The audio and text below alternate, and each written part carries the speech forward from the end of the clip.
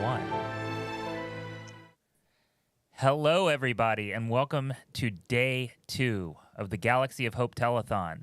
I am Justin Sonfield. I am the Legion Commanding Officer of the 501st Legion, but also a member of Droid Builders, Mando Mercs, Rebel Legion. Hopefully someday to be a member of Dark Empire and Saber Guild if I could ever get some coordination and learn how to use a lightsaber. And I have a kid in Galactic Academy. So love these clubs, love what we're doing together here today. I'm just popping into this panel to say hello to everybody this morning. Wanted to pass it to Joe real quick to give us an update on our totals. Joe, take it away. Good morning. I'm Joe, the Rebel Legion Charity Liaison. Our total so far is 12,202 for US, 78 for Australia, 225 for Canada, and UK for 263. So plenty of time to donate. Plenty of time to donate. Remember, this telethon runs through today, but the campaign runs through the month. We do want to hand over to Starlight a nice number at the end of the day. We have an auction, or sorry, not an auction. Well, actually, it is an auction. A silent auction going on. I'm like, whoa, what is this? A silent auction going on for some really neat stuff that we'll talk about a little bit more today. But hold on to your seats. You're going to have a wonderful day of panels. We've got some great friends of the Legion, honorary members that are going to be joining us for several really cool things. Some of the highlights from yesterday, I just loved hearing Roger. Roger was just amazing. Bill, that was an amazing interview. That's why I was trying to sell you on it. I was like, no, that was the easy sell. Like, that's gold. Pure gold. To hear some of these things that happened in the original productions is just a great gift. But anyway, on to why the most important part of what we do, and that is our charity aspect. This is going to be a great panel. And I will see you all later. Good luck with your panel, and bye. Thanks, Justin. All right. Good morning, everyone. We'll start by doing some introductions. We're going to start with Gina. Oh, me. Yeah. Hi, I'm Gina. I'm with the 501st Star Killer Garrison. I'm one of the 501st Legion charity officers. What else do you want me to say? That's anything you want to say, right? Really. Your favorite color, your favorite drink? I no. Do I like spice lattes? Yes, I do. Yeah.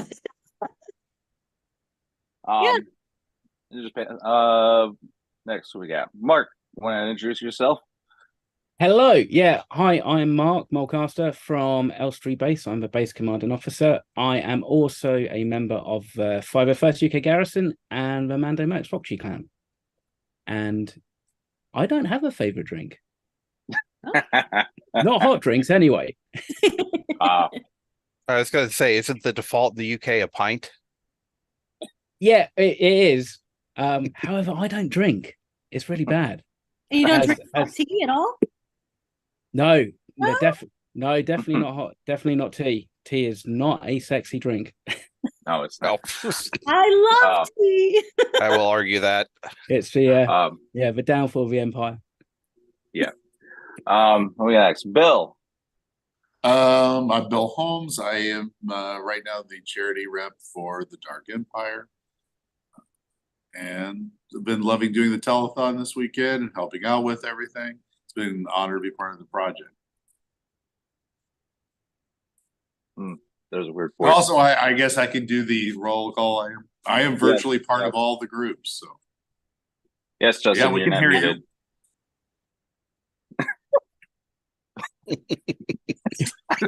Love the early morning shift. So we had a voice from the unknown. That's what I was answering. So. Yeah. And then who do we have last? Gabe? Hi, I'm Gabriel Kolba. I am the Assistant Global Director for Saber Guild. I'm part of Nar Shaddaa Temple here in Las Vegas. I've also been a member of Coruscant Base in Las Vegas with the Rebel Legion for the last 8 years as well.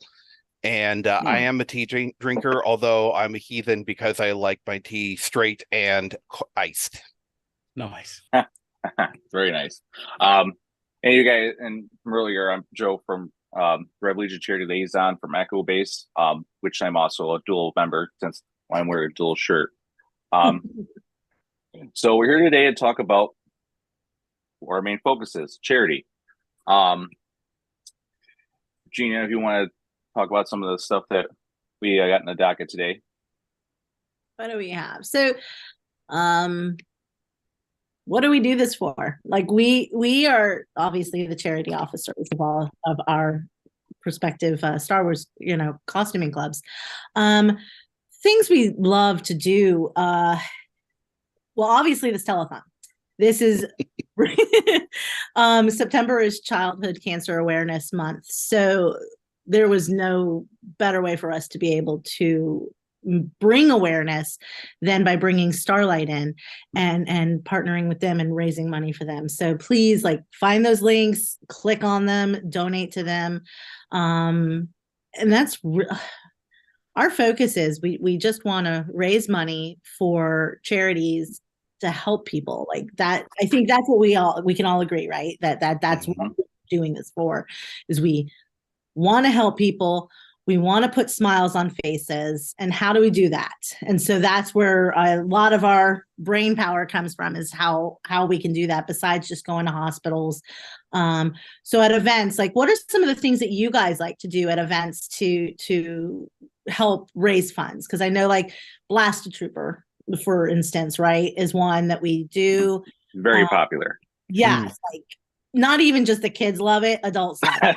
I've seen plenty of adults play Blast Trooper. Exactly. And they'll come back again and again because they enjoy shooting at the troopers. But that's one of our best ways to raise a lot of funds. So what are some of the other ways that you guys enjoy? Well, I know one thing I will bring up is I think one of the undercounted things that a lot of what we do for charity is also our man hours. When we go into a hospital, spend time with sick kids. This is a big thing for Saber Guild, especially when we go to an event, convention. We'll often do youngling training, which is unfortunately they've stopped doing at certain parks. And so we've kind of picked it up a little bit. And that's always a huge thing, allowing kids, especially kids in, say, a children's hospital or at a special event who don't normally get a chance to do anything interactive like that, to give them a chance to participate, to kind of draw them into the story a little bit. And so for Saber Guild, a lot of it is just man hours of, hey, let's spend time with the kids. Let's give them an interactive activity to do. And that's always popular for us.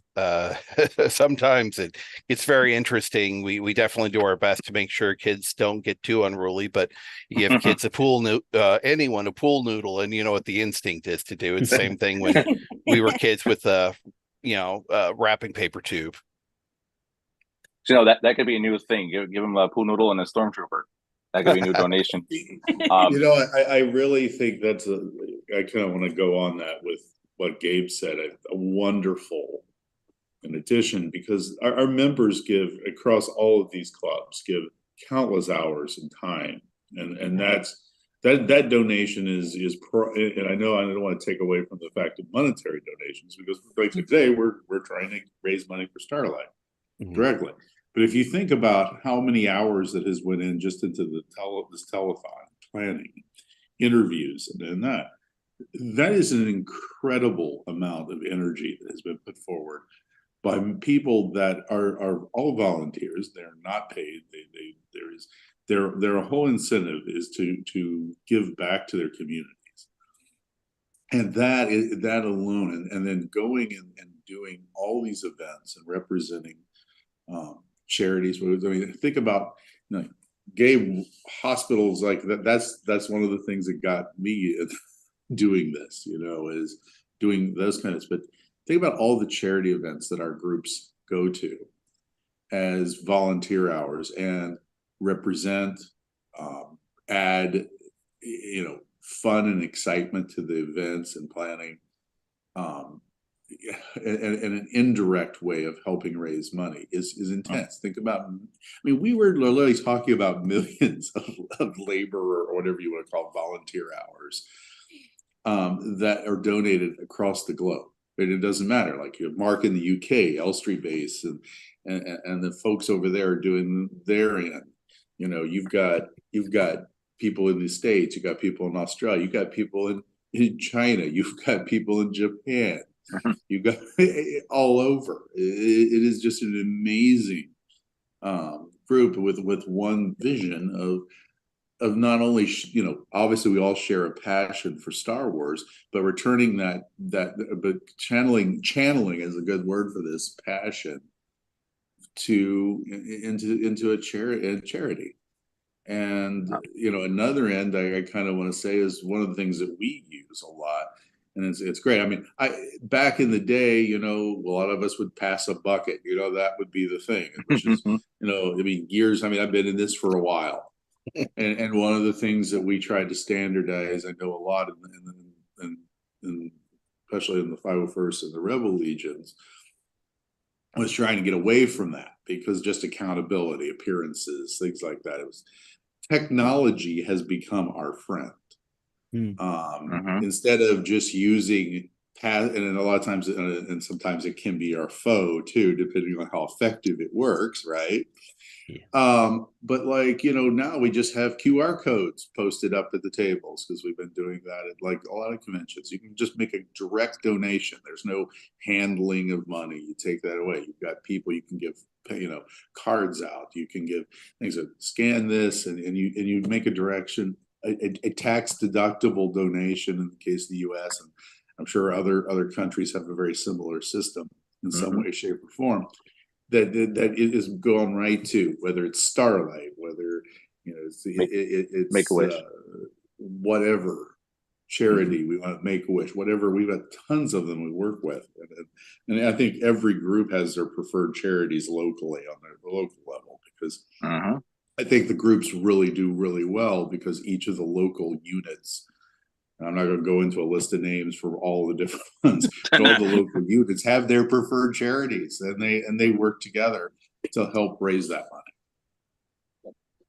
money. As I say, charity is more than monetary. It's the volunteer hours. But one example where both combined, I would say, a celebration, where we put a lot of band and volunteer hours, but we also raise a lot. Like Anaheim, we raised $33,000 for Starlight, but there was also a lot of man hours and volunteers throughout the weekend beforehand. What else? Trying to think. So I looked at the list that you had here, Gina. I never heard of the hidden symbols search. Is that still a thing?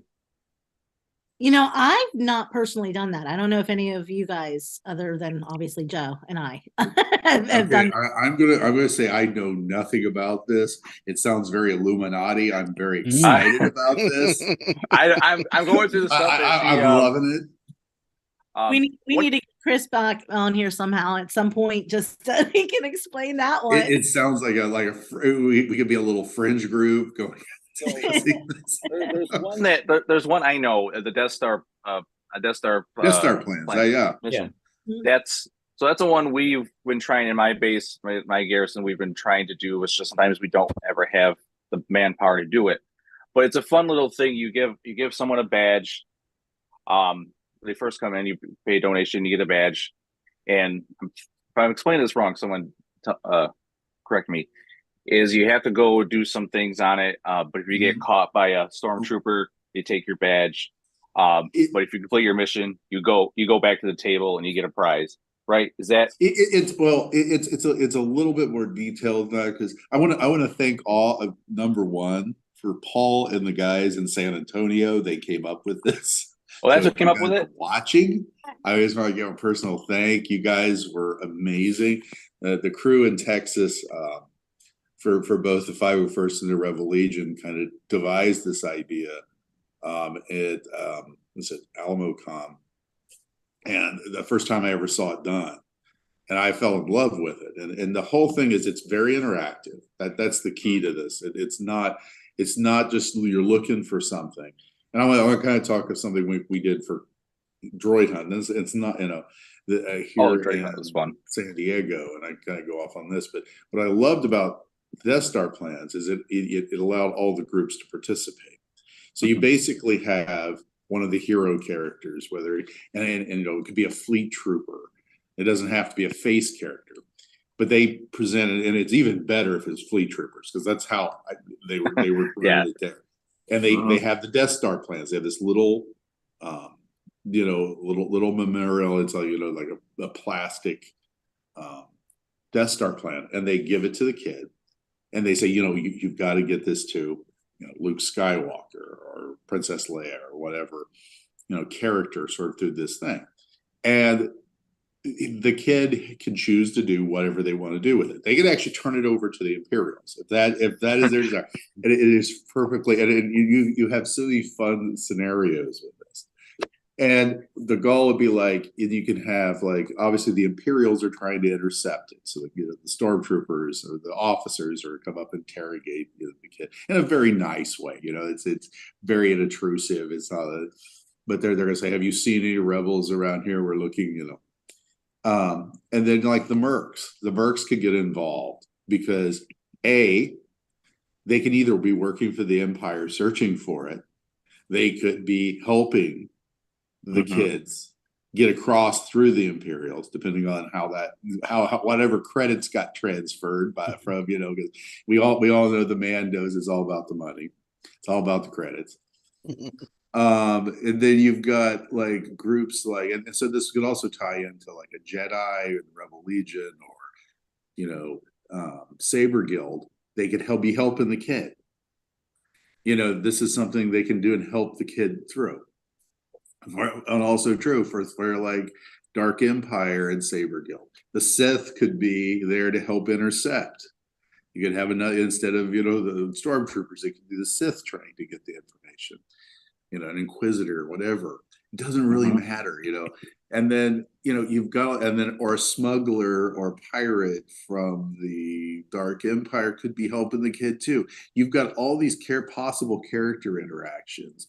And then the droid builder, because you always have a droid at the end that translates the plans so that you give the plans to, because we actually had it set up where they were actually inserting the plans in the droid. It was so good. And you know, and I saw that and I totally fell in love. You just have to have a committed team of people that buy into it and give that whole hype experience. Oh yeah. That's and I couldn't remember. I remember did we do it for London? Did we do the droid hunt for London, or was that for just Anaheim? We didn't do droid hunt for London. What we had the Galactic Passport booth, and oh, that's right. I remember. I do. Okay, I do remember that. Yeah, the garrison does like National Space Center will do the droid hunt over here, and we tend to do the like Blaster Rebel or Blaster Trooper, and then what we'll do is we'll get the kids to wear Stormtrooper helmets. And, you know, just to try and like level out a little bit so they're not quite crack shot. Because that's, you know, it only takes 3 or 4 really kind of like what's the word, keen kids, and then suddenly you've got headshots left, right, and center with Blaster Rebel and that, which is fine, you know, if that's what the lightsaber's for. So, but with London, we created a passport basically, and that was fun. I've seen a lot of people do that. Yeah, all the clubs were involved. So it was basically, it looked like a standard passport. And what the kids had to do, had to go to the booth and collect it. And then they had to go around to all the different areas. And there would be maybe 1 or 2 tasks that they need to do.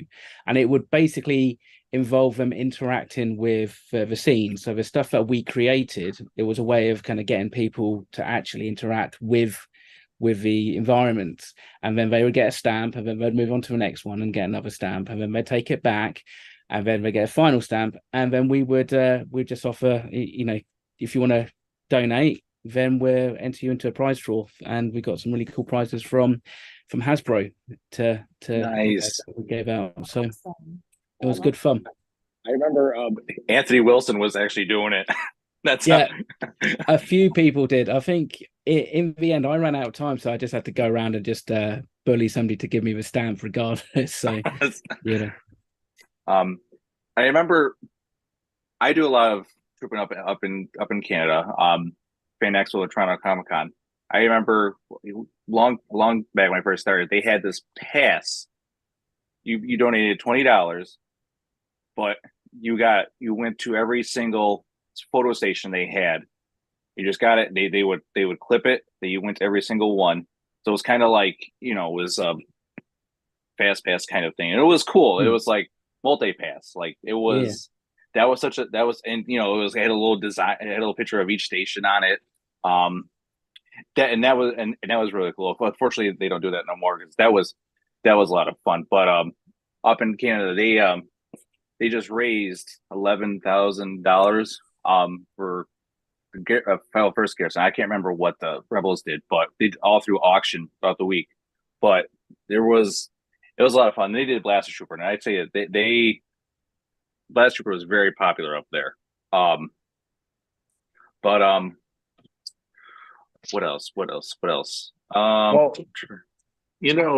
something I kind of wanted to talk about when I was going into how we modified droid hunt here locally for San Diego Comic-Con.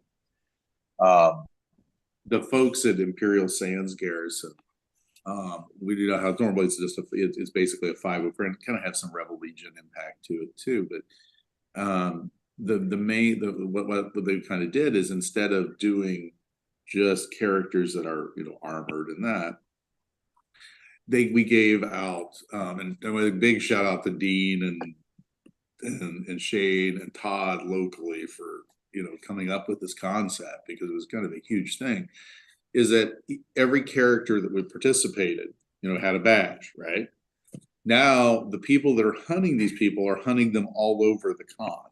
It's not just San Diego Comic-Con's huge.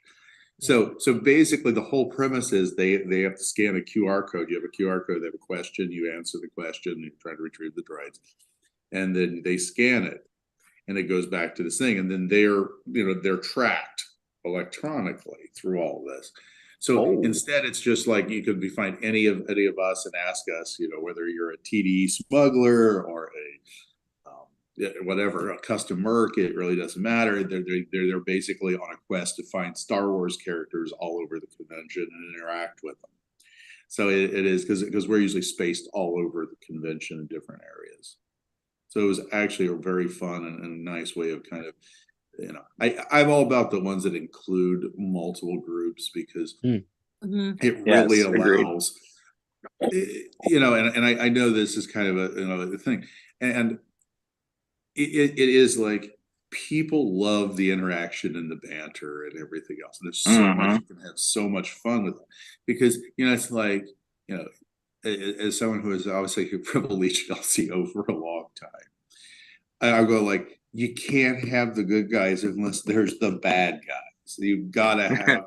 You got to have that interaction. It's it is all about that fun, and people get it, and it really adds to the world. Like you're trying to like in the case of the Death Star plans, you have some stormtroopers going by. It gives that air of like danger, even though it's not. It puts you into that world, and I think that's the beauty of what we do. I know we're talking about charity, but the beauty of what we really do in this is we suspend disbelief for a moment, and people kind of feel like they're actually doing something, especially kids. But I mean, I've had adults that just it's like they've been super happy just to like, my God, I'm talking to Boba Fett, or I'm dealing with this. It's a different kind of thing. We give an experience to fans and of all ages that I literally got involved in this. I thought I'd make a Halloween costume and be really cool, and I'd wear it once a year, and because I wanted to have the best costume, the best Halloween costume ever. And then later, and after I've done this for a while, it's like I used to show up dressed in my Scout Trooper, because it was my first costume as a biker scout, and I would just show up in events dressed. I just get out and put my helmet on, and people would go like, "Do you own real clothes? Do you?" That's funny. Do you ever get out of this? You just sleep in this? It is. It's a passion. It is. I remember I'm thinking about creative ways of raising money at events and stuff. I remember one event that we did down in Long Island. It was Christmas time. It was so one of our members, they're very crafty.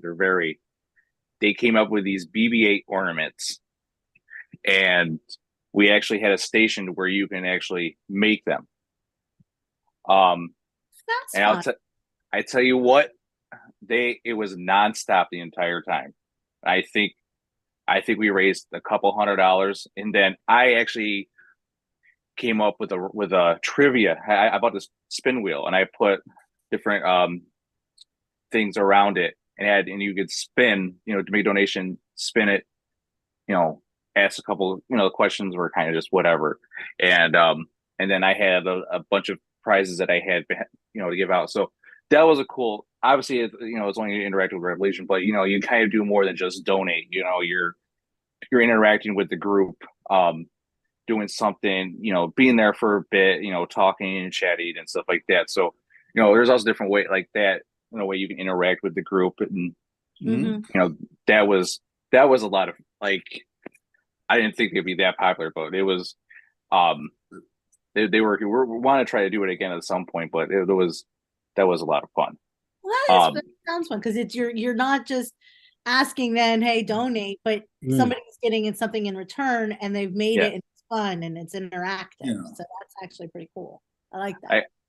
I literally got a big box and spare room above just donate of just items and prizes that I'm trying to one of these times to come up with a really cool way to interact. But what else? What else do we have here? And but don't. Sorry, Bill.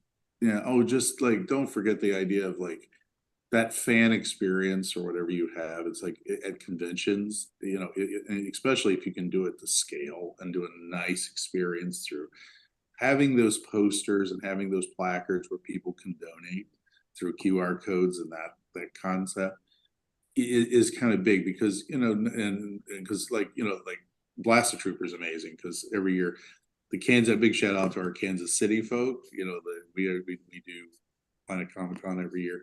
We have raised thousands of dollars. I mean, ridiculous. I mean, usually it's just from Blaster Trooper, and then we have the activities. We have my one of the fellas that comes out and he does. Big shout out to Michael if you're listening. Comes out and does like lightsaber. Takes like little stencils and does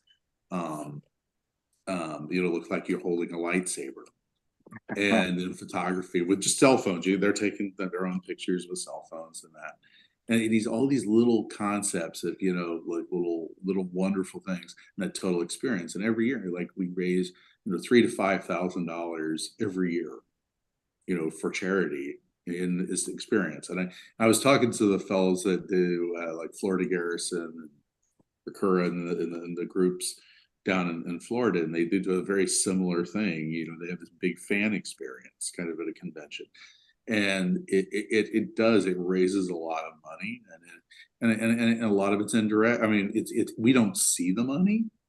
Nope. But when it comes in, but like Blaster Trooper, obviously, a lot of times we see that and that thing. So those things do add up, and they people appreciate that experience because they're in a thing. Whether we do Padawan trainings in a Saber Guild, that's a lot of times at conventions we're doing those things. We're training the younglings and doing that. Also adult training. We just did it. I did a thing this week in convention with adults, and it was so much fun. Yeah, adult trainings are always big. They're a little bit harder to wrangle just because you do have to make sure you have enough people around to keep to really actually go through the lessons. But we've had times when we've offered one adult training and we get enough people, we have to extend it to 2 or 3. Mm-hmm. Oh wow! I've never heard of adult training. I've always heard of Padawan. It's awesome. It really is. You want to see if you want to see an adult become a kid, you give them a lightsaber. A lightsaber in they're their not hand. familiar with it. That's really cool. And also too, when we're talking about more than just monetary donations for charity, all the props and sets that everyone builds, like Mhm. like just when you see it like Planet Comic Con, Fan Expo was a celebration. Shout out to MegaCon, because MegaCon's got a great setup as well. Yeah, I've been a part. I've been a part of many setups and teardowns. It's just the amount of labor that goes into making these sets, transporting them. What is it? Richard and what is it? Bruce. I remember for Anaheim, I'm trying to get that Death Star set. With what is it? The tarp that was always coming off, or Oh yeah. Yes. that was. I remember them telling me it was. They wanted to just leave the thing to the side of the road. No, that But, was Blair and Adam, Adam Mormon and Blair Douglas's have this wonderful the throne and the it was backdrop amazing. and Bruce and Rich, who had literally drove this from Kansas City, Missouri, all the way to California, to Anaheim. Yep.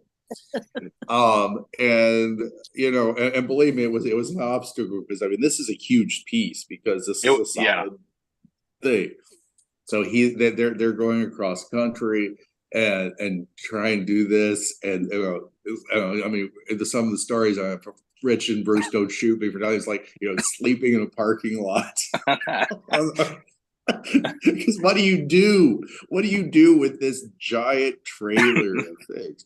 And you think about the man hours that went into that, and still it's a work in progress. I know both Adam and Blair are working to like improve it constantly, and that's just I one think she piece. said she wanted to put lights. They want to put some lights in it. We had this panel yesterday, which I loved, with Roger, that we had all of these wonderful builders from all over the world. Like, Mark, look at the Italian builders, you guys. Yeah, had those guys are crazy. Yeah, in London, that they're in. I mean, these are huge, wonderful creations, and this, the Florida Garrison and Ricura and those guys down there have a very similar team. I love the guys they got for the panel yesterday. They were like, it was like they were in seventh heaven talking to a guy that like designed these things for the first time.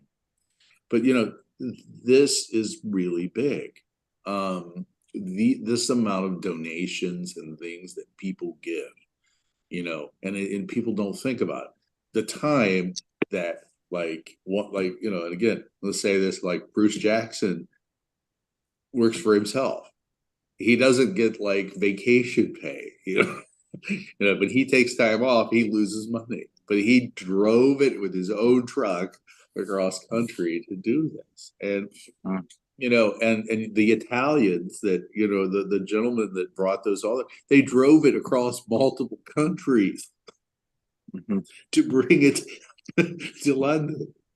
I mean, it is such an wonderful thing. And you talk to each of the organizations, the same way, the Mercs, they're bringing stuff from, like, I know, like, we had it was Anaheim, they were bringing stuff from Florida across country just to make this thing successful and making our whole thing.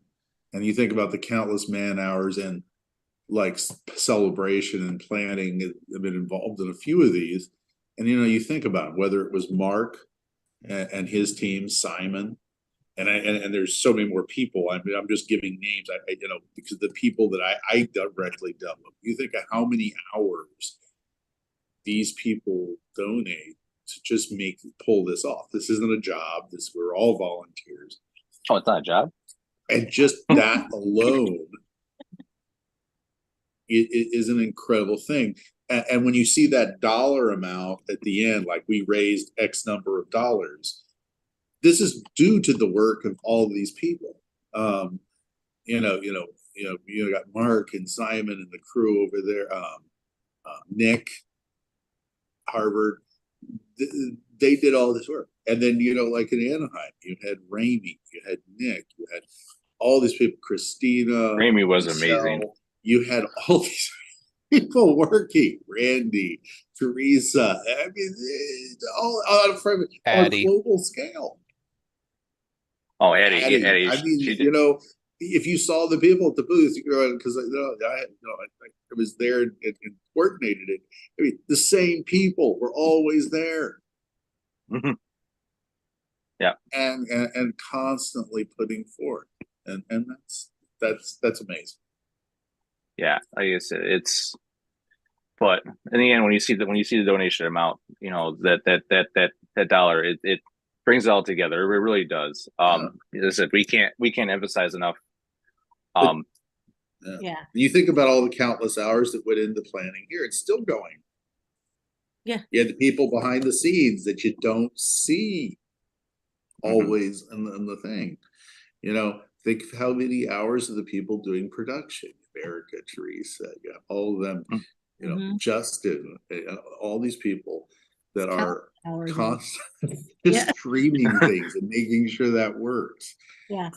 You know, those are the, you know, that's huge. And I know it doesn't always seem like when you're just watching these kind of things or doing them, how much detail goes into that total experience. And I think it gets overlooked. I mean, you know, it's something people go like, well, you know, it's not a big deal. Yeah, that kind of is a big deal because it takes a lot of your time. Especially, you know, when people have families, they got 2 jobs, they got all this kind of stuff. You know, it's I was multitasking all week, and I had a very small role in this. And I was multitasking all week at work. I'm like trying to set things. And I can only imagine, you know, people like that don't, you know, that take time off jobs they're not even compensated for. You know, it's not like you can take, well, I take a vacation day. You know, okay, that's great. I'm paid. You know, if you work for yourself, exactly. Yep. It's all your own time, right? Yep. So how you choose to use it is whether you're making money or not. And like you said, at the end of the day, when we see those numbers, though, is what all that hard work just it means something, you know, because then we know that we've made a difference then in children's lives, you know. So that's what I think all of us do it for, you know, when we put these hours in. So I was looking at our discussion outline, and one thing I just come up with, your favorite charitable moment. Wow. I know on the spot, I know, but if there's something that stands out, I'm like, Gina, you got one? Favorite I mean, there's a whole bunch, and like when you want to say charitable, does it mean it has to be monetary? No, it doesn't have to be. No, as we were saying, it's volunteer hours or whatever. Yeah, because you know, there's a couple in particular, but one that comes to mind right now because it's so much more recent because we just saw his family. But a few years ago, we did a whole training thing with a child named Jackson who had terminal brain cancer. And so he wanted to defeat Vader. That was his ultimate thing. He wasn't able to do it when he had his Make-A-Wish down in Florida and everything. So when he came back, that's what we worked on.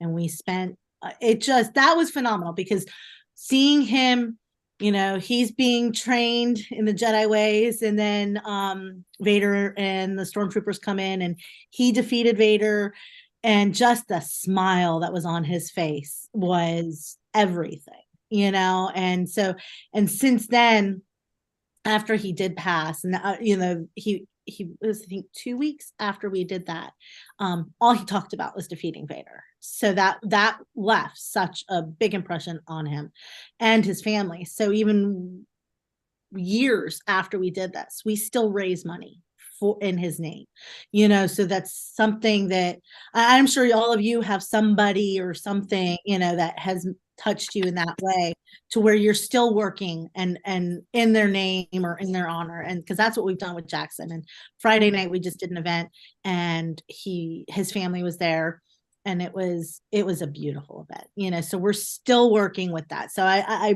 imagine you guys have something similar like that. We all have those stories. Oh yeah. You got a few, you know. That's a real hard one. I think for me, geez, I'm gonna have to think on this because the one single moment I think that probably in the last, it's not just there are two things. When I became a very humbling experience for me, I think I had just, I think it was my first year as LCO for the Rebel Legion, and I was trying to figure out what the heck I was doing, and still trying to figure out what the heck I'm doing. Regardless of the role in that, there's no handbook, there's nothing. And I opened my email and I get an email from Lucasfilm, and there was this a lady who reached out and said, "Hey, we want to partner with the Rebel Legion and do."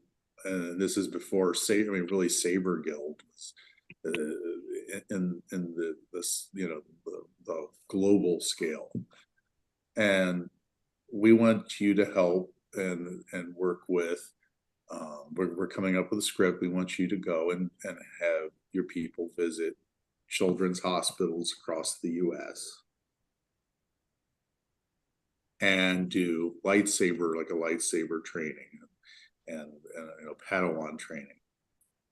And I was like, I got the script, and I tweaked a few things I thought, and but it was brilliant. Obviously they do this for a living, but it was a great thing, and I had the opportunity to attend several of these because I just took a vacation and I drove. We did one in Chicago. There was one in Los Angeles. I think there was one in Washington. There was one in Orlando. And I just got in my car and I did the one in Chicago. We did one in Kansas City to kick off because that was independent. We just we did, it's sort of our trial run to see everything was ready. And I was prepared. I got with the Children's Hospital there. And then we did all of these things, and and meeting the people and going and doing this. And I mean, if I remember right, I did not go to the one that was in California. They actually two in California. I can't remember. It was Los Angeles, maybe San Francisco. I can't remember now. It's been so long. But I didn't get the ones in California. But actually, Mark Hamill showed up at one of these. What? And to be real, I mean, it was amazing. I mean, it's like crazy that Luke Skywalker, shows up at one of these things. And it was such an awesome experience working with people. And, we're all volunteers, and we're all, and, I was talking to people in Chicago. I was like, are we, can we, can you come out and help? I said, yeah, I'll drive out there. It's 8 hours. That's not a big deal. You go out and you're meeting people, and we're doing the training. And just people and we had the 501st involved because we had to have some bad guys there, and the 501st, and it was partnered in there. We did, and then the one in Orlando at I think I was Arnold Palmer Hospital was so much. It was wonderful. It was great people. We had, people down there, and we're all like taking roles as being Master Jedi and training. And just great people. We had one lady, it was wonderful. She had the Twi'lek, just brought out the wonders of the thing. And I always think back on that. It's like going and doing that was such an interesting, almost pilgrimage. And in some, I guess if there's a Star Wars version of that in religious terms, because it was really fun. It was. And you interacted, and all these kids, the excitement, smiles, and this, and if I'm like, just the fact that I got an email that incorporated our groups into this, it was amazing. It was a very humbling experience, and just that we could be part of something like that on a scale. And the second one is a real quick one, because it was Anaheim. Watching all of our groups on stage together, participating. It's something I've worked very hard for over time, because integration and having us as partners to one another, and seeing all of the clubs together, shared experience together, making that donation is one. I think as one of my final acts as LCO with the Rebel Legion was probably the thing that it was, it was a good way to depart. It's seeing that and I would always say that to everybody. It's like, we all do the same thing. We all partner and we do this. We all do the same thing, and doing it together is one of the best ways of. Oh yeah. We share this, and that picture where you have Justin, you have Tom, you have Addie, you have Michael, you have, we had we had, it was Scott for the Droid Builders, and GA, but you had everybody on there, and it was powerful to see that one galaxy, one goal. That is what they're there. You see all of those groups standing there. That probably, of the two things, I had one at the beginning of my term and the one at the end of my term, and I think both of those really meant a lot to me. Sorry for taking up so much. It's all right. It's all right. No, it's definitely. Is Mark or Gabe? Yeah, it's got. I mean, I don't know how it is over where you guys are, but I would probably say in the UK we do more volunteer events where we support a charity than we do, say, direct collections or donations for charities. So a lot of the events that we do will be, it could be a Starlight summer party, and we would go to just to kind of like, actually meet the kids that the charity is benefiting, which I think sometimes is equally as important as actually getting the funds, because there's always some rich company or something that's going to, chuck in a load of money. Whereas the actual face time and the actual experiences is more important. And one event that we do just about every year, and it's and this year is going to be the first time we've done it since COVID, so we're really looking forward to it. It's for Dreamflight, and I don't imagine it's a charity that you have over in the US. We actually have something very similar, Mark. Yeah. So keep going. I don't want to interrupt, but there is. So what they do, they basically raise money each year for basically a 747 load of children to fly out from the UK, from Heathrow to Florida to Disneyland for 2.5-3 weeks. That's beautiful. And that's for children who have like health and other medical issues. It's not only obviously for them could potentially be the most like life-changing experience or most important experience that they have, but also it's really important to allow those parents to have that respite away from having to care for their kids as well, because I think that's equally sometimes something that we need to kind of consider. And the amount of times that I speak to the organizer after the event, and they will still say, do you know what, just meeting the Rebel Legion and, the 501st and the Man Who Works at the very start, the kids literally will talk about that all the way through the trip. And it's like, and yet they've met Mickey Mouse, and they might have met some other, they might meet Kylo Ren in Galaxy's Edge, but yet meeting us sometimes is more, it's kind of like, it's the start of that kind of experience, and that I think to them means a lot. And so for our members over here, it's a very popular event because it's fun, because it's a celebration, so, and I think that putting smiles on faces is equally amount of money as putting dollars into buckets, I think. Oh, absolutely. Just real quick you one. Can't measure it, sadly, but it should be. Yeah. Several years ago, we were invited along with our local 501st garrison to a small celebration. There's a young kid who had I forget what the condition was, but he did not have full coordination full control of his body, and he'd been in foster care for years and years since he was very, very young, and he was finally getting his forever home. He'd been adopted, and we were there to help him celebrate his adoption. And the one thing he really wanted to do was get training from Obi-Wan. And thankfully, we had a local person who did Obi-Wan at the time, Clone Wars era Obi-Wan.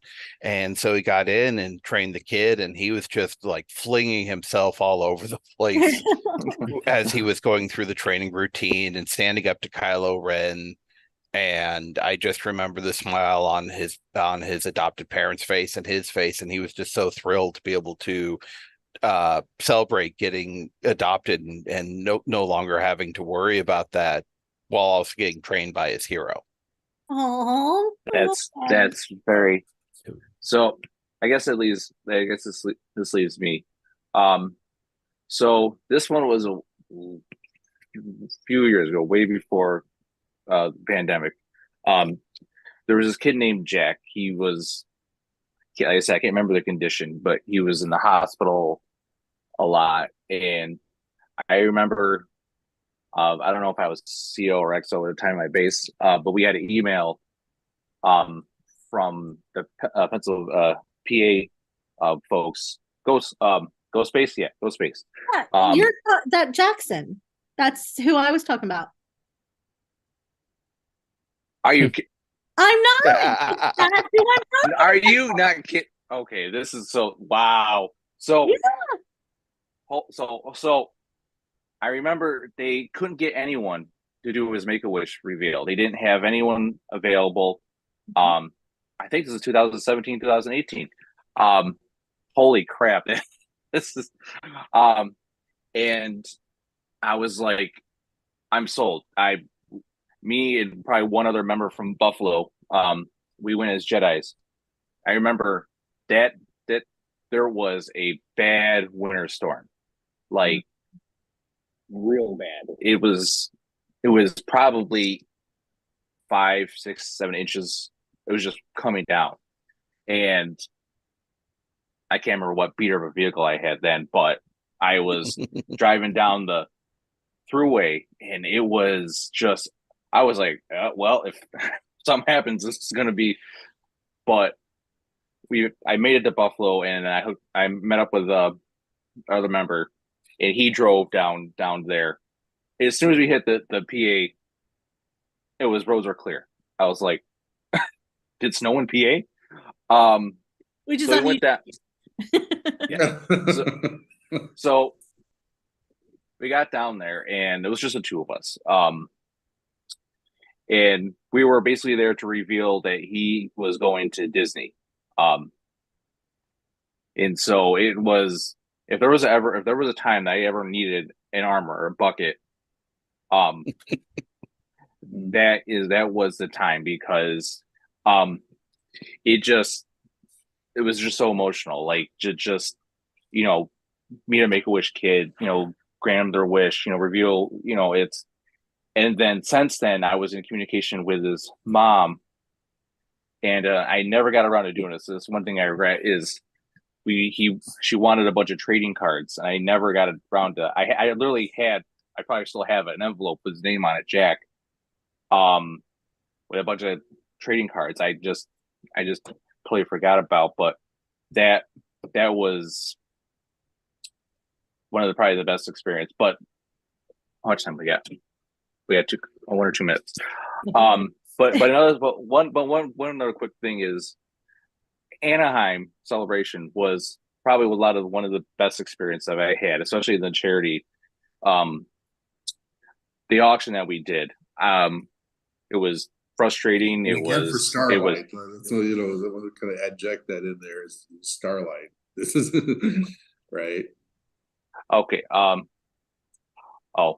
And so yeah, we will. But that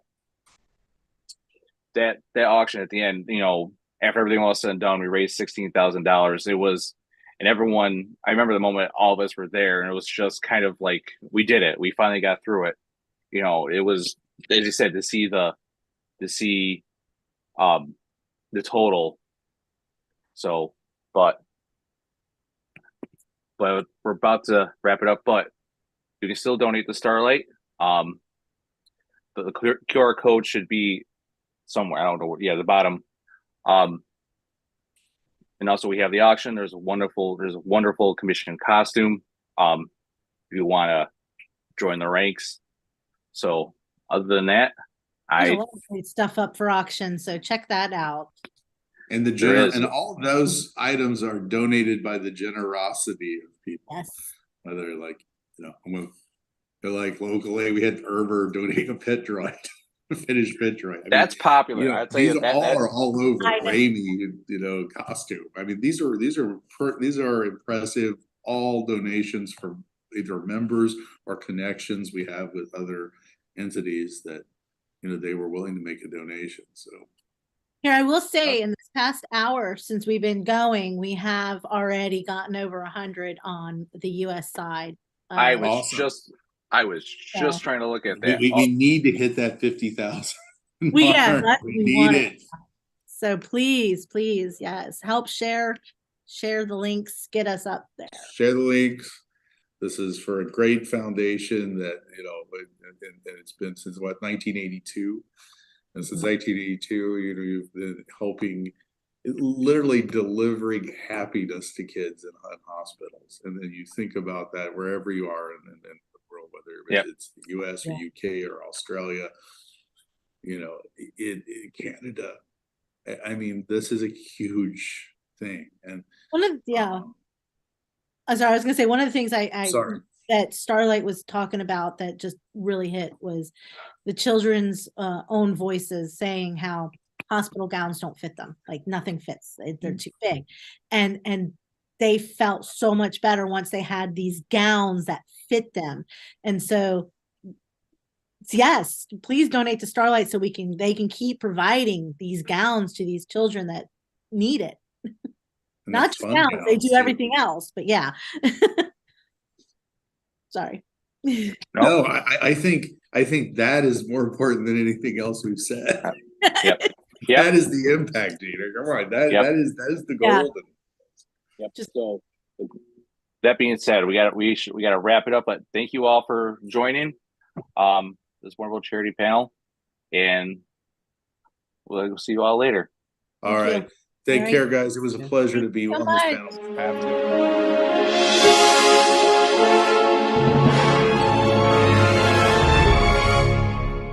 Hey, everybody. Welcome back to the Collectors Strike Back, our part 2 of our Collectors panel. So if you're just joining in again, we are here in the Galaxy of Hope Telethon, raising money for the Starlight Foundation. So let's get right into this panel, guys. Joining us today is one of our esteemed honorary members, collector and author, Gus Lopez, and he's going to take us around his amazing collection. And I'm also joined by some of my fellow Legionnaire members and Star Wars Club members, and we're going to go into letting them introduce themselves. Terry. Hi. Hi. How is everybody doing? Pretty good. Good. Awesome. So my name's Terry Chu. I'm from Vancouver, BC, Canada. And I've been a member of the different Star Wars clubs. So 501st, Rebel Legion, Saber Guild, Droid Builders for over a decade, I think now. And always loved Star Wars and been making costumes and things for myself. And then I think probably the last 10 years or so, I've been building costumes and props for, collectors, commissions, media companies, and a bit of film and TV work as well too. So, and yeah, I like making stuff. I like collecting stuff. I'm very eclectic. Hey, Craig. I'm Craig. I live just south of Teresa in Grand Prairie, Alberta. I've been a 501st member for, I think I'm going on year number 5 or 6. They kind of all blur together. I don't consider myself a serious collector, more of a hobby collector, but that's fine. You don't need to be as in-depth and involved as some people get. As long as it brings you joy and you're happy with what you have, you're a collector. You don't have to like go all the way down the rabbit hole. You can just stay on the surface. Hey, Chris. Yeah, my name is Chris. I live out here in SoCal. I am, yeah, just I guess full-fledged collector. To a point where yeah, I've been 501st for 13 years, I think. So started out in Seattle and part of Road Squadron, which is the car group. So yeah, just happy to be here. Oh, so you're one of the Rogue Squadron is the guys with the Star Wars cars? Correct. Oh, vehicles. That's cool. That's quite cool. So Gus, let's spend some time on you, please. Sure, yeah. So I'm Gus Lopez. I live in Seattle, and my connection to the Star Wars community is through collecting. So I've been a longtime collector, and I've done a lot of stuff around collecting. So I've written a few books, co-authored several of them with Duncan Jenkins. I also do a lot of talks and panels at different conventions on collecting, and then I also formed the first, sort of regional Star Wars collecting group in the Northwest, and now the whole US and actually other countries now have a whole network of all these different local collecting clubs. So I've always felt that collecting is a community. It's really about friends and community. I mean, obviously it's about the items themselves, but also about connecting with other people. And so that's always been sort of my shtick in collecting, is how to connect with other people, which I've done in a number of ways over the years. And that's a huge part of anything that we do within our Star Wars communities, is the connecting with one another. And as fans of one of the biggest, greatest fandoms out there, we collect things and then we connect and then we start collecting more things. Or it's a very, very cool experience, and I'm happy to be part of it. So let's talk about the love of collecting, the joy of collecting. Why? How did you become a collector? What are the specific things that you collect? Maybe there's one thing that you collect. And I don't know if you guys want to go into some sort of a discussion about it. If you want to go like, oh, hey, Chris, I'm at your house. What would you show me? Or, however you guys, I mean, we could totally do that if you want. How would you like to go? Do you guys want to talk about one another and the collections that you each have? Or I think that's a good place to start. Yeah. Okay. All right then. Craig, let's start with you. If I showed up at your house, what is it? How would you impress me with your Star Wars fandom collection? Maybe I'm a Lego collector. Yes. So my love of Lego started, as most of ours probably did if you still love Lego. As a child, you got your first set, you got the box, you're like, Christmas, Lego! You got all excited for it. What I like about Lego, it's not just a toy you get, you pull out and you play with it as the box tells you to play. You build it, you put it together, there's the challenge of, wait, what did I miss? How does that not? Oh, that's how that goes. I got it now. And then you build it and it's interactive. And that's where my love of Lego started. My love started from I don't want to get rid of my stuff. I'm gonna keep it. And so I still have most of my childhood Lego, and I just built it from there. And then Lego has more recently been more focused on what they're calling the adult collectors, where they're releasing more of the larger scale and more impressive of the vehicles from many fandoms, but the Star Wars seems to be a driving force behind that. So they have the UCS line, Ultimate Collector Series, which is like the massive 5,500 plus sets of very fine detailed Lego ships. And I will actually bring you on a small tour and you can see just some of them that I have. Actually, I'll have to get So my favorite one as of right now, I have to get up high to show you, is my UCS, if I can spin it properly. Come here. Spin. There we go. The UCS Razor Crest, Nice. which is a rather large and impressive set. And you also get like Mandalorian, little baby Grogu, the plaque, and everything else. And it's just, it took me a good, like, probably 30 hours of build time spread over various days. And then you see behind him, I have R2D2, and he has a little plaque. He was from the 50th anniversary of Lucasfilm. And then moving down, I have a lovely little Bosch next to my Slave 1.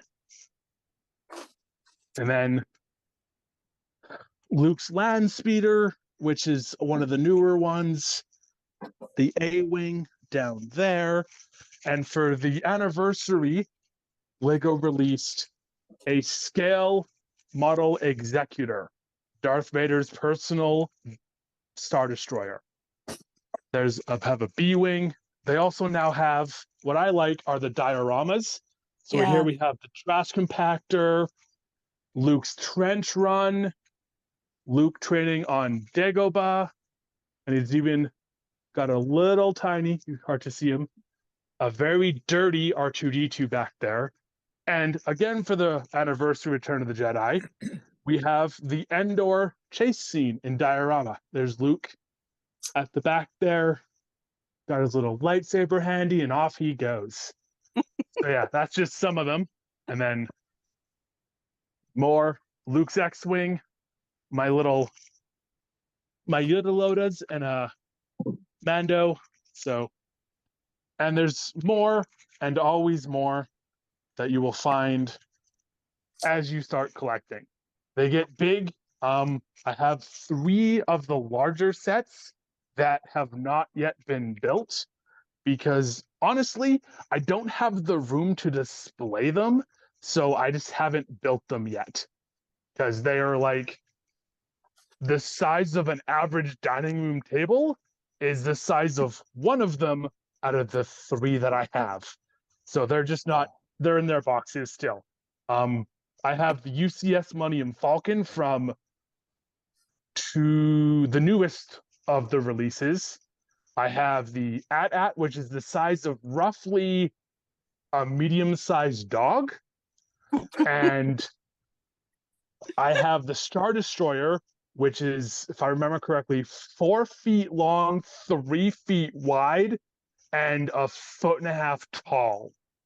So it's just this massive beast of a Star Destroyer, and I just don't have any place to put it.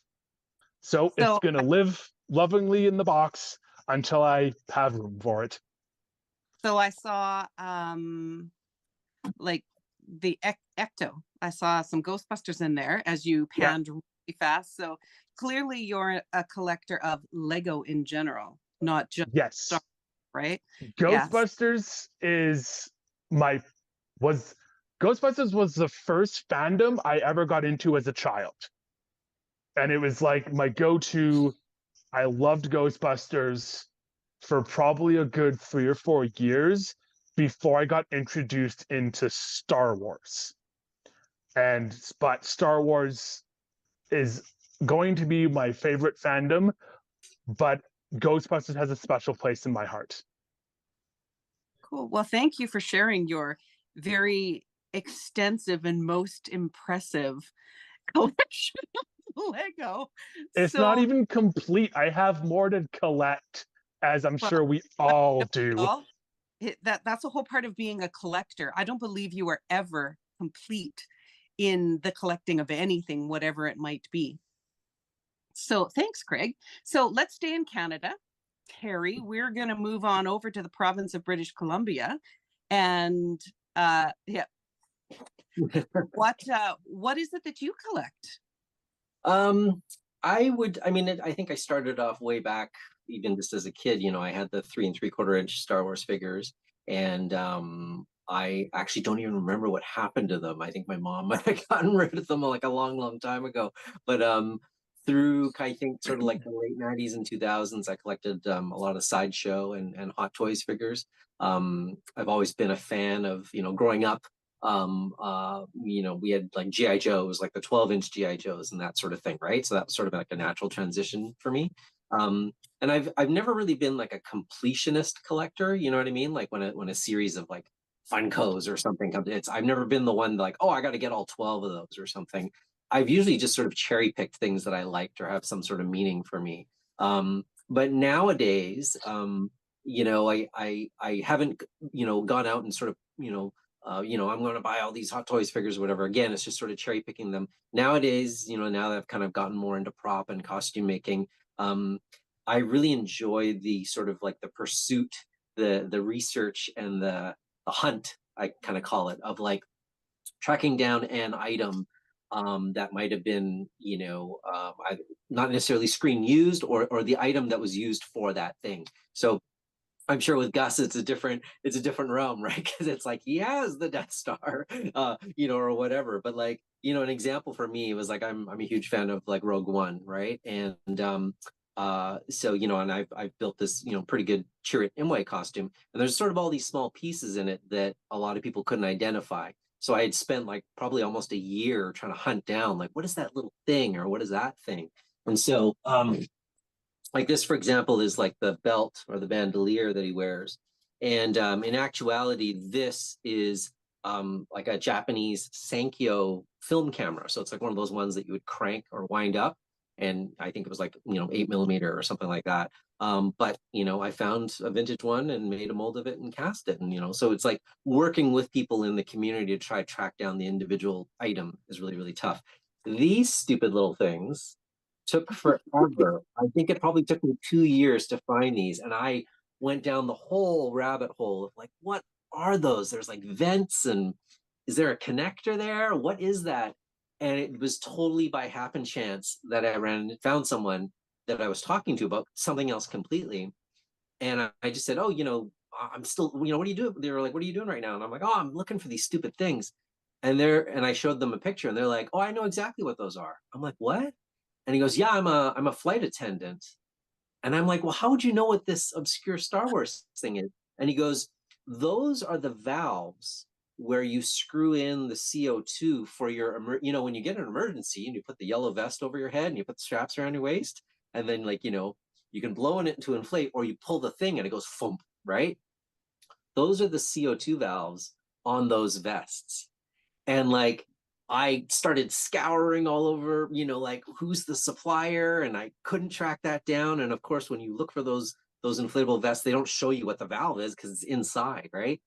And like, wouldn't you know it, there's like a safety supply place like 8 minutes from my house that sells, inflatable rafts and harnesses for firefighters and stuff. And they happen to sell inflatable life vests. And I got them hooked. They were like, I wonder which model it is. And the guy was like, well, you're gonna have to buy the right one. They're like $180, because they're for airplanes, right? You're gonna have to buy the right one. And I'm like, oh, okay, well, I guess I get the right one. And the guy was like, we're not really supposed to open them until you buy them. But the guy was so intrigued, he was like, I'm just gonna cut one open anyways. And he like full on cut open broke the seal, and they were the exact same ones that's like nice on that costume. So, that, and like, for example, this is a replica that I had to make, but like this is Chirrut Imwe's staff. But the top of it, it's actually made up of suspension parts from an F1 car. Like, so how on earth, if anybody out there is, a mechanic for an F1 racing team, they would be really handy at this point. But like, that's just, I really enjoy that hunt of like working with the community to find that obscure thing, because of course it's great if you can find the actual original thing. I don't necessarily have the budget to bid on something like that at auction, right? So I mean, for me, it's about trying to find something as close as I can to make it work, or sometimes I'll have to fabricate something. But stuff like this is always really intriguing to me, because it's like it tells an interesting story, right? It's like, well, what about the person on the production? Like, how did they come about it? Oh, was it made in the UK? Was it made in America? Were the costume parts? So I love all that sort of Star Wars history of like, oh, they filmed Return of the Jedi, but the costumes were made in California, unlike the Stormtroopers, which were made in the UK. Do you know what I mean? Right. So like just figuring out all that sort of regional stuff is really fascinating. That hunt is kind of what drives my collecting or seeking, so to speak. And that makes it difficult for us as collectors of accuracy costumes when you're trying to build and replicate this costume that's okay, I know this exists somewhere in the world because it's clearly here, but where do you find it? Where's the information for that? And to find little treasures, well, I shouldn't say little treasures, I'm sorry, to find treasures like that or information like that that can complete a costume that is meaningful to you is like a holy grail of your costume, right? Yeah, absolutely. 100%. All right. So is there anything in that room of wonders there that you... This is like the, this is a Canadian reference, but this is almost sort of like the Mr. Dress Up tickle trunk, right? So I've got all these like bins of like costumes and props and things of mine. And sorry, you were mentioning earlier, it's sort of like a Return of the Jedi themed. Well, I mean, it's the anniversary. So if you have anything, really? Yeah. Yep. So this is not original, not a collecting thing, but I made or finished last year. Oh, okay, cute. Yeah, super cute. This is my Admiral Akbar, and the only sort of current existing, sort of actual lineage one is Adam Savage. I'm sure you've seen his Admiral Akbar build, and he bid, I think it was on eBay many years ago. He found like a foam head, and they actually traced back to a foam casting of a head, and Phil Tippett kind of confirmed it, like, oh yeah, that's one of the ones, right? So they were able to make molds of that actual original one, and unless you have fairly deep pockets, that's not sort of easily attainable, right? So I made my own wearable Admiral Akbar. So this is based on I'm trying to remember back how I did this. Oh, this is actually a hard shell. So this is all 3D. And then I 3D engineered these. So there's eyelids that blink and move. And then this part is all sort of soft foam and latex, and the mouth moves as well too. So and I've got the hands back there, but no, this was sort of going to be like a dual costume, because this would be an Admiral Akbar, and then I'm also going to use it as my cozy fish person from the Mandalorian. The guy, the sweater guy. Yeah. It's beautiful. Well done, Terry. It's quite stunning. Thanks. Thank you. Okay, Chris, we're moving on down into the US. Where did you Southern California? Is that? Yeah, I'm like north of Hollywood. Okay. So yeah, I'm not here. All right. So I don't know what you collect. So I am intrigued to know. Yeah, I'm a little bit all over the place now. So since we were talking about intros, I guess I'll start right here. Yeah, please. Yeah, I'm going to have that same issue. I have to figure out how to turn this thing around. Okay. Oh, did that work? Yep. All right. So I started with 3 3/4 inch figures. Oh, dang. And this was back in the, what was it, like 95 when they first started coming out again. Okay. And my original goal was just to get the ones that I didn't have as a kid. And that's all I wanted. And of course, that didn't quite work out, because then I just went crazy and I had to have all of them. It's like wallpaper with. Yeah, it's literally wallpaper. So it's like all the exclusives here. It's like from all the celebrations. I also collect all the books. It's literally, so I'm what you call like a nostalgia guy too. Okay. So I was like first in line for the movies for all the prequels. Like we did the month camping, all that good stuff. So like I kept all that. I love marketing pieces. So that was like a poster holder back in '99. It's, I don't know, it's like every little place in here has something. So like all the popcorn holders from Disneyland, I like those. real big fan of the dioramas that came out, and especially in the late 90s, early 2000s. Huge fan of those. Then 3 3/4 inch got kind of boring to me, so then I went to Black Series, and then that's what lines all the walls in here. That is pretty organized and aesthetically pleasing. Thank you. So how does it feel being in these rooms for you? Like when you walk This is into this is where I come to relax. I bet. So relax, obviously play pool, watch TV. So, but this is my my getaway. That Trying to go like even under the pool table, like it's just coated with like I have all the computer games that came out on one side and my Empire scene on this side. There you go. We're talking about thing from Return. Yeah. So I just have a little diorama that I made. So That's originally, a lot of these figures were just a buy and exclusive. What else? Obviously, I love the Legacy collections. So that one was always my favorite. That's the one. I think it was from 2021. It was the Luke and Leia one. That's still one of my favorites. Yep. Yeah. Then goes into the bathroom. I was actually just going to ask, somewhere in this house, there is a bathroom and a kitchen, right? Exactly. Yeah. A lot of the vintage toothbrushes, toothpaste. Was that a Millennium Falcon toilet seat that we saw? It was. It was.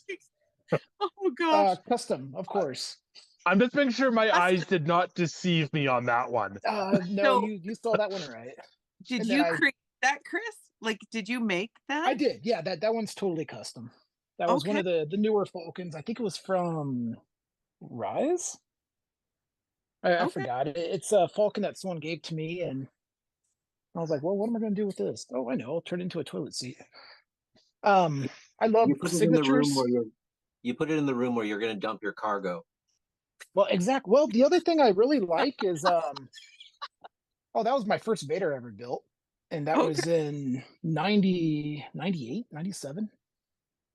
So, but yeah, so again, I'm real big on marketing pieces, but my wife does not like them, like especially like the banana stickers or the salad bags, the cereal boxes.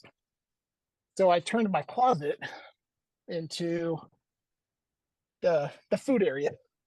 So that's where I have like all the McDonald's, all the cereal boxes, the Pizza Hut boxes. Yeah. So does anyone actually sleep in this room? They do actually. Okay. So it's from what I hear, they love it. I So bet they have a good time in here.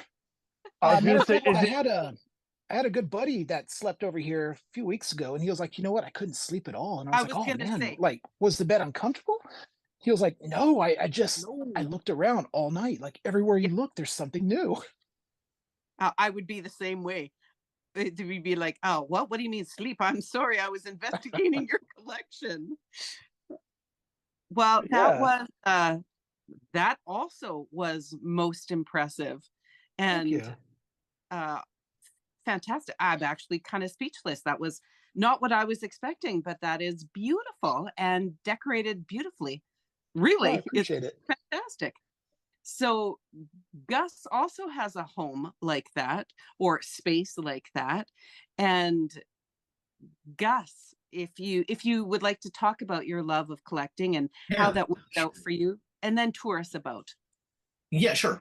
Yeah, I mean, first I would say, I think most Star Wars fans are collectors, collect something of Star Wars. The Star Wars is almost impossible not to collect Star Wars if you're a fan. And it's funny because a lot of people don't think they're collectors because they sort of view collectors as this sort of special subset of people who take it very seriously. But like in my opinion, and and I think has some weight on this subject, is like no one can gatekeep collecting. Like, like you could just have, a shoebox of a couple trading cards and you're a collector, So I think all of us are collectors in some capacity. For me, as I mentioned earlier, like my connection to the fandom is through collecting, and I've done it a very long time, like over 30 years I've been collecting Star Wars. So the collection has evolved and grown over those years. Like when I and I kept everything when the film came out in 77. I kept all the stuff I had as a kid. Like I kept the trading cards and the toys and the posters and the comic books and all that I had. But when I got back into it, it was really the action figures in the early 90s. I started getting into like my first goal was to complete my loose action figure set. I remember telling my wife, at the time, she was my girlfriend at the time, but I said, you know what, I want to get back into, I had these action figures I didn't complete when I was a kid. I'm just going to complete them, and then I'm just going to sort of stop right there. And of course, she reminds me of this all the time, because after like a month, I had pretty much completed the whole set, and then moved on to do a million other things in collecting.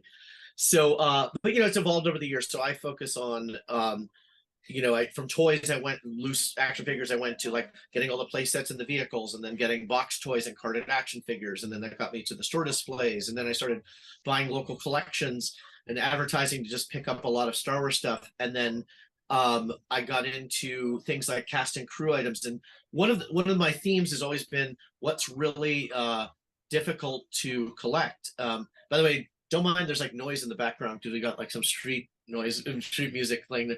But anyway, no, so I got into like what is really hard to collect. So after I was doing it for some time, I got into what is the challenge? What is novel and cutting edge and people don't know about? And that's what sort of, for me, the thrill of the hunt was a reason. And I think if you ask collectors, there are a lot of different reasons, some of them common among people about why they collect. I mean, I think many ways it's your connection to the movie through the merchandise.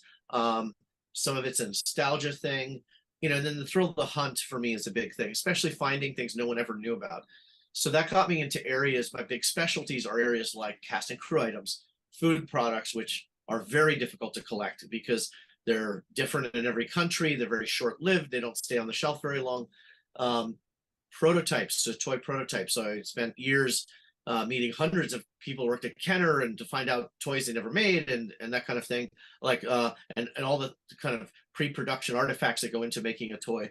And then eventually got into original props and costumes from the movies. So all that stuff always is like uncharted territory. It's always sort of fresh. And so when people come to our house, the usual reaction is there's usually a couple, and like one person's a Star Wars fan, the other is sort of a little bit of a fan, but the person who's the big fan turns to the other and says, see, I'm not this bad, is what they usually do when they point to my collection. So I sort of see myself as helping couples cope with Star Wars collecting by seeing an extreme example that convinces the spouse that it's actually okay.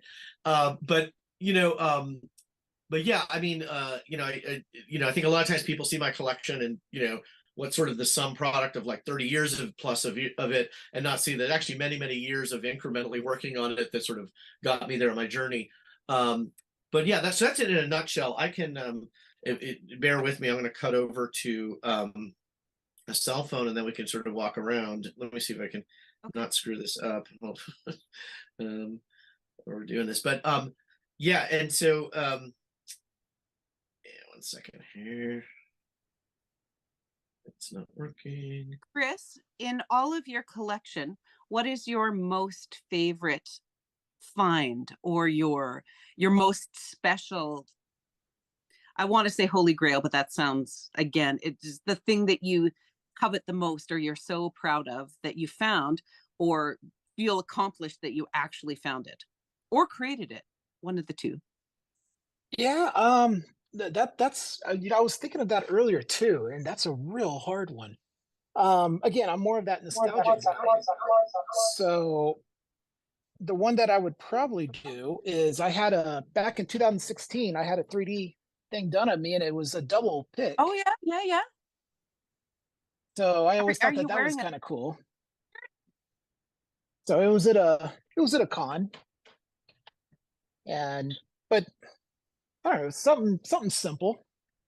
So it could also be like a figure of me or something like that. But yeah, What racing shirt do you have on in that? that was a Garrison Titan. So that's when I lived out in Seattle. That was at Emerald Yeah. City Comic Con 2016, I believe. That's fantastic. Okay, that's actually special and cool. I think that's quite cool. Craig, what about yourself? Well, I remember when Lego first released the Millennium Falcon like Ultimate Collectors again, because it's been released I think 2 or 3 times at this point. It was really hard to buy from Lego. It sold out extraordinarily quickly whenever it was in stock. And I'm like, I was waiting and I was waiting. I was checking every day, out of stock, out of stock, out of stock. And finally, I'm like, you know what? I'm going to call them and ask, when is their next refresh going to be? So I call the Lego support number and I'm just like, wait on hold. I'm driving down the highway on Bluetooth, going doo, doo, doo, doo. She's like, what can I do for you? I'm like, I'm just curious if you can answer my question. I'm like, when is the next refresh of USC Millennium Falcons coming to the store? She's like, oh, we just did one earlier, like the day before or like 2 days before. She's like, yeah, we just did one. I'm like, you're sold out. She's like, what? We can't be. I'm like, yar. She's like, hold on. I hear her typing and she's like, you know what? You're right. We are. I'm like, so when's the next one? She's like, hold on for a sec. We sometimes keep some like in the back. Let me see if there's one there. I'm like, woman, do not toy with my emotions with this. I actually said that. I'm like, I do not need false hope. She's like, let me go look. I'm like, so at this point, I had pulled over on the highway because I was in like one of those areas of the highway where you're like, you have service, but like in a meter, you have no service. And I'm just like, I'm staying here. I have service. I'm not going anywhere. She comes back. She's like, you're in luck. We have 2 like in the back. I'm like, no, you are mistaken. You have 1. The other one's mine. And so I managed to get it and shipped it to me, and I was like, yes. And it was one of my. Had I decided to not call, Yeah. I might have missed it, and I had no reason to think calling her would get me a Falcon. Calling would get me information on when I could chance getting a Falcon. But it was just like, nope, it just everything lined up. It was like that perfect little confluence of events where it's like, oh, I took a shot just to get some information, and suddenly 4 days later, I have a 6,600 piece Millennium Falcon that weighs 17 pounds sitting in my lap. Nice. And it was just like that one little, yes. And there's that celebration. Then I'm like, where am I going to put it? Who cares? Right? Right? Mine. Okay, so Terry, we'll come back to you. Gus, do you want to take us on your amazing? Yeah. Yeah? Okay. Oh. Maybe? No? All right. Can you hear me here? All right. So, okay. All right. So I'm gonna take you around. I mean, I can't show you. Let me. Well, actually, I'm sitting in my office. I even have stuff here. Let me just show some things on the wall here. Right, like, so for example, this is a poster that a friend of mine made for an event we had 10 years ago. And so our place, we call it the Boba Cabana. And so, yeah, so this was, sort of Seattle Space Needle, rocket firing Boba Fett action figure done in this sort of Art Deco style. There's a few other interesting things here. You have like Carrie Fisher's, sci-fi and fantasy and horror film or Saturn Awards, as they're called, her nomination for Return of the Jedi. And then actually I got some Carrie Fisher things here. These are from the Return of the Jedi bikini costume, things like photos of the model being fitted in the costume, and then notes about the costume and sketches and so on. So yeah, I even have things in my office, but and also have here my collector's library. I have like all my books I use for reference, and there are a lot of really good books on the subject. So anyway, I'm going to take you to. I'm going to show you a couple things. Let's see. I hadn't really planned anything, so I'm just sort of winging it here. So That's okay. since you will, people always ask, I will do the peek at the Death Star. It's sort of, I kind of cover it with a sheet during the day so that it doesn't get sunlight on it. It's hard to do this improvised, but yeah, here you can kind of see it. This is the Death Star model from A New Hope. You can kind of see it here. So this is the original. I think most of you know the story, but it's the original. They were only made one. It got almost lost, and so I was very fortunate to pick it up now 24 years ago.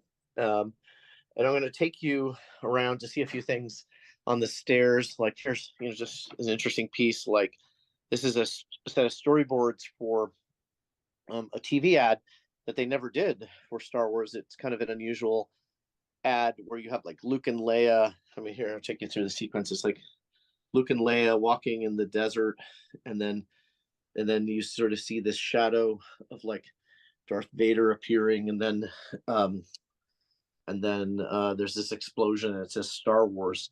So as you can see, this early logo of it. Anyway, I have a lot of stuff like that around the house. Here's like an Ewok bow and arrow. That's an original Ralph McQuarrie artwork for the Christmas card. And I have a bunch of McQuarrie stuff here. Here's some different like designs for that's designed for some greeting card concepts and that they never did. Some of his designs for a t-shirt for the cast and crew, and here's some more greeting card designs, like just sketches for that they used for Lucasfilm, and then here's his early thumbnail sketch for the Vader and Flames patch that they used on crew items for Empire. But one of my favorite McQuarrie pieces is this. This is a matte painting from A New Hope.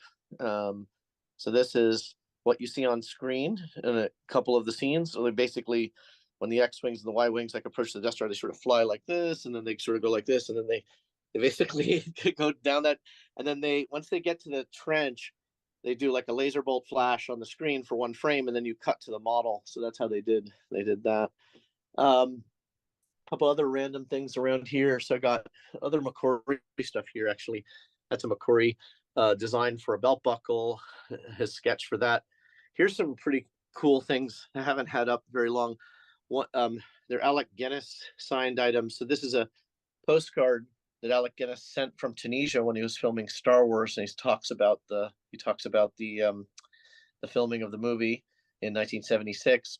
And then this is a letter that he wrote to Jim Rumpf, the guy who designed, if you recall, the mugs that George Lucas loved, these mugs that they had of like Obi-Wan, Vader, and Chewbacca.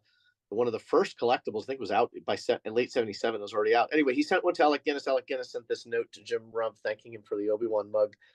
So I have a lot of stuff like that. Just really cool historical things. This is another McQuarrie piece. This is a matte study. And so this is what they do when they make a matte painting for a film. What McQuarrie did is he took a photograph from the filming of The Empire Strikes Back, and then he painted this upper section so he could plan how he was going to do the matte painting for the film. So it's sort of an original for McQuarrie. I have other artwork here, like there's some Kenner artwork here. This is from the design of a video game three video games they never made. And then you might recognize this. I've just recently had these framed. I have Bob Mackey's costume designs for the holiday special costumes. Holiday special costumes. Oh yeah.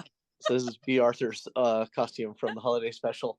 And then here have these this display case of hands. These are all like different prop hands used in the movies. So there's some recognizable ones, like that's a Tusken Raider glove. And that's Cabe, who's one of the Cantina patrons. He's a rat-like guy at the Cantina. And there's Greedo hand. And then that's a Duros hand. And then there's a Cantina band hands right there. And some of the others are from like prequels. What else we got here? Just point out a few things here and there. So I like this piece. This is a Colin Cantwell painting. This is so Colin Cantwell did a lot of the early designs for Star Wars, even before McCory in some cases. This is an early X-Wing design that he did. And you can see some of the elements of the X-Wing, like the red on the wings and all that is still there, but very, very different in design. And Cantwell also did this ship that looks like a Star Destroyer, but it's quite a bit different. It has since been, they added it into some of the Disney Plus shows and also into Solo. They even made a Hot Wheels toy of it, but it was something, Cantwell designed in like the early 70s for Star Wars. And so the designs obviously evolved a lot since then. I walk into the cereal room. So this is one of my favorite rooms, is just Star Wars cereals everywhere. And as I like to point out to people, this is just actually a very small subset of my cereals. So I have about 2,000 different Star Wars cereal boxes. So this room's only like a couple hundred of them, because they've made so many cereals in the almost 50 years of Star Wars. They've made quite a lot of cereals. So I keep most of the really cool vintage ones here. But there's many more that are packed up because it is impossible to display it all. I'm gonna take you down the hall, see some so in here, this is the prototype room. So everything in here is really a Star Wars toy prototype. Some of the things like these are like some 12-inch action figures or dolls, as boys hated to call them, but they really are dolls. These are some 12-inch action figures that they were going to make for The Empire Strikes Back, but they never released. And so they were also going to do like Luke in the X-Wing outfit. They were going to make some of these fashion outfit, Luke and Leia, and then they were going to do a Luke ceremonial. There's also a Lando outfit here. They were going to make a Lando doll as well. This is the sculpt for the Lando head. And so, this stuff you see here is one of my favorite areas of collecting. These are unproduced toys. So these are things that Kenner designed, but like never went anywhere. And they're just they're very hard to track down. I mean, in many cases, they're one of a kind. Sometimes there's a few examples. But those are one of my favorite areas of collecting, because it's like sort of going back in a time machine back to when the original toys were coming out, but then having additional toys that nobody ever knew about that coming out. And so that's what's fun about collecting these. But there's things like this pull string Yoda that was never released. And it's an amazing toy. And there's probably like 10 samples of this in the world. Surprising they never made it, but you pull the string and it does different recordings of Yoda. But there are a lot of things like this. So this vehicle, the White Witch from the Droids cartoon series, this is one of a kind prototype as far as we know. It was one that for years we knew was made as a prototype, but was only discovered a few years ago. And then things like the legendary rocket firing Boba Fett action figures. For collectors, this is sort of the quintessential collectible, because they never released a rocket firing version of the toy, but they advertised it like crazy. And so it's one of the sort of, holy grails of Star Wars collecting. But there's a lot of stuff like that, like, some micro collection play sets that they never made. And then some action figures from the Droids and Ewoks cartoon series. And then I have a bunch of other things from micro collection they didn't make in this room. Coin prototypes from Kenner, like artwork, sculpts, dies, hard copies of the action figure, or the action figure coins. I got over here a bunch of other prototypes of, like, here's some preschool vehicles that Kenner, one of a kind things that Kenner never made back in the 70s. Back here, I have the sculpt for it's hard to see it, but the sculpt for, I don't know if you can see it back there, but it's a sculpt for the Rumpf mug that Jim Rumpf did. So these are the early prototypes of that mug. And so, there's like, it would take like hours to go through all this stuff, but basically here we got just some sculpts of the action figures, get an idea of some of the sculpts of the action figures. And then here's just a random thing sort of sitting here that I just picked this up last weekend. This is the novelization of Star Wars from Iran in the late 70s. So pre-Iranian Revolution, you know, Star Wars was available in Iran, and so this is kind of a very obscure printing of the Star Wars novel from Iran. So this is an example of something really, really hard to find and very unusual. So kind of a fun thing, but I just have it sort of sitting here because I don't have a place for it yet. And then last thing I'll cover is just sort of the costume room. Let me just show you a couple things in here. Yeah, like, so this room, I have a few different costumes around. So I have a C-3PO that I'm sort of in the process of putting all the pieces together. It's the most complete C-3PO outside of Lucas. And so I have the head and the legs. The legs are the ones that you see, you know, when R2 and 3PO fall off the sail barge. These are the legs that are kicking in the sand.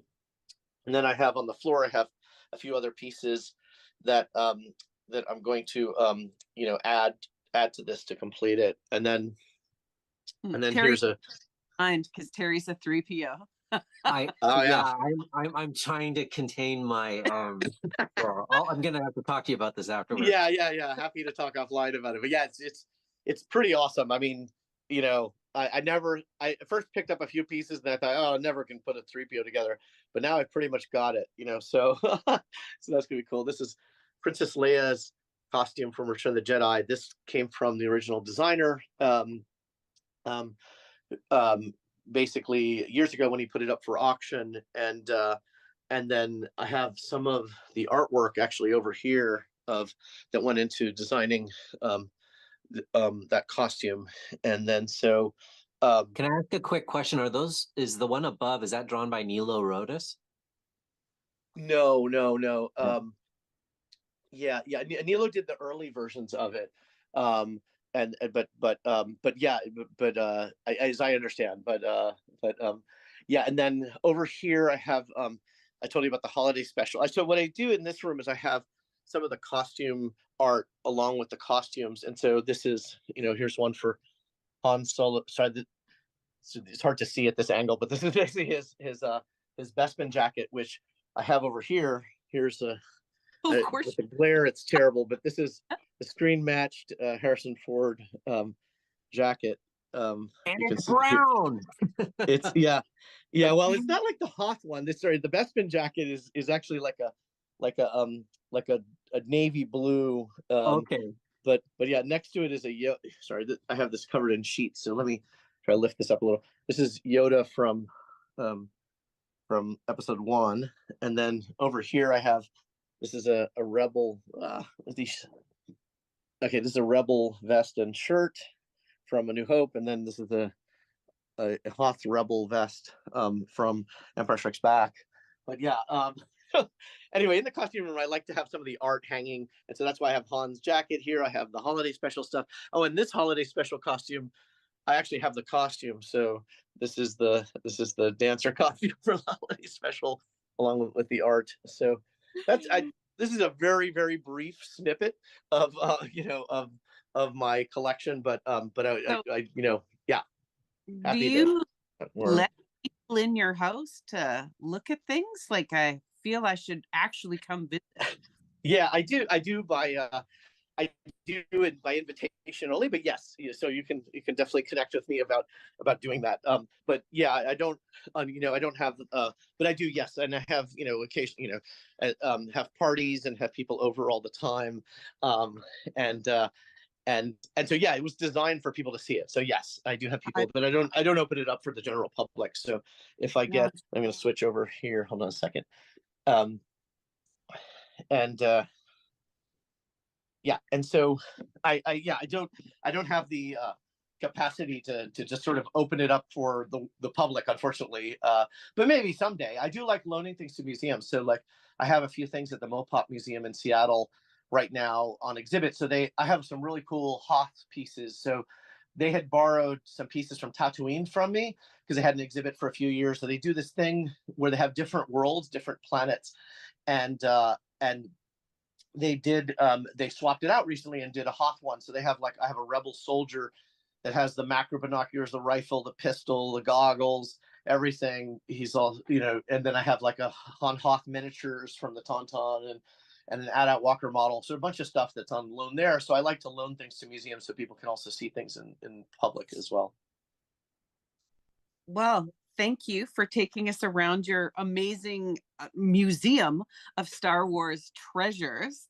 And thank you all for coming back to another collectors panel, or coming, for the first time on one of our collectors panels. I think that no matter how many times we do something like this, we will always see something different, because it's always evolving and it's amazing.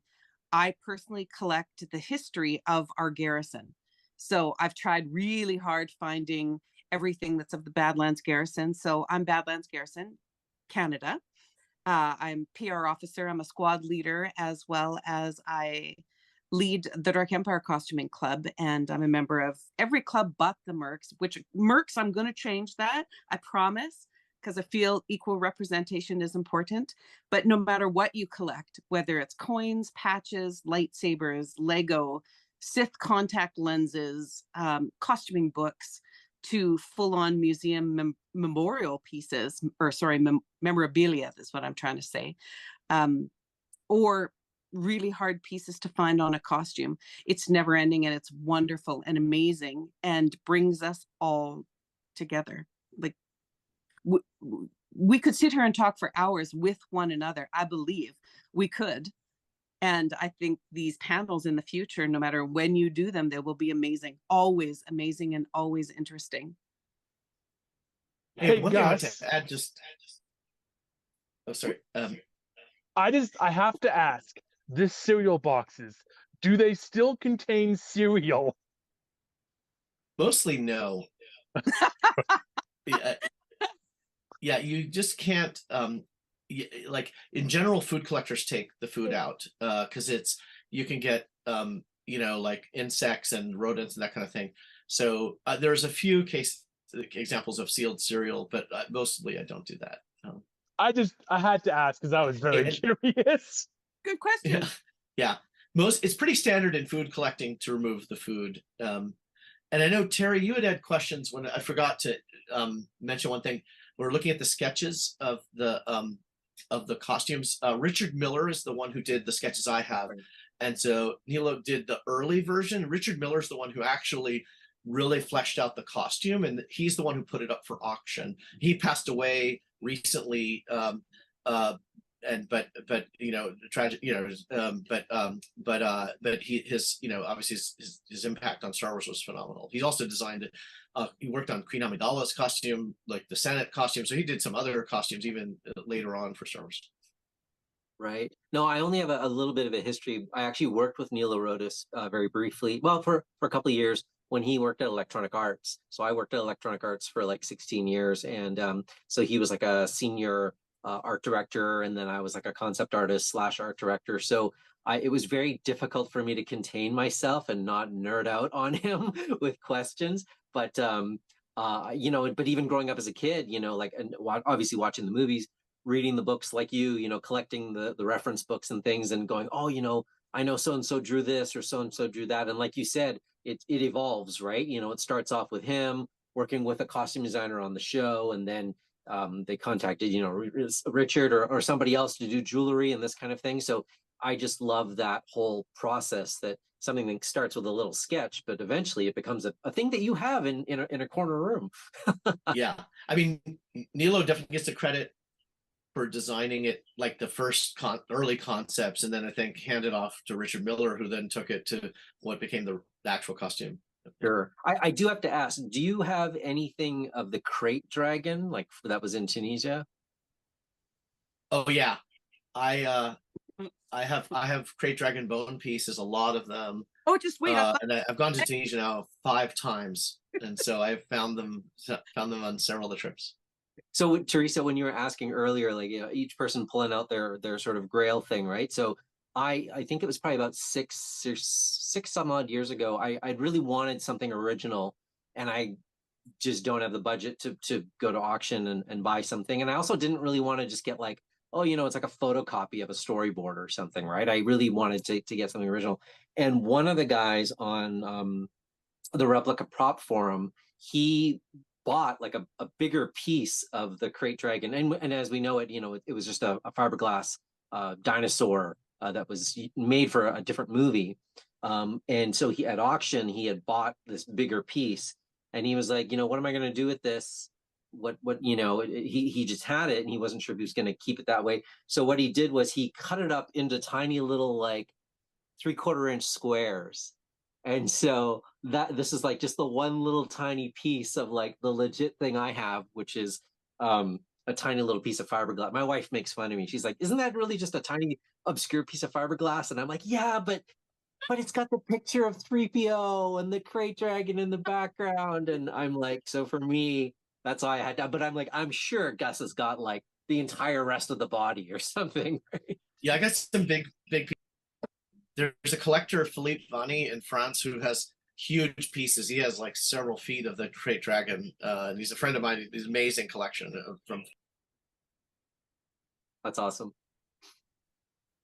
Well, thank you, gentlemen, for joining me on this panel. And you know what, everybody watching, if you enjoyed this, please stick with us.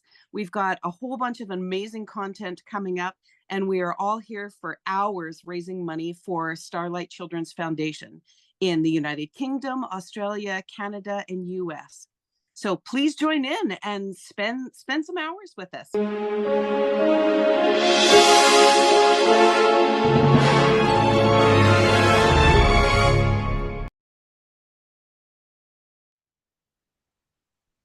Hey, good morning, all. Thank you for joining in to our continuation of our Galaxy of Hope Telethon, where we are raising funds for Starlight Children's Foundation.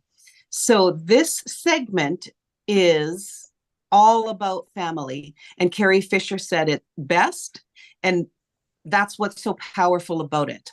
So we're going to focus on the joy and the closeness of trooping alongside of our most favorite people. Maybe it's your best friend, maybe it is your mother, your daughter, your son, your father. Maybe it's your significant other. What we're going to do is focus on the significance of spending time together, doing the things that we do, sharing the love of what we do with those that we love the most. And we have some incredibly powerful couples and families with us here today that we are thrilled to share the next hour with. So I will start off with introductions. My name is Teresa. I am TK 41307 of the Crimson Aurora Squad, Badlands Garrison. And with me today sharing this is my mama. Hello. Who are you? I'm Elizabeth. I'm Teresa's mother. And I guess there's five of us in our family that participates in the 501st and GDE, and we have our little garrison here, which is quite large. Yeah, it's really fun to spend time together. Sometimes really tiring. I know I'm an older lady, but that doesn't stop me from volunteering, which is great.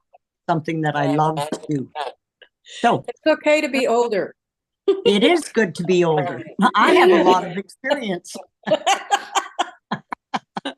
All right. Well, Lori, how about you and your family? You go next.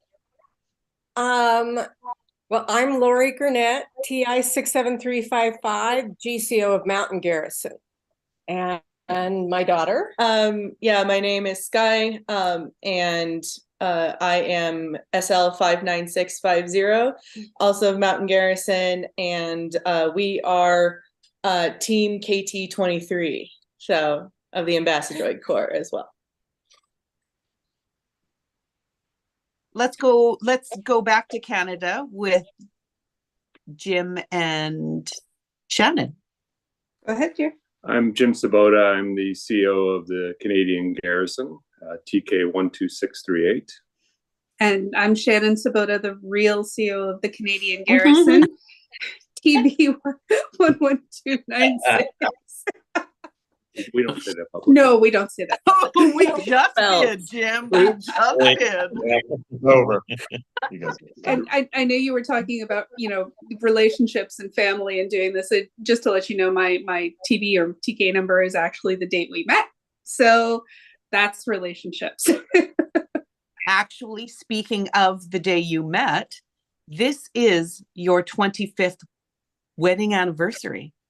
Yes, Yes, Congratulations. Bravo. Oh, Bravo. Thank you. Thank you.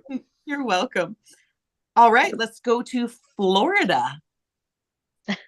Gary? Hi, I'm Gary Collins, TK8461, the Florida Garrison Makazi Squad. This is my wife, Ann. She's actually the CEO of the Rebel Legion Recurve base down here in Florida. Hi, everybody. Also the RCL for North America. Yeah, just saying. You missed that, honey. That's all. I was going to say, how dare he? My name's Lucio, and I am the Florida Garrison XO, and I'm the squad leader of Makazi. And this is my wife, Jennifer. She is the new member liaison for Makazi. I'm SL82500, and she is SL82501, which happens to be our wedding anniversary. So Oh, okay. I forget all the time, so I picked the wrong number first. So no, I'm kidding. Oh my God, I just about like, did you see my face? So let's talk about our IDs. So I would be the public relations for the Badlands Garrison, as well as squad leader for our Crimson Aurora squad. I also am a co-leader of the Dark Empire globally. And my mother is one of our GMLs here in the Garrison. And my brother and myself that I troop with, our TK IDs are, we had lost our baby sister to a rare breast cancer. And his TK ID is her birth date. Mine is her death date. So she will always be with us forever in our Star Wars nerddom with our families. I also, troop with my younger son. And it's a lovely experience to share. So speaking of that, I want to know the joy that you each have. Well, just in general, we can all talk back and forth, but I really am big on wanting to know why people do what they do, what makes them do the things that they do, and the meaning that we take from doing those things together and what you value about that. And to be able to share this love of this fandom with the people that we love the most, I think there's nothing better. So I want to know how you all feel about that, or whatever you'd like to talk about what we do and what we do together with our most loved people. Who you're picking on first? Oh. I don't know. Whoever wants to dive on in. Two people want to join. Thank the delay. Go ahead. Oh, okay, I guess that's us then. Okay. Start from the north and move south. Well, Maybe why? Well, why do we do this, Jeff? I guess it's a combination of things. We started out, actually the day we met was kind of costuming because it was at a Halloween party. So that was many, many years ago. And that kind of started things. But also we've done a number of different similar things. We've done Civil War reenactment. We've done scouting. On the Union side. Yeah. And scouting and that kind of thing. And when this came up, it was just the perfect combination of, enjoying the Star Wars fandom, doing the costuming, and giving back to the community. And Shannon didn't jump in at first, but no, I didn't jump in. I was dragged in, kicking and screaming. No. The truth is, she came to an event as a handler, and a couple took her aside and said, "You have to join. You're really good at this." And that was only a few months after I joined, and now we're just doing the thing. And she supports me all the way, especially with the CO duties, which anyone who's in command knows it can weigh a lot on you. And she's put up with a lot the last 3 years, and I do appreciate that. So. Well, and it's always been fun to dress up. And like you said, we met at a costume party. We went every year for several years to this costume party. We always had couples costumes, Hunchback and Esmeralda, Mortal Kombat. We did Sub-Zero and Katana, and things like that. But it was always fun doing them together because you could work together, get your costumes together and stuff like that. When we, and for those of you who don't know, we're originally from the United States, which is why we were doing Civil War reenactment. That was something that his brother had started getting into. And so when we met with them, when we went down to see them, we would work with that too. So there were, 8 or 10 of us at a time in the family going through costuming, making all of our dresses, making all of our uniforms. And I think the most fun he had, of course, was marching out to battle and shooting off all those really, really big guns. But just being able to, be together and do something fun together is just amazing. And now when we started doing this, I help him with his uniform. He helps me with mine. And we've been really lucky to be able to help some other people with theirs as well. We had an armor party not too long ago. And it's just something fun. It's the craft of cosplay, and bringing what you can to it, whether it's patience or talent or neither, and just trying to have fun together. And now that our children are both in university, we've got more time. Yeah, until that was a pretty big grin, Jim. Oh, that is public, isn't it? Sorry about that. 10 years ago, I graduated from college, and I moved back home, as is millennial tradition these days. And I needed something to do with my time. And I had known about the 501st since I was 16. And so I was like, I'm going to go to one of these events and just kind of see what it's all about. And I had handled a little bit. I had kind of gotten my feet wet in cosplay at the time when I was like a senior in college. So I had a little bit of handling experience with other costumes, specifically Mass Effect. And so I started handling for Mountain Garrison, and they're like, "You're really good at this. Like, you should." So I felt that. And that was 10 years ago, and the rest is history. And shortly thereafter, I got her into it, and she was the Star Wars fan, not my dad. So like when I was getting into all of this stuff, it was because of her. I don't remember a time without Star Wars because of her. So, she got me into Star Wars. I got her into this. The circle is now complete. And it just keeps going, because not only are we both 501st members and have been for almost 10 years now, but we have this one now, little Pinky. So she has brought a lot of joy to our lives, because not only is Mom the CO of Mountain Garrison, but she also has taken over in the past couple of years running our big charity auction for Make-A-Wish Colorado. At Fan Expo every year. We do floor totals from our presence at Fan Expo, and then we do this auction in the name of R2KT. We call it the R2KT auction, and it directly benefits Make-A-Wish Colorado. And so she's always wanted a KT unit, so I built one.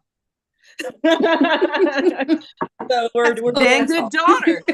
Yeah, and I got my Rebel Legion approval this year, so we're kind of racking it up over here. And speaking of family, it's our clan, our Mandalorian clan. The Mandalorians like to say family is more than blood, and we take that very seriously here in Mountain. We all work together. So our clan, Mountain Base, Mountain Garrison, the Droid Builders, we all work together because it's all in common cause, and we all intersect so much anyway that we are all one big happy Star Wars family. Most of the time happy, but so yeah. Do I get to talk? Yes, you can talk. You wanted to say. This is our dynamic. Yeah, basically. But no, a lot of how we got into the charitable aspect and working a lot, whether it's a charity event, whether it's the R2KT auction, building KT 23, any of that, a lot of it came from, you want to talk about doing things together, but both of my kids were Girl Scouts all the way up. I was a leader for 13 years. I led Skylar's little sister's troop, but Skylar's troop and our troop we worked together a lot because of the family connection. And but that kind of rolled into our 501st work, because I hadn't been a member for 4, 5, 6 months, less than 6 months. You got headhunted. When I and I was like, I am so sorry. When I got headhunted to be charity rep. And so been in command staff ever since. So yeah, I've been in command staff ever since. But yeah, I spent years as charity rep. I'm actually still technically a co-charity rep, along with being the GCO of Mountain. But it all just kind of snowballs. Mm-hmm. Definitely. That's a great word for it. Yeah. We'll let Makazi talk. It just keeps growing and growing. And Gary, Jen? yeah. So Gary, I won't say he drugged me into it, but we actually found the Star Wars groups from Star Wars weekends at Walt Disney World by going every weekend with his family. That was a tradition for us. We would go every single weekend to Star Wars weekends and go and watch the parades and all the fun stuff. And which we thought was Disney's characters, but right, found out to be the 501st and the Rebel Legion. Right. One year we plopped down on the steps at American Idol stage and was talking to some people that were sitting around us, and we just happened to make a comment about the parade, and they said, "Oh, that's not Disney characters. That's 501st Legion and Rebel Legion." And we're like, "What? What's that?" And Gary immediately was like, "Wait, I can do this myself." So that started his whole thing, where he was like, "Okay, I'm doing this." Gonna be a stormtrooper. Yeah. It's on. Yeah. And so then Gary's been doing it for like almost 12 years now. Yeah. Yeah. And then I just was handler, wife extraordinaire, picture taker for years, like 6 years. That's how it starts, it seems.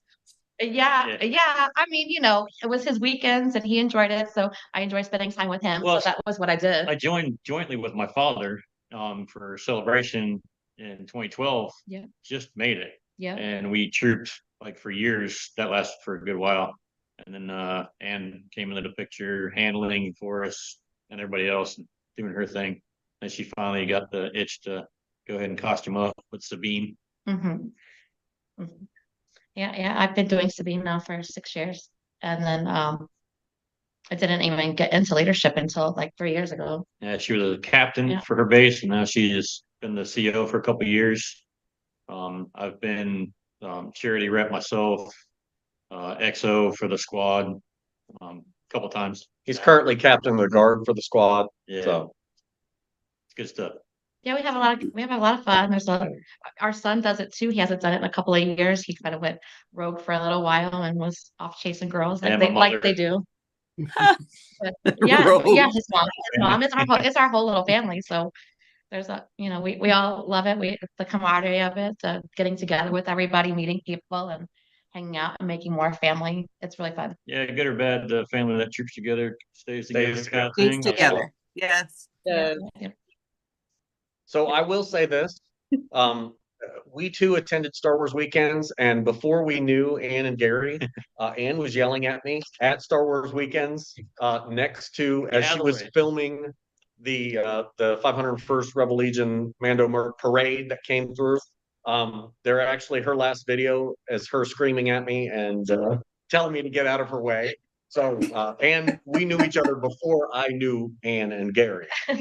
Which is hysterical because she posted the video once and I went, wait a minute, that's me. So, but it's funny. Jen and I have been together like Ann and Gary for a long time. One of our very first dates was episode 1. And she still married me. That's all I'm saying. We stood outside of a movie theater at midnight waiting to get in. And so Star Wars had a huge part of our lives from the start. When I joined, I think my very first troop was Celebration 17 here in Orlando. And Jen actually joined me there before she was part of anything. She was a handler, like Ann said. Then we did a Christmas parade where she followed behind picking up parts and pieces of TKs and other various costumes. We got back to the car and she looked me dead in the eyes and she said, "Never again." will I not be in costume carrying something? So from that point, she joined within 3 months with her first costume, and she's on 8 or 9 now. And then me, I just got the bug and kept going. But the reason why we do what we do is, like I said, Star Wars means a whole bunch to us, but also the smiles that we can bring. As we are in this location, Give Kids the World, and Teresa can attest, this is an amazing facility. We do a ton here. We do a ton through Make-A-Wish down here. Obviously, we are the face outside of the Mouse's house. And I think last year we did over 300 troops just in the Makazi squad alone. We have close to 300 members, so we're constantly moving and shaking. We have 3 today, but it means a lot. It means the world to us. Jen and I never had kids, so this is our kind of time with kids, having to give back and having a great time. We actually ran into a family this morning. We do a character breakfast here, and we ran into a family this morning that we ran into yesterday in the parks. We were able to interact again in costume versus out of costume, which was great. So it's an amazing thing. So the 501st has been an amazing family to us, as well as the Rebel Legion, the Mando Mercs, Droid Builders, and Dark Empire. We happen to be members of all. So it's like Mountain Garrison, we have built a culture down here.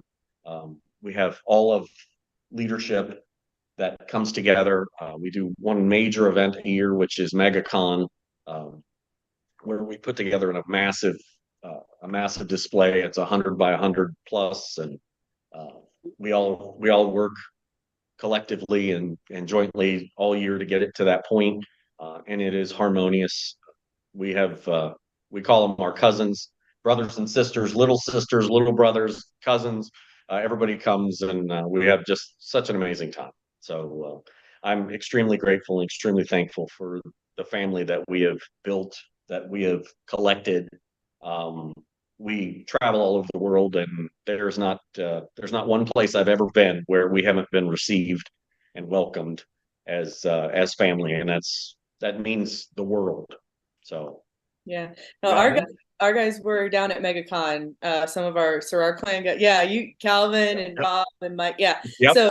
So that kind of helped them inspire our new fan expo setup. So love it. Yeah, because they're goal. Yeah, like these guys do. We need something dramatic and cohesive, and so it's awesome because like it's not just within the same territories. We can go around to different areas. Said, and I know Mom has said like if it's kind of like being a part of a big family, that you have family and friends wherever you go, and like that's been huge because we've had people in Soror clan have traveled, or Mountain Garrison, wherever, and they've been supported even though they weren't going there for any sort of Star Wars reason, but able to meet up with people, and it's just it is a worldwide family in a lot of respects, and yeah. Well, and we have, because of the Air Force Academy, some Air Force bases in the area, we have within our ranks a lot of members that move in and out of our garrison, in other garrisons, back to our garrison. I mean, currently I can think of 3 members that we have elsewhere, and one in particular, literally he got his costume approved, packed it up, and moved his family to Italy for 2 years, and he's now trooping with the Italian Italica, with Italica. Yeah. So yeah, it's family Is that isn't Sky? Yeah, Oh, family okay. isn't always blood, and that's a good thing. But talking about getting drugged into something, my husband, Sky's dad, story. I've kind of always whenever we were building at home, he's always kind of had his nose in and those kind of things. But he's never going to put on a costume. It's just not going to happen. Right? It's not for everybody. Yeah. Guess how we're pulling him in? Because he has RC experience, and they're actually, both him and my mom are electrical engineers. So when I bring home all these electronics and like, here it is, and he just starts looking at them. That's just what he does. He's like, ooh, and so it becomes a puzzle, and he likes a puzzle, and he gets suckered in. But we knew if we got him like a mouse droid kit for Christmas or something, that was not going to be the way to do it. So we started building this one, and all the components come in, and he goes, can I do? So he's part of team. Right. Hold on, let me fix that. Yeah, he's just at a NASCAR race today, so he's not here. Well, and I have a feeling once at the moment KT-23 is static. We're working on the internal electronics and mobility, that sort of thing. I have a feeling that once she's mobile, we may actually get him to leave the house too. Yeah. Well, and the funny thing is y'all talk about how it's like, okay, not again. I am not picking up pieces ever again. I live for that. I don't know why. Like 95% of my troops are handling troops, and I love it. I don't know. I guess I must have this mother hen thing. I don't know. Like they are my friends. They are my family. I want to take care of them. So I like going around and picking up the pieces and making sure that they don't get sucked into the crowd and making sure that everybody's safe. I just like that. We're the ones who are in the video going, move. Gee, I don't know anybody like that. So it's interesting that you talk about the handling troops, because that's how I started, was the handling troops. And evidently I've been called con mom before. It's very kind of strange. But we, when we go to troops, we have this whole emergency kit set up and everything. We did Fan Expo, was it 2 years ago? A year ago? A year ago. 2 weeks ago. No, before this one. And it was crazy because it was the first one past COVID. It was absolutely crazy. And when I was just doing my little round of the booths, I wasn't on duty or anything, and I saw we had one lone stormtrooper stuck in our Tantive set, and there were literally hundreds of people going in and out of the Tantive set. And so I gave him a little thumbs up, and he's like, evidently his fans had cut out 15 minutes ago, but there was nobody there to take him back. So I had the joy of using my mom voice to get him out of there. I literally was parting the waters, just trying to get this guy out of there. And the best part is, once I finally got him to an elevator, guess who else was in there? Who? Anthony Daniels. Oh, nice. Good choice. Because our troop had surrounded him to get him out of his autograph place because it was so crowded, he could not get out. And so they took him up to our change room. It was so much fun. That was a year ago. Yeah, it was a year ago. Yeah. Hard to believe. Nice. But yeah. And the other thing, I guess, is talking about family and such. Our latest Fan Expo that we did, we had groups from all over Canada and from the US and everything. We had somebody from the Badlands, from the Great Lakes Garrison, Capital City, Atlantic Garrison, Excelsior. So it's kind of nice that it's like an extended family, because we have folks that come across all the time from Excelsior, and we consider them Canadians by choice, if possible.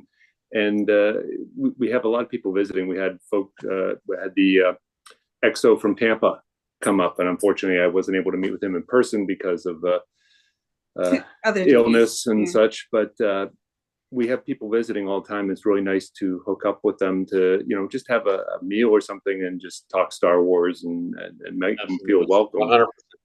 And hopefully we'll see more of you up here, because at least during the summer months, Toronto's a nice place. I have tons of We're okay all year round.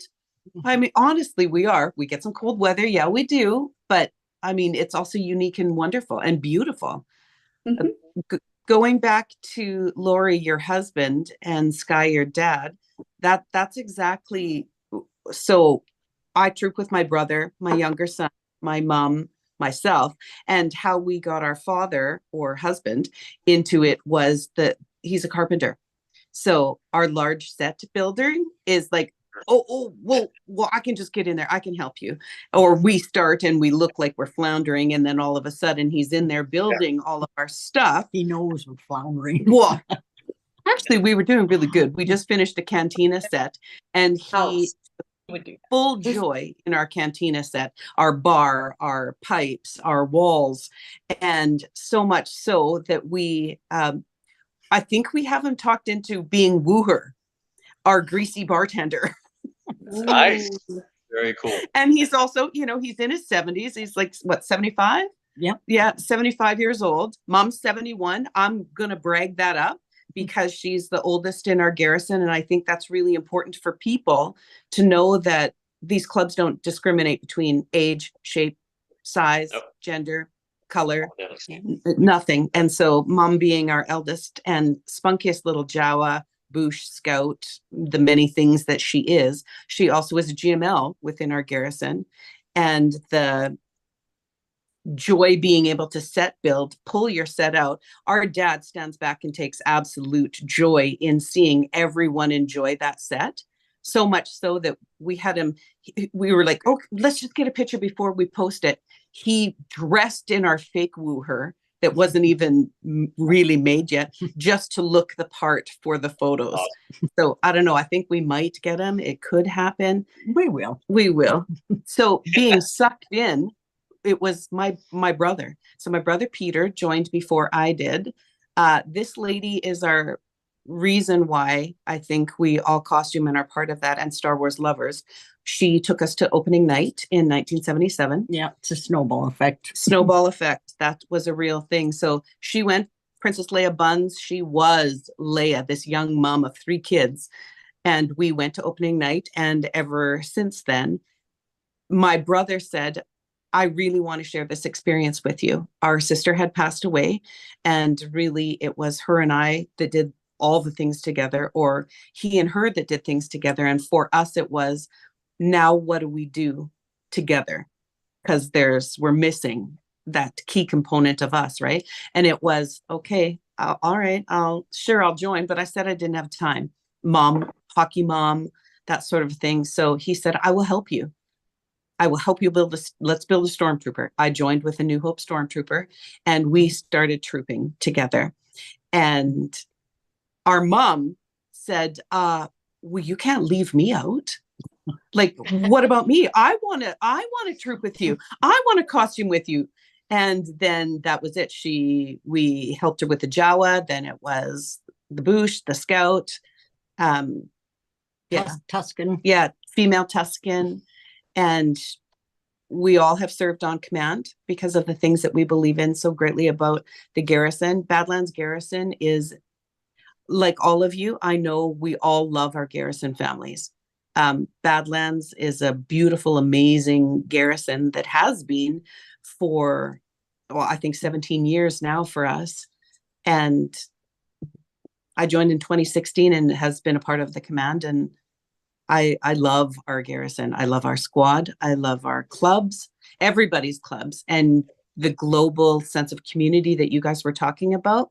Never mind who you are as family members, but you really form a sense of bond, a sense of community, a sense of fellowship and camaraderie with the people that you spend time with. And it is almost instantaneously. You don't even need to know people for that to be an instant given, because you are part of this thing. So therefore, you are family. There's a connection already. Yeah. Anywhere you go. And it is special. It is dang special. It is. Yeah. No, I went to Celebration Anaheim in 2015, and that before the convention started, there was the Disney, like, kind of was like the 501st, like, I don't remember if it was like a special invite day kind of thing. And I don't think it was like 501st specific, but there was a lot of 501st people there. I think it was for the convention specific, particularly. But a friend of mine was with a bunch of us who were 501st from like Dune C and a bunch of other garrisons, and we were friends through other things before we were in the 501st, but she was not in the clubs. And so we were going around and like we were waiting in line at rides, and other people in racing shirts, whatever, would be like, hey, like just and just immediately start socializing like we already knew each other. And she eventually caught on we'd never met these people in our lives. And she was like, what the heck? She was like, I thought you knew all these people. And we were like, no, first time I ever met that guy. But it's because we have this shared experience of making the costumes and all of that.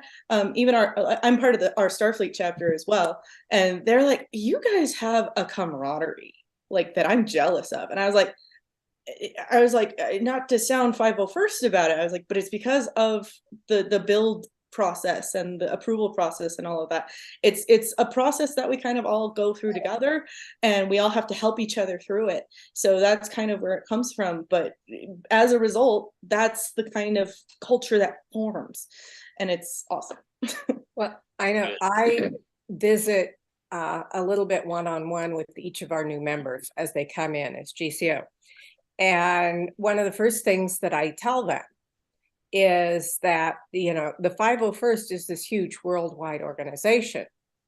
And with, what are we at, right around or just under 15,000 right now, something like that. Somebody correct me if I'm wrong. But every single one of us have at least two things in common. We love Star Wars and we love to build and wear costumes. Once you get past that, it goes everywhere. But everybody's got those two things in common. So you always have something, a grounding, a place to start. When you are in the wild, outside of your own territory, you can check out the local garrison on Facebook or their forums, or something like that. Reach out and I know we try really hard. I'm sure other garrisons do too, to try to make something happen there.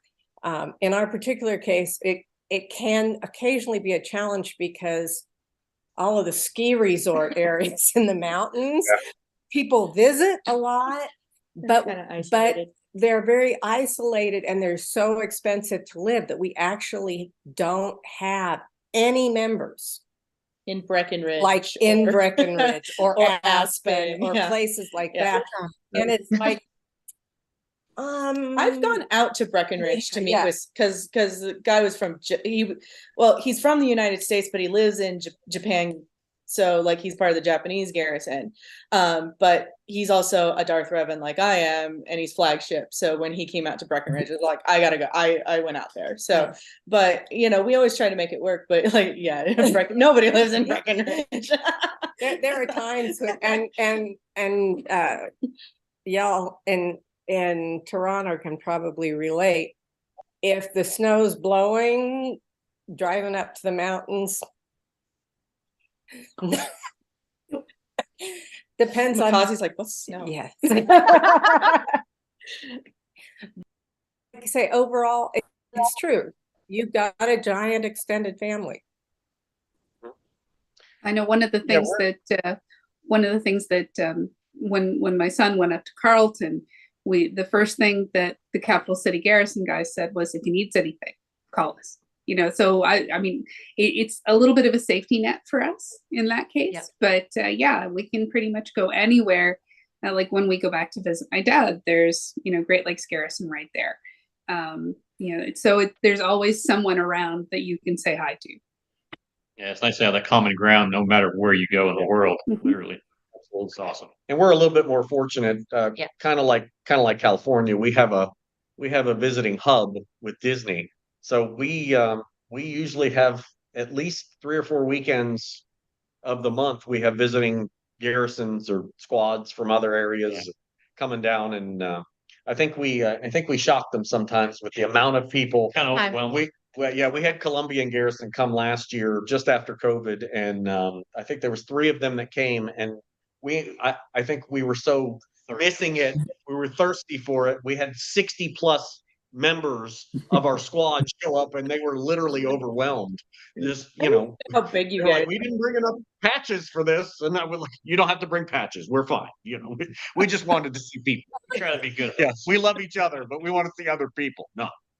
So, but it's a lot of fun. We have a great time. We actually have one of our longtime brothers here from Italica Garrison just got in.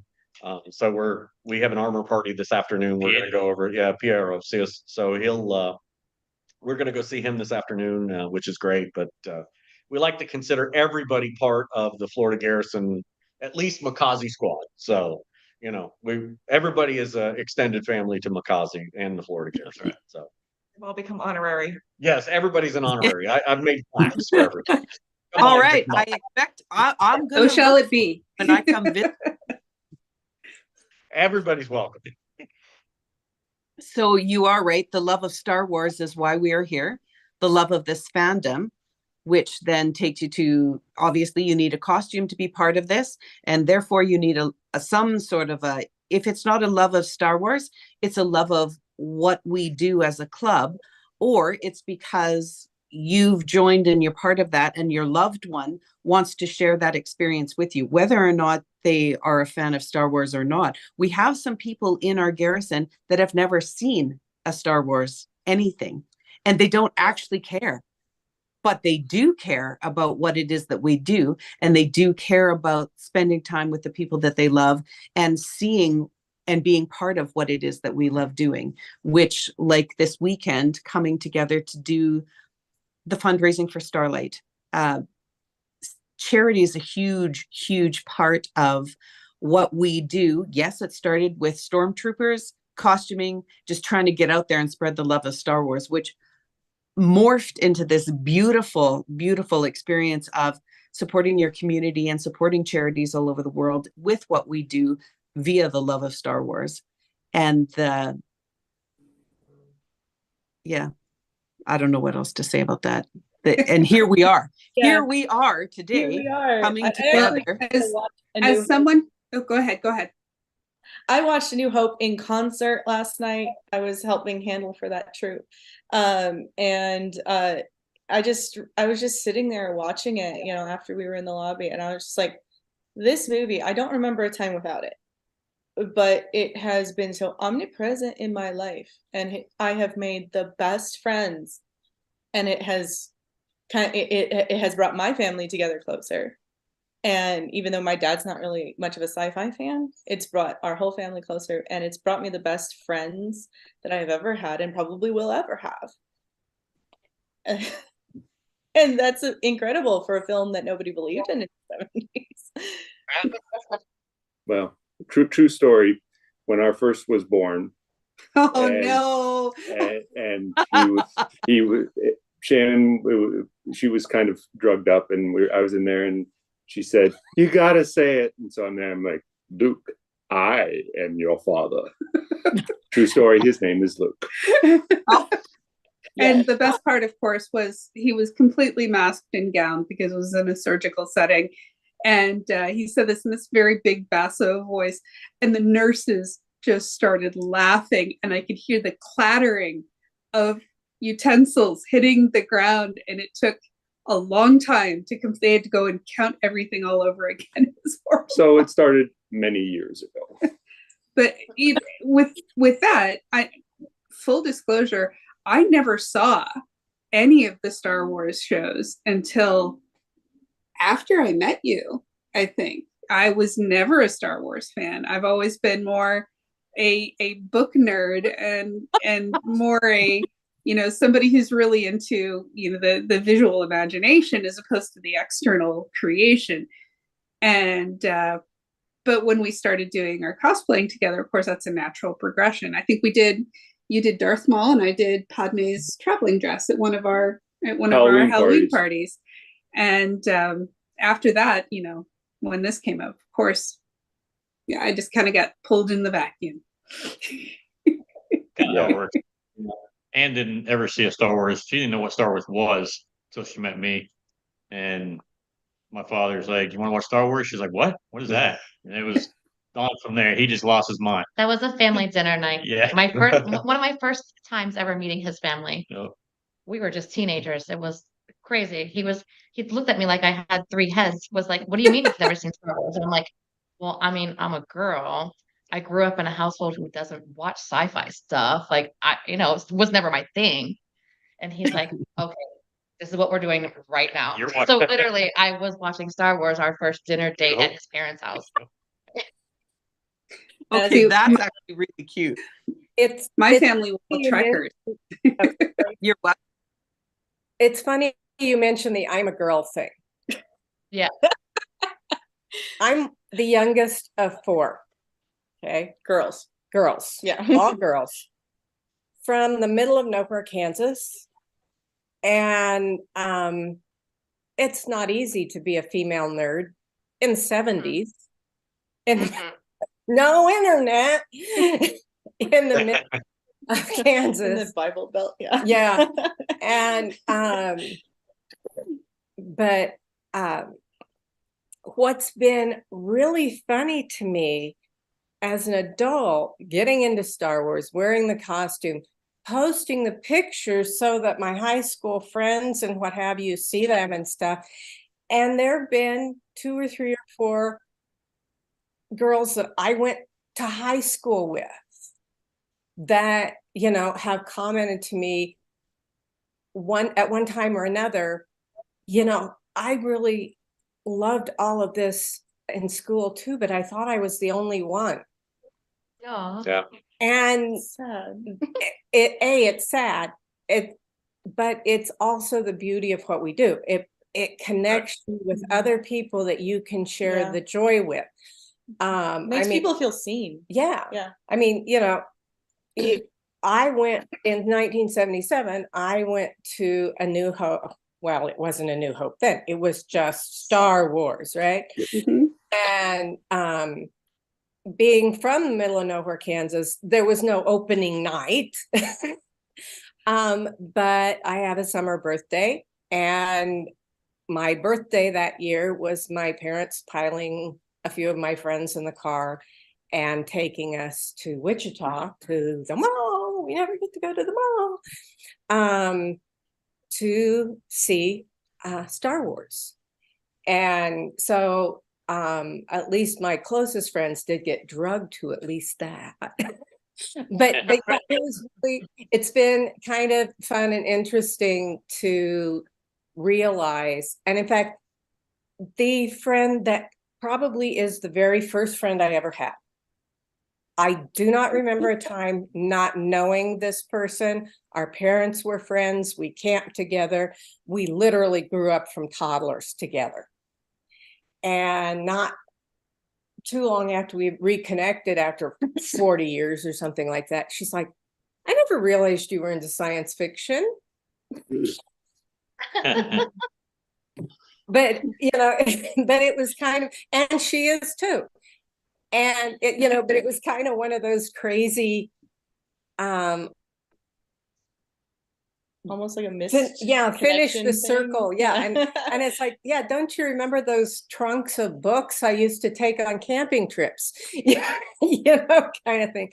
But now, between things like the 501st, where everybody's got this common bond, and you combine that with social media and stuff, I think it's fortunate. And I remember telling Skylar this when she was in college. Young women today, and they don't, at this stage, they can be 30s-ish. Young women today are blessed in a way, because they can reach out and find the other, whether it's young women, whether it's young men, whatever, that are sharing their passion. And whereas when I was in the high school age range and stuff, I mean, I don't remember making a big secret about the fact that I was a big science fiction nut. But it wasn't necessarily, the topic wasn't going to pop up. Yeah, Yeah, I just kind of an wasn't. odd thing back then, but it's come a long way, which is awesome. It's great. So yeah, so it's for anyone, and so many of our people are from the nerd culture, shall we say, that may or may not, without something like the 501st or the Mandalorian Mercs or the Rebel Legion, without the community that is so easy to access from your computer now or from your phone, would so many of our people might be like I was when I was in high school, you know, sitting in their bedroom with their books and, you know, with their headphones on, and, you know, so much more isolated. And so something like this is amazing and it's wonderful. Star Wars is for everyone. Our clubs are for everyone, whether you're a fan of Star Wars or no. So us being here with our most loved ones, what is it for each of you that is special to share this with the person you're on here with right now?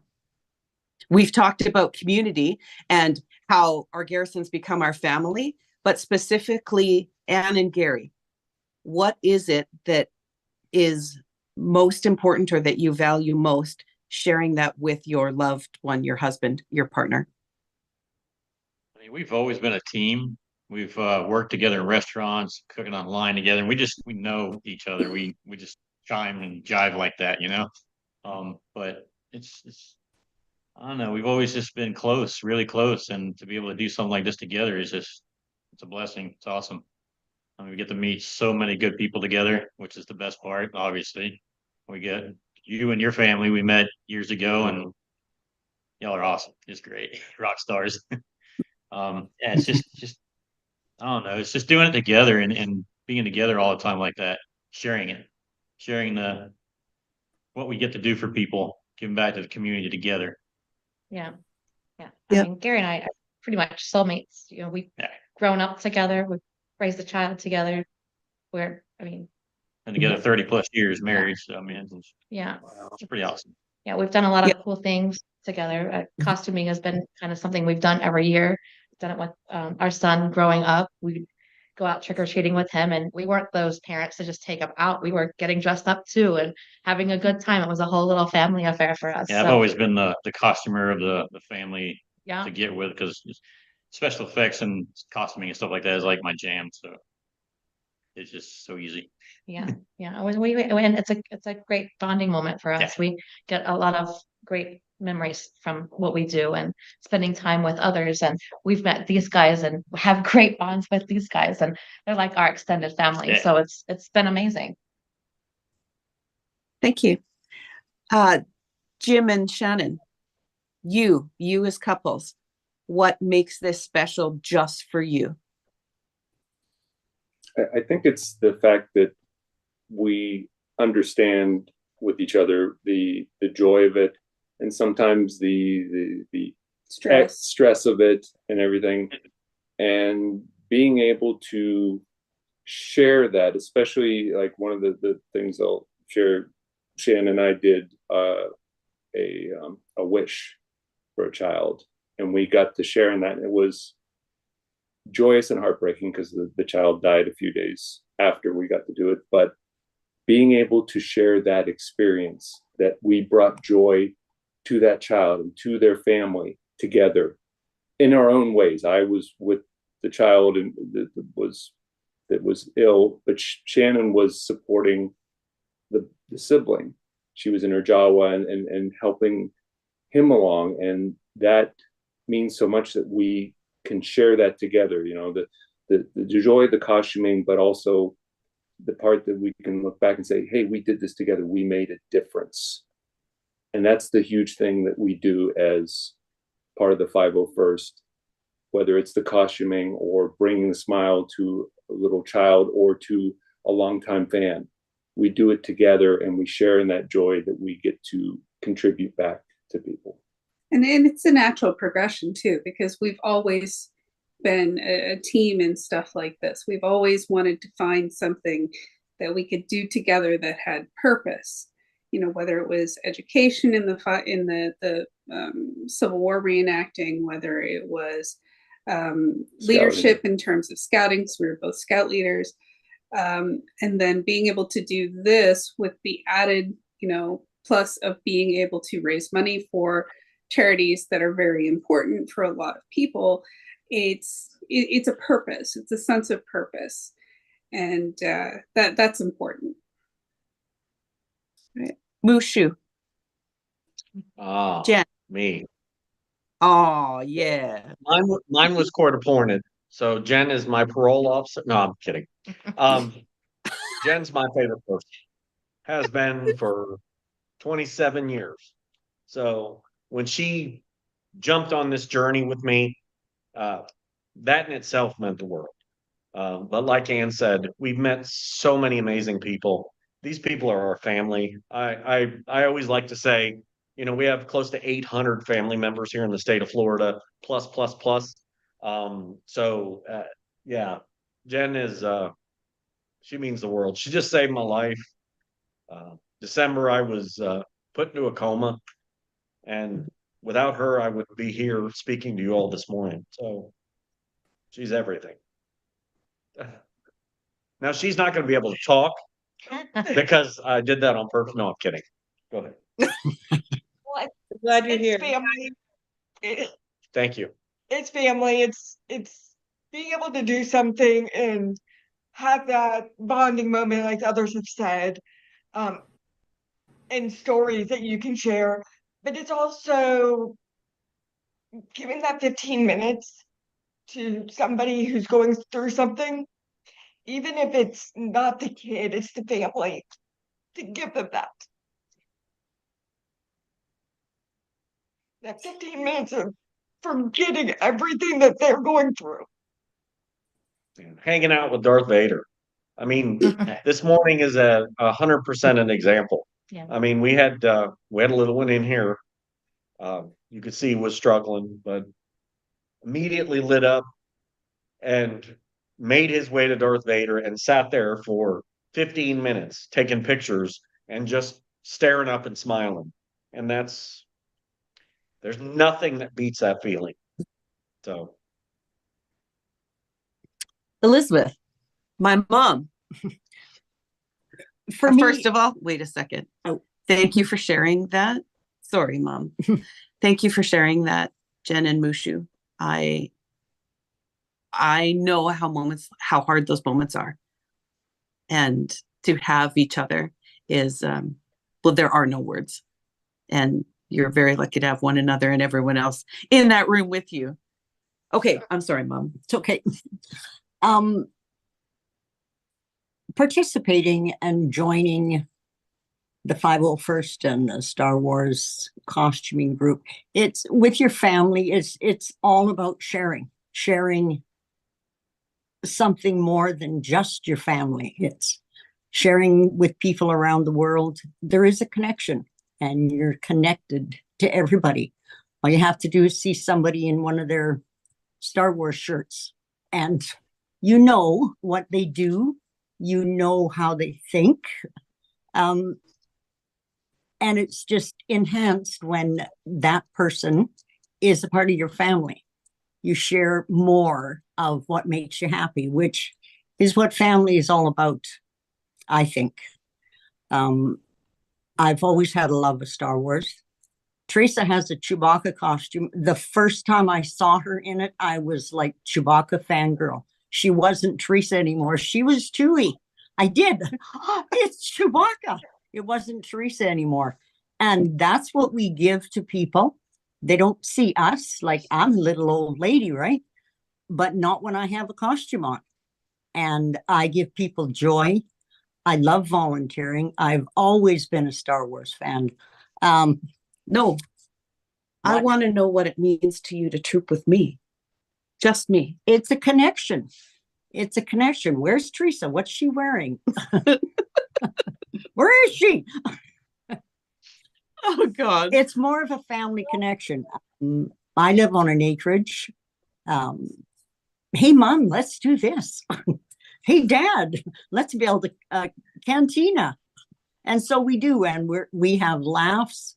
It just enhances your whole family experience. It truly does. It's something else to do that's really enjoyable. And we do it a lot together. Yeah. Yeah. Together. Yeah. I'm tiny. I'm 5 foot nothing. I weigh 108 pounds or something. Oh, you'd be a really great Jawa, Mom. That isn't really what I want to be, but yeah, I would be a really good Jawa. Yeah. It's just sharing and caring with your family. Brings happiness. Lori and Sky, let's go to another mother-daughter. Okay. Before we get kicked out of here, because I think our panel is ending. Oh, yes. It is. Yep, we're done. No, I don't. We've got about a minute. When Sky was a teenager, they are my mini-me. We occasionally butt heads, kind of like rams. But we could put on Star Wars no matter how angry we were, and we were both on the couch watching it.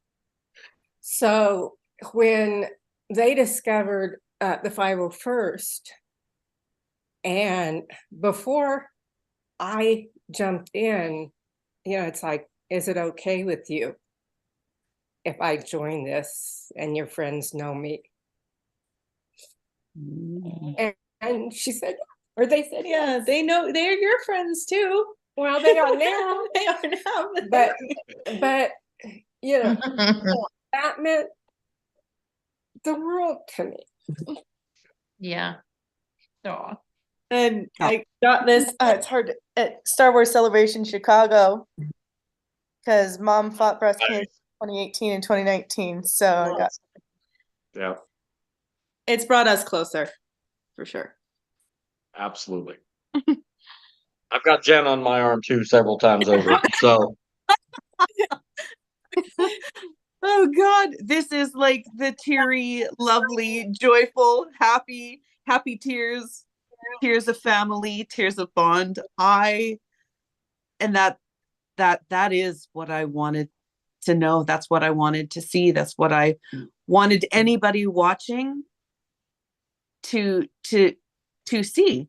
And that, yes, we get to spend it with all the other people that we love and care for, but there's also these relationships like this where you get to share it with people that matter most. And I really thought that it would be really cool to hear from some of you.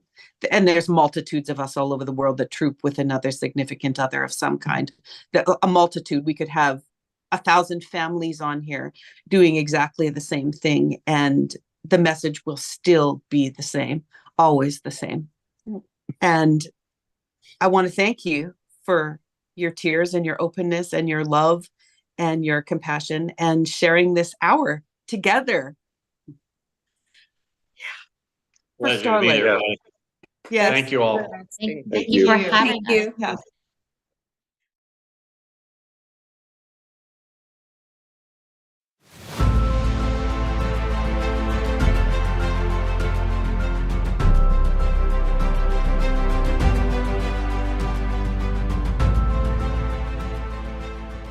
It's great to see the kids, and it brings like a light to their day. And I mean, I know the term is used a lot, but it's really great to bring smiles to them. And it just is a really great way to give back for all of us. There are studies that show that play, while amazing for childhood development, also positively improves outcomes, health outcomes for kids. And so that's where Starlight's programs of delivering happiness, like our Starlight gowns, like this one here today, one of our newest Star Wars gowns, plus the toys and the games that we're able to deliver, really are helping to improve health outcomes for the kids that we serve.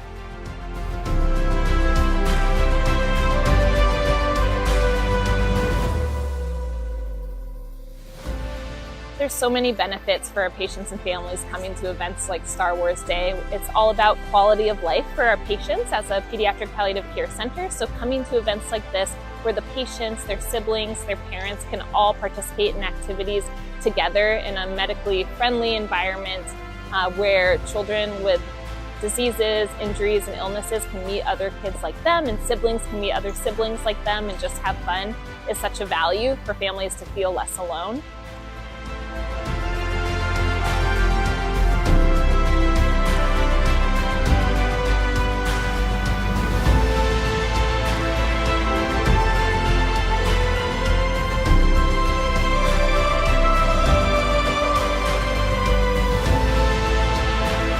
Coming here and seeing like this community of people that are volunteering or work here, and the Starlight Foundation and how they put this on is just really reassuring, and seeing the big smile on his face is just giving me a little bit of solace knowing that he's in good hands.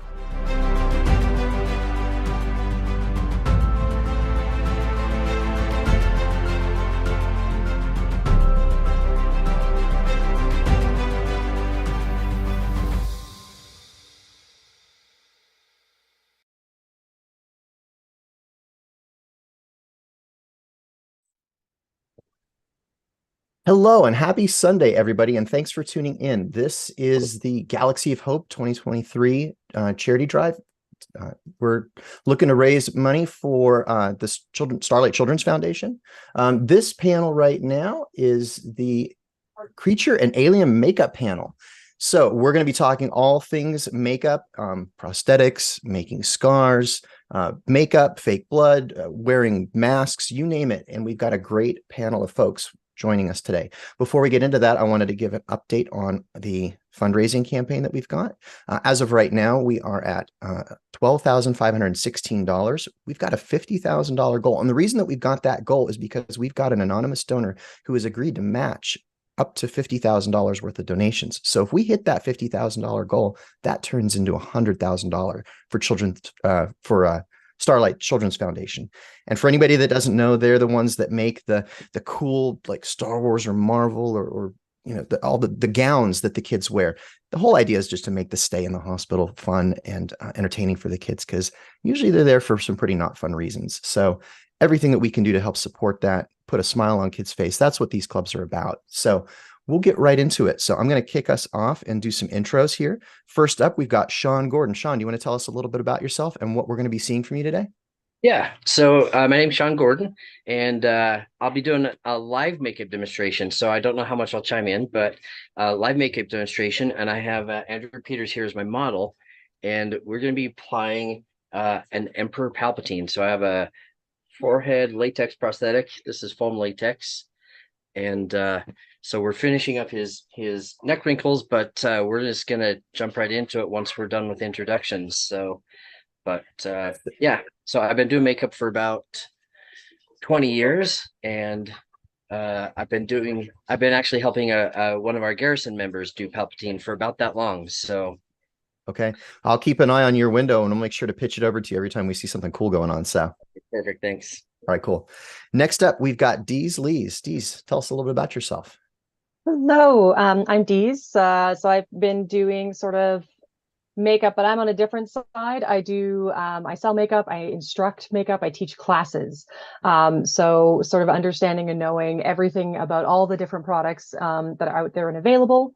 And so I'm going to be doing just a bunch of little demos. I'm going to be doing a bunch of different scarring and stuff like that with a whole bunch of latex-free options, because I have a latex allergy. I know a lot of people do.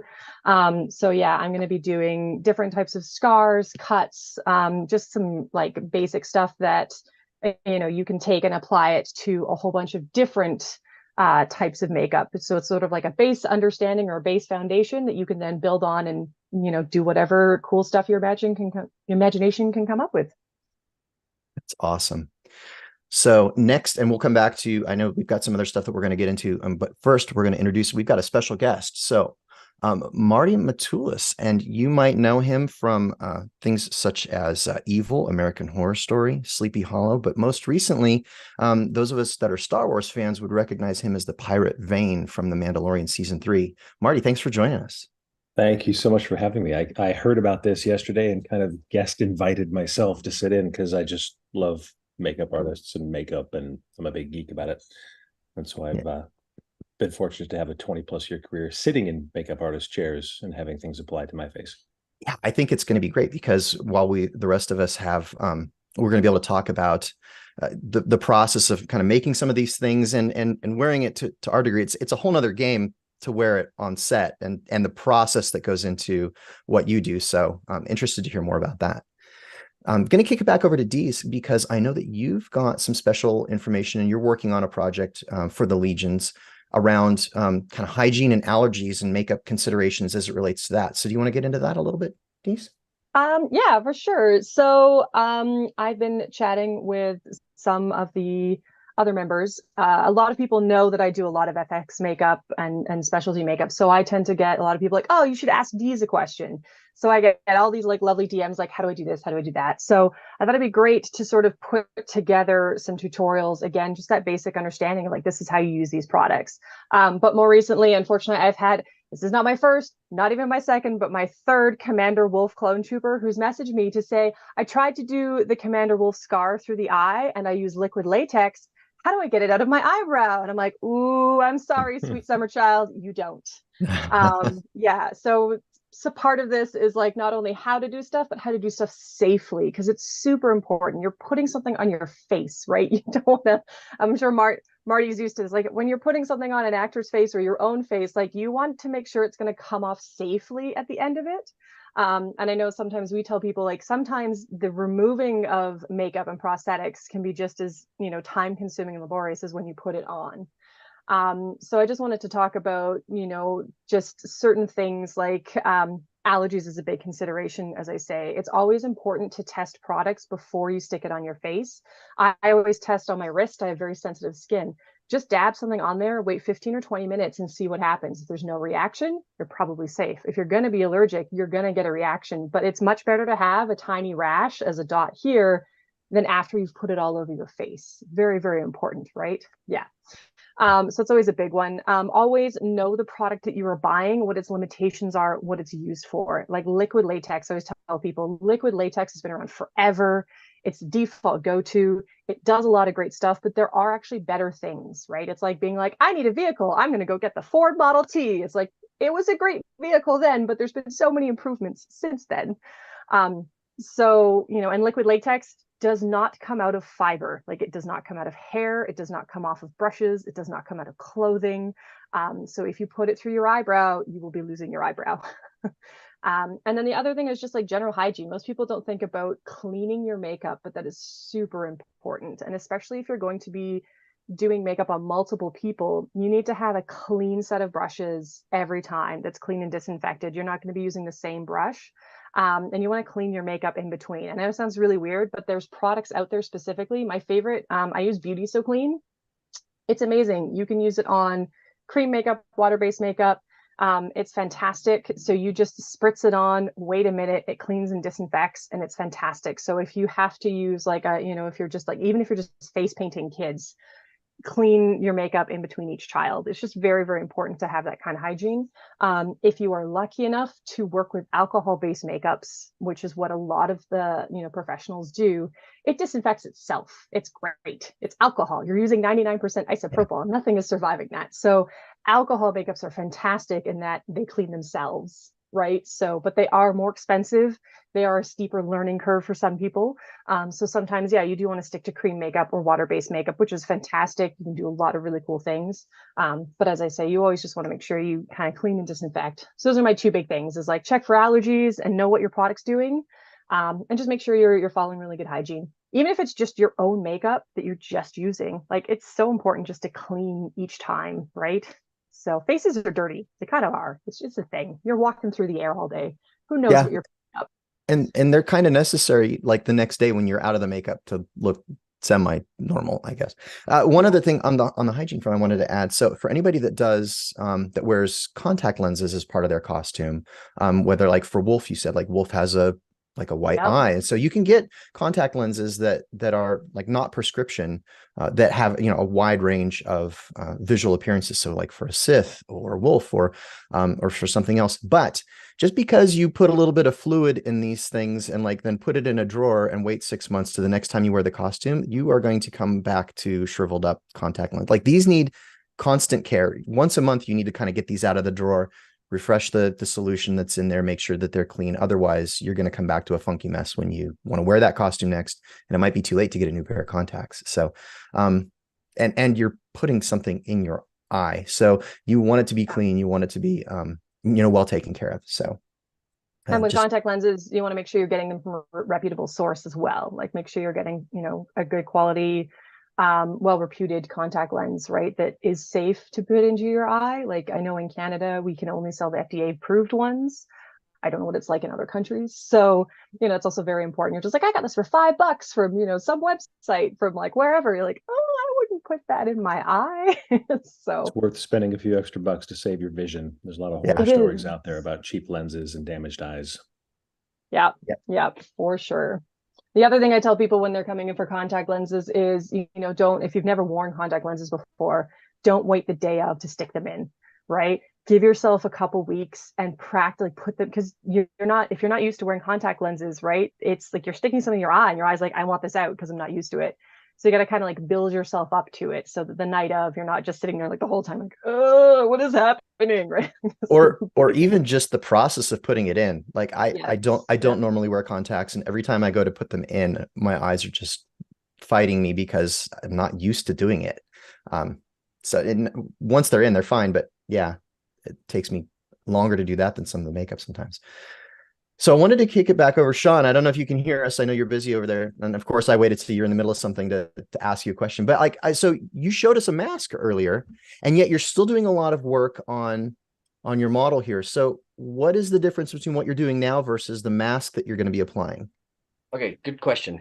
So what I'm using, we're using just liquid latex to do what's called a wrinkle stipple, where you stretch out the skin, you apply the latex while it's wet, and then blow it dry, and then it dries in like a more dense area, and then when you release the skin, it wrinkles when you're all done.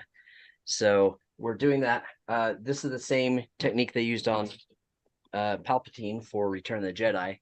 So we're kind of trying to recreate the same type of a thing. And then I have his forehead piece. This was a foam latex piece that is okay. You got the flashing on it, and this is something that's it has a latex base, but you use other chemicals to make it foamy, and you actually bake these prosthetics. So, but it's pretty lightweight and very flexible. Again, the same way they did it for Return of the Jedi. Nice.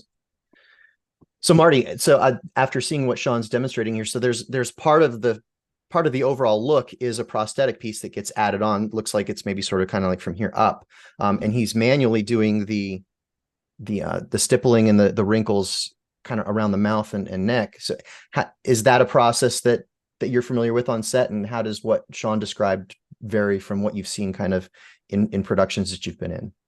Yeah, there's certainly been the blending before or the blending after to kind of merge the piece and the skin, make that transition easier. Oftentimes nowadays it's the complete coverage. So, especially when they go silicone, the pieces are so thin that sometimes you'll just sculpt the entire thing and go all the way over. But yeah, one of the key elements is blending, so you don't notice those changes between piece and skin. And I think that's where, as we'll see with Sean's work, the true artistry lies in that ability to kind of smooth everything out and blend it so it looks like one cohesive and realistic piece. Yeah. You're gonna tell people in the industry, like, you've made it if you can do a bald cap. Bald cap's like the hardest thing. I'm wearing one right now. Well, I mean, yeah, it's Yeah, impressive. Your edges are superb. Yeah, perfect blending, Rami. I joke I was blessed with the hairline to do all the bald characters in Star Wars. So Darth Maul, Lobot, I got you. Yeah, I mean, do you want to talk about your process for your Lobot or your Echo and the prosthetics that you go through for that? Because it's always quite interesting. Yeah, I mean, so for Lobot's easy because there's actually nothing done to me, other than I just make sure that I shave the night before. Oh, and I'm actually going to pause that real quick. So we've got another another panelist that is now able to join us. So I hit the magic button here. We'll see how quickly we can get him in. While Thomas is joining, so I'll keep going. So my Lobot headset literally just sits, it kind of hangs on my ears, and then there's a little tab in the back. So you can put a piece of surgical tape. If you take like a maybe, let's say like a 4-inch long piece of surgical tape, and take the sticky by putting another piece that's maybe 1 inch long across the middle on the sticky side, and then putting that on the back of my head. What I've essentially created back there is like a little loop. And then my Lobot headset, it hangs on my ears in the front. I couldn't do it because of the headphones for this, but it hangs on my ears in the front. And then there's a hook on the back that actually tucks into that taped loop. And that, as long as the tape stays stuck on my head for the day, like I can have that thing on all day long and it's fine because it just hangs on my ears and on that. For Echo, which is, it's a little more of a conforming headset, that it literally is contoured line for line to match my head shape. And for that, it literally just fits on and stays. It's the same. It kind of hangs on my ears, but it doesn't need that hook in the back. And then I use either Spirit Gum or a better product, Prozaid, which is better for folks with allergies. This is a medical grade adhesive and it's a lot stronger. So what you do is, and it comes in both a liquid and a cream form. What you can do with this is you'll brush it onto whatever you're sticking to yourself, and then you put a little bit of it onto your skin. And once those two sides dry, when you put them together, they stick nice and strong. And like, I'll go all day long. Last weekend at Dragon Con, I walked around with a 9-inch tall fin on the top of my head as Yondu from Guardians of the Galaxy. So, and it was just stuck on with Prozaid and it stayed on perfectly the whole time. So nice, strong That's bond. what I'm applying right now. Yeah. And it does wash off with alcohol and kind of makeup remover and things like that. So it's not terrible to take off later in the day. So, but That's yeah, the key thing is always get the remover that goes with whatever adhesive you're putting on. Yeah. Always make sure you can take it off. Yeah. So we've got a new addition to the panel. I'll quick intro and Thomas, I'll kick it over to you. You can introduce yourself, but we've got Thomas Spanos joining us. Oh, we're not hearing you yet.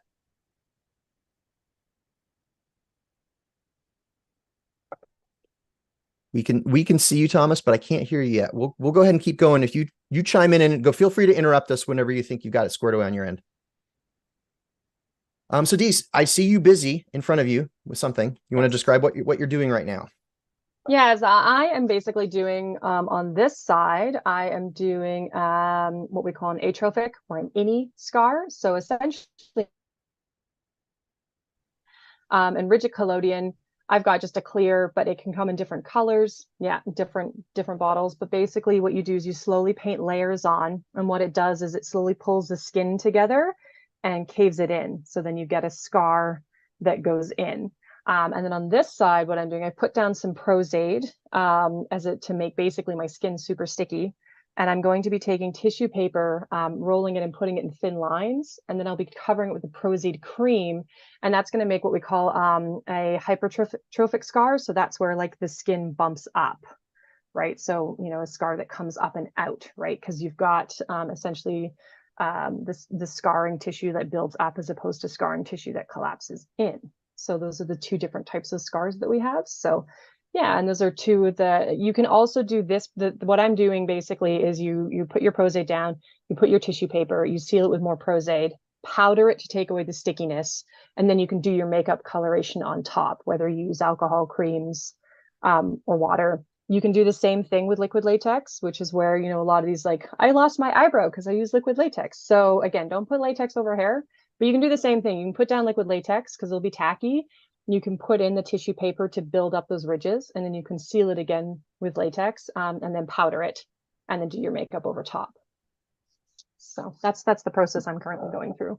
And so what you're describing are techniques around making sort of the scars in real time. Like when you put it on and you sculpt it on your skin, and that's how it is. And then when it's off, it's gone forever, and you start over again. So something that I did for Yondu, because I wanted to be able to repeat a very predictable look for the scar that goes around his the fin, because it looks like sort of his skin was sort of peeled back. What I did was I made a mold, and I literally just like YouTubed how to do this. So There's probably better ways, but what I did was I took and I made inside of a baking pan, a nonstick baking pan. I used sculpting clay that I got at just the craft store, and I made a little scar just flat inside the pan. And then I filled that with plaster of Paris. And then what I was left with when I pulled the plaster out was a mold. And then I poured liquid latex, which we've talked about on here, into that. And I think if this works right, I should be able to just get the corner of it going here and pull this out. And you can see that there's the mold, and then here's the scar that goes around my head. And then using the techniques that we've talked about on this already with the Pros-Aid and latex and blending and things like that, I can apply this to my skin, blend it, and make it look like it was part of me, especially if it gets painted afterwards. So, Thomas, quick check. Can we hear you? I don't know. We got you. Yeah, we've got you. Okay, great. All right. I'm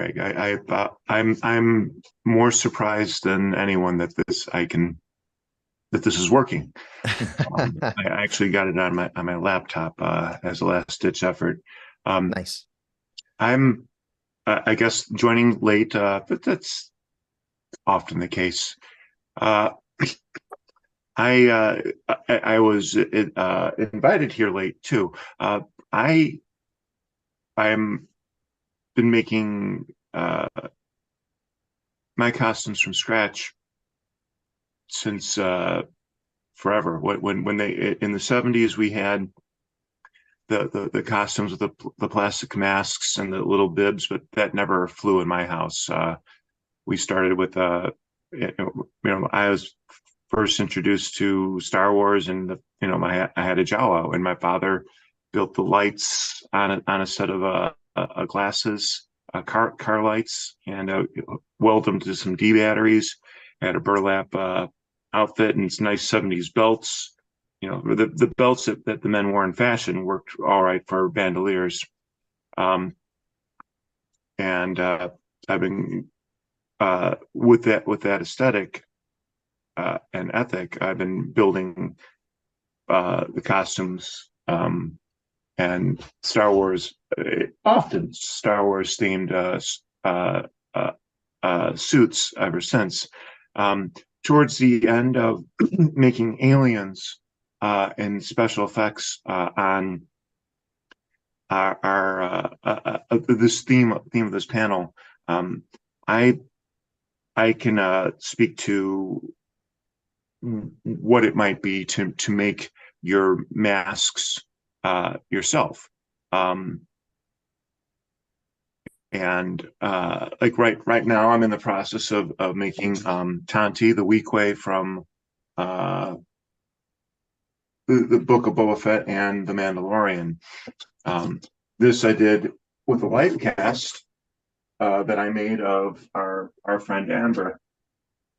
And so again, this is made from using all sorts of references directly from the TV show, the screen captures, and then interpreting it as best as you can the different views.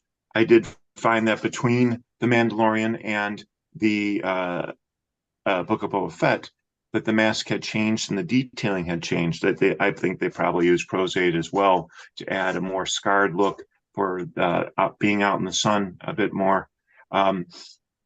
This mask, when finished, will be a type of silicone that's very durable, very strong. But the mold will be a complex mold in which the head underneath will key with the mother mold, so that when we pour our material, when I pour the material, it's a one-man studio here, it will fill up the space between my sculpture and my friend's cheeks and her nose, so that when she wears this, it will be a glove for her head, so that when she smiles, he's going to have that pretty smile. Although I won't be doing dental prosthetics for her that I know of, that would be the next step, along with We want to talk about how the painting of the silicone resists most materials, so there's going to be specialty paints for doing that. And the specialty paints are something I'd like to talk about when we talk about makeup. You have your grease paints. Your grease paints are standard. You'll find them most anywhere, any Halloween store. But if you're working with a latex, you need a rubber mask grease paint. I think it's a creatine that's absent or present, but regular grease paint will eat your latex. So it's just a point to think of. If you're making a raw cast of latex, or if you're adding additional color to it, you want to make sure that the paint you're using doesn't dissolve your prosthetic or your mask. And then that's just a brief me talking for too long, saying hello. No problem. And thank Going to you add for to that. that, though, you can use castor oil to seal latex if you don't have the proper paint to go on top of it. So there's always the thing I love about makeup is there's always a couple different ways to get the effect that you need, which is really, really helpful. But yeah, grease paints that are designed for latex are really cool things. Nice. You And can I get do a transparency effect with this as well. Yeah. And I tried using airbrush on one of my masks at first, and I found it got a fuzzy effect, which I didn't want, and it became opaque. But when I went back and did new casting and hand applied the rubber mask grease paints, here's an example from Maron. I was able to blend it much nicer by hand. Nice. And I definitely want to get into makeup just in general, whether it's for like how it's being applied to a prosthetic or even just on your skin in general, because there's a lot of daunting choices to go through when it comes time to picking makeup. But I did want to touch on something that you talked about, Thomas, with the life casting. And I'm curious, Marty, when you are doing a character on set, do they typically cast your face? Is that something like, do you walk in with like a bust of your head already made? Like, because or do they do it again every time? Or like, how well do they do that to fit you versus are you putting on something that they made for a generic head sculpt and then they make it work? I'm just curious. Well, I don't know how Zoom is showing you, but I don't have exactly the most generic of craniums. But so at this stage of the game, there are a lot of Marty heads floating around the biz, and I've worked with enough people that it seems like I can make a phone call or two and get one of my the head heads in the right head. That's what happened with Mandalorian. When I was cast for Vane, I started researching because I'm a huge Star Wars fan. I was like, oh my God, is it gonna be? So I made like, I think it was one phone call to someone, and then I made a phone call to I think it was to Shauna. Can't remember who it was at the time, but they're like, oh yeah, no, we got a copy. We're already sculpting. So yeah, it's lovely to have that kind of specificity and a fit when it's actually sculpted and cast on your likeness. Then it's like Thomas said, it's like wearing a glove. It's like you don't even notice sometimes that you're wearing anything because it's such a precise fit. Yeah, and I appreciate how much they're doing that in these new shows that we've got, because it goes back to the roots of Star Wars with masks and prosthetics and things like that. It's not just a bunch of CGI'd faces, but there's enough advancement that's taken place now. Like now you can be wearing that mask and literally smile and emote and like show expressions, and the mask will do that with you, which is fantastic. But like a latex mask is not going to do that as easily as a silicone mask will, as Thomas mentioned. And which goes back to what Sean's doing. So I'm going to check back in with you, Sean, because I see a lot of stuff going on. Like you've gone way beyond stippling at this point. Like now I see full on wrinkles on the cheeks that you've formed up. So tell us a little bit, like help us out, hold up that masking, because I want to see where the prosthetic ends and where your model's face starts. Okay. Well, so for the forehead, it's okay. I guess the boundary is going to be like the nose on the sides of the temples. Okay. For the cheekbone, I mean, we've got comes out on the nose, but it'll go all the way back almost to the ear for these I don't know, the eye jowls, the palpitations. Right. The flabby skin under the eyes. Yeah. Okay, so pretty much from the eyebrows up is going to be your prosthetic, and from the eyebrows down is all of what we're watching you intently build here during the course of this panel. That's amazing. Yes. and then we'll lay down all of our colors. We'll do some airbrushing on top of that as well. Okay, cool. Well, just time check. We're about halfway through the 1 hour block here. So I can't wait to see how it turns out. Yeah, I think we'll make it. Cool. Cool. So, Indies, wanted to check back in with you because you're also doing a live demonstration. So I can see that you've got a scar that goes through your eye on your right. I guess I don't know what the camera's flipping on me here, but on one side here. Okay, cool. And then you've got the topical scars on your other side here that are starting to form up. So what's the latest there? Yeah, so the nice thing about working on two different things, so with rigid collodion is you have to like build up layers slowly, right? So you paint on a layer, let it dry, paint on a layer, let it dry. So that's all I'm doing is I'm just painting these layers. But then the same thing is over on this side. So I laid down just my Pros-Aid on my skin to make it sticky. I've added some tissue paper, and then I've gone with the Pros-Aid cream, and I've just blended that a little bit better. So Pros-Aid cream is essentially like there's Pros-Aid for sticking the prosthetic onto your skin. And then Pros-Aid cream is obviously when you put that on, there's that ridge. And so Pros-Aid cream you use for blending those edges. Again, you can also use like liquid latex, and there's a few different things, but I do everything latex free. So Pros-Aid cream is really good for blending edges and things like that. So I'm just blending these down a little bit more so it doesn't look like there's just something stuck onto my skin. But the nice thing is if you need a really just like thin, subtle scar, you can use just Pros-Aid cream and do some like really light, like as I say, that hypertrophic, that ridge scarring. So this just needs to dry. So I'm going to go and add a little bit here, but I also have my third thing, which is my Scar Effects gel. I use the Ben Nye one. This is just a gelatin. And I'm just going to do another ridge scar on the top with the gel effects. And this is really great. It's hard, it's solid, but I've got one in a cup of hot water. So you heat it up and it becomes runny. You put it on and then it cools. But because it's it's like Jello, essentially it's gelatin, right? So it's nice and soft and bendy with the skin, which is really cool, but it's not very durable. So it's one of those like the Pros-Aid cream one, like I can sleep on this and go the next day. Like it is super durable. Whereas the gel effects, it's not nearly as durable, but it's much lighter, much softer, a lot more flex. So if you need it on a place like a forehead, if you're emoting and you've got like, scrunching of skin and stuff like that, you want something that's going to be a little bit more flexible. So gel effects is really nice for that.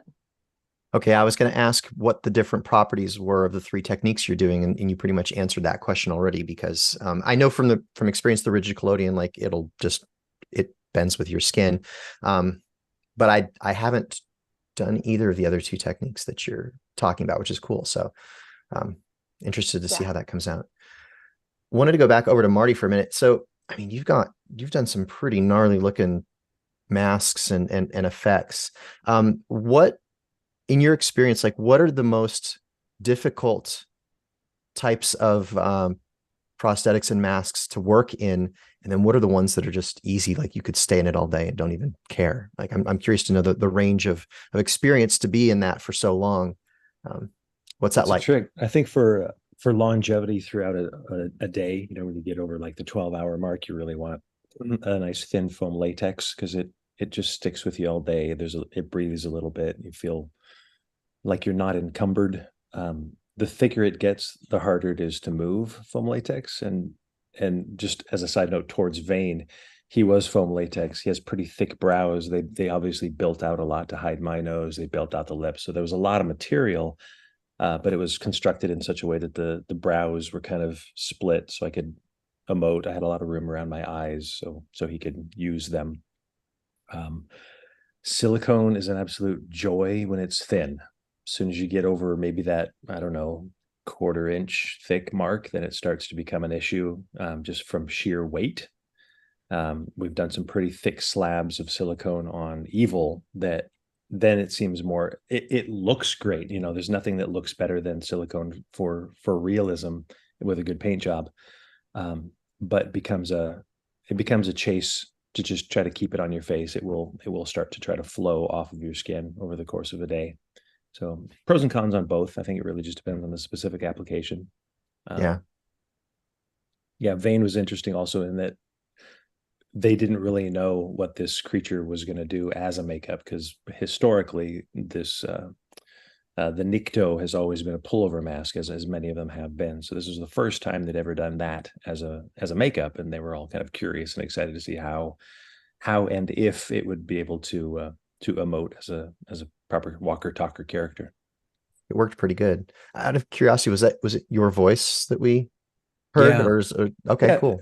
Strangely and rarely, it seems like monsters always want to have something 80-yard to be creepier or stranger. But yeah, there was in the casting notice it was to be a British character. So if I worked up something that was British, and they stuck with it. Very cool. We've touched on it a lot, but haven't really dug into it yet. I mean, we've got a lot going on screen, and we've talked about the prosthetics and the scarring. Let's get back into some of the mask making and mask wearing. So Thomas, talk to us a little bit more about some of your processes. I know you talked about the life casting and your process for the mask that you've got behind you there. I know that there are other techniques. Is what you described earlier sort of just the latest and greatest and your go-to and how you do it all now, or what, like, how would you go about making more of a generic mask that could fit a multitude of people, not just one person? And what does that process look like? Well, if we're talking about a pullover mask, they do have generic heads that you can use. That, again, you have their gloves that fit differently, and you're happy to have them. And so there are same with the masks, and depending on the material you're using, you're still going to have a great deal of comfort and the ability to speak and emote. I found that with my Prince Shizor mask, which was latex. It was I had sweat was channeled into my eyes because I had built flanges over the eyelids, which made it hard to wear.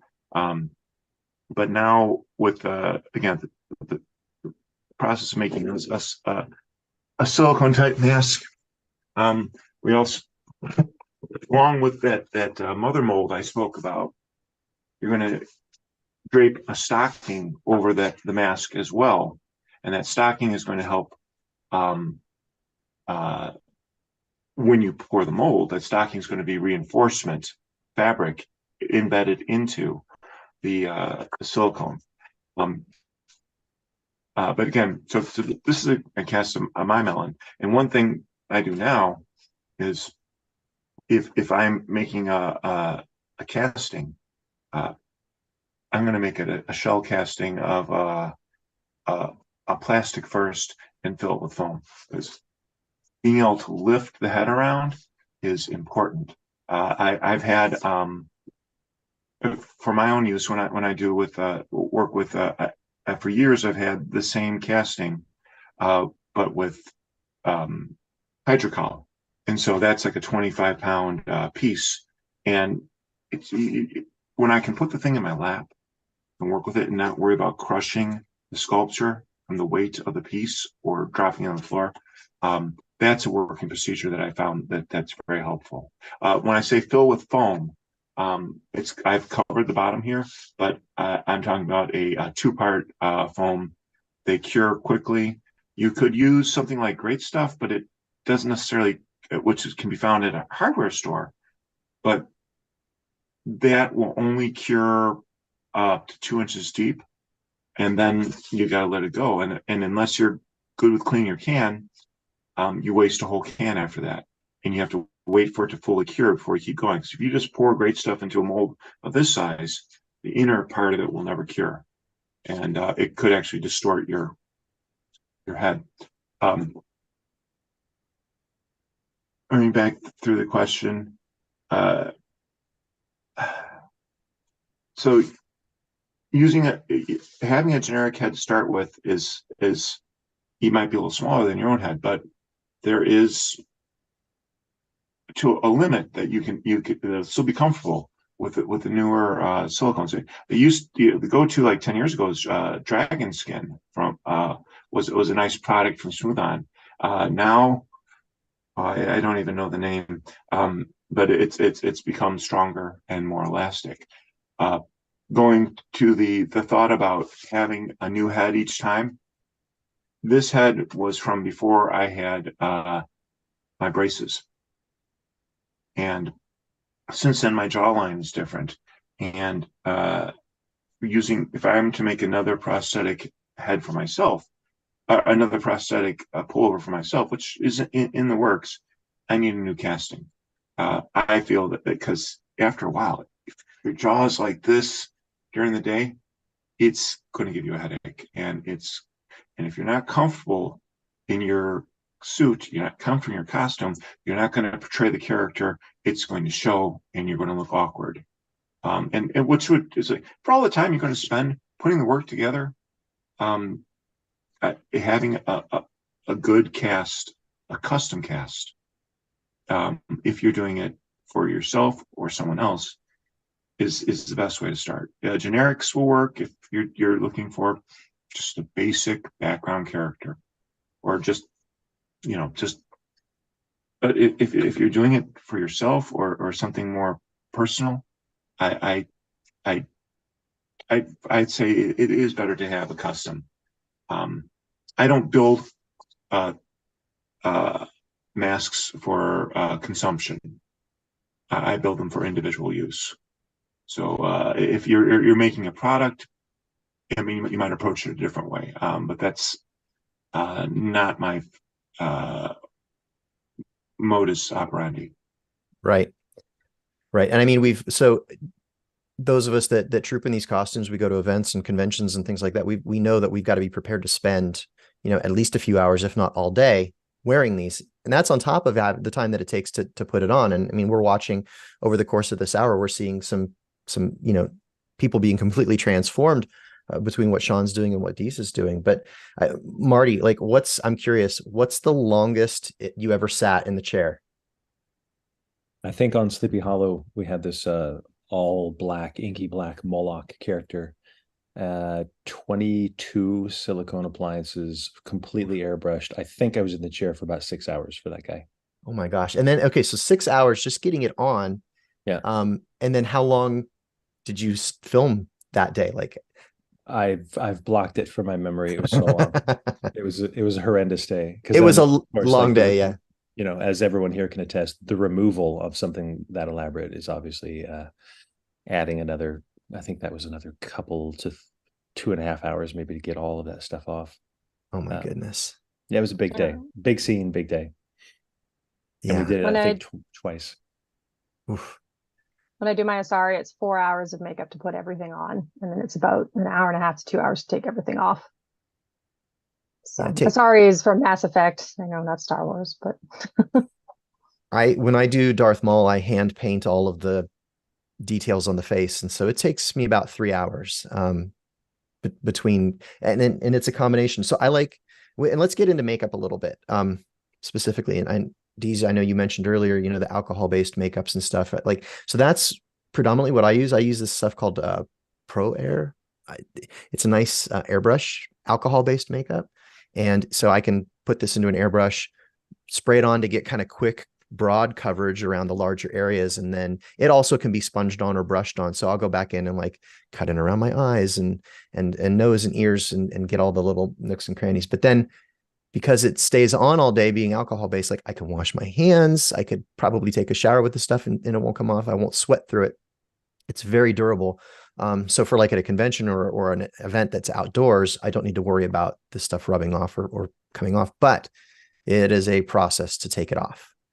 So yeah, I mean, it requires, because it's alcohol based, it requires alcohol to get off, and that's very abrasive to your skin. So just a trick that I've learned is I will kind of do a round with the alcohol to get most of it off.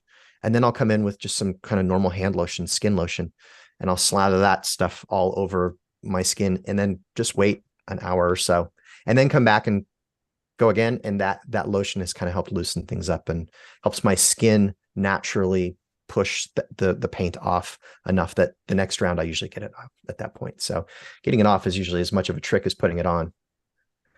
Yeah, when we're instructing people alcohol for sure, but any kind, certain people's skin will always hold on to certain types of pigment. For me, it's green. My skin loves green. I can't green face paint, green cream, green alcohol holds onto. For some people, it's the red bases, but we always say, yeah, like any kind of oil, baby oil, lotion, if you're desperate, olive oil, cooking oil.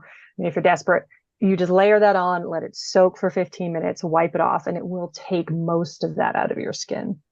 Yeah. Coconut oil. Coconut oil has been my go-to since Sleepy Hollow. Yeah. Nice. Yeah. Yeah, we did a PAX paint.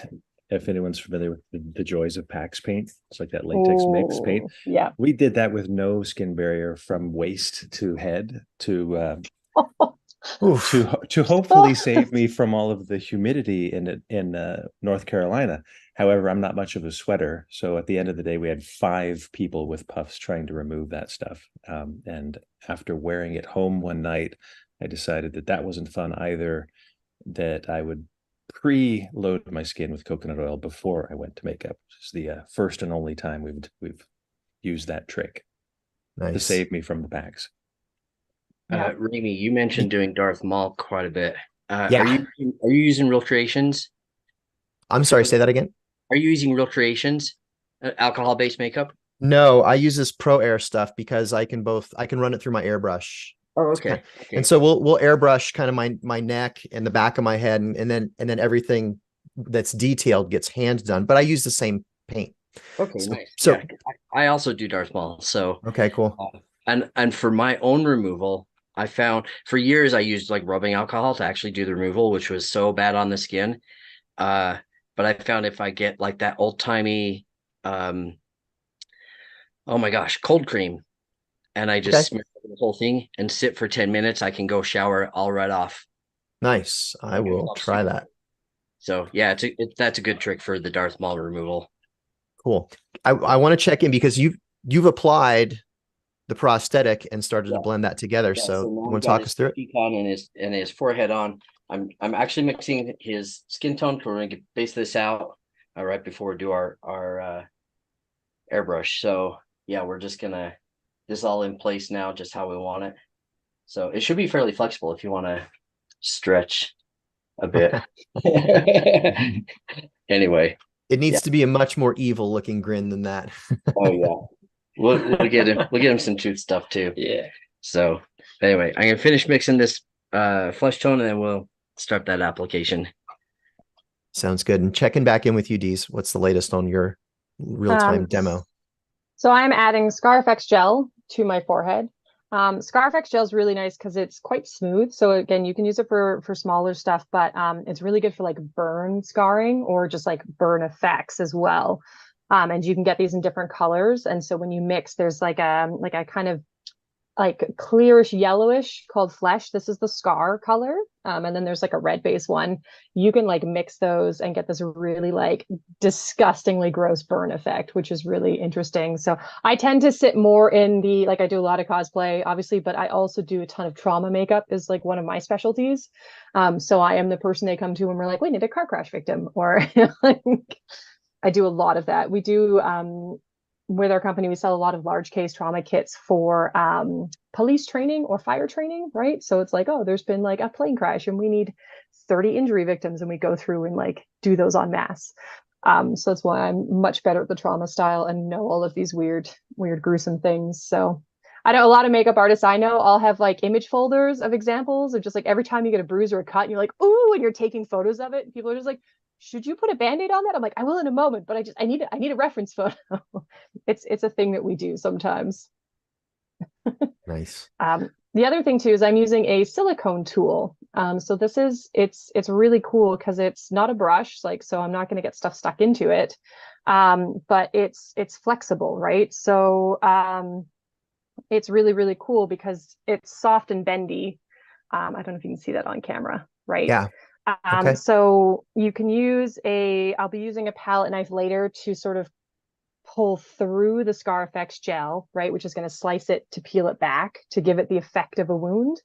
But when you want something soft, the silicone tools are really lovely because you can use like latex. As I say, if you use latex on a brush, that brush is done, it's garbage, but you can use this and peel it off at the end.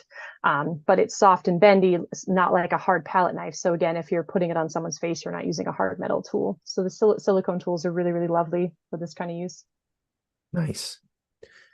Very cool. So So Thomas, we talked a little bit about it earlier. I don't know if there was any additional detail that you wanted to go into, but we're talking about makeup, obviously with the full masks and everything like that. It's something that could be worn more than once. So do you still approach it from a perspective of it being like makeup that's applied, or is it a more permanent paint that you would use? Well, one consideration is this: you're still going to have your nose, you're still going to have your lips, you're still going to have your eyes. So I've seen folk go and buy a silicone mask and march around, never minding that their eyes are showing, that their skin's showing. So blending from your, doing the Batman, doing your eyes black or brown or whatever color best treats your mask is paramount. You've got hands. You might put all this work into doing the Emperor, and then here's my nice Palmolive soaked hands. It's jarring. Right. So it needs the full body, nostrils, everything needs to be considered. So that would be one thing. I want to touch on the Darth Maul. Yeah. I haven't done any bald paints in a while. When I did, I made my own. But for Darth Maul and other characters who have distinct patterning on the face, one technique that some people may have heard of is actually having face masks pulled so that you can, with stencils. Yeah. So having the stencils can speed it along. For Darth Maul, it's done in like 6. You can't do it all at once, of course. Right. So there are passes, and this is just a point of concept. And that even with the stencil to airbrush the shape out, you might still want to show the love and go in and touch it up. But it greatly speeds the. Not only does it speed the process, but it codifies it from appearance to appearance.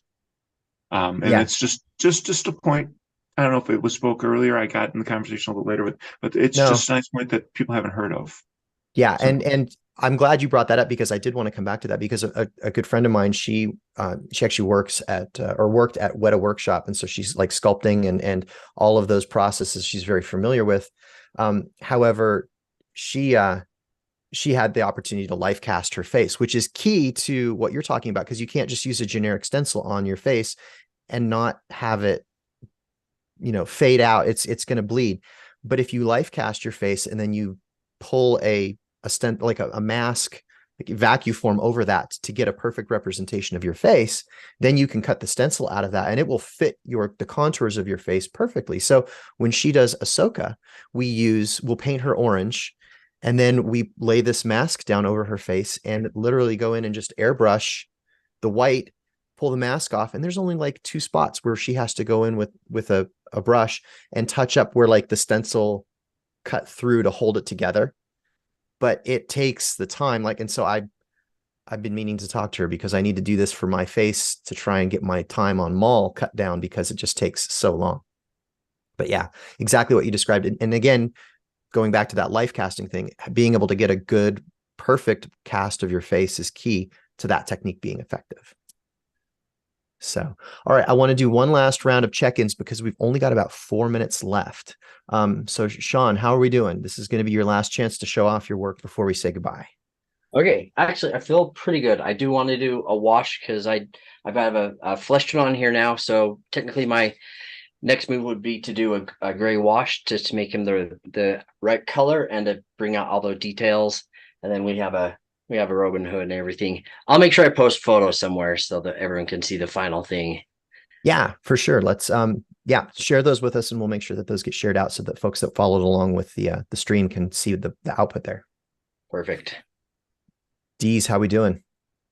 Good. So I am just starting to so after I did this, I powdered it to take away the stickiness, dust off all the extra powder, and now I'm using a cream makeup. I really love creams. I do have alcohols as well, which I love. You guys talked about airbrushing, but I have the palette style because I usually only ever do small applications, but I love cream just for the blending ability. So I'm just sort of blending in now the scars and making it more like actual flesh tone, making it look like it's old and healed over. We run out of time, so I won't be able to like do my makeup up here, unfortunately. And then you can hopefully see here, right, how it's gouged in. So I actually put my color down first for my scar, and then I put the collodion over top. So then I can leave that just as is if I want, or I can now go in with a little bit more makeup if I want to, you know, either like pop that color or dilute that color a bit. Interesting. That seals so the collodion helps seal the color in instead of it being applied on top. Okay. It cool. does, yeah. Very cool. And as always with creams, you always want to powder to set it after, because otherwise it'll stay creamy all day. So using a neutral set powder, I use most of my stuff's Ben Nye. I love Ben Nye. I'm like, this is not paid advertising. They just make really great products. So Nice. Thomas, any parting comments? Anything else you wanted to add before we sign off? I love the Wolf Brothers. I miss the original Wolf Brothers from our Legion. Their name lives on in the Wolf Brothers effects. And one thing we didn't touch on, which I had a little more forethought, is ultraviolet blacklight makeup. And this one from the Wolf Brothers is nice, and it's water based. It stays well. Put it on. You can't see it. You go to a club in your blacklight, and all of a sudden your skull shows up. Nice. And a nice a bit of spice for your makeup is considering different lighting spectrums. That's my addition. Interesting. Very cool. Cool. Thank you. So, Marty, thank you for joining us. Where can folks who want to kind of follow your career and your work find you online? Thank you very much for having me. As I said at the beginning, I'm a huge fan of people who do this. I've never had the connection of my vision out through my fingertips. So my joy is to be able to sit in the chair of talented people and watch them work in the mirror, and then go get to play monster in their art. I'm running Instagram at my name, Marty Matulis, and I'm a little late to the game, but I'm forming up a YouTube channel that has currently the introduction video and about 3 or 4 ready to launch in about a month. Nice. Very cool. So everybody that's following along, make sure to go check out Marty's Instagram and see how we can keep up with him. So thank you, Sean. Thank you, Dees. Thank you, Thomas, for joining us. This was super informative. Again, I'm Rami Shanaday. I want to remind everyone that we are here supporting the Starlight Children's Foundation. Again, those are the great folks who make like the hospital gowns that are like look like R2-D2 or Chewbacca. And, you know, the whole idea is to make the stay that folks the kids have in the hospital, you know, more comfortable and more fun. So we're trying to raise some money for that wonderful charity. Right now, we are sitting at $12,541 to our $50,000 goal. And again, we've got a secret donor who has agreed to match up to $50,000. So we could turn that 50 into 100 if we just keep going. So, anybody that's watching, if you look at those QR codes that are along the bottom of your screen right now, you will be able to get over to the Starlight page and make a donation. There's also some interesting auctions that are going on over there too. So, and I know that our Legion Commander, Justin, and I will have a little bit more to talk about that later in the day. So again, thanks everybody for being part of this. Thank you to our panelists and our guest. So we look forward to seeing you all very soon.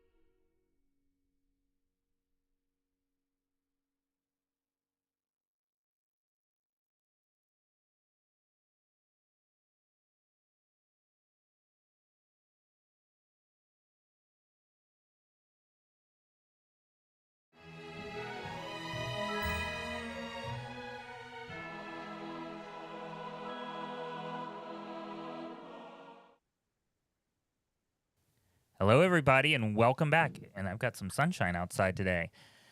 We are midday through day 2 and moving right along, as they say in our universe, with the CEO of Starlight USA, Adam Groney.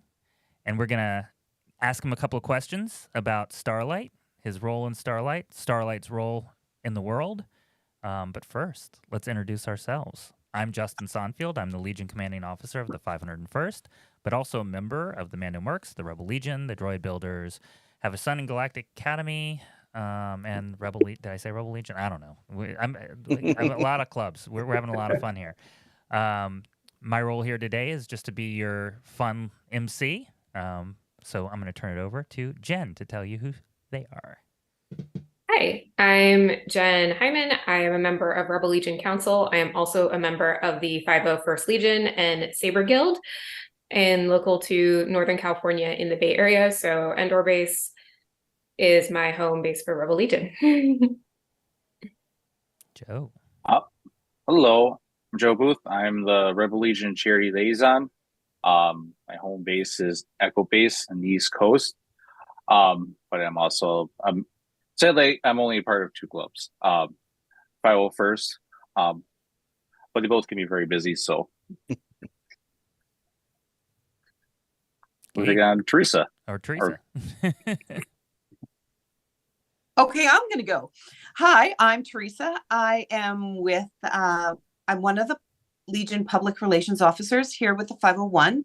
I'm also one of our global leaders for the Dark Empire Costuming Club, and I'm a proud member of almost all the clubs but one, and that will soon change. I am from Canada, and I'm really excited to be sharing this telethon with you and to be back in here with all of you guys. Awesome. And gals. Gabe. Hello, everyone. My name's Gabe Kolbaugh. I'm the Assistant Global Director with Saber Guild International, coming to you from fabulous Las Vegas, where I am a founding member of Nar Shaddaa Temple, and a proud member of Coruscant Base with the Rebel Legion as well. Amazing. Well, let's kick it right off. Adam Groney is the CEO of Starlight USA. Thank you for joining us today. And we would love for you to start by telling us why Starlight Children's Foundation exists and share its mission and vision with the world. Well, yeah, again, thank you so much for having me and also supporting Starlight, which I know we'll talk a little bit more about. But yeah, Starlight Children's Foundation has a really beautiful and simple mission, which is to deliver happiness to hospitalized kids. I'm CEO of the Starlight US, but we have organizations in Canada, the UK, and Australia. And in fact, we're distributing our Starlight hospital gowns around the world now as well. So it's very much a global organization. We all have the same mission. How we execute that is slightly different in each of the countries because the hospital systems and healthcare systems are a bit different. But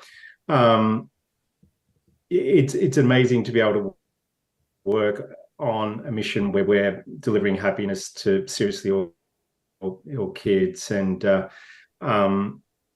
you know, I have a personal connect to the mission. I joined the organization in 2019. And at that time, my niece, who's the same age as my daughter, she was 3.5 at the time, was diagnosed with brain cancer, and that led to brain surgery and then about 9 months of chemotherapy. And the most aggressive form of chemotherapy a 3.5-year-old could survive because they weren't exactly sure what type of cancer it was. So I've seen firsthand, you know, how that diagnosis completely turns a family upside down in every aspect. You know, primarily is your child going to survive, and then financially, and then every aspect is turned upside down. So I've seen that. But through that, I also got to see the amazing impact that Starlight programs have.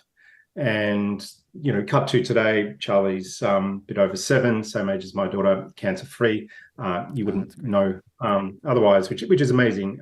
But she still goes in for an MRI every 6 months to make sure that cancer hasn't come back. And one of the programs that she loves is our Starlight hospital gown program. She's a massive fan of Frozen.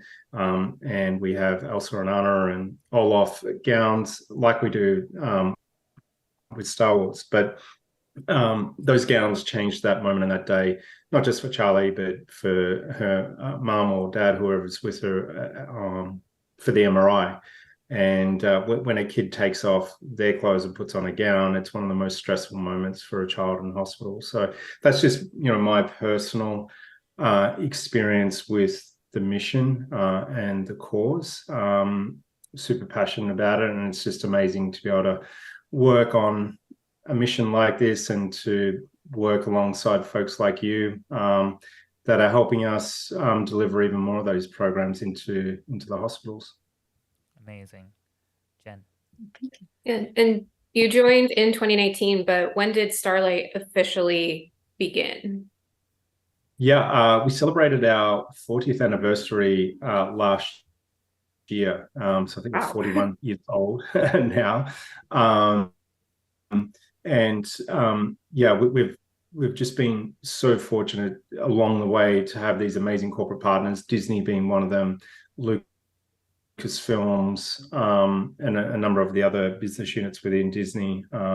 We've also got Radio Fly, we've got Nintendo. So we have these amazing corporate partners, and one of the amazing things, particularly with Disney and Lucasfilms, is not just the funding that they provide, but how we integrate the characters and the brand into our programs. So we have, as you all know, Star Wars themed, character themed hospital gowns from R2-D2. I've got it up here. R2-D2, Darth Vader, Chewie, and we've got a Baby Yoda one as well. And it just, again, a kid puts on a hospital gown typically when they're going in for surgery. So that is highly, highly stressful for the child and the parents, caregivers. So to be able to change that moment, and for a kid who's a Star Wars fan to choose their character and go in to that moment,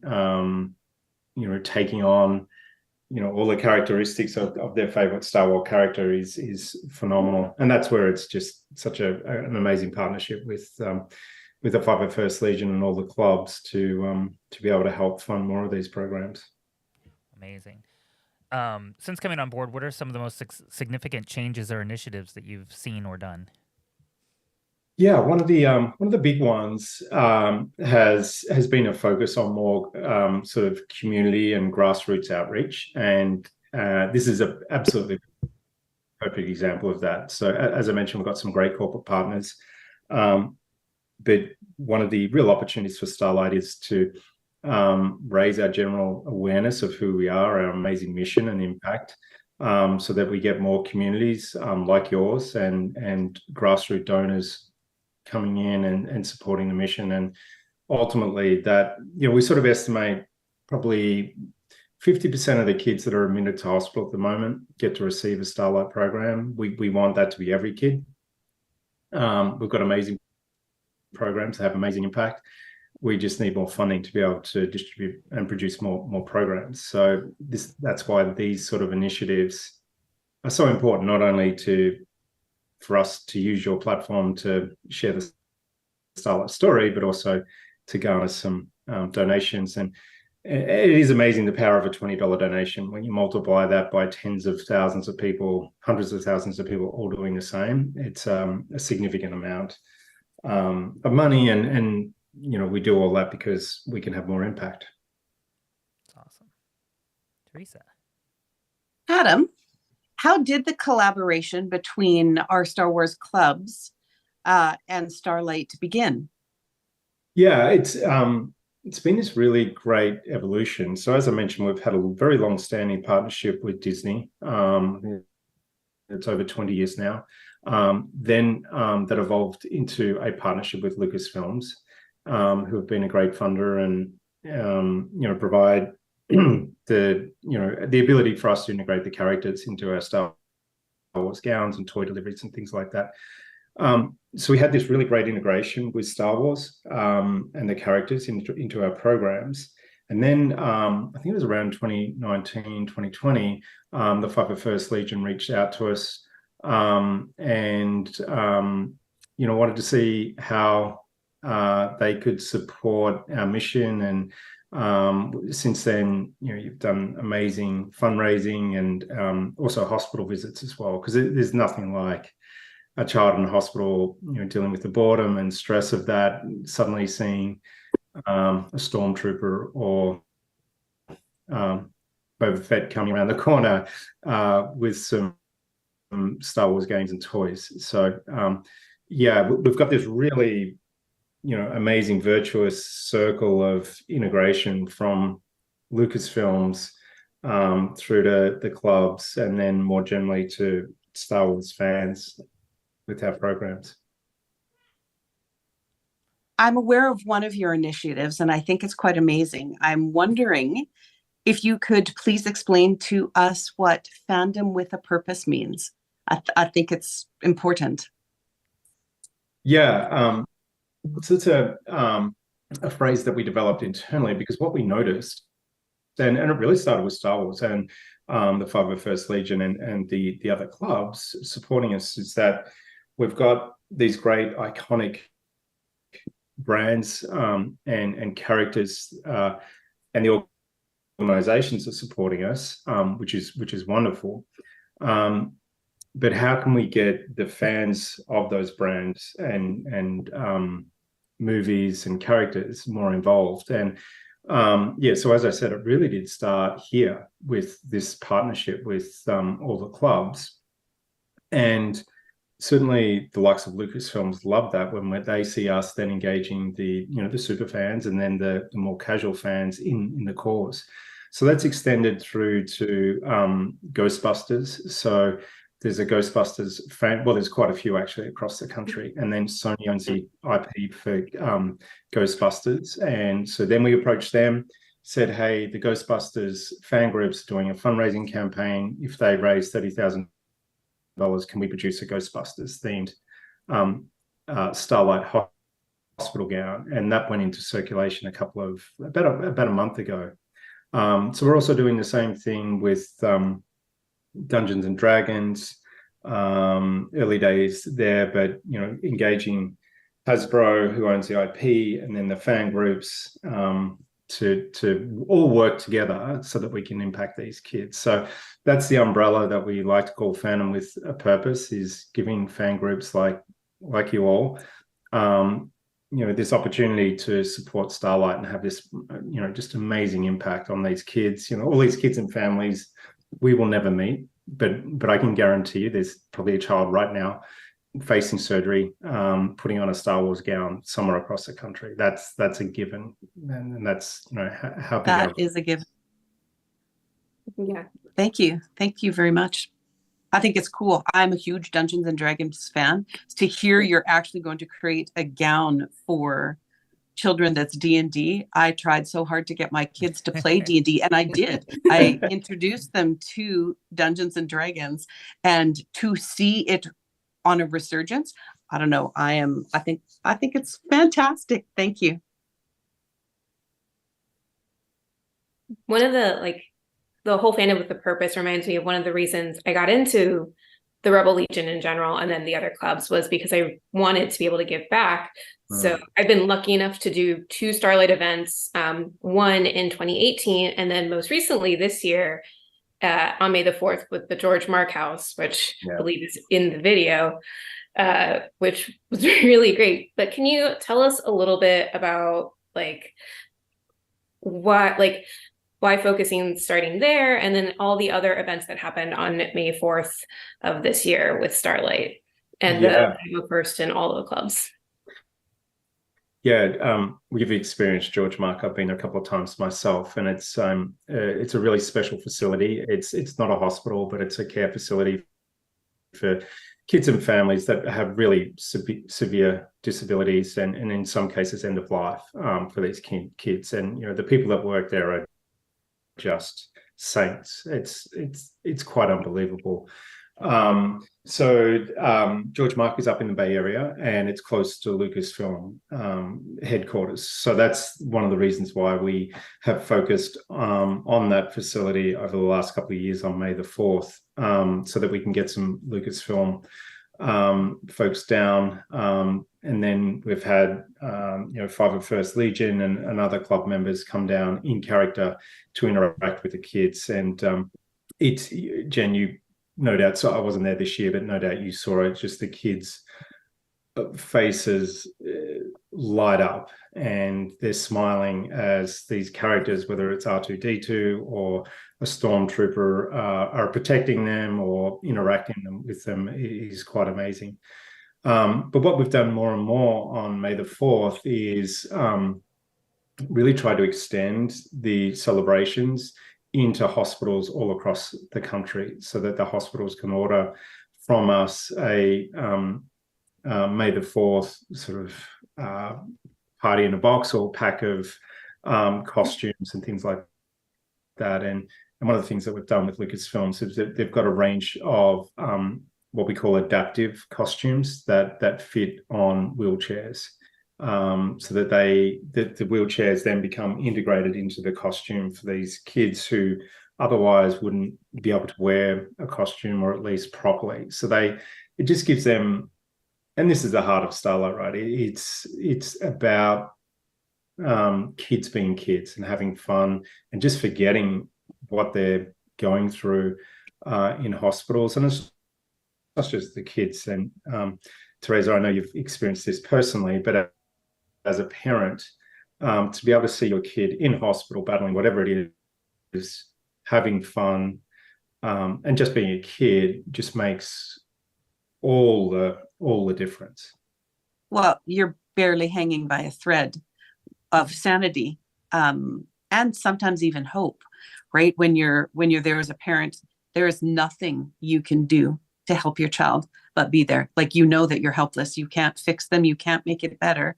And anything, absolutely anything that steps in, that distracts you or supports you, or you get to see your child smiling instead of screaming and crying, or, alarms going off because you're losing them.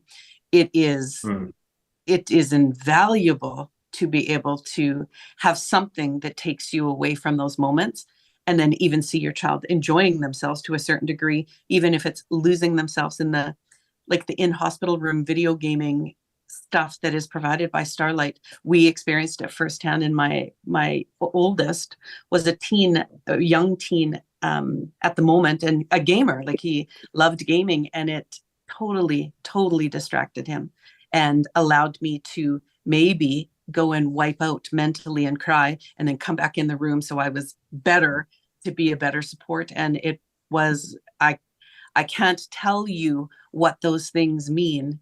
And you can't possibly know what they mean until you experience it firsthand. Yeah. I mean, this is exactly why collectively we all do what we do, right? So that, we can raise a bit of money and get these programs into more kids. It's a kid's face lighting up and putting smiles on these kids. That's what we're all about. And there's also, just the power of positive energy, Yeah. And so when there's no question healing, involved when it comes to the distribution of all of these things, no question. So Disney and Lucasfilm obviously support these events. Can you share more directly about the collaboration in delivering Star Wars themed hospital gowns and toys? Yeah, sure. So we distribute tens of thousands of Star Wars themed gowns each year. So in the US, we've got 600 plus hospitals and pediatric units and care facilities for kids. And then beyond that, we've got Star Wars care packs as well. So these are sort of more of like along the lines of a boredom buster type thing, but a completely Star Wars themed care pack. And then we've got some other great partners like Lego that provide Star Wars Lego items into the hospital network as well. So, we're all about fun distraction and entertainment on our VR program, which is, you know, also an amazing program. The VR program is often used by nurses and doctors as a distraction mechanism. So one of the examples I like to use is, you know, a child with a significant burn. To change that dressing on the burn often requires the child to be put under or heavily sedated. With the Starlight virtual reality program, they can be immersed in that, and we've got the Droid Repair Bay experience on that headset, and they can go in there, and because it's so immersive, then the doctor or the nurse can change the dressing without administering any drugs which have, you know, horrible side effects and lingering after effects. So you know, it becomes a really fully integrated partnership with Lucasfilms, and, you know, beyond that, them helping us to fundraise through auctions and special items and events and things like that. So it truly is a great partnership, and it's just amazing how it's extended now to the fan groups and more to the general public. Amazing. So you mentioned, of course, the gown program, which is a wonderful thing for kids to finally get outfits and hospital gowns that fit them and bring them comfort. But you also touched on how in over 600 medical facilities, you bring play into the lives of all these pediatric patients, and just video games and toys and puzzles and the VR that you just mentioned. What is the importance and what impact do you guys see from having all of this available to the kids? Yeah, it's a great question, Gabe. And so we've got our gaming program, which is a very long-standing partnership with Nintendo, and we work with Nintendo and their staff to adapt the console, the Switch, to be able to go into a hospital, and it's preloaded with a heap of games and stuff like that. We have a toy delivery program, so again with Disney and Lucasfilms, but all the major toy manufacturers as well. So a lot of, but the gaming, the toy deliveries are all about entertainment, distraction, and whilst we primarily focus on the seriously ill or injured child, this is so much more about the siblings, who often are completely forgotten in this setting because they're not the ones with the challenge. And also the parents. And it's just, we get so much feedback, particularly around the gaming program, where the parents are able to game and play Mario or whatever game it is with the child. And just through those interactions, you forget that you're in a hospital, that, you know, there's procedures and checkups coming in the next few hours that you know, may determine, you know, which way all this stuff goes. So it's just this perfect escape. And, you know, the hospital's primary concern and the medical staff is the medical well-being of the child. Where at Starlight, we're all about the mental wellness and the happiness and the outlook of the child. I think, Justin, you mentioned it. It's like that happiness is contagious, and we know that one of our taglines is happy kids heal faster. So a lot of our programs are used as rewards for a child to get through a particularly painful, you know, procedure, whether that's putting an IV in, taking an IV out, all those simple things. So oftentimes our programs are used as rewards to get them through that. So we find kids that are interacting with Starlight programs are more compliant with their medical treatment and taking medication. And it's all the stuff particularly young kids just don't want to do, and they oftentimes don't understand how important it is to go through that little bit of pain for their long-term well-being. So the hospitals, our programs are in such huge demand because it really helps all the hospital staff manage not only the child but also the family through however long they're in hospital. So and that's wonderful to hear, especially I think Teresa showed a great example of how that impacts people on a very personal level. How do you get these new programs, like the VR program? I imagine that's relatively new. When you're integrating it into a medical facility, how do you go about doing that? Yeah, that's a really good question. VR as a clinical support tool is very new, and I think it's one of the best use cases of virtual reality, to be honest. And we've got a partnership with Meta as well, and we distribute those those Meta headsets, and we certainly recommend all the lightsaber training Star Wars games on the Meta headsets. They're for chronically ill kids that are typically being treated at home in an outpatient setting and a hospital. So we essentially gift the headset to those kids, and they can take it with them wherever they want.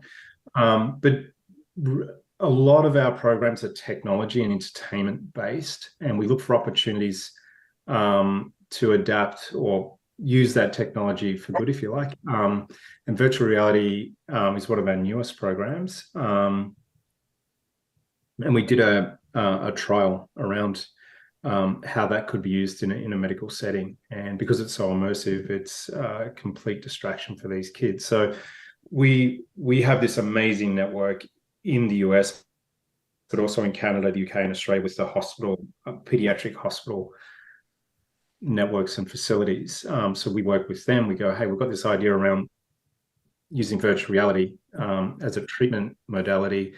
And there has been a lot of research done on that prior, but not in the pediatric space. So we went to them, we created a pilot. We have sort of independent assessment around the impact. The hospitals give us impact feedback as well.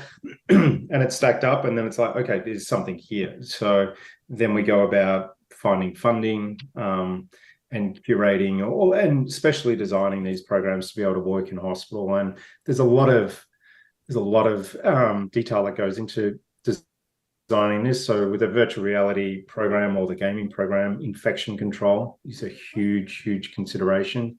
There can't be any sort of cloth material on the speaker outlets or the headband. Same with gaming. So there's a lot of detail that we go into to design these programs. Then a large part of Starlight is logistics. So we get these programs in to our warehouse, and then we send them out to the hospital network when they order them from us. Wonderful. As someone who works in government, especially with a lot of nonprofits myself, I know that initiatives and forward-thinking ideas are very important. Can you tell us more about the Commitment for Change initiative? Yes, absolutely. We're it's something that we're really proud of. So in 2020, like a lot of organizations, we really stood back and took a look at our organization internally and externally around how we can be better as far as it relates to diversity and equity and inclusion. And our sort of program distribution model back then, 2020, was we would get, let's just use the Star Wars gowns as an example. So we would get 10,000 Star Wars gowns. We would put them on what we call a Starlight Hub, which is a private shop, if you like, for the hospital network. We would send an email out to the network, and basically whoever got in there first to order the gowns would receive them. And what we found was that wasn't a really equitable way to distribute the gowns, because the bigger hospitals with more resources and more staff would be typically the ones that received our programs, because they'd have someone allocated to be logging into the hub and watching our emails and all that sort of stuff. So now what we've done, we've matched together a couple of databases, and we have identified the hospitals in our network that serve and support medically underserved and vulnerable populations across the country. So what we do now with our partners is we prioritize those hospitals first, because typically they mightn't have anyone dedicated to facilitating these sort of programs, or they might have one person that is managing 100 other things. So we prioritize those hospitals first. We broadcast that we've got these gowns to them, and then we give them the first opportunity to take these gowns. So in every city across the country, there's a big name children's hospital. But a few suburbs over, there's smaller hospitals serving poorer communities, and we give them first opportunity to get these programs. So last year, over 50% of our programs went to medically underserved and vulnerable populations. And the feedback we get is amazing. There's a lot of these kids and families that just can't afford a Star Wars anything. So for them, even though they're dealing with a child being in hospital, for them to be able to receive a Star Wars themed hospital gown or a care pack is amazing, because these kids have never experienced that before. And so that's one of the core initiatives with our commitment to change, is making sure that we are really equitable in how we distribute our programs, and making sure those kids in poorer communities get the opportunity to get our programs as much as the kids in the richer and bigger hospitals. Very nice. Let me get one last thing. You've probably touched on this throughout the whole thing, but let's discuss the end goal of all these programs offered for hospitalized children. Yeah, I touched on a little. So we estimate at the moment there's probably 50, 1 in 2 kids and families that are admitted to a hospital get to experience one of our Starlight programs. So that could be a Star Wars gown, it could be a Star Wars care pack, experience one of our gaming stations or virtual reality. So our aim is that every child, every family, no matter what hospital they're in across the country, get to experience a Starlight program. And our programs have amazing impact. So, our core challenge here is producing more of those programs and distributing more of them out there in the network. And it sounds simple, but we just need more funding to be able to do that. And that's why these sort of community-based fundraisers are so important. We're absolutely knocking on the doors of all our big corporate partners, asking for more all the time. That's our goal, that every hospitalized child gets to experience the happiness of one of our Starlight programs. That's all sensational, absolutely sensational. And thank you for that, Adam. And thank you, Teresa, for sharing your personal experience with all of us. I try so hard not to talk about it because I can't without being ripped straight back to those moments. And you do wipe out, and they're, talking about the impact. And I know I had mentioned yesterday on the panel, seeing firsthand what we do in hospital with children. And we in our garrison, we stay with our children, our Make-A-Wish children, or the children that we visit in hospital that benefit in hospital from the Starlight programs. I will say I had no idea. I did not know until recently, till we had done some troops for Toys R Us and Starlight this December across Canada, that what actually Starlight does. I had no idea. And I've now made it my own personal thing that I'm going to make people aware of what actually is done in hospital, because I had no idea that those programs or those things that were available to me or to any of our Wish kids that are in hospital are provided by Starlight themselves. It was mind-blowing to learn this spring that the multitude of programs that are there and how they help, certainly in Canada, how it affects, obviously that's where I troop, right? And that's where my children would have gone to children's hospitals. But to see our Make-A-Wish children, or the children who we then follow once they become one of our Wish children, the impact that what Starlight has provided for them in the hospital and to the families that we support for the years after, if we are fortunate enough to still have our children, our Make-A-Wish children that we get to follow, what it had done or has done for those families. And I really want to explore that more here in Canada for sure. Amazing. Definitely. Well, to go from there, we have to have some fun, while we're talking about these things, because at the end of the day, it is about happiness, right? So Yes. one of the things I love, when I found out about what Starlight does, I mean, it's the gowns. Like the gowns are my favorite part to see. And with those gowns, I mean, I remember my first Halloween costume, and we're here celebrating fall, so let's talk about this.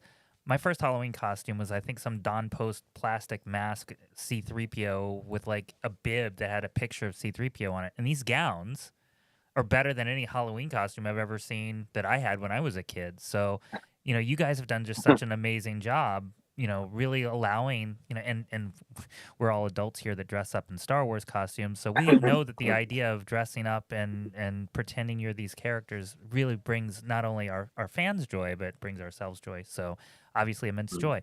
But that being the case, did you celebrate Halloween when you were younger? And if so, what was your favorite costume that you ever had when you were a youngling? You know what, Justin, that's a great question, and my answer is probably going to throw you. So, I grew up in Australia, and lived in the US since 2007. But in Australia, we don't celebrate Halloween. Kind of figured, yeah. Yeah. So, well, I mean, in Australia, you have like 4,000 things that want to kill you when you walk out of your doorstep. Like, I mean, literally, like every Right. toxic animal out there is like there. So I understand. Yeah, but having kids here, it's I think it's gaining popularity in Australia. But it is an amazing holiday and moment for the kids to see them. Well, my kids are already talking about what they're going to dress up as, and just to be out there in the community, and it is so. Yeah, my answer is completely lame in that we didn't celebrate it. Oh, well, I mean, if you'd celebrate Halloween, maybe you'd be dressed up like we are, So we got to get you started on that. I remember mine was a stormtrooper, some kind of stormtrooper costume. Yeah. Oh, that's better than anything we had when I was a kid. So, I mean, obviously your calendars are a little reversed from ours, but when it became the transition of the season between summer and fall, what were some fall things you would do growing up in Australia that would be either unique to Australia or unique to your family? Yeah, so we would so I'm trying to remember now. So that is April, May as we come into winter. I grew up in Melbourne. So one of the big things there is the start of the football season, which is not dissimilar to here, right? But it's Australian rules football, yes. And we don't wear costumes. And you don't need costumes for Australian rules football. Yeah, no. There's no helmets, there's no guards. So the start of the football season is a huge part of that time of year. We celebrated Easter around there as well. So it is, and even with Christmas is the peak of our summer, and it's like, why are we putting fake snow? And it's like 110 degrees outside. Why are we putting fake snow on our trees? I just never understood that, but now I do. Yeah, it would be the start of the football season, and watching that with the family, and I love it. Well, is there anything else that you wanted to talk to us about?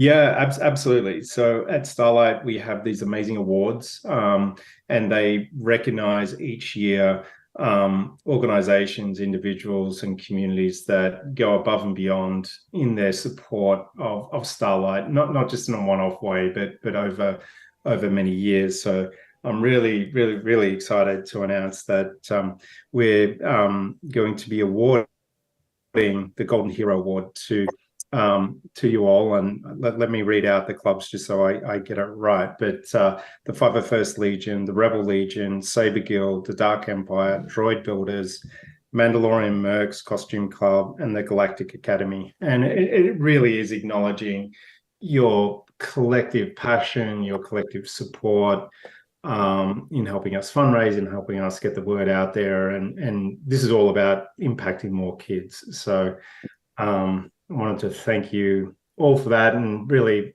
us as an organization acknowledge your amazing support through that, the receipt of that award. Well, I have here for everyone that's watching a mock version of the award, which we'll be sharing out there, and our deep appreciation for it. Adam, about a year, I guess it was almost 2 years ago. When was it? I don't know. It's past May of 2022, right? Is that right? Yeah, May of 2022. Maybe. It's gone so fast. We were scrambling, for a new charity partner for Star Wars Celebration Anaheim, and a lot of our members were very focused on, as we were as leadership group, to find a charity that did have international reach, that did have the ability to coordinate with Disney, because we really wanted to make sure, and Lucasfilm, we wanted to make sure that whatever we do, we're able to do in concert with what their wishes are, and really help out as much as we can with with what they were doing, and in a couple of weeks, you guys scrambled. You guys gave us graphics. You guys gave us the little dip jars that we were able to use not only for these events, but also for subsequent events to make our donations, because we don't like touching money. We like giving it to you guys and just being a facilitator for charities, letting it go straight to you digitally. You were able to scramble personnel that attended a booth at Celebration, and it was just an amazing kismet opportunity, that we had to join forces, and we're here for you guys for the long haul. I think that the priorities that we share as clubs are 100% in line with what you guys are doing. So we hope that this last year and a half or whatever it's been is really just the beginning of what we're going to do together in the future. So thank you. Yeah. Yes. Again, Thank you you so much. Thank you. Thank you So very much. We have 13 minutes left, and in that 13 minutes, we're going to roll some Starlight stories. I hope that you guys are all paying attention and seeing some of this amazing work that not only we did together, but as Starlight does on their own in some of these profiles. I want to thank Adam again, and as well as the rest of the Starlight team that has really helped us get this whole thing together this weekend, coordinating not only in the USA, but around the world with the ability to raise money as efficiently as possible. But we couldn't do it without an incredible team effort from you guys. So, the whole team there, and I could go through all the names, but we'll save that till to the finale. But thank you guys very, very much. And we will see you guys after this with an amazing panel talking about our amazing Canada relationships in our clubs with some pretty cool, with a really cool guest. I'm just going to say that. Anyway, so thank you guys so much, and may the force be with you. When kids need medical care, they will often face stressful and life-changing experiences.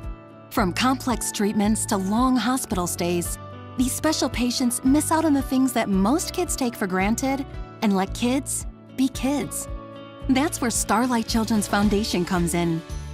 Since 1982, Starlight Children's Foundation has transformed the in-hospital experience for more than 17 million seriously ill kids in 800 children's hospitals and facilities across the United States. Our state-of-the-art programs like Starlight Virtual Reality, Starlight Hospital Wear, and Starlight Gaming let kids just be kids, if even for a few moments. Whether donning an action figure gown instead of standard hospital issue, or settling into gamer mode, if it brings a smile, a laugh, or just a break from their reality, it's happiness delivered. Learn more at starlight.org. That's starlight.org. Happy kids heal faster. That's why Starlight Children's Foundation is dedicated to improving the mental well-being of sick kids, regardless of their illness or injury. When a child is hospitalized, they are scared, lonely, and stressed. Being in hospital facing painful treatments takes away from the happiness of childhood. But that's where Starlight comes in. At Starlight, we provide entertainment through our gaming stations, comfort with our specially designed hospital gowns, play with our toy deliveries, and distraction through our virtual reality headsets. Starlight programs are what happiness is made of, the things that make being a kid special. The simple power of a smile.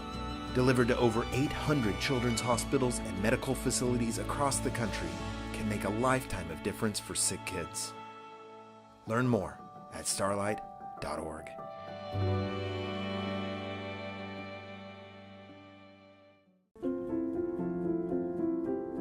My dearest Finn, dear Cairo, Demi, I'm writing this to you to read one day. It feels like forever ago that our lives were changed when you were diagnosed with cancer. I know this has allowed you to see how hard life can be, but always realize it's full of opportunities to make someone's day better.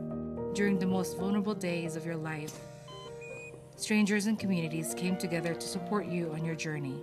There's been so much kindness surrounding you. The surgeon who cared for your heart as if it were his own. Starlight who made you smile even on your toughest days. Never forget those who loved you so well and know that you have the responsibility to give back. Never doubt that you can make a difference in this world. I love you, sweet boy. Love, Mom. Love, Dad.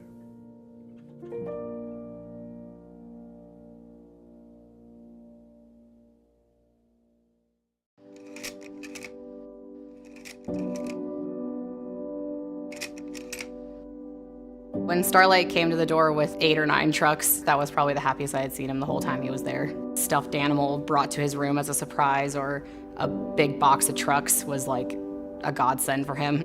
Starlight's given us hope. He now can help other kids and show other families that this doesn't have to be the worst thing that's happening, that things can get better.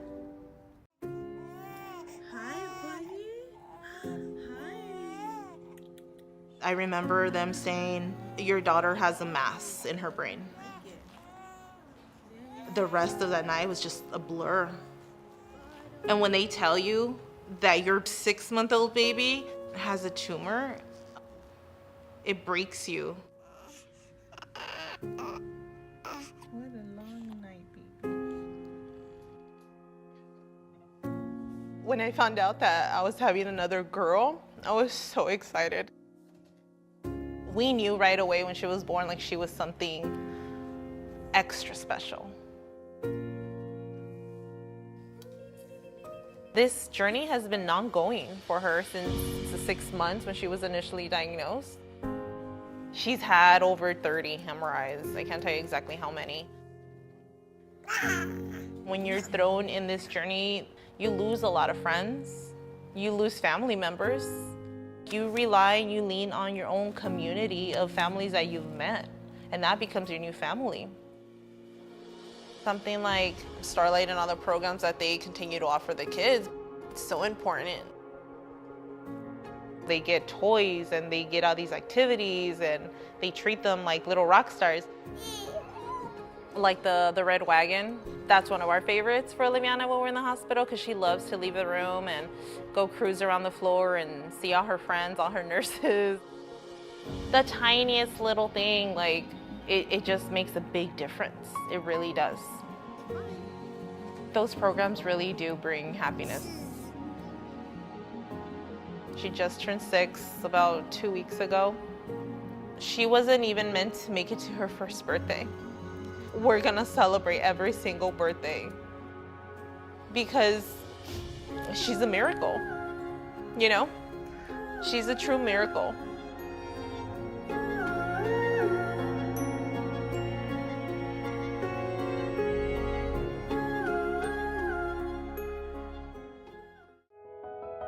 The bumps in the road have led to a lot of life lessons and a lot of joy and a lot of hope. And it may not be easy, but I wouldn't change it. My diagnosis is osteogenesis imperfecta. My bones can break really easily. I've lost count how many times I've been to the hospital. I know it's a lot because I've had about 20 fractures. It's scary, it's painful.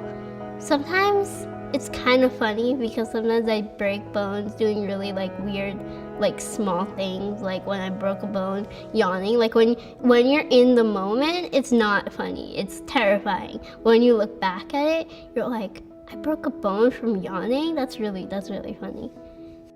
It was pretty hard to accept the fact that my daughter had born with brittle bones, and she literally born with fractures both arms and legs.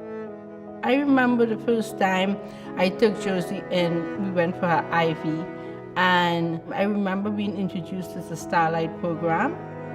There are many ways to help kids and support them with their post-operative pain, many strategies that we have as child life specialists, but I find that the Starlight items are tangible items and programs that I can use with the children throughout their stay here. I had to go to the hospital a lot, so when I got to the hospital, I looked forward to play those games, to play on the Wii or the Switch. The normal hospital gowns, they don't fit, and they're really big and uncomfortable. The Starlight gowns fit me perfectly. Just have an escape from reality, so it didn't make the hospital so daunting and boring and painful.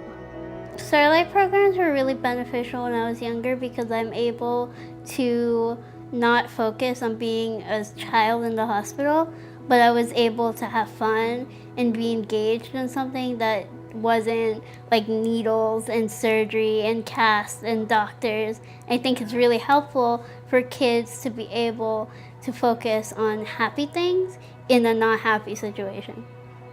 That's amazing. That's Yes. Exactly what Starlight wants to do for you. Yes. That's awesome, Josie. That's really awesome. Every day I look at her and I know something good is going to happen. I wouldn't change you for anything. I wouldn't change the fractures. I wouldn't change the late nights, the doctor appointment, the worry. I wouldn't change anything because I feel if I change it, I'll be changing you. I don't want to change any memory that I gained from you, the life lessons I learned from you. I learned to be a better person, a more kinder person, and I would not trade that for anything in the world.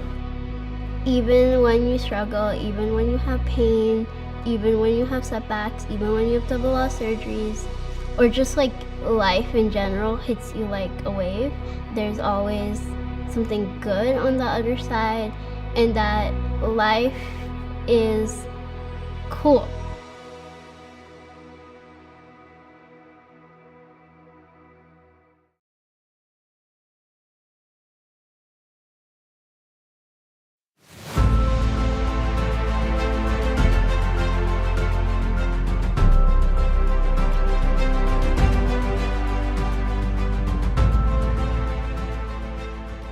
It's great to see the kids, and it brings like a light to their day. And I mean, I know the term is used a lot, but it's really great to bring smiles to them. And it just is a really great way to give back for all of us.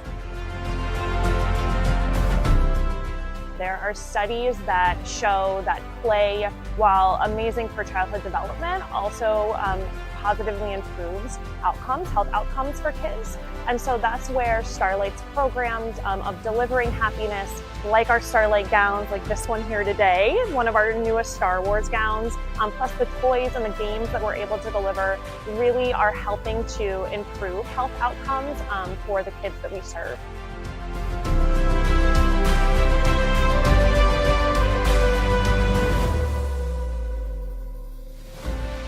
There's so many benefits for our patients and families coming to events like Star Wars Day. It's all about quality of life for our patients as a pediatric palliative care center. So coming to events like this where the patients, their siblings, their parents can all participate in activities together in a medically friendly environment where children with diseases, injuries, and illnesses can meet other kids like them, and siblings can meet other siblings like them and just have fun is such a value for families to feel less alone.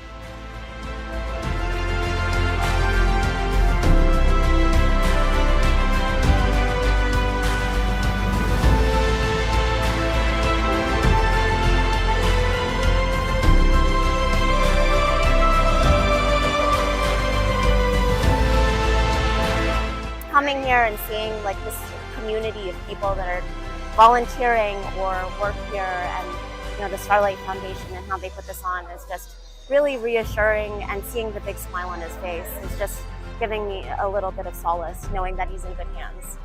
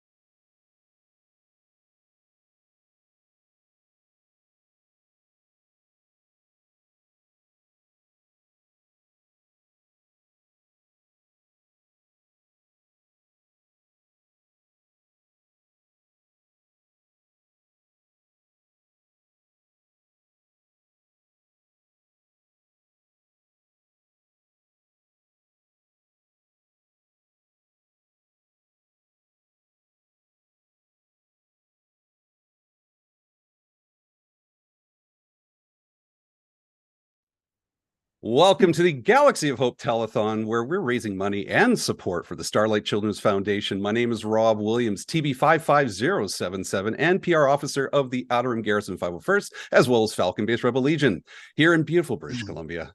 I am also one of the hosts of the Generation X-Wing podcast and the Outer Rim Rookie YouTube show, a beginner's journey to joining the 501st and Rebel Legion.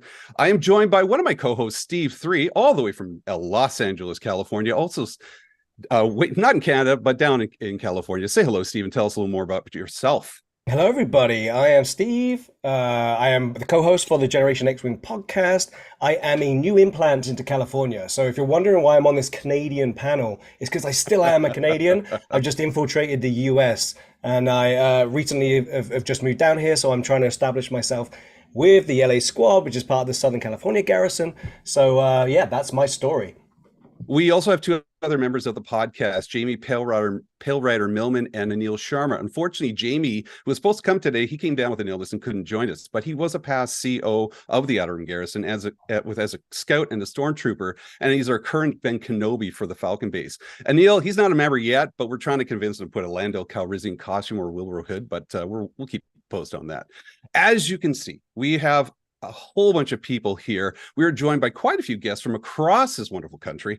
They are all members of a variety of Star Wars costuming clubs and will share their passion for what they do and educate you out there on how you can become part of this wonderful world. Maybe you want to be part of one club, many more clubs, who knows? But we'll start with, sorry, I apologize. We're going to start with Darren Lai. Tell us about yourself, Darren. Hey, good afternoon, guys. Well, I'm Darren Lai. I'm from the Rebel Legion Canadian base. I'm the current commanding officer. I'm also part of the 501st Canadian Garrison here in Ontario, and speaking to you in my car just outside of Ottawa Comic Con. So lots of busy things, lots of great shows happening right now, but great to be here. I've been a member for almost 7 years now, and I was introduced to the group basically at one of these shows. I've been frequent. I've been to Fan Expo a few times and just meeting other people in the garrison, getting to know about the Star Wars clubs. And of course, we'll have some time to talk about the clubs as well. But yeah, great to be here. Speaking of conventions, Rick Strickland, he's all the way out in another convention for the Droid Builder. Say hello, Rick. How's it going, eh? Welcome to the Great White North. We're here at ThunderCon in Thunder Bay, Ontario, eh? Oh, everything is happening up here. It's so cool, man. Oh, geez, eh? Oh, there's so much back bacon. There's beavers all over the floor, eh? Oh, it's great. All you hosers out there, get out here to Thunder Bay, eh? Because it's totally awesome, eh? Oh, thanks a lot, you hoser.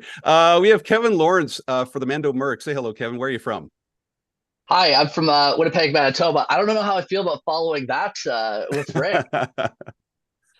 So yeah, I'm Rousselor for the local clan of the Mandalorian Mercs here in Winnipeg, Manitoba. I've been with the Mercs for about 5 years now, and that's actually when I started getting into costuming. I'm also a member of the 501st and the Mandalorian Protectors as well. One person you cannot see on the audio, but you will hear his video. That is Colin Cat Smith from Saber Guild. Say hello, Colin. Hello, everyone. Where are you from? I'm from Edmonton, Alberta. I've been a member of Rebel Legion for almost exactly 8 years now. I got my anniversary in 2 weeks. And I joined Saber Guild about 6 months after that. So I've been part of both communities for quite a long time now. Former XO and Rebel Legion at Hellrider Base, former local director here for Saber Guild at Echo Base Temple, and just been really enjoying my time. Awesome. Our next guest is a familiar person from the Gen X Wing. He's our current commanding officer of the Outer Rim Garrison here in BC. It's Andrew Donatelli. Hello, Andrew. Hi, how's it going? Yeah, I'm the CO, Outer Rim Garrison, 501st Legion for British Columbia. Yeah, I've been members for coming up 5 years now. Got a couple of costumes, Stormtrooper, TIE Pilot. Working on joining the Rebel Legion as an X-Wing pilot as well. So, and lots of droids too, right? Lots of droids, yeah. Big droid builder as well.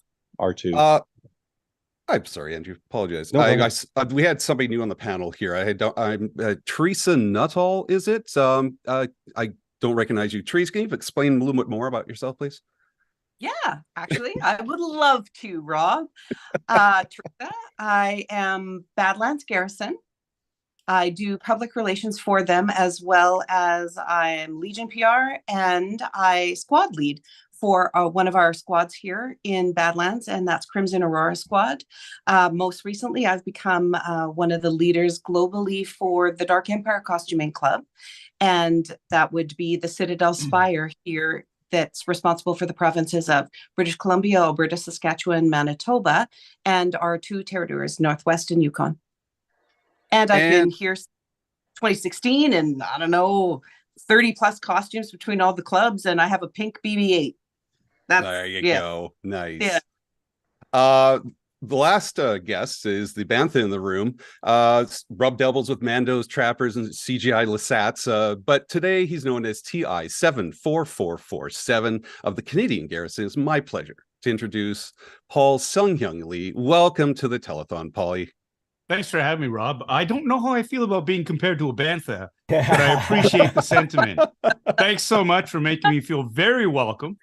Are you the Max Rebo in the room? Is that Yeah, work better? let's do that. I get the analogy. No, it's great. It's lovely to be here.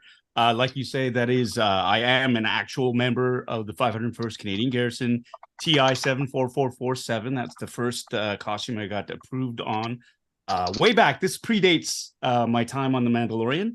And yeah, so I came by. Honestly, I'm also, I was just recently feted with an honorary membership to the Rebel Legion via Darren over there. He'd been bugging me for years, trying to get me to accept.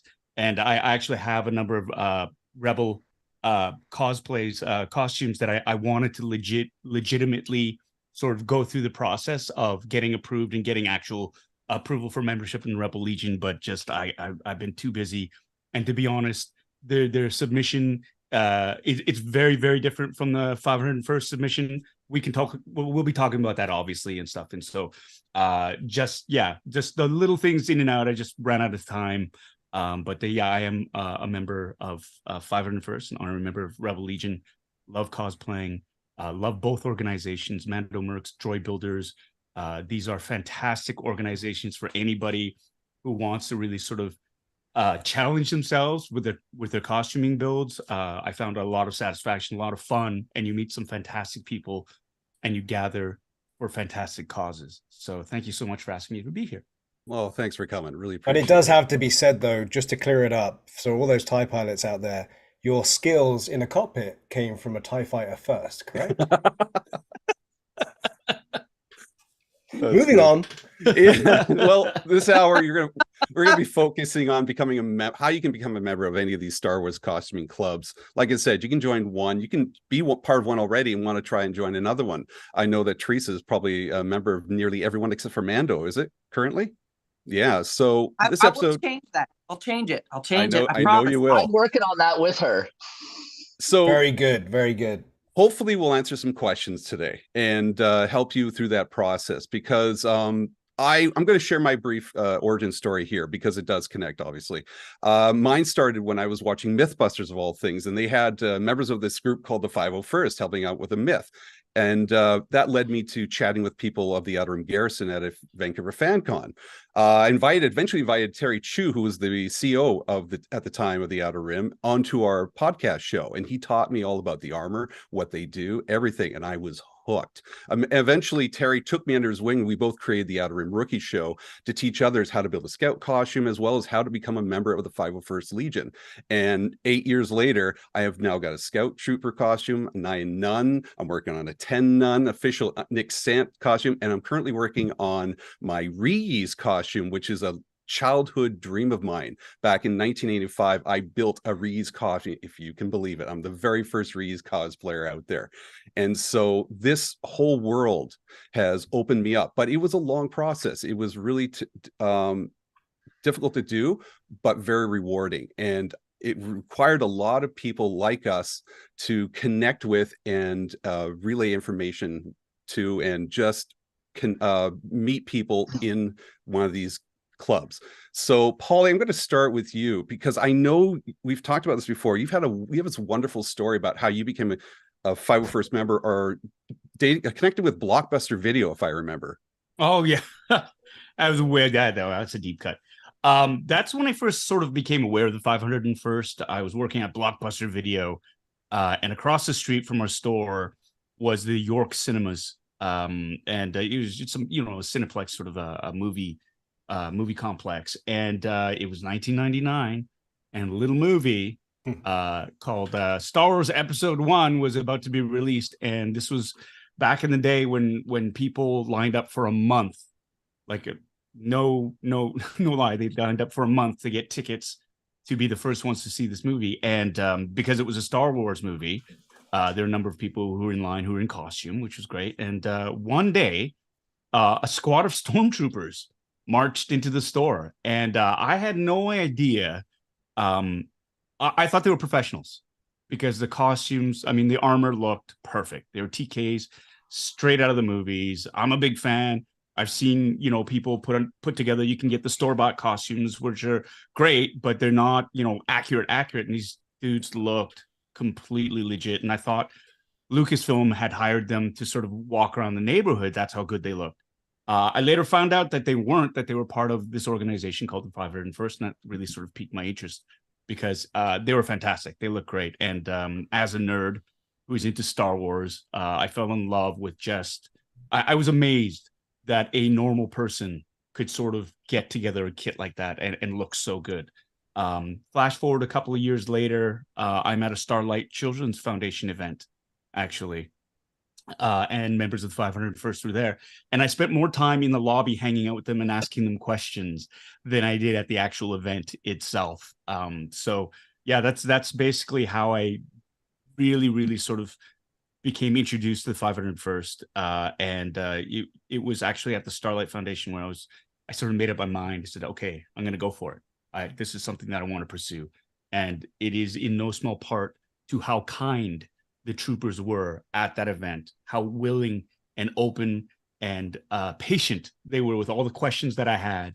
And they were very, very effusive in their encouragement for me to sort of go for it and try to build a costume. So yeah, it's again, the costumes are beautiful, but it's the people inside of the costumes I still maintain that really bring that love, that passion, that commitment to helping others.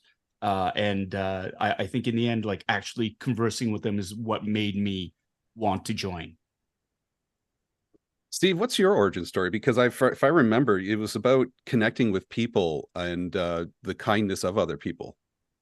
Yeah, I was a super inner nerd, and a lot of the people I was around with, I started off in the UK, had my love of Star Wars from there. I moved to Canada. I spent 18 years in Canada. And it was during my time in Canada that I realized that I don't want to hide this. I am about this and I want to do more with it. And I've always wanted to have a Stormtrooper kit. I've always wanted to have a TK. It's one of my favorite characters. For whatever reason, that's what went up into my head when I watched the Star Wars trilogies as a kid. And I always wanted one. So that's the jump I made. I said, screw it. I'm going to do this. I'm going to change my life amazingly rapidly. And I'm going to go forward with my love of Star Wars, and I'm going to start. I want to be part of the 501st. I want to get into this. So I ordered a kit, and I went to Star Wars Celebration in Anaheim in 2015. So that was it. I went on my own. I didn't go with anybody. I just packed my bag. I went, and I knew my brown box was going to arrive by the time I got back. So I was super pumped and excited. Wandered around on my own. Heard about this lineup you can do on the floor to get into the panels, and at that time in 2015 it was when we were going to get The Force Awakens. So similar to Paul's story with episode 1 coming out after the big dark years, this was another period of time when we didn't have anything. We had Force Awakens coming out, so I wanted to line up on the floor. I didn't have anything with me apart from my wallet. I didn't think about taking a coat or a jacket or anything to keep myself comfortable. Spent God knows how many hours on the floor, but I met people there. And the people I met were actually someone you may have seen earlier today with the collections segment, was Chris. And Chris and his friends took me under their wing, and I spent the whole weekend of celebration with these strangers that I never met before, and now can't imagine my life without them in it. So every celebration we hook up and meet up, and we all do celebration together every single time since that time. And obviously, once I got home, dedicated my hours to build this TK, and that's it. And now I feel like I'm doing a restart because I've destroyed mine and I have to build a new one before I can start my journey again here in California. So that's actually quite a long, brief origin story. Darren, you were teasing yours earlier. What's your brief story? Yeah, so I mean, I've been a Star Wars fan for a very long time. I mean, probably since maybe grade 2, grade 3. I think the first time I was exposed to Star Wars was through a birthday party. You know, I got like a little loot bag with a Return of the Jedi storybook, that sort of thing. But I think it really started to pique my interest when I guess when the prequels came out. So 99 with Episode 1, and just I remember first few times I interacted with our members here in Ontario was actually online. I was on the forums on the force.net. Some of you guys remember that back in the day, and it was just really surreal to meet them, in person. Some of these guys that I've interacted with online for so many years at one of these shows, right?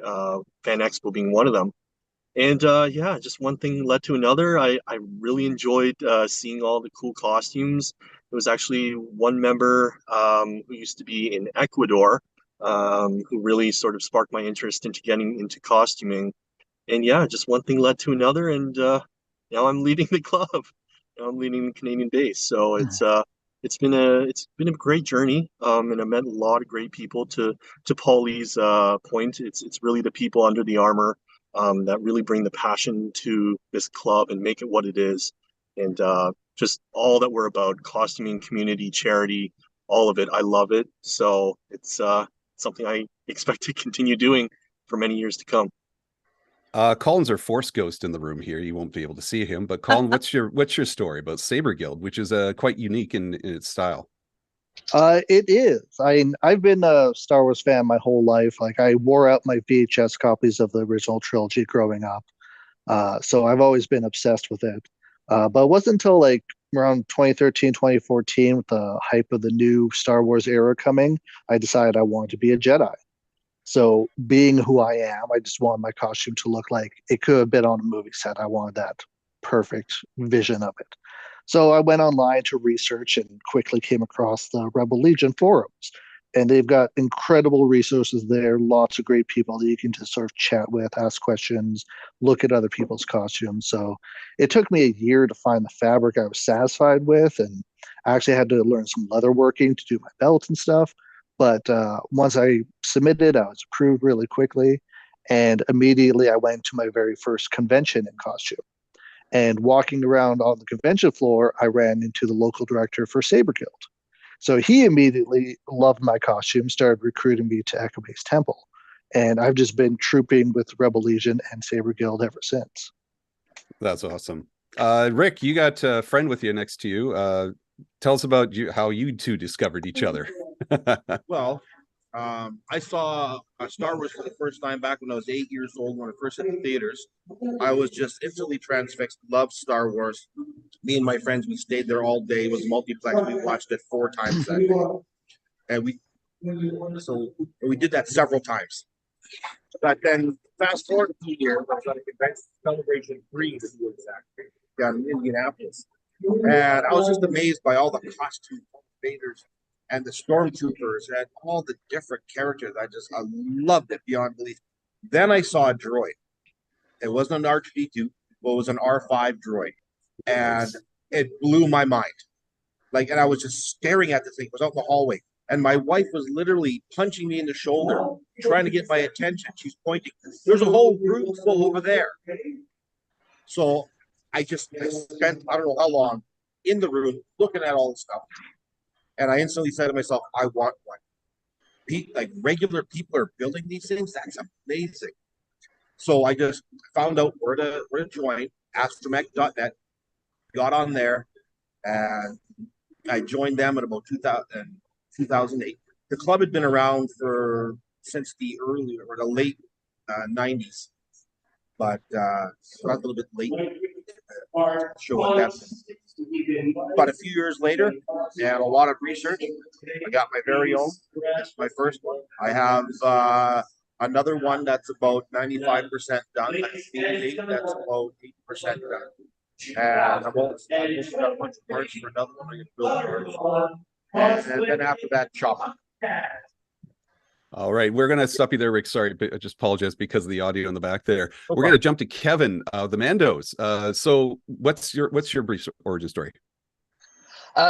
So ironically enough, like my origin story started with a Star Trek convention back in the mid 80s. Oh. I didn't even know. I know, right? Star Trek at a Star Wars thing. But Winnipeg, where I live, is not the biggest of cities, and there was a Star Trek convention coming. My dad took us. I saw people wearing costumes, and I was like, "Oh my god, you could dress up as characters!" And like my dad, we watched Return of the Jedi in '83. Fast forward to the Phantom Menace came out, is when I first tried my first ever costume. It was abysmal, but Darth Maul. I was like, "This is the coolest character ever."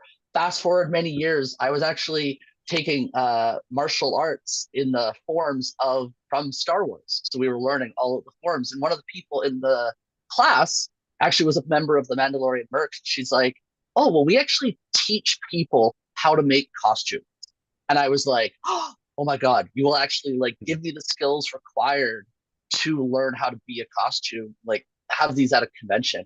And so it then came back to family. I was talking to my wife and, my daughter, and I was like, okay, so I started and I made a Maul Super Commando Mandalorian as my first ever costume. So, thrown back to Maul, right? And now my wife's costumer, my daughter, who's 7, she's actually a Rebel fighter pilot as well, Harrison Dula. So she's had that since for a year. And I'm like, "No, you don't want to do that." She's like, "I don't care. I'll wear the makeup at 6 years old," right? That's how excited she was. So, and the local clan, it's all about this family. And I've been doing it for 5 years. So they met my daughter when she was 2. She's 7.5 now. So she's part of the clan as well. But yes, it's really all about family, and much of the clan is family to me as well.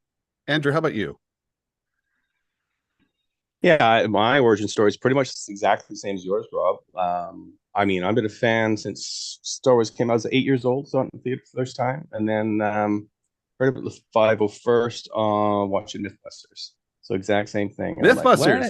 There you go. And you're like, I'm like, you can get Stormtrooper armor? No way. So I looked it up, found out about 501st, and then for a couple of years, it was just kind of like, you know how to get started. Where do you buy the armor? All that stuff. Then I went to Fan Expo. I went to Fan Expo, met the Outer Rim Garrison, talked to the guys there, and it was just like, be one of us. Come on, we'll show you how it's done. Got on the forums, learned how to do it. I think I was approved within 3 months. It was just, and then the thing I didn't bargain for is, I just wanted to be a stormtrooper. I didn't care. I just wanted to be a stormtrooper, and I met the coolest bunch of people. And I think my first troop was actually with you and Steve. Oh, really? At one of the iconic Cars troops.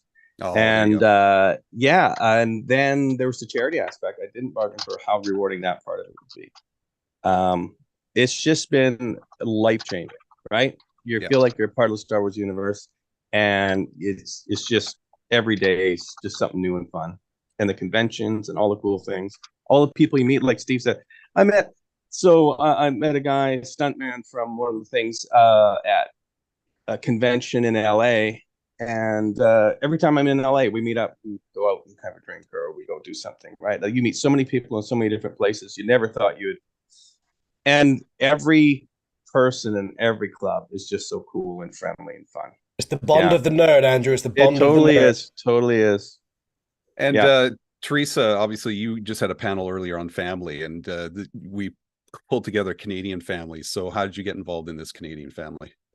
My brother, actually. So being one of also these lucky people that got to see it live in 1977 on opening night. My mother brought us 3 children to it. She was a beautiful Princess Leia, and the love of Star Wars happened then. I wasn't interested in being Leia. I wanted to be Darth Vader. And my brother wanted to be a stormtrooper. And years later, fast forward, he said, "I'm finally going to live my dream. I'm going to be a stormtrooper. There's this group.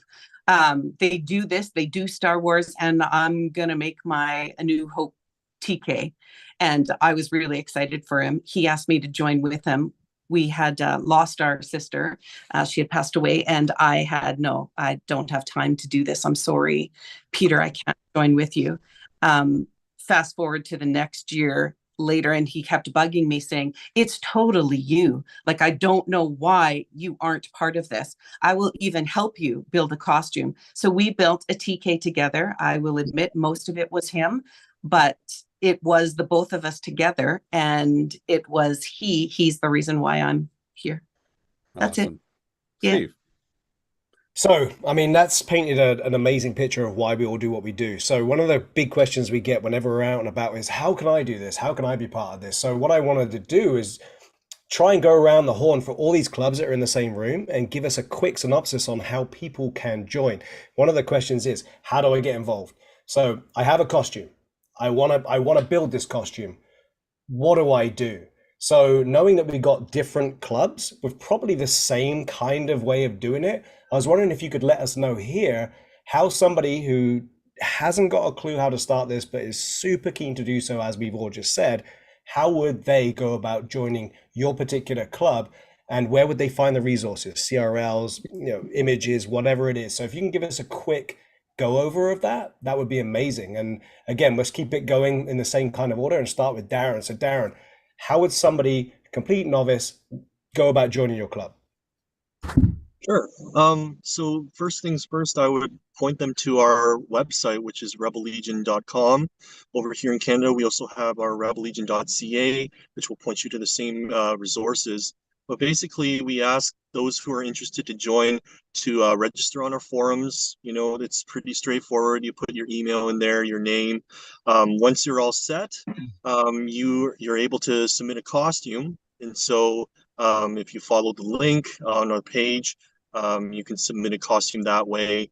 And we just ask for a front facing, back, left, right, clear images of your costume. But yeah, aside from that, there are lots of standards. We have costume standard libraries, for each respective costume groups, right? I'm not sure if the audience is familiar, but we have detachments here in the Rebel Legion, which covers various costuming categories. So based on what you're looking at doing, we have lots of resources and friendly people too who are able to help you out on the forums. We also have Facebook, Instagram, since people reach out to us that way with their questions. So we always encourage people to check us out. But yeah, that's usually how we go about it. We point people to the forums first. If they have any questions specific to their costume, we can always help in that regards. Our base membership officer helps with that, as well as our team.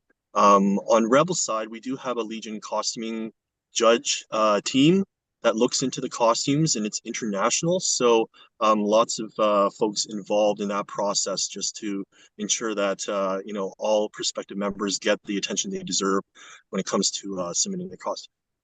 Great. So summary, don't panic, join up. You don't need a costume to join up, and then you'll have the guidance and help that you need to complete that costume, enter it in for approval, and you're in and ready to go.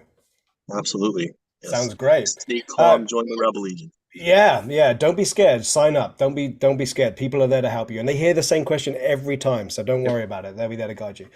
Colin, for you, I'm going to go to you real quick because the Saber Guild is obviously a faction of all of these groups. I mean, anyone can possibly wield a saber. So, how would someone go about joining the Saber Guild? Is it the same kind of experience?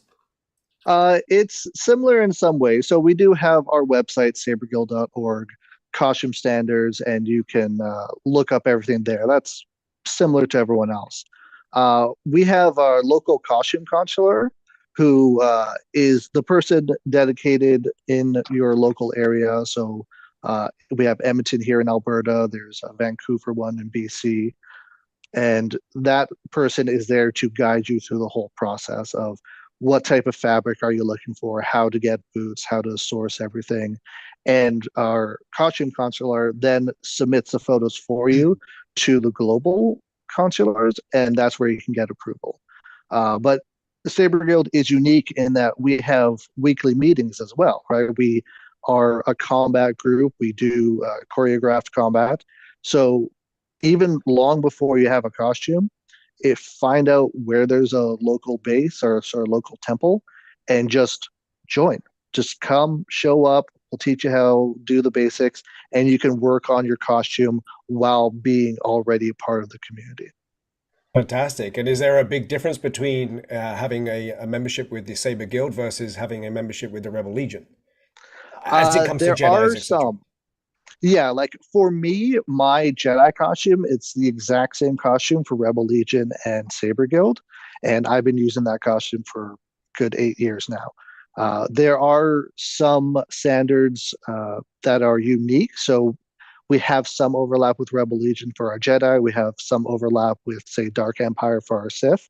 We also have some unique stuff. And if you want to be a face character, if you want to be Rey or Vader or Obi-Wan, then the standards for the Rebel Legion and 501st Legion is our standards in that regard for face characters. Great, thanks for that info. And that leads me over to Teresa, because Teresa, you're in the Dark Empire, which some people may not know even exists. So yes. So one more thing about Guild, though, they are the only one of our clubs that allow performances, choreographed performances. None of the rest of us are allowed to do that except for the Saber Guild Club, which is unique and cool. If that's what you would like to do and have the ability to do, that Saber Guild's your club. But we all like to put on a good show. We all like to perform a little bit out there as it is. So if you have that saber that you love, you don't want to just have a belt hanger. You want to be able to twiddle it around, right? So you want to be able to actually fight with it and ignite that saber. So it was a good thing. But Teresa, tell us more about the Dark Empire, because it is, correct me if I'm wrong, it's one of the newer groups that's come around. I mean, it's still been around for a long time, but one of the newer groups. So what would lead someone to go to the Dark Empire? What kind of characters would they be wanting to portray to join the Dark Empire? Well, the Dark Empire has been around since 2007, so looking at 16 years, but newer to Canada, mostly in the last few years or so. And we only have 2 spires throughout our vast country, which is Dark Force Spire, which is Eastern Canada, and Citadel Spire, which is my spire here in Western Canada. And we've been here since 2020 during COVID. So what could we do? None of us could do anything during Rona times. So for us, the Dark Empire, the founders here felt we were lacking a costuming component or a club, which is, although we do accept canon costumes, our main claim to fame is our customization. So we would be your Force users, your dark side. We are all Dark Empire. Bad guys, bad Sith, but we also allow for custom smugglers, pirates, Dark and Fallen Jedi, also non-Mando bounty hunters. So you can customize and create your own costume within the Star Wars community. So let's say you were a KOTOR or SWTOR fan, you literally could create your own costume that you play and submit to this club and literally become your costume. So you would create your own backstory, and then you would live your backstory basically in your custom costumes. And as a costumer, I was like, why do we not have a TDE in Canada? What is happening? Because it honestly is a club for me as a costume creator. I love the freedom and creativity. So it's like when you play a video game, you create your own character. Here you can do it in live action. You can create your own character and actually portray your own character. That's great. That's awesome. And where can they start that up? Where would they go for that?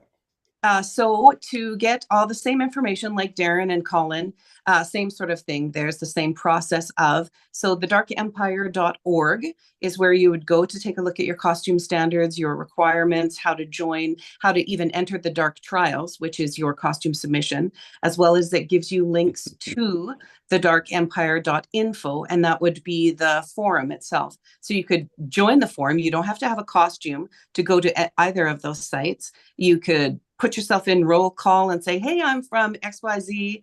I'm interested in a custom Sith. I'm wondering if somebody could point me in the direction of those requirements, or I really want a custom smuggler, but I don't want to look like Han Solo. What could someone help me with that? And someone will help you with that.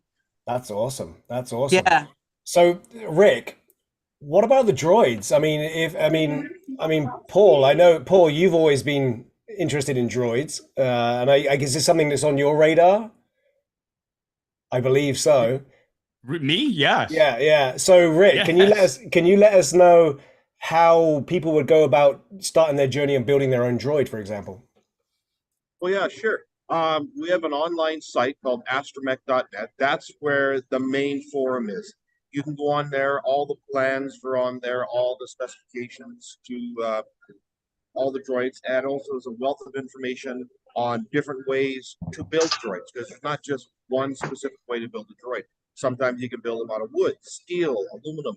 3D printing has become really big in the last few years.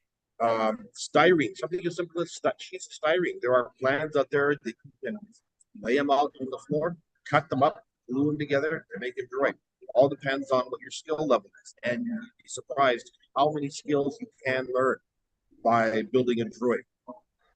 That's great. Astromech.net is the head, And there's lots to learn by just to. checking out the website, I'm sure. It's free to join. There's no membership fee. So yeah, just join, get on there. I would suggest reading for about 4 months at least, just to get an idea of what you want to do.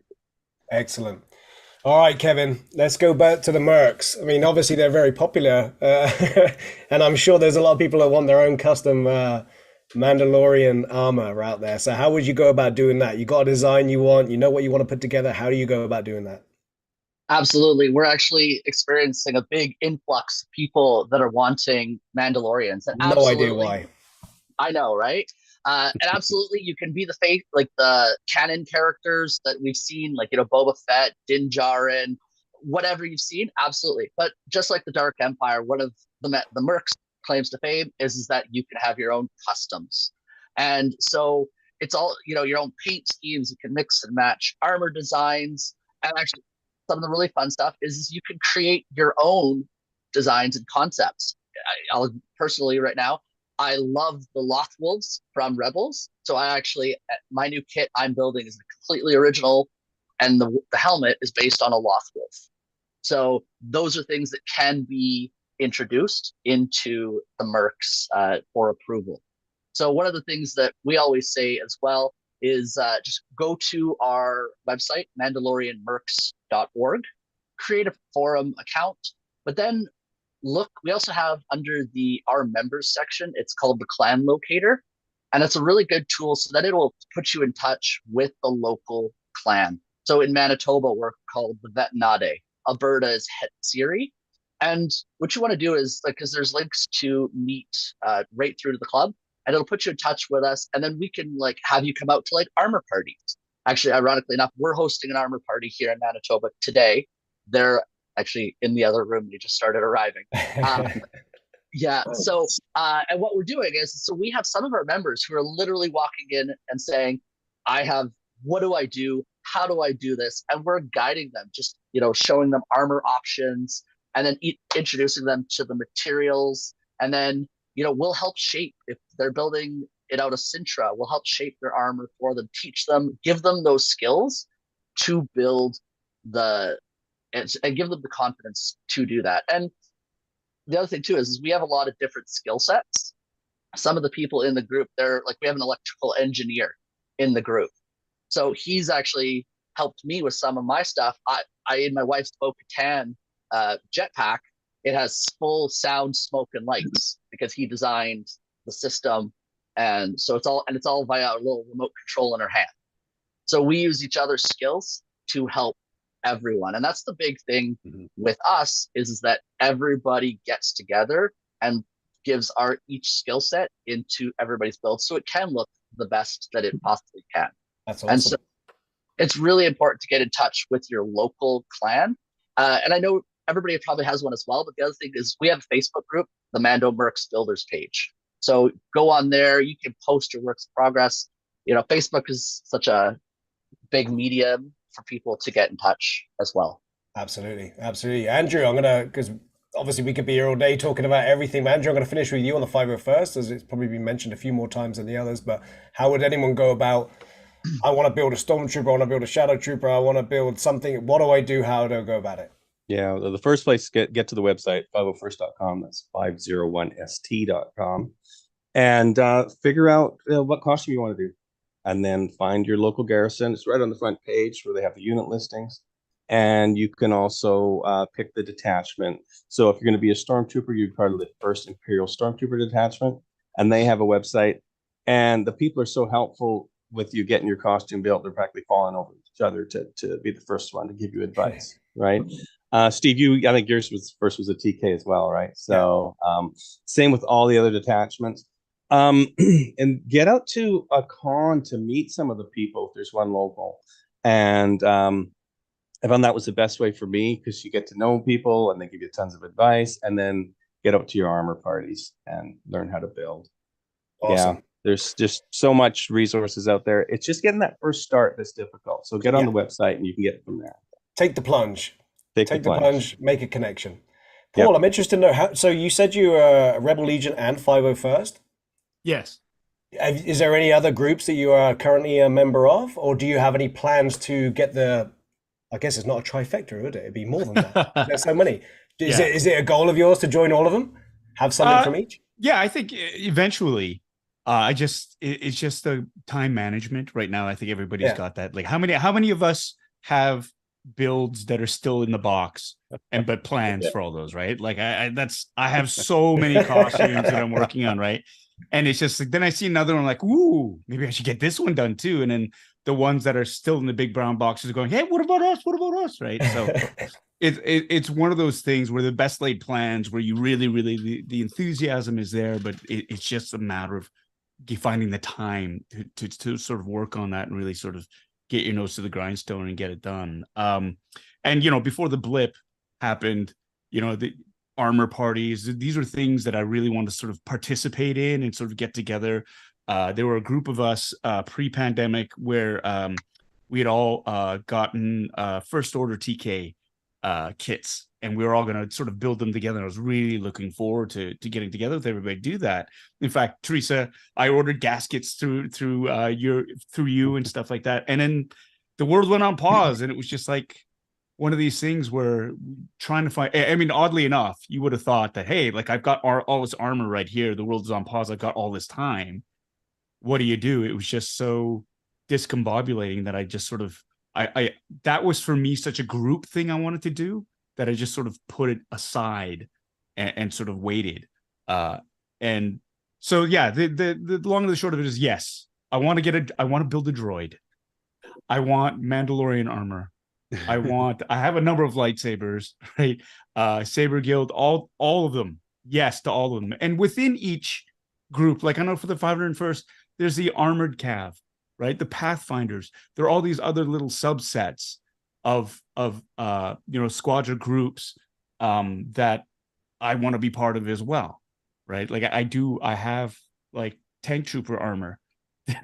But I'm still building mud trooper armor that I still want to build, right? There's all these different things, these different facts. There's so much to choose from, and it's all so exciting. And this is the one thing that I will warn any of you who are wanting to do this. It's a slippery slope, and it's so much fun, and there's so many possibilities. And that's the big thing, is there is something for everyone, and there are different levels, challenging levels in terms of skill sets that you need to bring. But the lovely thing is there is also a wealth of information from people who have gone through it, and they're more than willing to help, be it on the forums. You can look up people's build threads, to going to actual troops and meeting your fellow members and getting personal sort of instruction or advice. There's just so many resources available to you, and it really is such a great community for that, because people are excited for you to build your costume. That's the big thing. Everybody wants you to build your droid or your saber or your what they want to see. They want to help you because they've been through it, and that's what I love about this organization. They give back. Everybody gives back, and they want to bring everybody along, and that's something that I really cherish and really love being a part of. Polly, I want to ask a question. This is something that I know a lot of people fight with. I know that currently Jamie and me are fighting with this. How do you get past that first cut? You know what I'm talking about? That's like, I'm going to cut this and I'm going to ruin hundreds of dollars if I cut it a little bit to the left. Like, how do you get past that first step? You know what? It is sort of one of those things you just kind of have to have faith.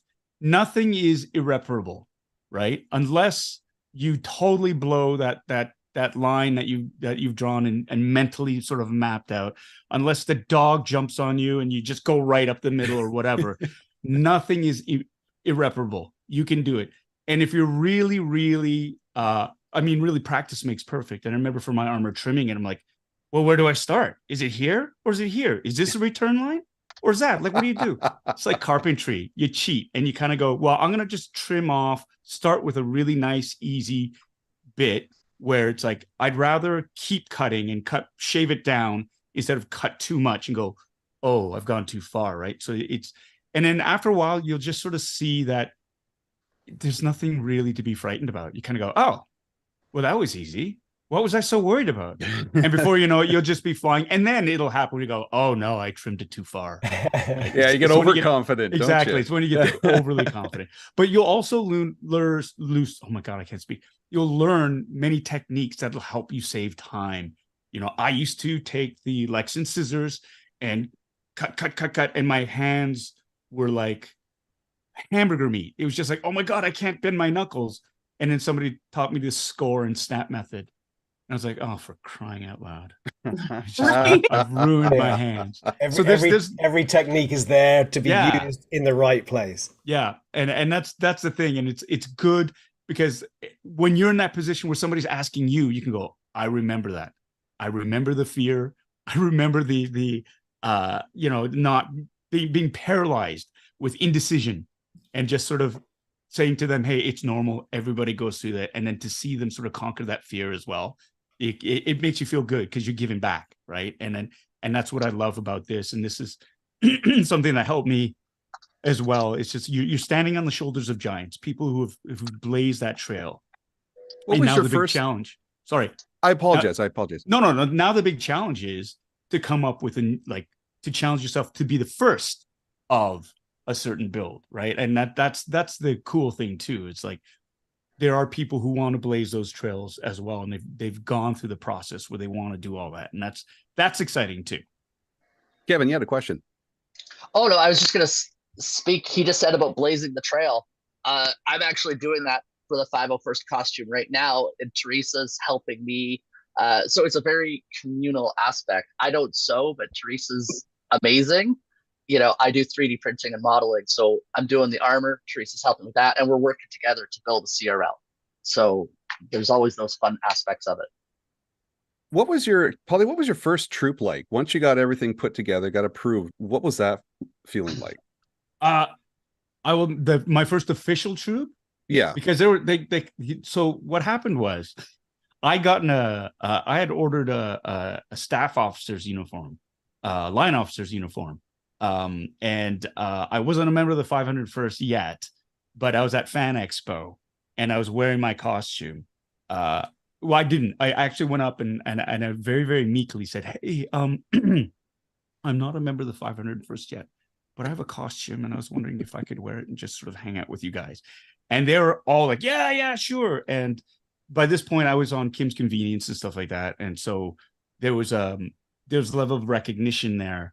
But what I really loved was I was completely accepted almost immediately and not meant to feel like I wasn't made to feel bad about my costume because it wasn't approved or whatnot. Like they were there. It was great. Very, very wonderful. And seeing people's faces light up really, really was very empowering. And then it was like, okay, well, this is on now because I need to really I want to get an approved costume. And it was my TIE fighter, TIE pilot. And I really I ordered a kit and I, went through dozens of build threads in terms of, just trying to figure out which fabricator I wanted to order from for the helmet, how to put it together, what I wanted it to look like, all that stuff, being terrified because it did come in pieces and I had to assemble it and trimming that and kind of going, oh God, I hope I don't screw up these ears. And you know, all these different things, and then finally submitting. It's like getting it all ready and posing for the photographs and submitting, and then getting feedback saying your hoses are too long, and me being outraged and going, how can they tell how big my hoses are? This is absolutely ridiculous. What is this? And I looked and went, oh my God, they're right. And so making those adjustments and like little things, right? But I love that because that was the challenge of it. That was the challenge of making it as screen accurate as possible to gain approval. And I like that challenge. For me, I am very, very focused. And when I'm into replica prop building as well, and I try to get it, I've loosened up. I'm not 100. I don't go for 100% accuracy, but I want so close you wouldn't be able to tell if you didn't know, right? Yeah, so it was my TIE pilot, and boy, the feeling of accomplishment I got from getting approved and then trooping in it was such an event for me. They were great. I got a pair of silver wings. One of the members, Tom Kunitz, he was like legendary. Like I think back then it was like he was about to celebrate his 400th flight troop. So he was getting, you know, he was being feted, but he was right there. Phil Gottfried, he presented me with my wings. It was amazing. And everybody who was involved that got dressed up and commemorating that photo, and I got a little certificate. It was just so wonderful and so accepting. Yeah, no, it really is. It kickstarts another bug, right? It just kickstarts. When you go through that experience, it just makes you want to do it again and again and again. But I think it has to be said that oh, sorry, Teresa, go ahead. Yeah, Paul, what expo was that? Was that our expo in Calgary? No, it was Toronto Fan Expo. Okay. So that would have been in 2017. Okay. No, must have been 2018, because Calgary Fan Expo was it's in the spring, right? Because I remember it snowed. Yeah. In April. It's Calgary. In Calgary, yeah. So Fan Expo was it was later on. So I showed up in the Calgary Expo, Fan Expo, in my I had my staff officers, my line officer uniform, the green one, because it was easy to pack. And traveling with armor on Air Canada or even WestJet it's I see a lot of shaking heads and nodding heads just when you said that. Yeah. So that's why I wanted to go with just soft goods and stuff like that. And then yes, that's right, because I did Calgary Fan Expo first. And that was a really cool experience too, because it was just like, that's when I met you. That's right. That's right. And I had no idea who you were. No idea. Never watched. I don't actually watch TV. I don't normally watch series. And there was this wonderful, warm human being who wanted to troop with us. And me being me was like, absolutely, like get in there with our officers and like get in there. And then it was, you know, just treating him as one of our family. And it was, here is a Canadian Garrison member.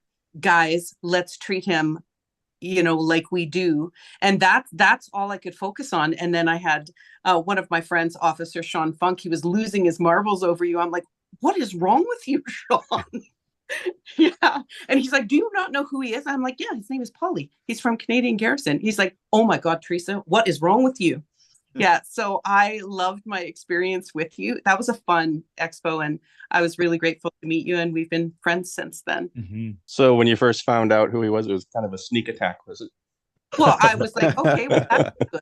No, it wasn't a sneak attack because I hadn't even watched it. I had no idea. And you still haven't, apparently. But again, this speaks to the level of like this, how wonderful Teresa is, and how like I think that speaks really that that's across the board. My experience dealing and meeting with people in the Legion is they don't care where you're from. They treat everybody that way. You're a fellow member of come join us. Inclusivity, that is it's so lovely and just so refreshing to be just accepted and just no questions. Let's go, just be part of us. And that is so important, because that's one of the things being in the Legion before is I didn't want to be treated differently. You know, I just wanted, this is a like-minded group of nerds who love plastic space armor and dressing up and making people smile and raising money for a great cause. That's what it's about. It's not about me. It's not about you. It's about all of us doing this together. And so that was very important. And that's how I want to be treated. It's to be true. To be true. That is the way it is. It's a very cool thing. But we're running out of time right now, people. Yeah. We got four minutes left. So, Rob, anything else you want to add to this? Yeah, I just want to wrap things up here. First of all, I put a link in the chat for where you can find each club. Hopefully I got it accurate, but just listen back to this one. And this is just the tip of the iceberg. So before I pass it to Teresa on how to donate to Starlight Children's Foundation, which is the reason why we're here, it's the reason why we troop. And then doing some Star Wars trivia next, from what I hear. I want to thank the 501st crew for putting on this Galaxy of Hope Telethon, allowing us fellow Canucks to get together and share our stories. I want to especially thank you, Polly, for taking time out of your busy schedule and joining us to talk about trooping. One of us. It was fantastic chatting with you again, and I am so sorry about the huge sweaty hug I gave you in Puyallup, Washington. It was just a lovely surprise to see you there. I was just happy to see you. I also want to thank the PR crew for allowing the Generation X-Wing podcast to participate. We encourage you to check out the Generation X-Wing podcast. We are full of movie reviews, Star Wars talk, and trivia fun, but we also have a YouTube channel. The Outer Rim Rookie Show which features myself, Jamie, Steve's on there, a whole bunch of my fellow Star Wars friends. We kind of give you a great peek behind the scenes of what we do, and hopefully educate and encourage you to be part of this wonderful Star Wars family and get those trooping juices flowing, since the long hiatus we just took. So please check us out at the Outer Rim Rookie. Check out the Outer Rim Rookie Show on our Generation X-Wing YouTube channel, and we're also on social media as well. And listen to the podcast wherever you listen to podcasts. I am going to end with a quote, though, a quote that's important that I use for my show on a regular basis. It's even on my charity coin. We don't do this to relive our childhood. We do it so children can live theirs. And that's what this is all about. So thank you for watching. And on behalf of the panel, thank you very much. And Teresa, I'm going to leave it to you to finish off with how you can donate to Starlight. Okay. Thank you, Rob. So to be clear, it's not just the 501. This is not just a 501st endeavor.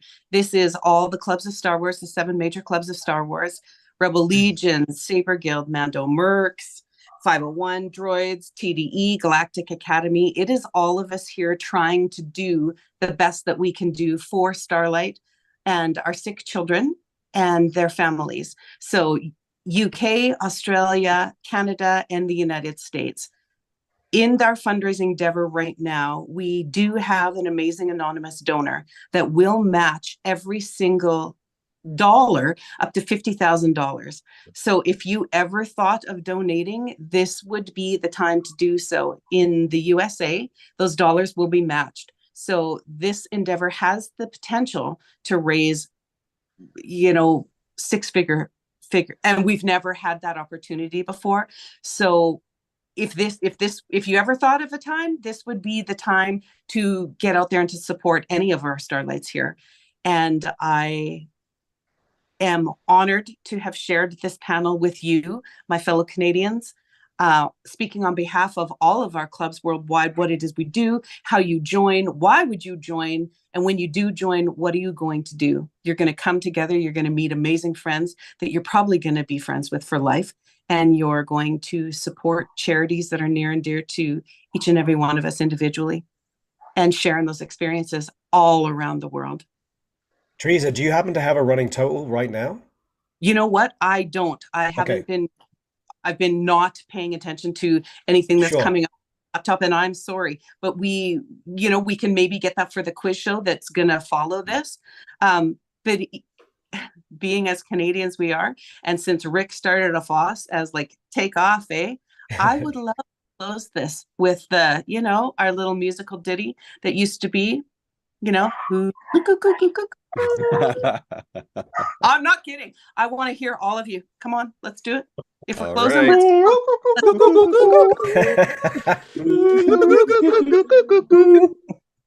way to confuse the world, everybody. Not singing again, Teresa. Now you're going to go so much. Bob and Doug McKenzie and the Great White North. Oh yeah. All right, take off. Thank you all. Thanks, Paul. Thanks for dropping in. Thank you so much for your time. Bye, all you hosers.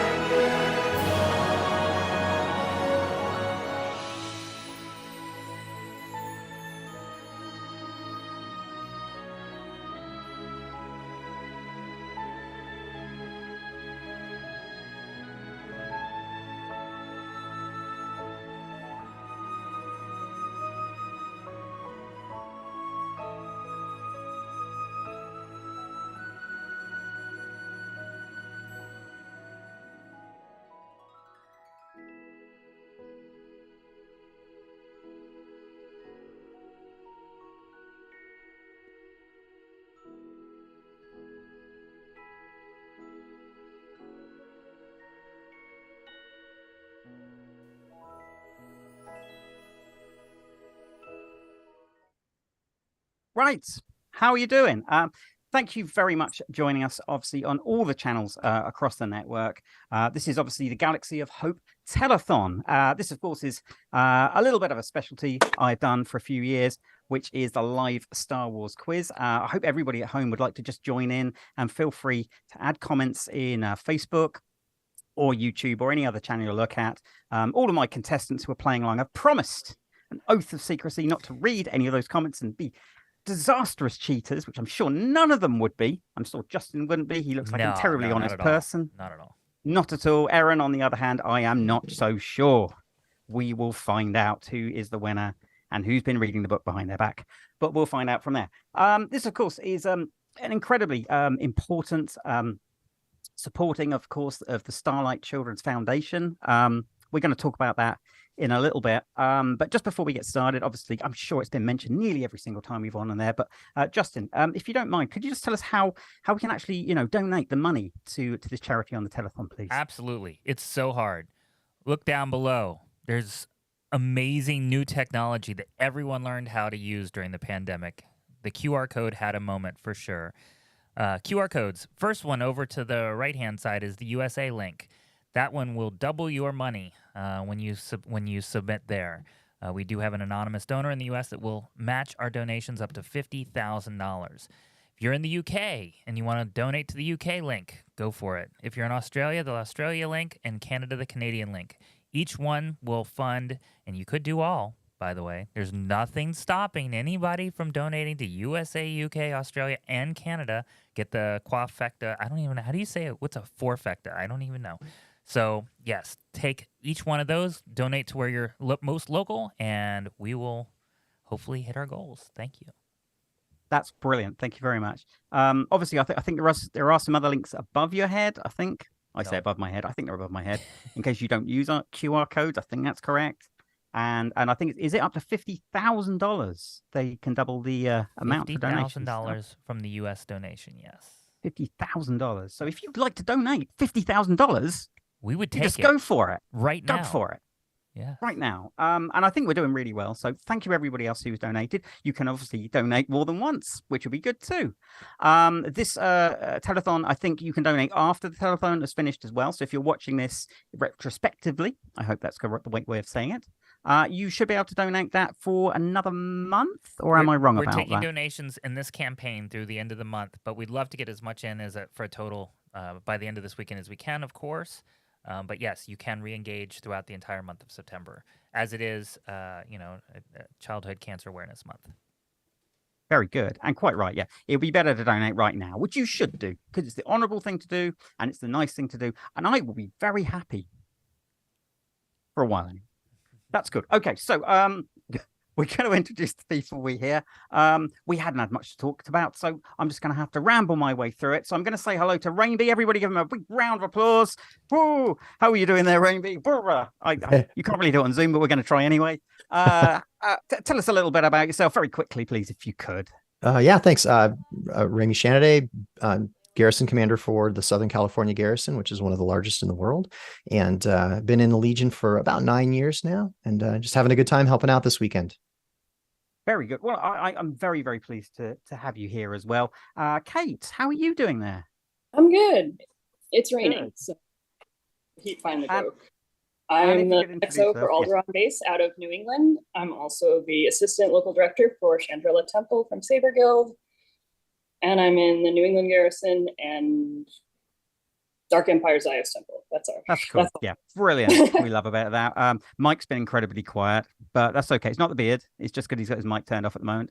So how you doing, Mike? How you doing? I'm doing well. My name's Mike Stanton. I am the Sithari, also, the equivalent of LCO for the Dark Empire. I've been in that position just under 8 years now. Well done. Hope you keep it up. And lovely Erin in the corner. Hi. You haven't turned your mic on.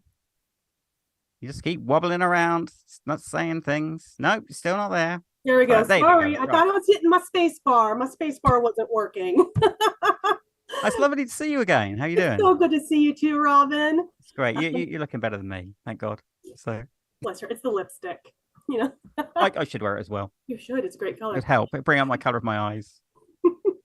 So hi everyone. That's Erin. I'm not going to introduce her anymore. You can be quiet. Yeah, you all Other know than that. me. And of course, we got lovely Justin, who's obviously got something to do with the 501 group. I don't know what he's up to, but again, I think everybody you're in charge of the old mob at the moment, don't you?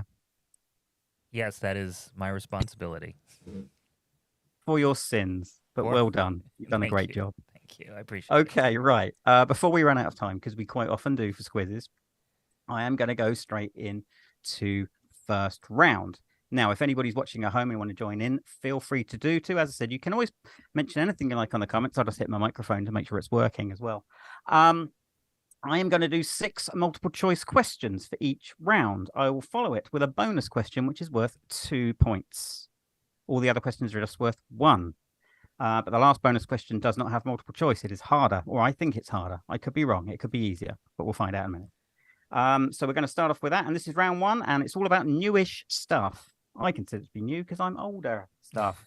But there you have it. So round 1, an apology if I pronounce things wrong. I am from the UK. Okay. So what is the name of the young blonde-headed clone in the Bad Batch? Again, contestants playing, do not say yet. Rami, you better. Is it A, Omega, B, Hyperion, C, Alpha, or D, Xylophone? Which is the blonde-headed clone in the Bad Batch? Difficult, I know. Number 2. What legendary creature does Bo-Katan discover underwater in the 3rd season of The Mandalorian?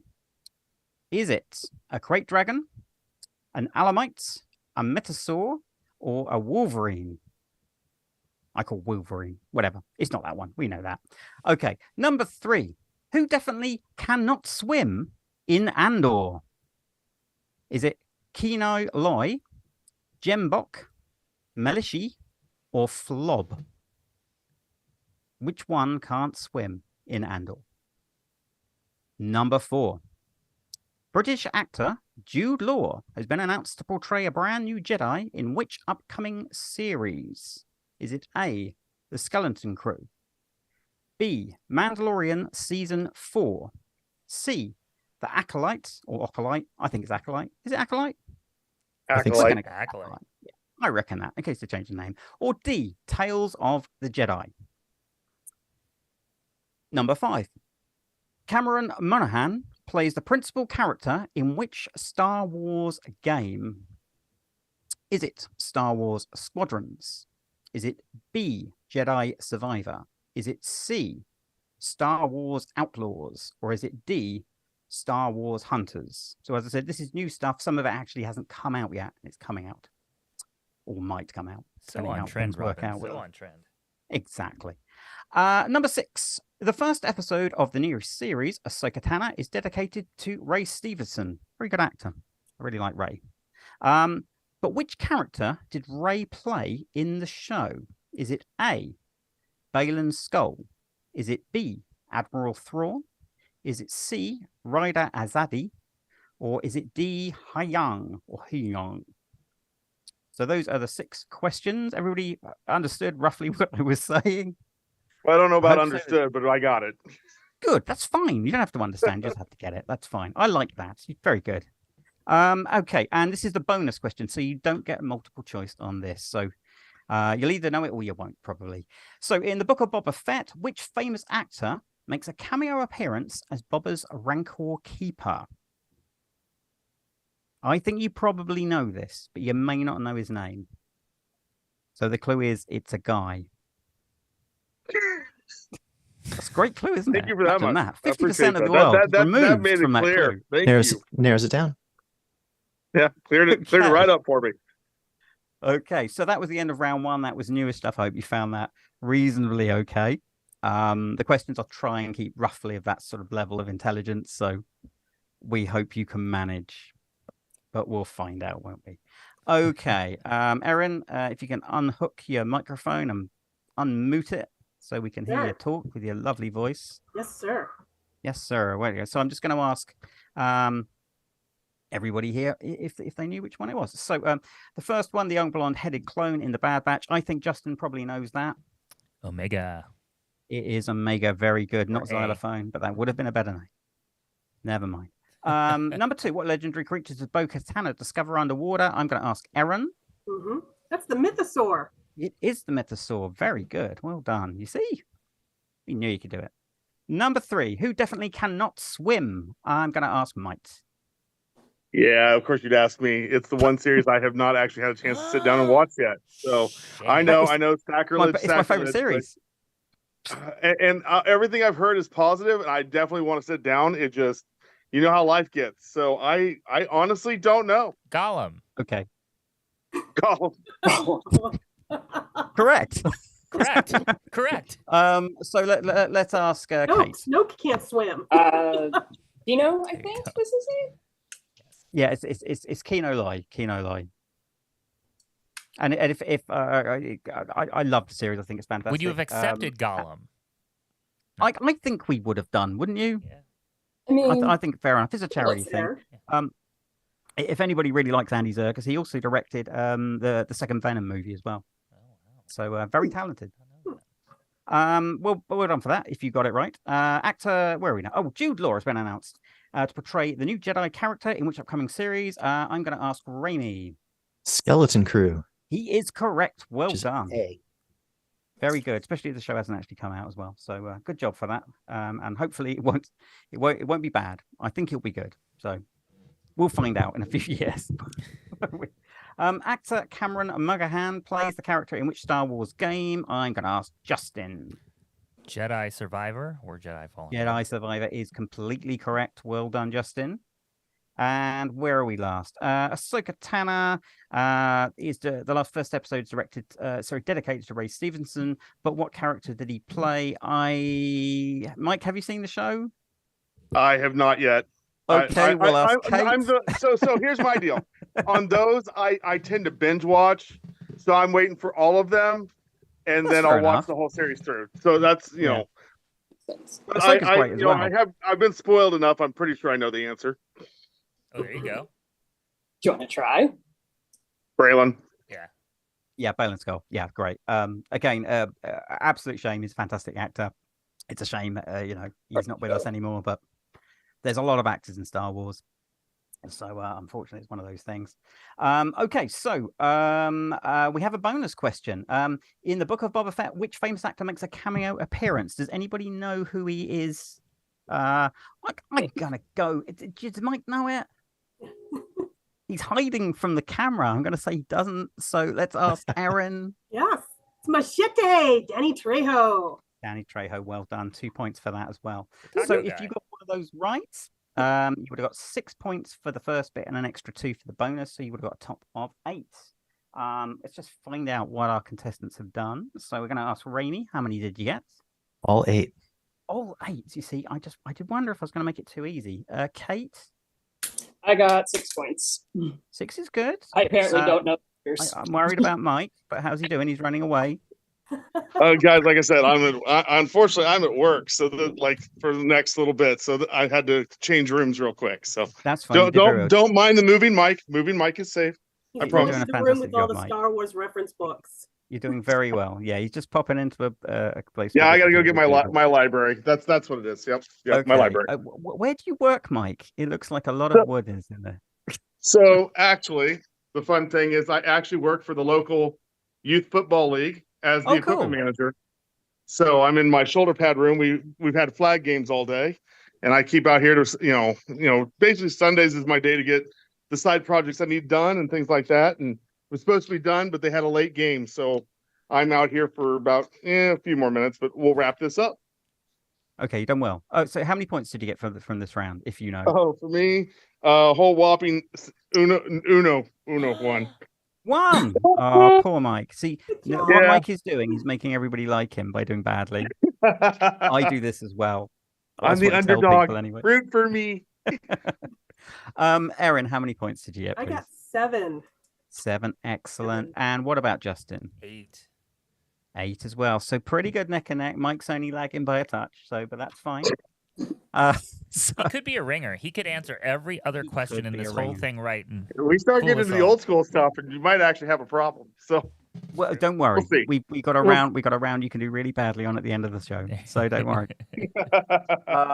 So obviously this is for Starlight the Foundation. I was talking to a couple of people just before we popped on, before we went live, and I'm gonna keep everything hopefully as quick as we can so we don't run out of time like normal.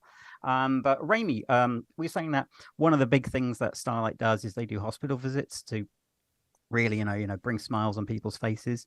You had an experience doing a hospital visit some time ago. Could you just tell us a little bit of like how was it good for you, and what did the children do? Yeah. So I mean, hospital visits are on as well. Well, we carry on. Are all hospital visits are always something that are a real pleasure to be able to be part of, because it's really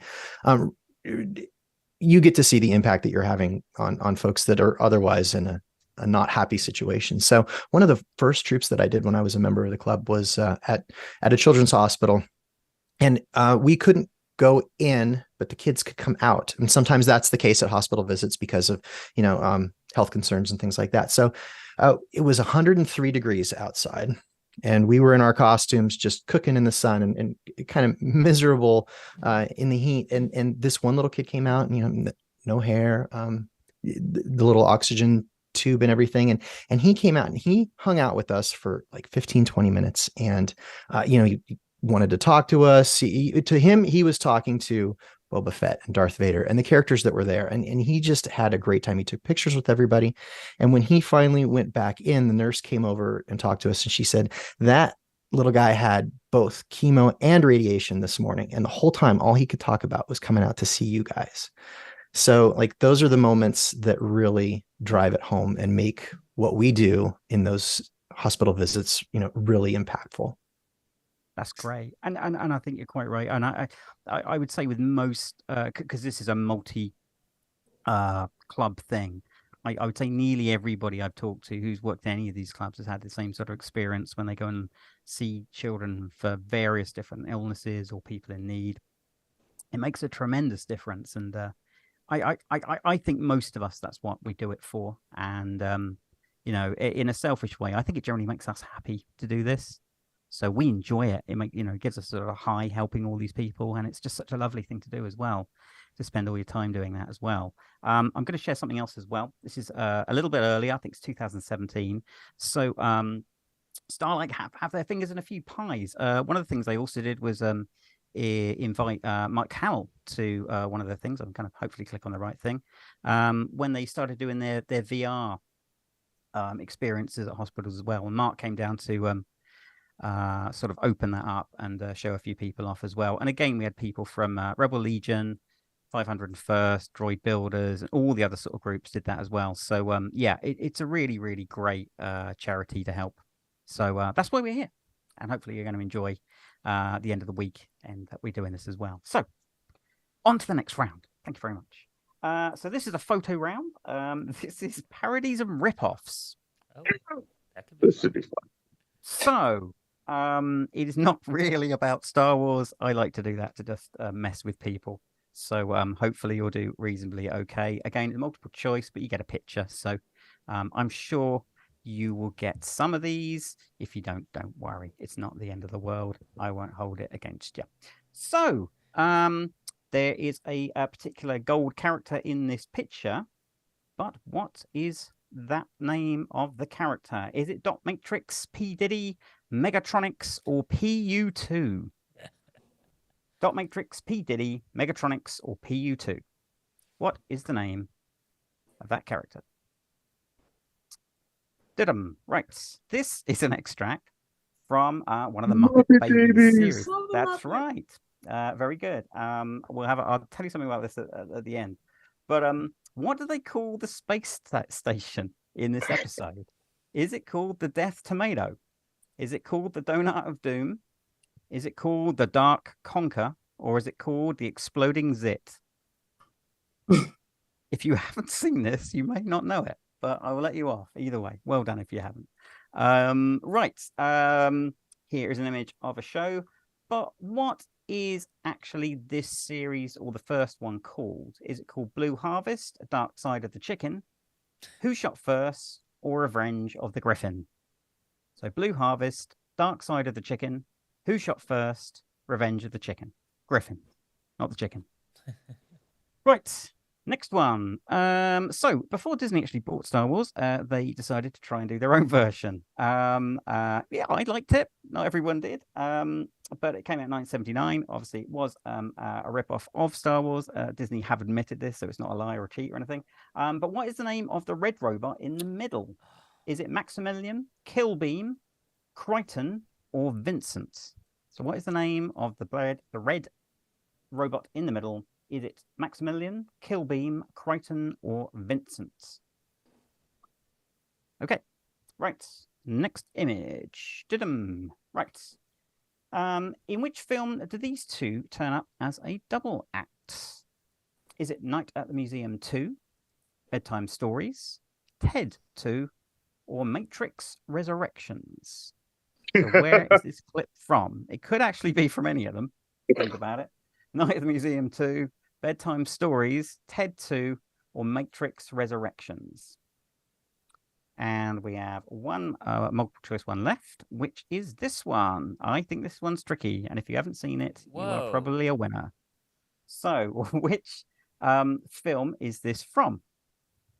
Is it Battle Beyond the Stars, Star Crash, The Last Starfighter, or Space Raiders? If you look to the left, you will see David Hasselhoff is in this picture. I was going to say, Mike, Knight Rider meets Star Wars. Knight Rider, yeah, he's in it. You probably wish he wasn't, but he is. Battle Beyond the Stars, Star Crash, Last Starfighter, or Space Raiders. So we are on to the bonus question. I will award 2 points per person. So you have a possibility of getting 10 points for this round.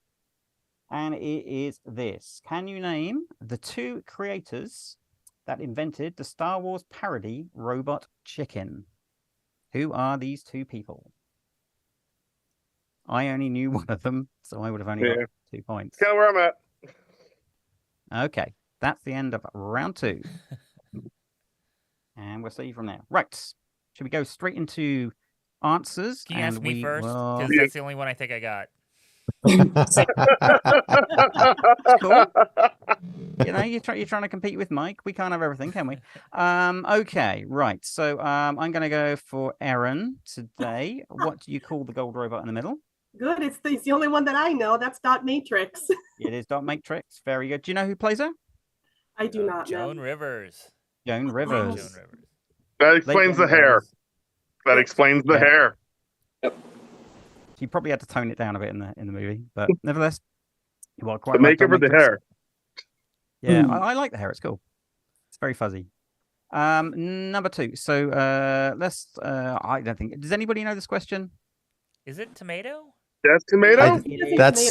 That was my guess too. Yeah. It is. That's right. Yeah. Apparently, it's to rid the galaxy of laughter. Oh. The Muppet Babies say. So I love Muppet Babies. So serious for what it was. Yeah. There you go. Does anybody know why this probably will never turn up on Disney Plus? No. It's a tricky question. The problem with the show is that they used a lot of film clips in all of the series, so they have to get licensing rights for nearly every single episode. Wow. Yeah. So they use like Indiana Jones, these other ones. So it would be so expensive to get a really sort of mediocre cartoon onto the show. I don't think they'll do it, and unless they buy everything. Right, number 2. I think Mike knows. Do you know Mike? Yeah, Blue Harvest. Yeah. Well done, Mike. I love Family Guy. Good. I love Family Guy on that one. Very good. Kate, do you know the name of this robot? I'm going with Vincent because it sounded funny. Vincent is in the picture, but he is the one on the left. Justin, I think you know. Maximilian. Very good. And a very dark Star Wars parody as well, if anyone who watches it. Man, so far I've gotten all of them, and I know got the next one. Yeah. Right, next one. Does anybody know which film this is from? Yeah. Yes. Let's go, Kate. Night at the Museum 2. Yeah. Night Museum 2. Very good. I like that film as well. I am very curious about what Vader costume that is and where it came from because. Anyway. I don't know. I think my Night Museum is a partially Disney thing, so they probably did nick it from. I would have thought probably Revenge of the Sith. I mean, it is a Return of the Jedi costume. Yeah, I don't know. But anyway. I'm not sure. Yeah. We'll have to find out. It's another question we need to know, isn't it? That's the bonus question. have to find out where they got Grouch from as well. That's a bonus question for next round. Yeah. Right. What is the name of this movie? Mike, you said you know old films. Do you know this old film? Well, honestly, as much as I'd like to say I know this one, like I said, I think it's Space Raiders, but I can't. It's been too long. So the good news is you don't get a point. Yay! And because obviously it's a terrible film, and if you'd seen it, you wish you hadn't seen it. It is Star Crash. That's a lot of films that era. Yeah. So the movie is not good. Do not watch it. But Star Crash was the answer. And this one here, does anybody can anyone name these two people? Seth Green and the other guy. Yeah. That's my answer. Thank you. What That's I it. thought. Yep, that's it. Seth Green with Seth Green and Matt. other guy. Seth Green, the popular one, and the Yeah. other guy, Matt. who his name is, I'm going to look this up as well, even though I wrote it down twice, is Matt Seinrich. Oh, Aaron got it. Got that one. That one I knew. Yeah. So Seth and the other guy got it. Yeah. But we all know nobody knows who the other guy is. We only know Seth Green, and Seth Green is also, of course, in Family Guy as well. So let's get those points down. Is it for one round each two. or two? Like, sorry. What was it? Pointing? Are we confusing? Yes. Sorry. What were the Good. points? Hold on. One point for the multiple choice. So Okay. you should have 6 points if you got them all right. And the last one, you will get 2 points for Seth Green, and you will get another 2 points for Matt. Oh, 2 points each. Got Oh. it. Or did you? Okay. You could get 10 points. There you go. Coming up from the behind. I would have not got 10. Got those I was 4 doing bad. points for that bonus. Yeah. Okay, so as Erin is excited, tell us your points. Yep, I've got 8 points total thanks to that bonus. 8 points total. We like that. Let's go, Raimi. What you got? 7 for that round. 7. Very good. Almost there. Kate? 2. 2. Excellent. We like that. Mike? I got 6 total between the 2 rounds. So we're including the first round. Yep. so 5 for this round. Okay, sorry. Okay. Yeah, that's good. I like that. And Justin, how do you do? I got 7. Got 7. So it's pretty neck and neck, I don't think there's much between these marks. So you've all done a good job so far. 15 for Amy, 8 for Kate. Mike's confusing me. 8, 15 for Aaron. And so that's the job of the Sith to misdirect. Yeah. Three-way tie. I'm doing my job. You're doing a great job. Better than anyone Excellent. else. Yeah, keep up the good Yes. work. You see, Mike knows how to play the game. No one else does here. Excellent. Right. Okay, so what are we on? So that's only round 2. Round 3 is almost seen. I think these are fairly difficult questions. You'll probably say they're not because you're very, very smart people, including Mike, who's the smartest one of the bunch because he's going to ring it out at the end of this show. You just wait for it. He's going to come up with the points. So, where are we now? So Princess Leia disguises herself as Boushh in Return of the Jedi. As I said, these are things you can't normally see in the movie, so it is a bit of a tricky one. But what was painted on the other side of the helmet that you couldn't see in the film? Was it A, Carrie Fisher's actual phone number? Was it B, a silhouette of Mickey Mouse? No, that was B. Sorry. C, the film title THX 1138, or D, a dirty caricature of Jabba the Hutt? So what was drawn on the other side of Boush's helmet? Damn. Carrie Fisher's phone number, silhouette of Mickey Mouse. I'm off to a real rough start already. Or a dirty character in America. Don't you worry. It's only going to get worse. Right. So to save this one's a 50-50 one, Mike. So you're going to do good. Yeah. Trust me, man. Can't go wrong. To save money on the production of the original 1977 Star Wars film, the Millennium Falcon was only made properly on one side. One other side was not completed. Which side was complete? Was it the left side or the right side of the Millennium Falcon? So if you're sitting in the cockpit, if you're in it, as you're sitting in the facing it, like cockpit, port side the or right starboard side or the left side? side complete of the Millennium Falcon. Not all of us have boats, Justin. That's what sorry. they meant Latin to me. Honestly, starboard and port would help me even. This is yeah, not, this is I'm not actually good. on board with this. Yeah, because the left and right is relative on how you look at it. Crap. Okay, so if you were Han Solo or Chewbacca sitting in the cockpit, Got it. Okay. right? Oh yeah. Pretend you're one of them, or both, if you like. Which side of the Millennium Falcon is complete? Got it. Is it the bit on your right or the bit on your left? Everybody all right with that one? Yes. I think we got it now. I thought this was the easy question. You're ruining it for me. What? Crazy, man. Stop it. Right. Okay. Where are we now? I'm just going to go home now. I've had enough. Right. Which small person was dressed up as Yoda in Empire Strikes Back for the walking shots? Was it Deep Roy, Billy Bones, Rusty Goff, or Vern Troyer? So one of these small people did the walking shots in Empire Strikes Back. Deep Roy, Billy Bones, Rusty Goff, or Vern Troyer. I think he only did 1 or maybe 2 shots. So it wasn't a lot, but he was there. Number 4. How many puppeteers? People who do puppets. Yeah, puppeteers. How many puppeteers or puppeteers? I can't say it now. I'm getting upset. Were inside Jabba the Hutt when they filmed Return of the Jedi? Was it A3, B4, C5, or D6? So I'm just talking about the ones who are inside Jabba, nobody else. Number 5. I would like to point out to anybody doing Facebook, you cannot type this word in. It is naughty, so don't try. And I don't want anybody else saying it here either. But who has the letters BMF engraved on their lightsaber? Is it Darth Maul, Kylo Ren, Mace Windu, or Ahsoka Tano? So which of those people had the letters engraved, BMF engraved on the lightsaber? Luckily, the Facebook is, you can't type it in, it won't work, so don't try. 6. What type of real machine gun was disguised as a stormtrooper's E11 blaster in the film?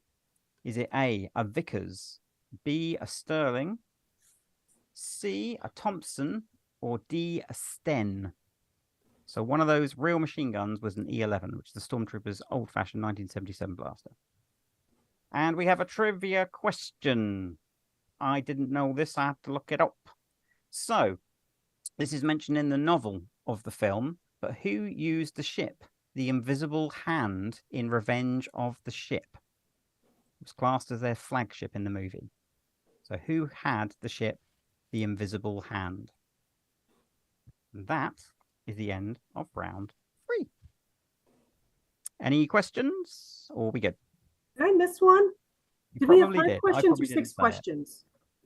Let me have a look. 6? Machine gun, Princess Leia, save money, number 6. Oh, what type of yeah. machine gun? No, I just can't write correctly. I can't write either. I typed it. That's cool. Okay, right. So let's go to the answers and we'll see how we did. So Princess Leia had something written on her helmet in Return of the Jedi, but what was written on the side you couldn't see? I'm going to go for Raimi. Was it THX 1138? It was THX 1138, quite correct. And obviously written in other places. The silhouette of Mickey Mouse is in Empire Strikes Back when Luke is fighting Vader. But you probably knew that anyway. He's just so smart. But well done. That's very good. Well done. To save money on the production of the original 1970 Star Wars film, which side of the Millennium Falcon was complete? Mike. I'm going to go with the right side. The right side is correct. Well done. Yay. Also known as starboard. Right. Thank you. Yes, please, for the love of God, well, yes. I don't own a boat. That's Right, my starboard, problem. yeah. We're all learning something. How do I know? But correct. If you said starboard or right, you get a point. Well done. Number 3. Which small person dressed up as Yoda in Empire Strikes Back? I'm going to ask Justin. Was it Deep Roy, Billy Bones, Rusty Goff, or Vern Troyer? I thought it was Deep Roy. It is Deep Roy, correct. You get a point for that. So they obviously used a monkey, which didn't work out, and then they went and asked Deep Roy to do it It's gotta instead. feel good. The monkey didn't work out. Can you do it? That was the third choice. Not Vern But quite Troyer. right, if you said that. Yeah, very good. Rusty Goff, who we know in the UK, is in it as a Jawa, and is the only living Oompa Loompa left. If you ever see him, you should ask him about that. Everyone else has gone, but he's still hanging around. But How many Deep Roy was puppeteers? also Oompa Loompas, right? Yeah, Later, I think yeah, Vern different, Troyer was but yes, too yes. young. I think Vern Troyer played Baby's Day Out as the baby. So, a few other things. Vern Troyer did most stunt work for infants. That was his big thing. Really? If you see a baby get thrown out of a window, it's probably Vern Troyer. So Poor Vern. Get your bucks. He was, also, he was mini-me, right? Yeah. Yeah, he's mini-me. So. Yeah, he was very small. So I think that's why they used him for extra small work. But he was a good actor. I liked him in that. How many puppeteers were inside Jabba the Hutt? So we're not including anybody outside of Jabba. I'm gonna ask Kate. It was question 4, so I went with 4. 4 is a good answer, but it's wrong. It's 3. Yes. I remember the diagram. I can still see the diagram. I've seen a picture of them like inside. Yeah. Exactly. Yeah. Very good. And I when I was looking up that they'd used 2 action men or GI Joes and covered it in plasticine to make sure that they could get them inside. So if anybody's interested, it's Toby Philpott on the left arm, Dave Barkley on the right arm, and Mike Edmonds, who was also an Ewok. Yeah, he was doing the tail. So yeah, if you said 3, good job, well done. I think if they made it bigger, they probably would have put 4 in. Figured somebody was on the mouth. That was my guess. Because they had to do the mouth and they had to animatronic the eyes. So yeah, there were other people outside, definitely. So yeah, they could have done it differently, but that's cool. But it was 3. So who has the letters BMF engraved on their lightsaber? I'm gonna ask Aaron. Yeah, that's Mace Windu. It is Mace Windu. Wow. So which says yet another Jedi scum. I don't think he cares. Nope. You don't care. You know, the other thing I wonder, because he's dead. I don't know if other people got to do it, but the picture I saw was in Samuel Jackson's house, and he's got his lightsaber. So does that mean other actors get to keep their lightsabers, or is it just him? I think Ewan had said he got to keep his lightsaber. Ewan's got one, yeah. You should do, shouldn't you? It's yours, isn't it? Who's going to say no to Sam Jackson? Yeah. Yeah, I might need that later. I mean, there's a great video. Like, I'm just taking this. It's like George explaining the colors. Like, well, you have green and blue for the good guys and red for the bad guys. He goes, but I want purple. And then George like, you might get purple. He knew he was going to get purple. I'm having it. I'm not doing it. But yeah, really cool. So well done if you got that right. What type of machine gun was disguised as a Stormtrooper's E11 blaster? I don't think we've asked Raimi for a bit. It's Sterling. It is Sterling machine gun. Yes, you're right. Very good. Well done. Sterling machine gun. Well, we can't. Well enough. They come from the UK. We can't get them because we're not allowed guns. So you guys probably can get one, which is irony, isn't it? But if you got a real one, good job. And the bonus question: who is in charge or owns the invisible hand? Does anybody know? General Grievous. Is it Grievous? It is Grievous. Okay. I got it. General Grievous is correct. So if you put that down, Justin. right. I got it. Yeah, very good. Well done. I was going to ask what was the name of General Grievous' ship, but I actually didn't know myself. I thought it was really unfair. So very good. So you get 2 points for that on the last question. So we're going to go to points. We got about 20 minutes, so I think we're doing reasonably okay. We're on schedule. Did you see the bit before us with Paul? That seems really good. That was a great one. Paul's fab, isn't he? I think we should steal Paul forever. So nice. So Raimi, how many points do you get? 8. 8 is excellent. Well done. Kate, how you doing? 4. 4 is good. It's better than me. Mike? 3. 3. Very good. Aaron? It was 2 points for the bonus. It is, yes. 2. You should have no more than 8. If you got 9, you 6. cheated. 6. 6. And who's the last? Oh, Justin. I got them all. You got them all. I made it too easy for Justin, but not too easy for Mike. Pokemon catcher. So that's cool. So how are we doing? Let me just add these fantastic points up. I think someone is just about pegging ahead. So you're doing pretty good. Pretty good. I can't add this up. Yeah, we go. I think it's a tie. It is a tie. Very good. Yes. So Justin and Raimi are doing whoa. You're doing good. Does the invisible hand lead to Invisible Touch by Phil Collins? Just saying. I hope not. Imagine if he did a Star Wars soundtrack. I don't know if I'd watch the film. Be like, yeah, no, not doing that again. Yeah. Do any of you guys do quizzes at any of the conventions? No, but this is great. Yeah. This is so much Yeah, fun. Maybe you should. Raimi, were you with me at Scum and Villainy when we won that night? Yeah. That was fun. Definitely. Right. Okay. So one of the really, really great things that Starlight do is they I don't know if the word is they produce them or make gowns. I think they distribute their special designs of children's gowns. I'm putting Justin a bit on the spot on this one, but could you tell us a bit about that while I show a few pictures? Yeah. If that's all right. So one of the amazing things Starlight does is create these gowns. So one of the largest complaints was of children in hospital was the fact that no hospital gowns fit them. So it's cold, awkward. Then you obviously have kids also with special needs where it won't fit their physical form. So Starlight, first of all, just by saying you're going to have a gown that's specifically made for your size is one thing.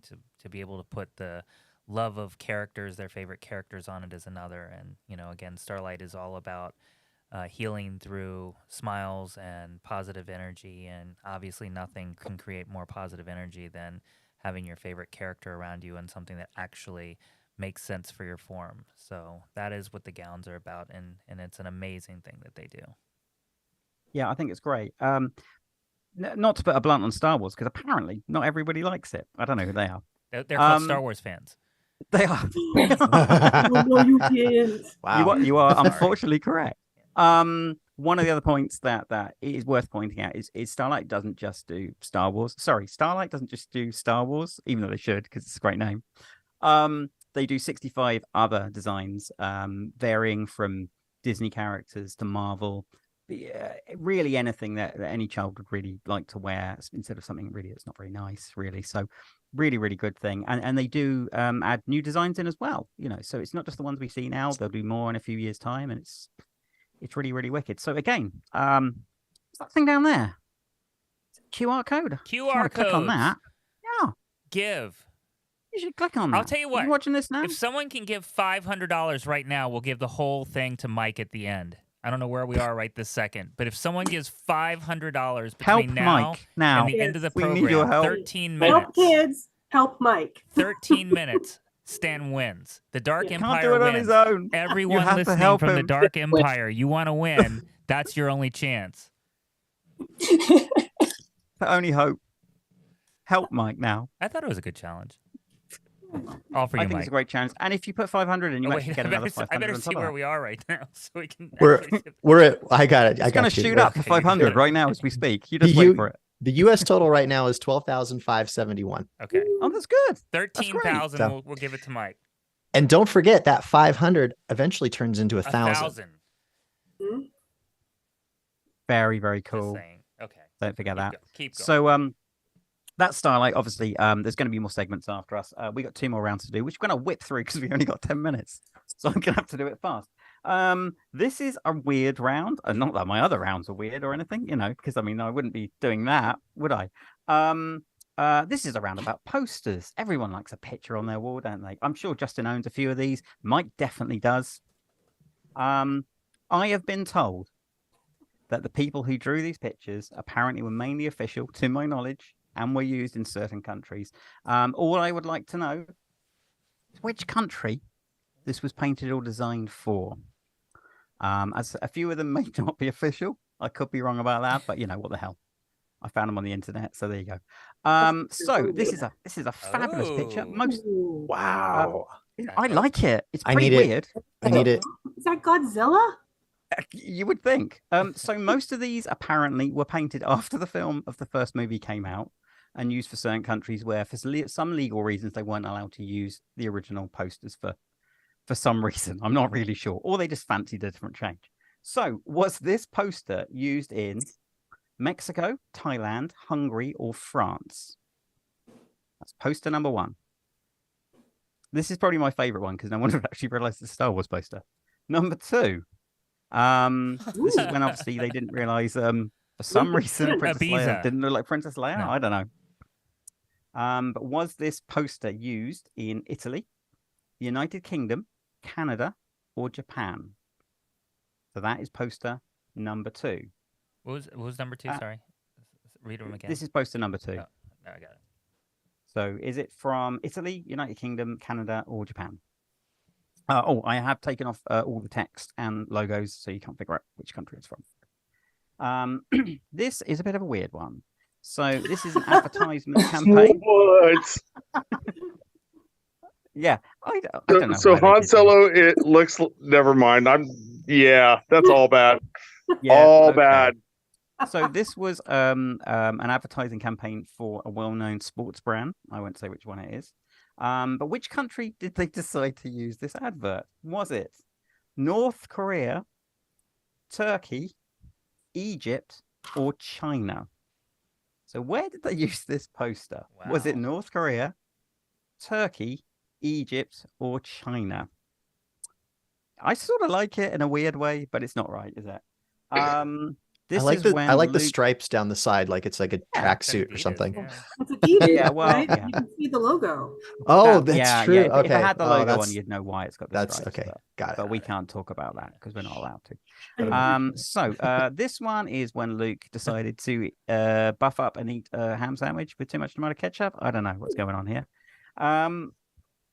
It's sort of weird. So that's how we got the Ben Swallow lead in. Okay. No. It all makes sense now. This is Yeah. Power of the Force too, Luke. And he's ripped Princess Leia's sleeve off and used it as a What sarong sisters for do. some reason. Yeah. So- and of course at the bottom Ben Kenobi is some sort of like the These are so bad. weird god or something. Anyway, is this from Poland, Saudi Arabia, Norway, or is it from India? So where do they get this from? Now I'm going to show you two pictures for the next poster. They're quite fabulous. I doubt they're official, but I'd like to know which country they're from. These apparently have been used for cinemas. That's that Tusken Raider. As you can see, Chewbacca is crying on the left. And for some reason, there is a car crash in the middle of the one on the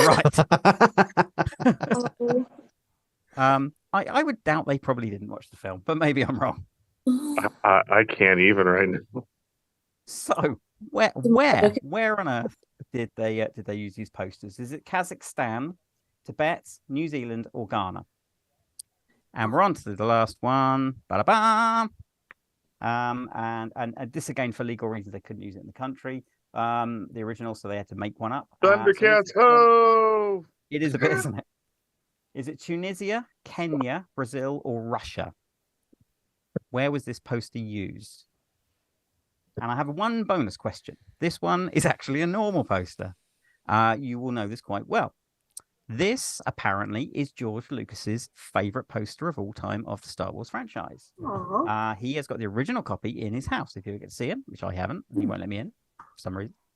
That is on his wall. But who drew the picture? Who was the artist? Oh.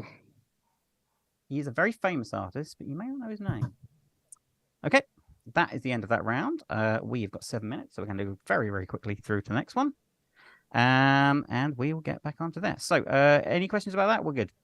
Good. Yeah, just don't ask me any of them. I'm pretty sure I got them all wrong. Oh, I'm going to ask Everything you. is a You don't guess worry. from here on You're out. being asked. We ain't letting Mike go. Okay, Mike. Here we go. So, where's this from? Is it Mexico, Thailand, Hungary, or France? I'm gonna go Thailand just because. You are wrong, Oh. but we knew you would be. Well done. Good Thanks. job. Thanks for He hasn't- playing. He hasn't failed us yet, Right. has he? Wah, wah. Next one. Is Wait, this Italy? where United was it? Kingdom, Where was it? Canada, What was or it? Japan? Where's it from? Well, the first one's Hungary. Oh, okay. Oh, Sorry, I'm rushing now. I don't want to run out of time. Is this one from Italy, United Kingdom, Canada, or Japan? I'm going to ask Erin. I'm guessing Italy. You are correct. All right. Yeah. I did Well go right. done. Very, very good. Well done, Erin. Let's ask Justin. Please don't. Is this You don't like I'll the get you one. the I'm sure we can knockoff find you Cabbage one. Patch Kids? North Korea, Turkey, Egypt, or China? Is it North Korea? North Korea? You'd think it's Chinese. Oh, Chinese advert. so badly wanted it to be North Korea. Right? Same here. It probably would be. If it was North Korea, they'd probably say they actually made the film as well, wouldn't they? Number 4. Is this from Poland, Saudi Arabia, Norway, or India? Let's ask Rami. I guessed on this one and said Poland. Poland is correct. Wow. Good. Yeah. Kate, is this Kazakhstan, Tibet, New Zealand, or Ghana? I guessed Kazakhstan. I would think so as well. It's Ghanan art. Oh. And apparently nearly all of their posters are painted. So if you're going to look for some good ones, There's a really How good did Yoda Jurassic and Park. ET end up in there? That's what I want to know. Anyway. Yeah. Probably they were maybe using the poster for the same thing. I don't know. Maybe it's a double whammy. double ET feature. and Star Wars together, and a car crash, and Die Hard. Maybe I don't know. It's a secret. Okay, last one. There is this: Tunisia, Kenya, Brazil, or Russia? I'm going to ask Kate. Kenya. Kenya is the right place to find a panther, but unfortunately it's wrong. It is Russia. Oh my gosh. And the reason they weren't allowed to use the images is because of the Iron Curtain. They weren't allowed to use posters from I mean, I have a the chance to get the American- last one if no idea is the right answer. No idea. So, does anybody know who the artist is? Is it a Steven? It is, yeah, it's Drew Struzan. It is a Struzan. That's what I It is a Struzan, Nice. yeah. Well It was his done. first work for George Lucas, and then pretty much he just only used him after that. So Indiana Jones, all the new Star Wars movies, all done by him. Back to the Future, nearly all the John Carpenter movies. Great artist. You can go onto his website, and he sells prints if you ever want to have a look. And they're pretty cool. Yeah, I've got And a he big also book has of all of his stuff. yeah, he does like alternative versions of different movie ones as well. So it's really, really fun. So let's go into the points for that before we run out of time. Let's go to Raimi. How many points did you get for that, mate? I only got 2 that round. He only got 2. You're gonna lose. Okay, Kate. 3. 3. See you being Raimi. Well done. That means you got. I'll take it. I usually take it. Mike, help us out. What you got? I got 1 point. Well done, Mike. Yep. I'm happy you got that. I love you, Mike. You know that. I'm glad somebody does. Erin, how many did you get? How many was the Struzan good for? Was that 2? You get 2 for that, yeah. I got a total of 6 then. Ooh, wow. Look at that. Look at that. I write them down. I Crushed it. That's all right, I believe you. I believe you at the moment. And Justin, how many did you get? 1. 1? 1. You only got 1? Wow. Oh my God, what's up with you two? I'm no You and Sabine Raimi, Wren. you I should don't be know my good. art. You don't. You guys suck. Right. I thought Mike was doing it. Aaron's just there. I can do it. No one I know. I was an art consultant for years, so I was able to look Paid at off, them. didn't it? Well done. So, Yeah. All right, 3 minutes. Final Still an round. art consultant? So, who can see the messages? I don't know if anyone's talking to me. Probably not. We have got 3 minutes. So, have we got enough time Oh, yeah, for we another got enough round? time. We'll We got do it. enough. Right? We'll go Okay. fast. We'll go Speed right round. after that, but call out the answers instead. Okay. All right. Okay. We'll do that. We'll do it the fast way. I've just got to find the right page. Okay. This is 3 about minutes old later. stuff, Mike. Okay. The time has come. Okay. Here's hoping. In Star Wars A New Hope, who first mentions the word Jedi? Is it Princess Leia, Obi-Wan Kenobi, Owen Lars, or is it in the opening credits? The word Jedi. Opening credits? It is not the opening credits. Oh God, it's been too long. Made your mind up? Wow, we're just me? I'm the only one here? Wait, is it just? Do we just call it out? Is that what we're doing this time? Yeah, I thought so. Okay. Obi-Wan. Obi-Wan Kenobi, correct. Yeah. Obi-Wan Kenobi. He says it first. Nobody else knows. All right. Before that, there is no Jedi. In the Phantom, no, is that right? Yes. In the Phantom Menace, what did R2-D2 say about C-3PO when they first meet? Did he say he was clumsy, or did he say he was useless? Did he say he was naked, or did he say he was annoying? He was naked. I'm going to go for Justin. His parts were showing. Yep. His parts were showing he was naked. Naked. You got that? You Naked. got points. Number 3, in Attack of the Clones, who was the Jedi Master who ordered the creation of the clones itself? Was it Cypher Dyas? That. Yeah, Cypher Dyas. Well done. I won't even go into that. You said it already. We all got that. Very good. I think you all knew that anyway. Number 4, in Empire Strikes Back, what is the approximate odds of navigating through the asteroid field? Is it 3,720 to 1, 10,400 to 1, 54,000 to 1, or 1 million to 1? Let's go to Kate. 3,000, whatever it was. Yeah, that's the one. It's the 3,700. Of course, we all know that figure, don't we? 3PO, I Number 5. At the start of The Force Awakens, what kind of vehicle is Rey living in? I think Erin knows. Nada. It's Nada. Yeah, it's fine. That's it. I think you knew that one. Rogue One. Who does Jen Erson find on the planet of Jedha? Christian Urso, sorry. Is it Galen Urso, Saw Gerrera, Orson Krennic, or Mon Mothra? Saw. Let's go for Raimi. Saw. Saw. Yep. Saw's cool. And last one. This is an easy one, I'm sure, if you watch Solo. So in Solo, A Star Wars Story, which planet does Han and Chewbacca first meet? Oh. I think that's a It's tricky the one. mud planet. We'll go for Kate. Mimban? Mimban. Very good. Well done. I don't like allegedly, Solo at all. Not at all. No, well, don't worry. There's lots of other films to watch now. So, apparently, Andor and Han Solo apparently might have met on Mimban. So maybe in the next series of Andor, you might see Han Solo. I think it's doubtful, but it could happen. So there was possibly 8 points for that. So let's quickly do that now. We'll go for Raimi. How many did you get? All 8.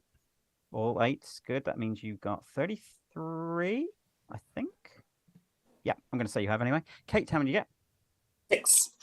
6. That gives you 21. Mike? 5. 5. You see, you do better at the end. You got 15. Erin? All 8. All 8. Oh, well, no one else is going to beat you now, are they? I know. 35. And Justin? 8. No, we don't really need to score, but what do you get? 8. You I'm got just not 8 an as well. artist. Almost getting there. So yeah, so that's like 32, I think, isn't it? So our winner today is Erin with a big fat 35 out of 50. Very well done. Sorry, big 42. We are followed, of course, by the brilliant Raimi, who got 33. Then we are followed by the excellent Justin, who's got 32, followed by Kate by 21, and of course Mike, who we love and adore more than anybody else, because we all do. You got a big fat 15, which I still think is pretty good. So well done, Mike. Our time is up. Thank you, I'm guys. so sorry, everyone. Thank you, But guys. if you've enjoyed this, donate on the thing. Next up, I've got an end blog. Don't worry, it's only like 3 seconds long. Please join us with Mark Thompson tonight for our closing. Think pitfires, marshmallows, ghost stories around the campfire. Wear your favourite pajamas with Star Wars ones if you can. Grab your pillow and hide behind. And we share you original tales of geopolitics. We do politics on this show. And lost limbs. We do lost limbs on this show. Oh, my God. Sounds fun to me. Please stay on, tune in. Hopefully everybody has a great time. Enjoy the show and enjoy the telethon. Thank you so very much. Have a good night. Bye. Yay. Thanks, everybody.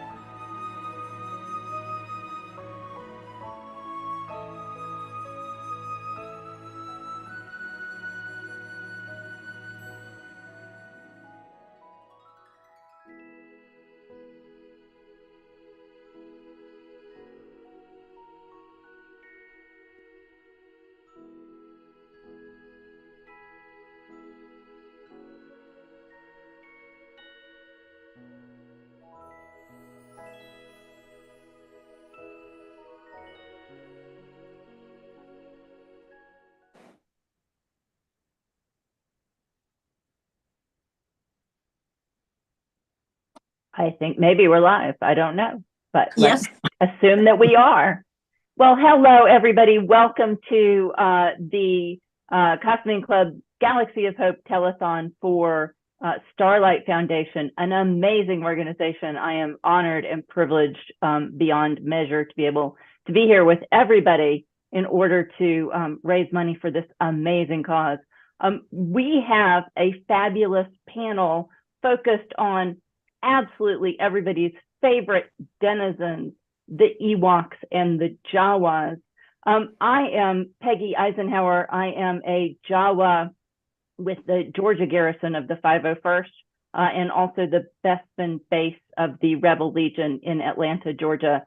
And it is my pleasure, absolutely, to be here with a bunch of my new best friends. And I'm going to let everybody introduce themselves. We are going to save the guests for last, if that's okay. So I'm going to start with Elizabeth. Would you introduce yourself, please? Hi, I'm Elizabeth.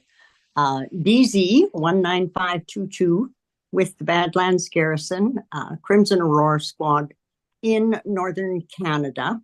I am the GML for our garrison. And yeah, my first costume was a Jawa also. Awesome. Awesome. And you have a special Jawa, don't you? I do have. She's right behind me. My Sith Jawa. I think all Jawas are a little bit Sith.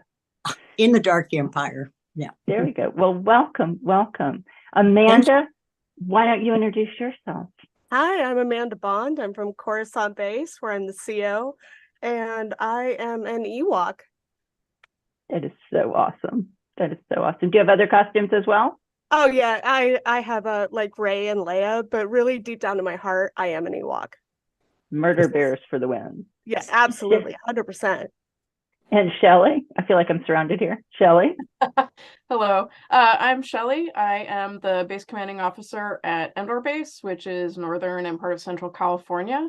And I also have an Ewok, as you can see, which seemed fitting, seeing as we're in the Redwood country out here.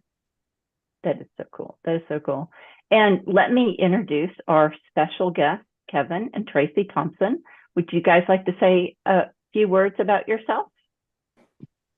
Hi, my name's Kevin Thompson. And I am Tracy Thompson, and I'm married to an Ewok. There you go. That's so cool. I played over 20 different Ewoks, most notably Chubre and Chukachok. I did the last part of the speeder bike chase. I took out all 3 ATSTs. I'm in 38 scenes in Return of the Jedi. I also played a Jawa in the Super Bowl ad of VW years and years ago when they went back to Cantina. So I've played both. As long as both Tracy and I have played many, many different costume characters in Hollywood for movies and television. And that, and that is fabulous. And so what you didn't say, what Tracy didn't say, but I'm gonna plug it, is that Tracy has actually written a book. And I got the book. You got to talk about the book, right? So it's my Ewok, my journey to Endor, and it is the story of you and your Ewok and doing the stunt work and everything. And it's the most absolutely adorable, charming book. You can get it on Kindle. I downloaded it last night, and I couldn't put it down. It was just so delightful. So I want to, and I know we've got, I know there's maybe. We've got to be cautious about what we talk about and so forth. But I think the book is fair game, right? We can talk about anything related to this book that we want to, right? And the book is completely adorable. So what prompted the idea of the book? And first of all, I'm going to give a shout out to my co-presenter, Amanda, who being like, I was tasked with moderating this, but Amanda's like, oh God, no, I don't know her. So Amanda wrote out actually questions, and they were fabulous questions. So I'm going to give Amanda credit for the questions. Oh, I trusted you. I just overly organized. I would ask different questions. Like my first question was, this book is adorable. Is there plans to do a sequel about Jawas? Hold that thought. But let's start with Amanda's question, which is, talk about what prompted the idea of the book and how you collaborated to write it. You go ahead. Well, we during the pandemic, we always had the idea that we were going to write a book for our son to leave a legacy behind. And everywhere we would go, if Kevin saw a child in the market or wherever we were with an adult with a Star Wars shirt, he would always say, hey, that's I'm in that. And they would go, yeah. So he decided, we sat down during the pandemic and decided to write a book. And that's how it all started. It was for our son Wyatt, who is now 29 years old. And then we ended up gaining a lot of people that were interested in it. And we just sat down and developed this book. So to tell Kevin's story. And it's full of the most delightful stories. I know, Amanda, I think you and Shelley have read the book as well. Do you want to share, one of the things that you loved about the book? I think, would you say it was an inspiration? Well, I made my Ewok prior to reading the book, but I met Kevin pretty early on in making my Ewok, and Kevin and Tracer are amazing. I love them. But I am very, very inspired that Kevin, he has a lot of stories in the book about the stunts and what he had to wear when doing it. When making my costume, I definitely did not do that. I strove to make it airy and easy to wear long term, and I think it's incredible that he was able to wear foam and run around in the forest and not be able to see that well. I mean, I don't know how he did it. I'm really impressed. Sometimes I look back and wonder how I did it too. Well, and that's what I love about it is because we're people with dwarfism and overcoming those obstacles and being able to show that it takes hard work and determination and persistence to overcome your physicality and be able to do something like that in a positive way. Right. And have just normal things like a fern be a hazard because one, it's not just a small little 1.5 foot fern, it's a 6-foot fern called Furnus gigantus. And we would run into those, or the crew would put them in front of us and we wouldn't see them, and then we'd run into them. Rocks and bugs and stumps and all sorts of things that are in the wild that as you're hiking you see, but as an Ewok my eyes are glazed over with fog and I can't see, and many times I ran into them. So do you have any tips? So everyone on this call, and I'm assuming that many of the people that are watching have these costumes and do this cosplay. We run into stuff all the time. So are there tips that you might have for those of us that are wearing these types of costumes? How did you figure stuff out?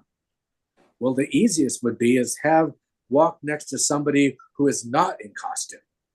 That's probably the easiest. Have somebody who is out of a costume head, and so that they can, especially being at a con or an event for promoting the 501st, the Rebel Legion, that somebody is your basically just lookout, and so they can see what's coming up, because you never know what's going to be there, whether it be the slightest little thing can just trip you up or trip me up. Like Tracy says in the book, the slightest, like a big rock, what could knock you on your keister, just easy as that. Yeah, one of the things I find, Elizabeth, I'm curious if you've had this experience too, but like in my Jawa, so many kids little kids want to come up to you, and seeing the little kids, my husband cosplays as a Tusken Raider and he can't see anything below his nose, and trying not to trip over the kids is really kind of challenging. You feel bad when you take out the children. When I have my Jawan, I have an advantage. I'm 5 foot nothing, right? So I'm down there with the little kids. Oh, you're tall in our eyes. I can buy children's-size costumes. I'm just little. But when I have my Tusken Raider female on, I can't see the kids, and you trip over lots of stuff. And that's Lucky- where a lot of Someone times there- people expect you to be able to see, you know, Yep. and Especially and that's Halloween, why they put candy in their bag and you can't see the bag. Yeah, that is a challenge. And you were doing the stunts, Kevin, actually in your Ewok kit. Is that correct? Yes, correct. That's just it blows my mind to think about it. And I don't even have an Ewok, but to even think about to do it as a Jawa or any kind of a costume character. Talk a little bit about the stunts. How did you learn how to do that? Well, it was I was cast as a stuntman in the beginning before the film even started, and so we went to London to work on the outfits, and so I saw the British Ewoks in their full regalia of that, and then we tried to customize the outfit a little bit so we still look like an Ewok, but we're then able to perform stunts with that. Whereas instead of a foam rubber shoe, we had a actual athletic shoe for our feet, and our gloves sometimes would then be actual gloves. The thing was, many times we couldn't use these things because the camera then would see that we had a tennis shoe on, so then we would have to go back to the latex foot. So we couldn't wear the things that we wanted to use. We had to go back to the regular outfit. Sometimes the stunt outfit was much skinnier, and it looked like a not as rotund as the Ewok was. And so they would say, no, can't do it. You got to go into the regular outfit. And so to swing into, we would perform the stunt out of the outfit first. We would choreograph it with the stormtroopers, and then we would get back into it and perform the stunt and try and do the exact same thing that we did out of the outfits in the outfits, which sometimes was very comical because it didn't happen on the first take many, many times. Yeah, it is interesting that you mentioned the footwear, that redoing the feet so that the foot wasn't foam. I think, Amanda, your Ewok kit, you redid the feet on yours to make it so that you could march in parades and stuff. Show us those feet. Let's see the feet. So this is my foot, kind of how you see it. I have a, and then I built it just right on to the shoe itself. The front part is a latex.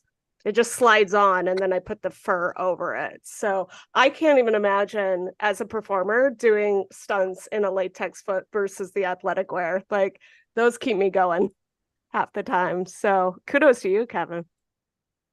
And is that That's comfortable to troop in? So these are just running. These are the same kind of running shoes I use when I just run and work out. So I am the only one after a long day at a troop who's not complaining about their feet. I'm doing pretty good. I may be overheating, but I'm definitely not complaining about my feet. Oh, this is actually Kevin's foot. So kind of similar, where the tennis shoe is built into the bottom of it. You see it? Yeah, that's really cool. Yeah, I loved all the photos in the book. So thank you for including those for those of us that are building these ourselves. Yeah, hopefully the under padding is much lighter and thinner, that you're able to not have the foam rubber, 2 inches of foam rubber that I had. No, I don't. I use my own personal padding and like a little bit of quilting stuffing. I don't know what you use, Shelly. I actually kind of really fake it. I have a mesh vest, which is has plumbing tubing, like 3 layers of plumbing tubing, so it holds it out from my body for that round shape, but that doesn't add any heat factor. And I also have a huge cooling vest system underneath there, so there is a lot going on, but definitely not. I can't imagine trying to troop in 2 inches of foam. That sounds. Yeah, the cooling vest I think started around in the early 90s that we didn't, they weren't invented by when we did that. And I know some of the Jawas wear the cooling vest, but I think our secret is typically fans. Do you have fans built into your kits, Amanda, Shelley? I do actually. I can pull this, and there's a big blower I have that kind of blows air down the back, and then I have two little like CPU fans in the eyes, and then one by the mouth, just to keep it circulating. Because if you're once my fans die, I am done for the day because it starts to fog up, and then I absolutely cannot see. So I'm going to give you a glimpse behind the magic here. So my mask is actually a camping mat. And then there's just this whole ugly system of fans and a blower back there, which is what keeps me going throughout events. Do you have fans as well, Amanda? I just use a neck fan, like one of those that you do. I tend to limit my costume use since I'm here in Las Vegas. I tend to limit it to fall to about March is when the Ewok has to, it's not Ewok season anymore. Did you have fans, Kevin, when you were fans a thing back then? No. No. We the sound it would have recorded the sound, but also things like that were not invented. What they did do was they had when we could break in between, they had taken the heating element out of blow dryers and they would stick them in our mouth and just put them on. But when you only have 5 hair dryers like that and 35 to 40 Ewoks in a scene, only a certain amount of people get it, or you just get that little bit of time and then it has to go to someone else. So we're all sharing the blow dryers. Wow, that's brutal. Absolutely brutal. Elizabeth, do you have fans in your Jawa? I do, yeah. In the mask, yeah. So you have fans in the mask, I think probably like I do. Yeah, yeah. Here in the. And then it was also a quarter mile to the outhouse. That's harsh. That's really harsh. And I would guess that in the Ewoks, I mean, Jawas, at least when you have to go to the restroom, it's pretty easy. I went from Stormtrooper armor to a Jawa and loved the flexibility that the Jawa gave me for personal biological needs, the Stormtrooper being hard. The Ewok has got to be awful that's just got to be it's got to require you to have foresight. You have to be prepared. Yeah. So let's switch gears a little bit. I want to talk about, because obviously we're here doing this for Starlight Foundation, which is an amazing charity helping sick kids. I mean, you think about that, right? You put those words together, helping sick kids. And I think, Kevin, you've got some experience with Starlight, with working with the foundation or working with some of the kids. With Aiden, yes. Aiden was brought to us at Anaheim's celebration. Okay. And I got to meet and interact with him with I forget who was it that brought us? Erica. Yeah. Erica brought him and he wanted to meet an Ewok. So I was lucky enough to meet Aiden. And it's something that Tracy and I have been working with different organizations with seriously ill children. And plus we are in another group called the Little People of America, which works with just little people of in the United States. People with dwarfism. And but I think it's a fabulous organization that helps bring smiles to seriously ill children, and to get them through the day, that's wonderful. That's amazing. And I know the goal from all of the costuming clubs that are participating in this is $50,000 over I guess the rest of the month. Is that correct? I was going to call on Teresa to talk about this, but she's not here. So I don't know, Elizabeth, if I can put you on the spot. Teresa's right here. Teresa, talk about Starlight. Tell us what Starlight. the goal. Yeah, talk about Starlight. Tell us what the goal is. How are we doing? Well, sorry, Peggy, go. Oh no, I exhort everybody to donate. Okay, so Starlight, we had a secret, amazing, anonymous donor step forth to say if to be part of this because they're so on board with it that they would be willing to put up $50,000 US to anything that is raised in the United States, Starlight. So across the world, there's 4 Starlights: United Kingdom, Canada, Australia, and the United States. So we had a donor for the States come forward to say, if you do this, we will match you for $50,000, which is phenomenal. It's we, in all of our history of all our clubs together, we've not ever had the opportunity to do that for an organization, and to be able to come together as all of our groups with all of our members around the world is pretty spectacular. So we have an online auction going on, and that's doing really well. We've got amazing pieces, saber guilds, full-on commission builds, custom to somebody's body. And then we will be going the whole month of September for Childhood Cancer Month. So many of us have had hospital troops or even sick younglings ourselves. So we've also been able to be part of lots of things all over the world supporting sick children in our Star Wars costumes. So for us to partner with the Starlight programs themselves, they offer a lot, even in the US, they have a lot of their Star Wars programs, their Star Wars gowns, their gift packages, that sort of thing. So this endeavor helps firsthand those sick children and their families. And we are pretty excited to be here to do that. So if you see the links anywhere, there's QR codes to all the different countries, whichever one you want to support, please do. It helps any child anywhere. That's amazing. Yeah. Thank you. It's amazing. I mean, it's like such a superpower to be. I mean, I would never have thought. I'm almost 60 years old, and I never would have imagined at my age I would be trooping around in the white plastic space armor. But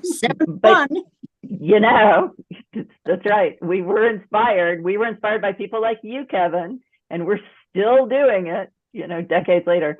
But the ability to help kids and to bring joy to kids, I know every time I'm in my Jawa, kids run up and they really relate to the characters, and I think they relate to us because we're heroic and mischievous, and we're so complex.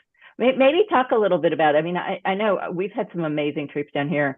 Talk about some of the times that you've really related to people, your character is really related to people. I don't know, Shelley, do you have a story you'd like to share about when you really related to somebody?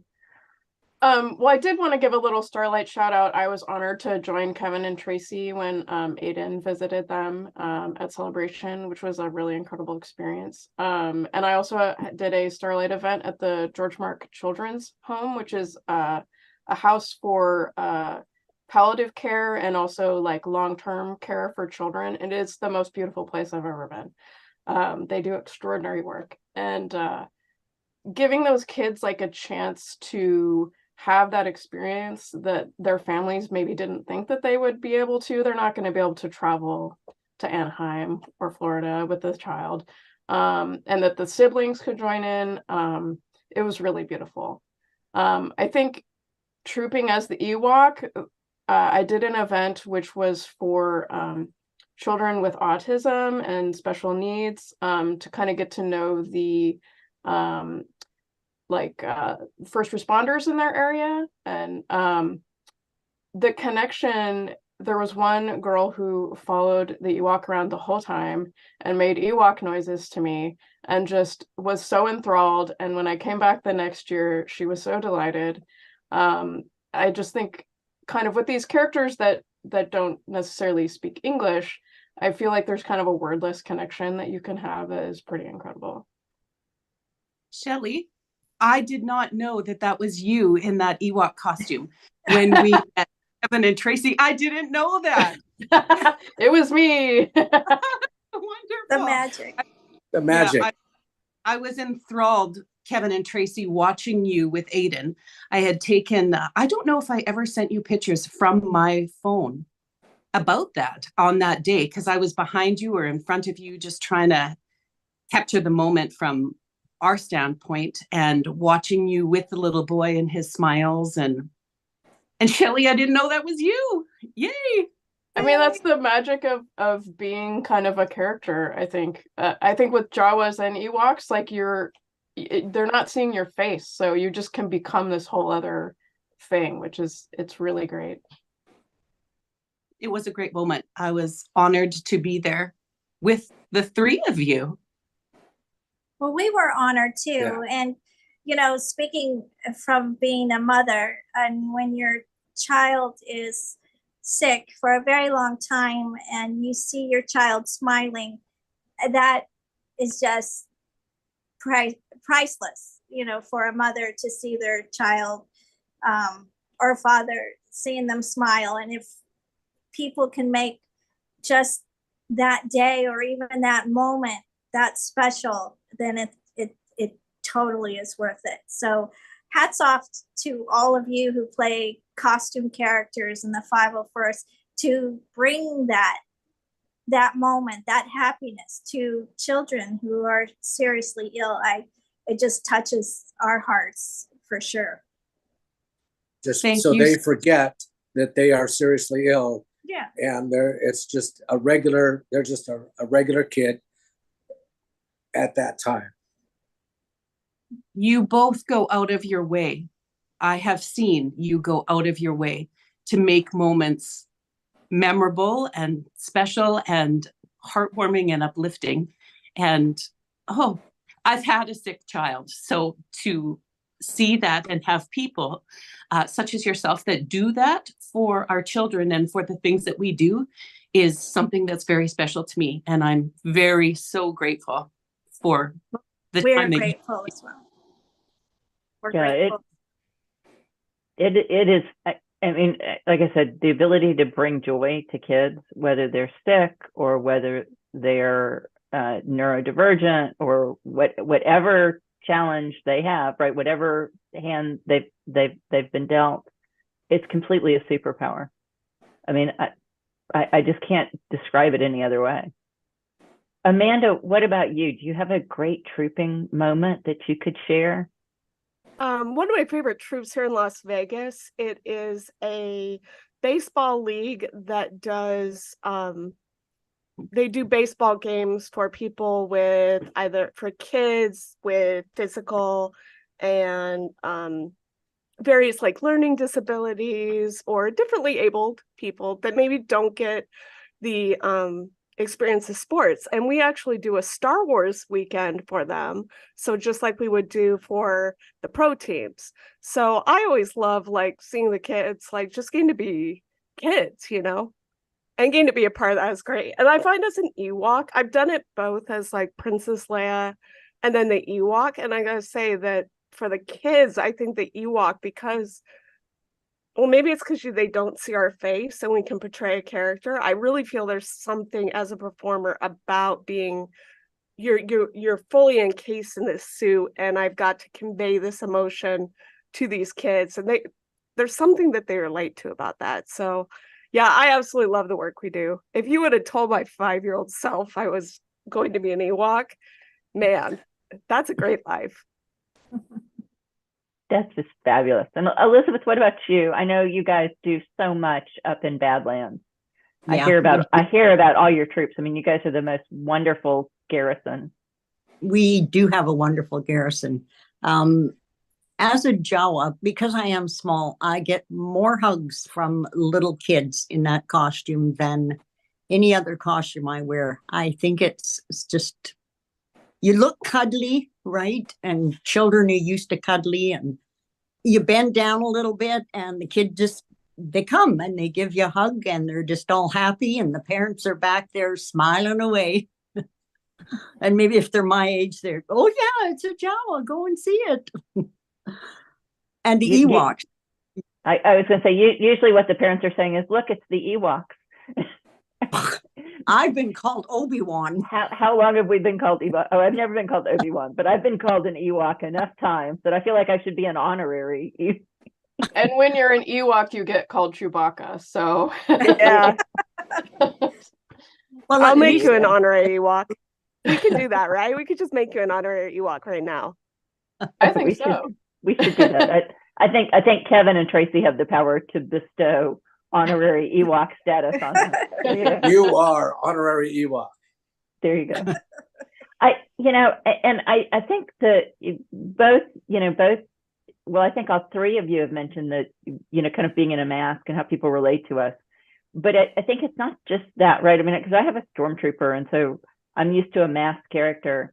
But I think that kind of the expectation that people have about, what you're going to be if you're a stormtrooper is just very different. I think that the Ewoks, I mean, honestly, they're so, for a non-human character, right? For a species outside of, they're just very human, right? They're heroic, they rise to the occasion, but they're mischievous, they're funny, they're irreverent, which, the Jawas completely, right? We're cleaning cost extra, no matter what we're doing, not stolen. And I think it's that complexity of the personality. And Tracy, you've got a lot of stories that you and Kevin have told in the book about, kind of relating to and developing that character. But maybe talk a little bit about, kind of those character attributes and how you tried to embody them when you were portraying your Ewok. So I was not an Ewok or a Jawa in Star Wars. I've done plenty of costume characters in Hollywood, in film and television. So I know what that feels like. So when I was helping Kevin and his story and getting it down on paper, I would ask him, well, you were in the forest. What did it feel like? Like, what did it must smell like dirt. Like how it must have been dirt and leaves and just the smell of the woods and what was that like? And so we brought that all into the character.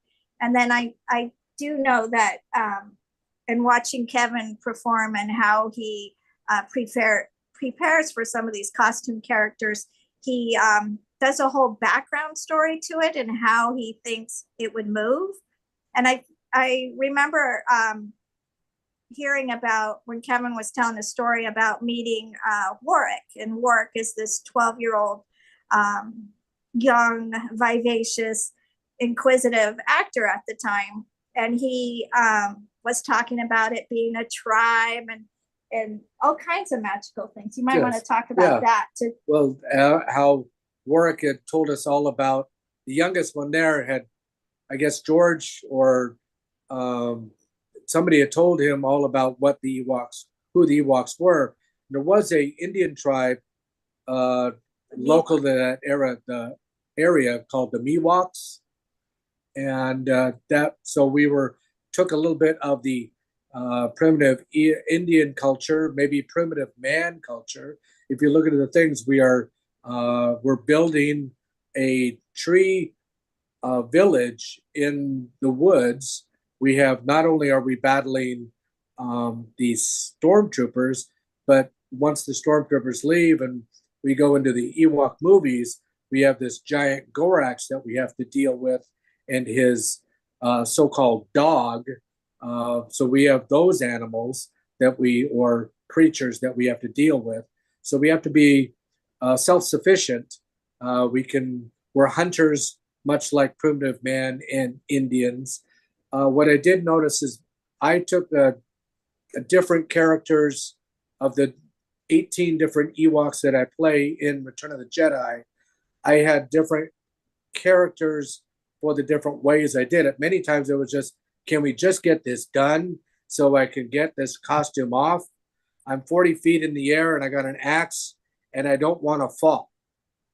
So it's many times that. With Chukatrak, it was much more of a warrior and trying to protect the land with, and I was more of a kind of almost like Hoss Cartwright from Bonanza.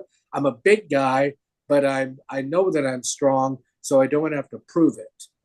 Whereas Chubre was more of just a warrior in battle completely against the stormtroopers, and so I'm more of the John Wayne Sergeant Rock type of character of just trying to get the job done and kill as many stormtroopers as possible.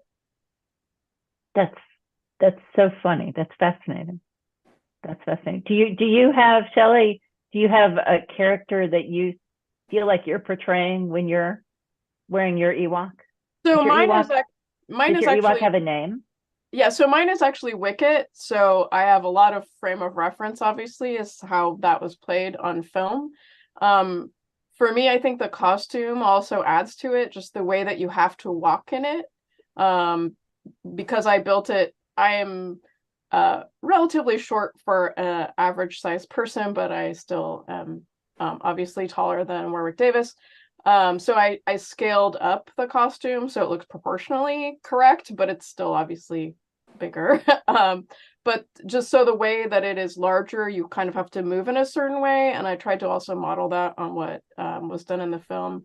And Wicket does a lot of kind of dog-like head tilting when he's trying to understand something that's going on. And so I tend to incorporate that a lot when possible. And Ewoks are just very mischievous, so you can get into some good trouble with spears and fooling around a little bit, which people seem to enjoy. You do a great job. Thank you. You do. Fun to watch. Yeah, I grew up with that movie, so for me, it's kind of a special place in my heart. And did you have, Shelley, did you have some photos you were going to share of your Ewok? Yeah, I just wanted to briefly show them. I don't want to go into too much detail here because I could talk about Ewoks all day long, but you can hit me up on the Rebel Legion forums if you want that. Let me share real quick.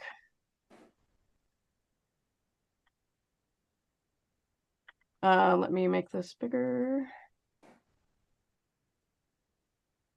Is this is a photo of the construction of the head? Yeah, so this was when I was working on the Ewok. The head is the most complicated part. And the thing for me that's just really fun about costuming is you can make the most mundane things into something magical. So my head is a street hockey helmet, a camping mat that I cut, Sculpey, which is kind of a thing you can bake for the nose and mouth and teeth. And the eyes are actually half of those like Christmas ornament orbs that are plastic. And you put that together with some foam and faux fur, and somehow this thing comes to life. I think Amanda already kind of showed the feet. Mine are not as comfortable as hers, I will say. The hands, I modified some alien hands. I did cut the fingers down later, so they're not quite as long and creepy looking now. But and then the last couple of photos, you can see the underlayment system that I have to kind of create that bulk without having the heat. And then I just have one more slide, which is so you can see the full, this was when I was putting the faux fur together.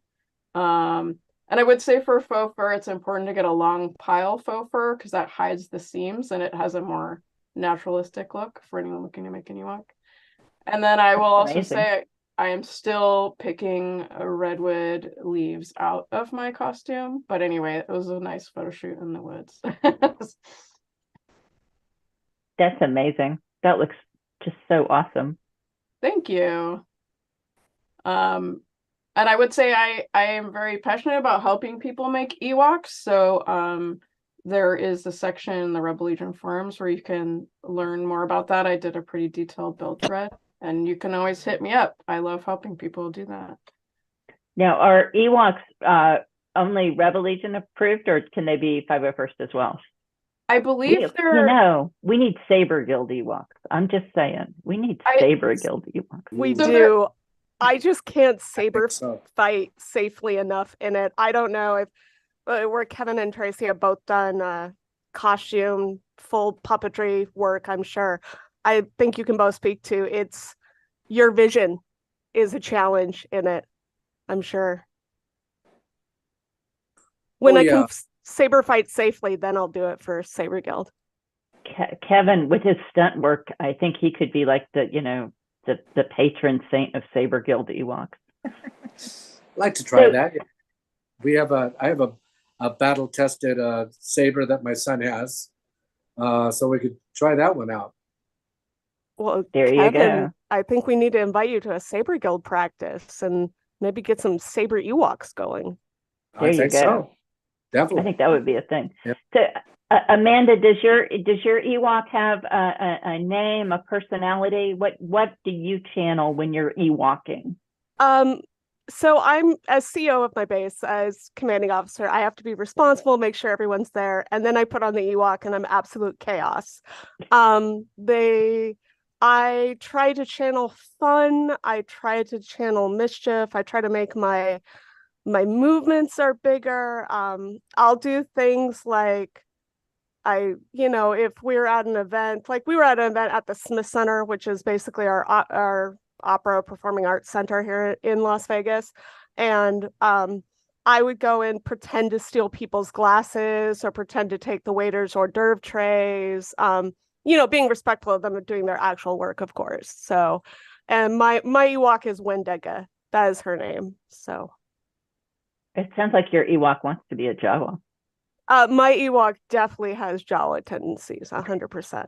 And in fact, when the Jawas in my base are also out, we're probably a problem, to be quite honest. But we're a fun problem, and we make people smile. Okay. That's the important thing. And Elizabeth, what about you? What character do you channel as your Jawa? Now, do you usually troop as a regular Jawa or the Sith Jawa? Both. I troop as both, just cuddling kids and trying to steal things. That is what I do as a Jawa. I think that's so fun, and it's fun in Badlands because I know you usually have a group that are out. Yeah, there's 50 Jawas in our 55 actually Jawas, which we did Jawa builds for. A few times we did Jawa builds. Everybody comes, we've got all the material, all the supplies. People learn how to sew, and it's a great weekend to do a build like that. And we've done a few of them, and people are all happy. They have to do a lot of the work themselves. Like, I'm not going to sew all the Jawas for them, but like, you can't get 10 Jawas done by yourself in a weekend. So everybody's helping and everybody's having fun. So now we have 55 Jawas out of 130 members. And running through on with the Jawas is very cool. Everybody stops to look. We do Jawa builds down here as well. I think we've got 138 Jawas in Georgia. And we crank them out.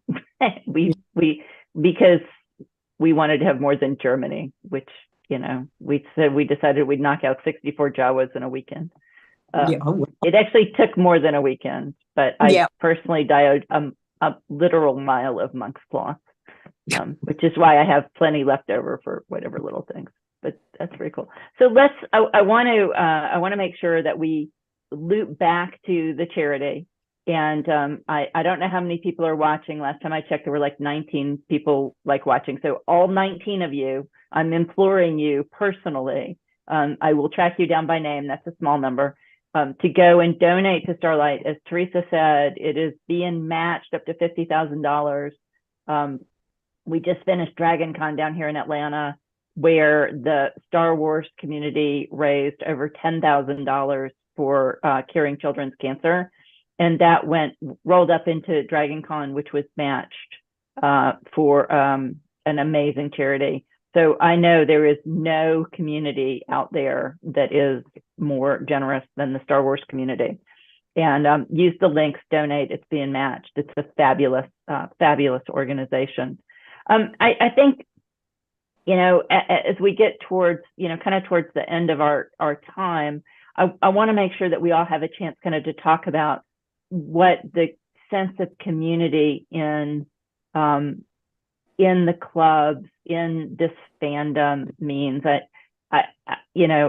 I'm looking at this Zoom, and I'm seeing that, we're not kids, right? We're all people that have been doing this since we were little. I was 13 when the original space opera show came out, and I knew I could be anything. I actually already knew that because Lieutenant Uhura was such a badass, and I knew I could grow up and be Lieutenant Uhura. But then I could be, a snarky space princess. I mean, it just doesn't get any better. And being able to find, my home as a Jawa, like I said, I do other kits, but at the end of the day, I don't think I've put on a costume other than a Jawa in years, just because it's so much fun. It's such a fabulous kit, and it's such a community. So I just want to give a chance to talk a little bit about, what this community means, and we've been part of it for so long. Elizabeth, what does this community mean to you?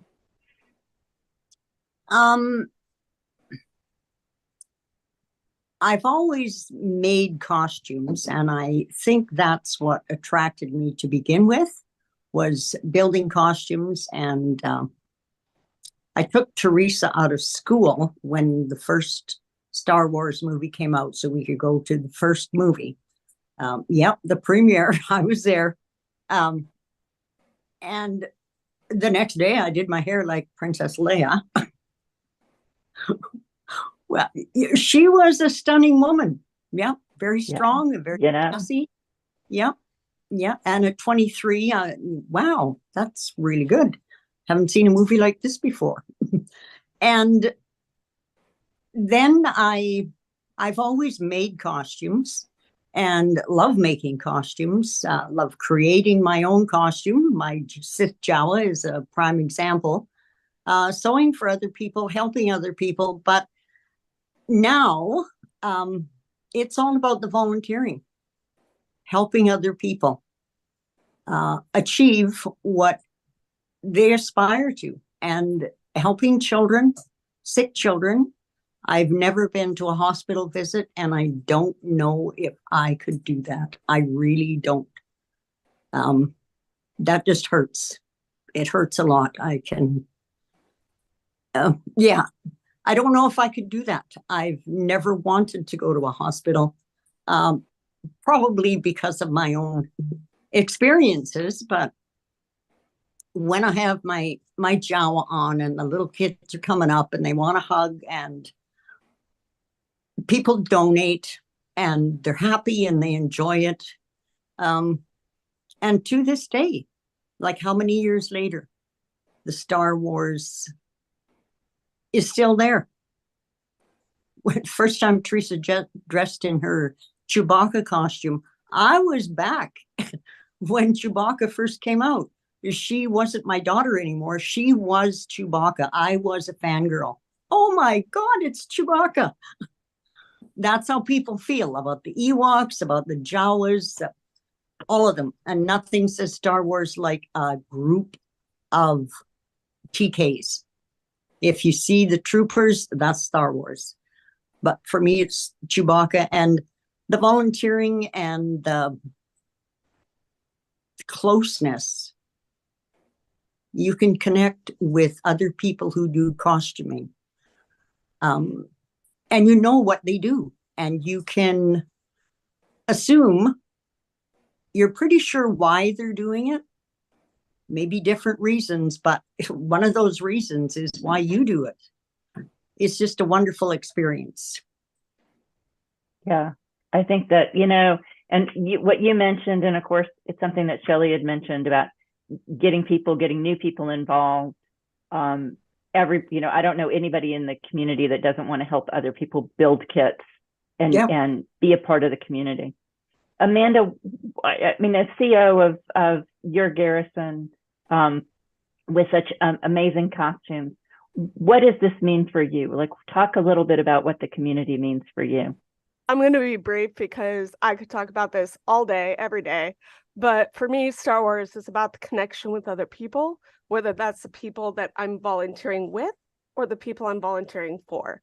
I've gotten to do so many great events, meet so many great people, and be in so many, who knows how many photos that I don't even know exist out there where they were like, oh my gosh, it's an Ewok. So for me, it's all about this connection. And I just want to give a shout out. The number has gone up. So thank you, Star Wars fans, for donating during the Jawa and Ewok panel. You all are awesome. Best people on the planet, no question. Shelley, a few closing words, and then I'm gonna let Kevin and Tracy have the last words. Absolutely. Yeah, for me, I'm a lifelong nerd. I was born in 1977, which is a pretty auspicious year in Star Wars history. And Return of the Jedi is just absolutely one of my favorites. So being able to bring these characters to life and seeing people's faces light up when they see them and connecting with people has just been incredible. And the Ewok community, I'm going to call it that, is just this niche place full of the most incredible people, including Kevin and Tracy, who are just the stars of the Ewok universe. So that is so cool. And the same is true with the Jawa community. I mean, and I think, as I said, this is all about community for me. I would not have expected to be doing this at age 60.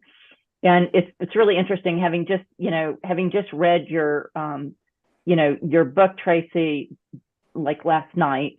My Journey to Endor, I'm going to plug it again. Everybody should get this on the Kindle. It's really amazing because the story of the community that I know and love so comes out here when you're telling the story of Kevin's experience and hearing Kevin's stories and hearing it Kevin's words. I mean, it's so obvious that this is a community. It's not a new community. This isn't a community that was created by the 501st or the Rebel Legion or any of the other clubs. It's a community that was created by those of you that were involved in, in this fandom from the beginning. And the fact that you're still involved in it is so amazing. So just share with us, as we wrap up the session, share with us your sense of community in Star Wars and what it's meant to you all these years, literally all these years. And everybody buy the book and donate to Starlight. Well, thank you. We had such a good time writing this book, and you can find it on Amazon. You can find it on Amazon, and then you can also just personal message us, and we would be happy to either send you a book signed. We can give a percentage of the proceeds to Starlight Foundation if you mention Starlight. So feel free. You can find us on Facebook or through other avenues. Tracy McCoy Thompson and Kevin Thompson. I just have to say, 501st and Rebel Legion and all the people that we've met along the way, I am in awe. I mean, people say, we're celebrities, and they're in awe. And we have people coming up and wanting to touch us, or they start crying or shaking.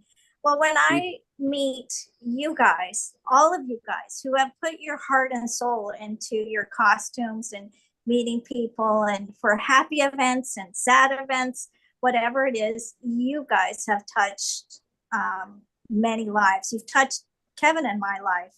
And I just have just the biggest, I'm a fan of you guys. So thank you for all your hard work and keeping Star Wars alive all these years, keeping the Ewoks alive for 40 years. So that's why Alvin Johnson writes our foreword. Yeah, that's just awesome. This has been the most touching panel. Yeah, I feel the 501st have kept, like Tracy says, has kept the Star Wars dream alive for everything. I think there's the reasons for the prequels and the sequels and the add-ons, and now all the different TV shows for Disney Plus.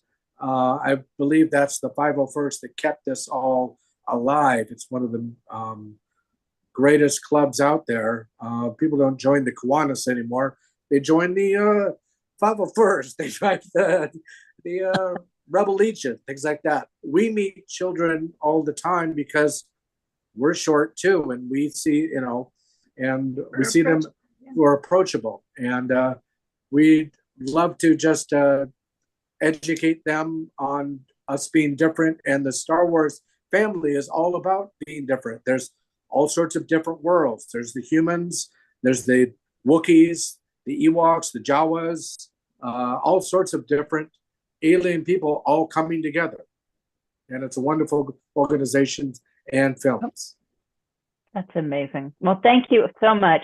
Thank you, everybody. Kevin, Tracy, I can't thank you enough for being on the panel. Amanda, Shelley, your Ewoks are amazing. Elizabeth, Teresa, Utini, right? Jawas forever. And again, everybody watching, thank you so much for the donation so far to Starlight. If you haven't had a chance to donate, please do. If you aren't able to donate, please share. Help us get the word out so that we can fully realize the match. It's such an incredible opportunity to do something for an incredible organization. Teresa, can I hand it back to you and Justin? I don't know the protocol here. It's what you get when you put a Jawa in charge. We have no plan. No plan. Again, thank you everybody for tuning in. If you missed it and you're just joining us now, Kevin and Tracy Thompson has offered, if you check in and ask for their book, and you mentioned the word Starlight, that book that Peggy's got up, they will donate a portion of it to this initiative, which is generous and lovely and beautiful. So if you haven't had the opportunity and would like to donate even that way, please do. Thank you all so much. The book is delightful. I know it was pretty short notice and we all squealed when you said you were coming. So thank you. Thank you all. Great panel. Thank you, everyone. Thank you.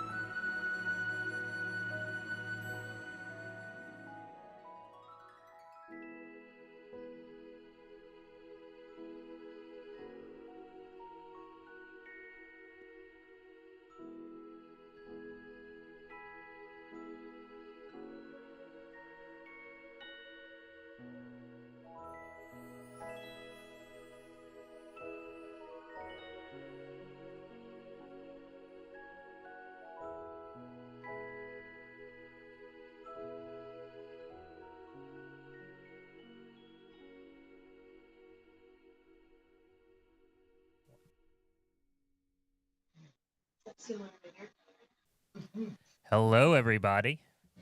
Hope y'all are doing well as we go into our final 2 hours here. First thing I want to acknowledge is there was, Jawas are known for taking things from people like all the time. However, some band of Jawas just gave $500 to Starlight. So that's pretty incredible. So thank you, Jawas, for participating in a big way in the last panel. If you'd made it a little bit earlier, though, you could have made the Dark Empire win the quiz show, but, it can't be perfect. Anyway, that 500 becomes 1,000 in the United States, which is an amazing thing because of the match. We have a match that's going on. Basically, up to $50,000 of funds raised in the U.S. will be matched by an anonymous donor, but please feel free to give locally if you're so inclined in the U.K., Australia, and or Canada, or all of the above. Take your pick. We have a unique opportunity today. So we've talked a lot about how to join the 501st or some of the other costume clubs, including the Mando Mercs, the Saber Guild, Rebel Legion, etc. And we've talked a little bit about this concept of armor parties. In other words, your entrance on how to join and how to start making costumes if you have an interest or an itch to do so. So we are going to attend an armor party for the next hour. My good friend Kevin here is in the mix. Where are you exactly? We are in Winnipeg, Manitoba, Canada. What's the weather like there right now? I don't know, actually. I haven't been outside yet. Ladies? 22 today and it's warm. 22 degrees Celsius and warm. There you go. A little cloudy. So we're in a Mando Mercs, I believe, or just Mando General? Mando Mercs. We're in a Mando Mercs build party here. Fantastic. Yeah. And I want you to take us through it. What are you guys working on? Introduce everybody. Show us what you're doing. Take us away on a journey of construction for the next hour and show people how you're going to plot through the challenges of making a costume. I leave it to you. Perfect. Thank you, Justin. Hello, everybody. So I'll introduce myself first. My name's Kevin Lawrence. I'm the Rustalor Salich for the Vetinati clan of the Mandalorian Mercs. Here at our armor party today, we have Melissa, who mostly will be working on shaping her armor over the next hour. But we also have Mallory, who's going to be lovely and she's actually going into pre-app today, so we're taking her app photos after this session is done. And we have Linda as well. She's partially kitted up, and she's actually going into application photos as well a little later. So we've got everybody in a little bit of different stages, but hopefully you guys enjoy the content. And especially, it's a little harder when you're shaping for the female body when you're doing Sintra. Of course, there's always 3D printed options, for like a lot of the post-imperial. This is like a Bo-Katan chest that Linda is using for her kit, where we have Vanna White. Mallory and Melissa, we've done theirs out of Sintra and shaped it to their bodies that way. Because one of the biggest things that you always want to do, especially with Sintra, is ensure that you don't have armor float, so that you can't like stick your finger in behind and it just looks like lackadaisical. Not that even though it was introduced, float is canon after last week's episode of Ahsoka when we saw Sabine's armor floating off her belly, but we'll move past that, I think.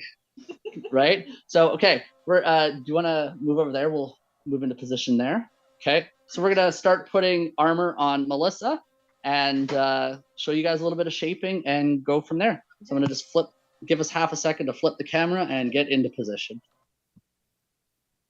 Okay, there we go. Okay, so let's go over there. I'm going to grab my heat gun. I should have grabbed that earlier.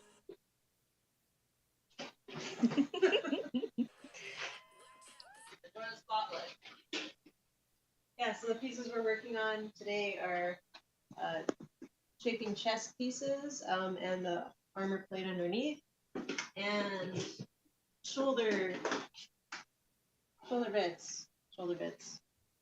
Okay. So tell me where we're starting. So one of the things at our armor party last month is that we discovered the shoulder plates, like the collar plates that she had, weren't exactly fitting right. So she actually, over the last month, recut and shaped her plates for the collar to better fit. So if you look, here, come around to the side. So this is what I'm talking about with armor float. So it's sitting right on the flak vest with no floating. Floating would be like, here, I'm just manually doing this. Like, if that's how it was sitting on the shoulder, that's not proper Mandalorian procedure. So we're going from there. Okay, and then we look at the back, and see how it's curving around here nicely. So we do have a small, here, come in right here. So we have a small bit of float. Oops. That's gonna keep out late. Right there. Here, I'm just gonna, yeah. We look here. So what we're gonna do is we're gonna get the heat gun, and we're actually just gonna reshape that little piece right there. You wanna? Yeah, I got it. Okay, so. Should move my bin out of the way. Okay.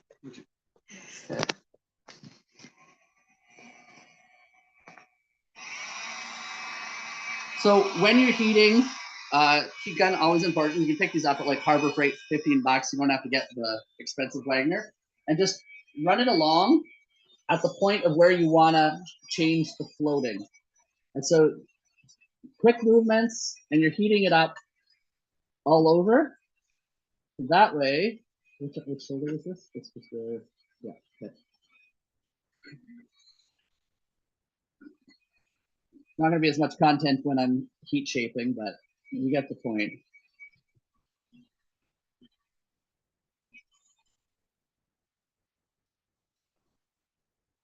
I do a lot of heat shaping, and so I can grab it at this point. It's just calluses.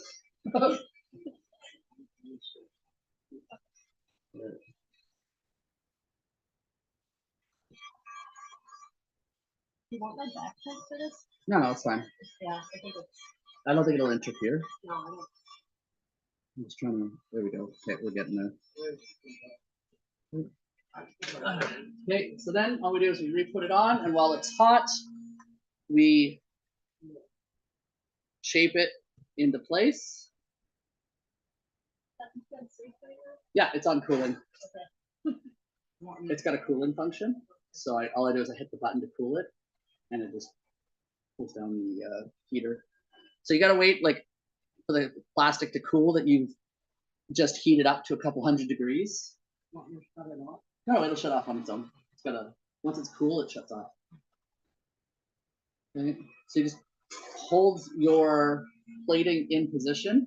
This is why it takes so long to like shape armor, is because you're heating it up and then cooling it down, heating it up, cooling it down, and repeat until you're just ready to kill yourself. Anybody who's worked with Citra is agreeing with me right now. Okay, so let's see. Yeah, we're good. Okay, so now I'll grab the. If you look, here, don't move. How do I make this bigger so it's the whole screen? There we go. Okay, so now we don't have that float anymore. So this piece is good. Okay, let's turn you to the front and see. Okay, and yeah, we've kept. Now you're probably going to see a little bit here, but once we add Velcro, the Velcro will actually keep it in place so that we're good. Okay, so let's put this back on. Here, do you want to take it back over?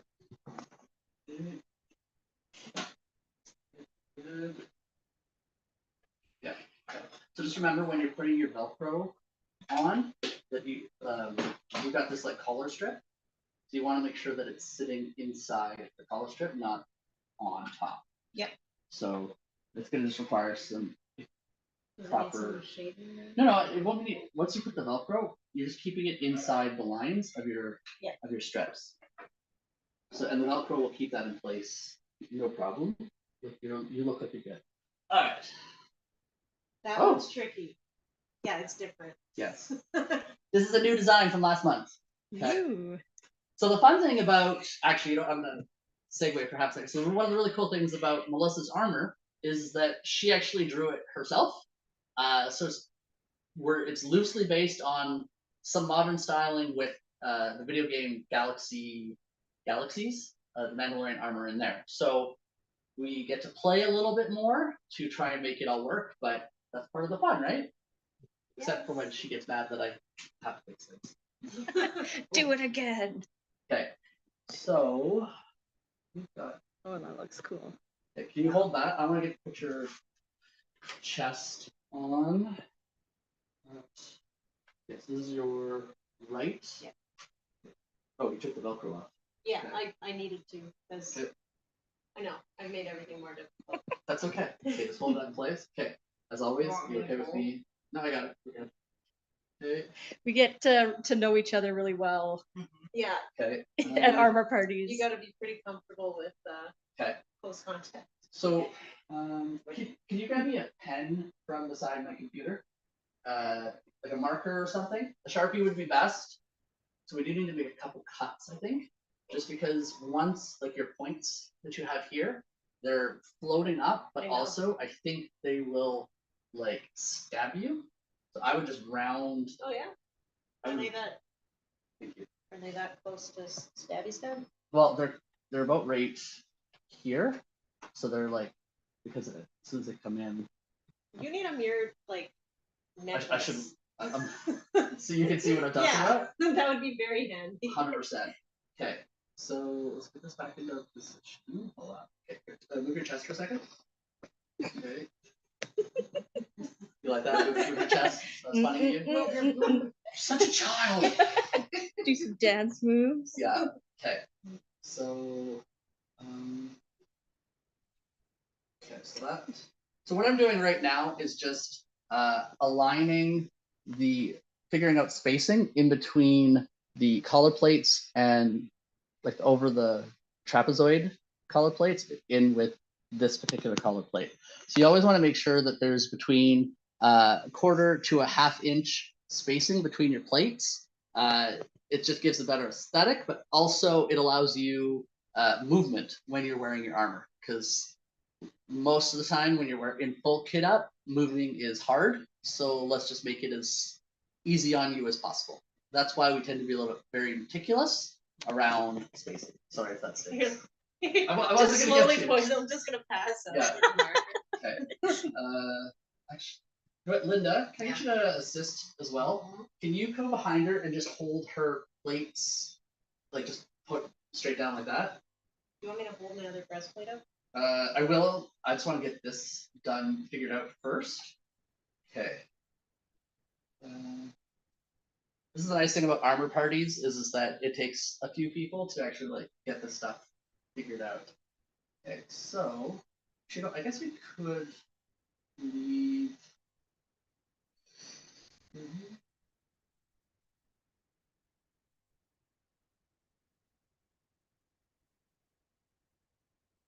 Okay, so we cut there, then it still maintains. You still have that point because you just round it out.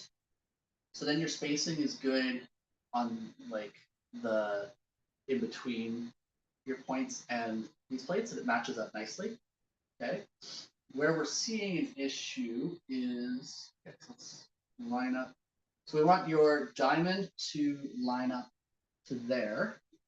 So now we need to just slightly modify.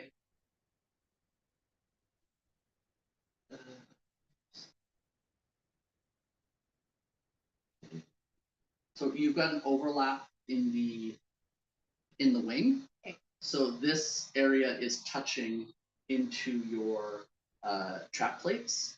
So if we cut there, that will go back and create our proper spacing. Only do is can you hold this in place? I'm just gonna get my no, like I have a fabric pencil. Oh. Yeah. And do a little like the waxy ones. Yeah. Yeah. So this will come off with water. Okay. So what I'm gonna do is I'm gonna put a mark Where they should be. on the plate, and then it'll correspond to your black vest. So that way when you're putting your Velcro on, you can line these up. Perfect. So that way home, you're set. Okay. Yeah, because now it lines up with your chest diamond, and you've got it there. And then it just, you can lick your finger and wipe it off if you need to. Okay, so that part's good. Here we go.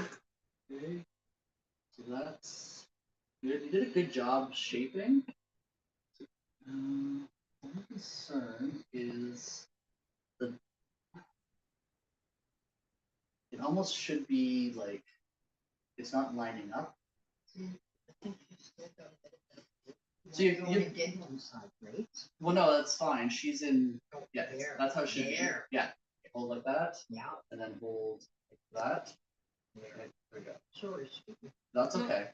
All good. Wait, who's Sweetie? Who's Sweetie in the scenario? I am. Okay. It's always me. I'm always the sweetie. Okay. Wait, where's your collarbone? Under the plate. Yeah, like point to it, like on your. Can I? Sorry. I'm looking for the bone. Where is it? There's the bone. Okay, there's the bone. There's your bone. Okay, we're still. Okay, we're good there. The plates are good. Okay, you have two choices. So this edge lines up to the edge of this. Okay, so either option one, which I don't really know, is you can recut this and just add this much to this side, or you could cut this much in an angle off this plate. I would say okay, cutting here. Yeah. Yeah, I think that makes more sense. Okay. It's easier to cut than add. Yes. Of course, then you cut too much, and yeah, that's why then you just have to make a new plate. Yeah. Yeah. I think this is my third chest plate thing because it's just not symmetrical. Bodies are not symmetrical, No, they're though. not. It's so hard. Yeah. Okay. So we're good there. I'm going to redraw.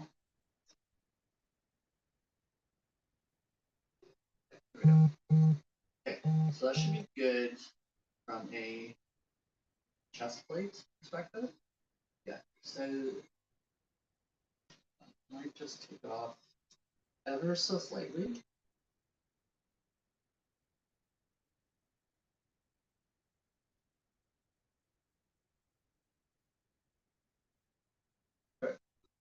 Yeah, I was trying to work that so much at home, and I could not, for the life of me, figure out what to do. I was like, I'm just gonna wait.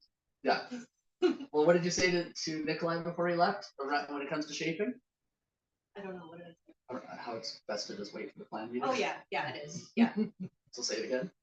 That it's best to wait for the clan, especially when you're doing these parts. You're doing the legs. Yeah, no lower problem. lower body, like from here down, you can do that on your own. It's a lot easier. But when you're shaping Sintra, like we have a like you can't really look down and figure out how to shape properly. And when you're using your own mirror, it's like everything's backwards, so you have to figure out like, wait, what am I doing? Yeah, it's like it's a lot of trouble. Yeah, that'll cut there, that'll be good. You cut that, that'll give you a little bit your spacing back. Just cut here, that will, and then just what I would do is roll. Okay, so once you do this cut, take these two pieces and just take your heat gun and just ever so slightly roll them in. Okay. Do you? Do we want to just do that cut now and roll it, or is that? Sure. Actually, yeah. Just talk amongst yourselves. Oh, should I follow you? No, you stay there. I just gotta find my knife. Yeah. Yeah, no worries. It's all good. You can always show and tell the pieces that are finished. If Yeah. what you need, Kevin. Just gotta find my knife.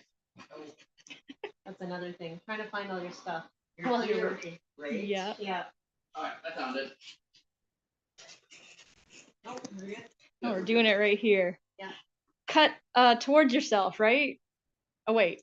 Cut away from myself. Cut away from yourself. That's safety. Yes.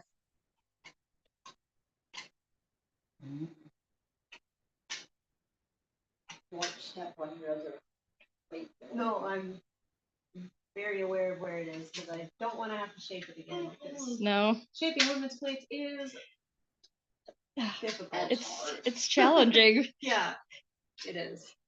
Or if you're got curves, anyone with curves really. Actually, I'm gonna have more curves with the thing on than I do in real life.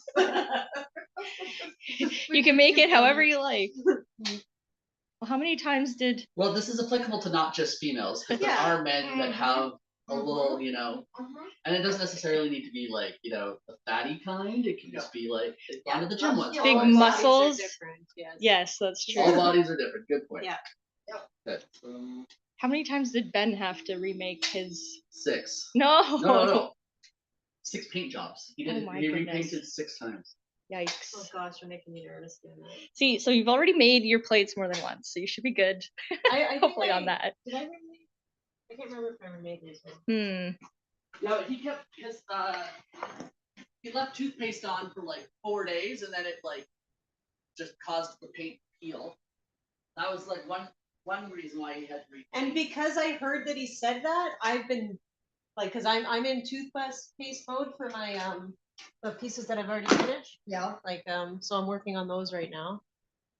Yeah, toothpaste came off the next morning or later that day. Smart. Depending, but I was like, I am not waiting because I'm not, you know, don't do what Ben does. I don't want to repaint 6 times. Yeah. Oh yeah. Yes, but painting is pretty fun actually. It's a lot. It did not occur to me. It should have, but it didn't. That you have to mask everything when you're doing just one color, and I'm doing 4 colors. Yeah. So it's going to take several weeks to finish. I learned that too with But my yeah, they're helmet. so it's fine. So something I would recommend is, so I've made the cuts, as you can see, but now they are super sharp. And if compare it to this edge here, she's sanded the edges, and so they're soft and rolled. As anytime you're working with Sintra, I'd highly recommend just give it a quick sand to round out the Sintra. It just gives it a nice polished look when you paint. You don't necessarily have to, but always encouraged. Took that long, and now that's good. I mean, this is a 40 grit sandpaper, so I would say take like a 120 whatever at home, but I just wanted to show that part. Okay, so let's see. Want me to hold this? Yes, please. Okay, let me get them into position. Okay. Okay, yep, you're good. Hold. Okay. Oh, I didn't get this piece. Okay.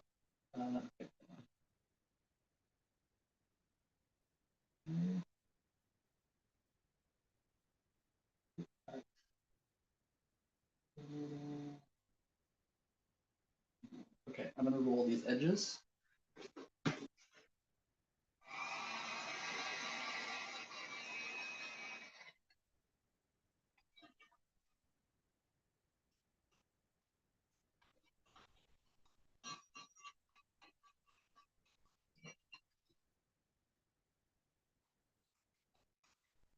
I feel so bad for the audience while I'm like heating up. It's like, how boring is this part? Da da da da da da do do do do. Hey, you can tell them your codpiece joke. It's not that funny though. Show them the meme thing we made with the one of the first armor parties we had. I think we were joking that the ab plate was a cod piece. I don't know. It just sort of. I guess you had to be there. I guess. You know, without there even being a joke, cod pieces are very funny. They are. And those two, you can make them all sizes. You've seen smaller ones or bigger ones or.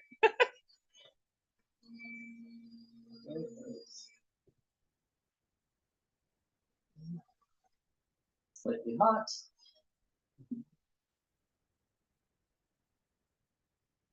Slightly the smell of melted Sintra. Is it weird that I kind of like it at this point? Yeah, I kind of do too, actually. I know, that's not good, is that, and then permanent marker in your face. Yeah, I like that. Like Bondo and all these different things. The amount of chemicals that we're working with. E6000. The glue. Yeah. Yeah, the glue. Paint. Oh yeah.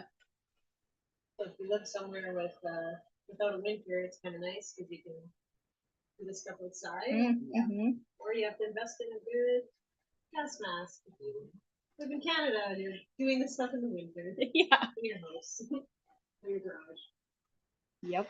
Or you could make what do you call it? Like a fan booth. Yeah. What do you call that?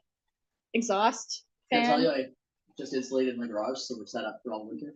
Nice. That's awesome. So whenever one is approved and wants to make second kits, you can do it outside now. How many have you made, Kevin? I'm on number 5. Just Probably don't have to keep rolling it now. Probably get. Am I like holding it down? It's a workout. No, I'm on kit 5. It's like tattoos. Once you get one, Yeah. you want more. Well, one of the kits that we're doing, or that I'm working on, Melissa's also, we're doing a cannon kit from Rebels, so Amando. So Melissa's, well, I'm trying to talk her into building. Yeah, this is an affirmation. You Yeah, just keep saying, I'm just gonna keep saying it. Melissa's doing it. Melissa's doing it until she builds it. Yeah. But so Brady, Brady who's not here right now, is Linda's son. He's building the same armor as I am, so we're just kind of talking everybody into so we're gonna show up at con all as Imperial Super Commandos. That's putting it into the universe. So this is on my to-do list as well once I finish mine. I'm trying to. How many projects do I have on the go already? That's not the point. No. I was on the panel with Paul Lee 2 hours ago, and he was commenting the same thing. He's like, I've got like a mud trooper. He had like, I think he said it about 4 or 5 costumes, and I'm like, okay, so if Paul Lee's doing it, we could have, everybody's got multiple costumes on the go. We're good. Yeah. It's true. You can't stop at one. Nope. Well, who doesn't ever have like cost plans for other fandoms and stuff too? You're like, I want to make this. Lots of plans I want to up make here that. now. Yep. Yeah. Oh yeah. Gotta keep busy. Good hobby. When you learn lots of different skills. It's true. I mean, I've been using, techniques that I've learned from this in like all sorts of stuff, all sorts of repairs and things around the house. And, I like your Predator. Oh, my Predator, yeah. Whoa. Greg wants a Predator, so we might be Predators at some point, as well as Mandos, because at some point with my giant helmet, my first print, my husband's gonna get that one. Oh, nice. Yeah. It's his penance for not taking proper measurements. Yeah. You get the sword now you must now. be a Mando with me.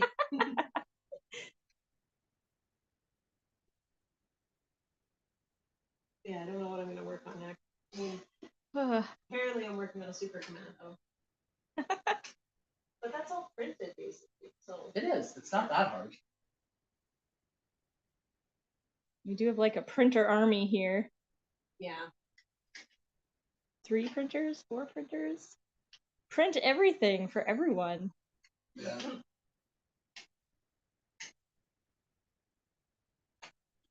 So usually I would not be using an X-Acto knife, but I would use a hot knife. You can get them at like Michael's. Hot knife will cut through Sintra like butter. So it's usually Michael's will have those like 30-40% off coupons. I would highly recommend, if you're cutting Sintra, buy a hot knife.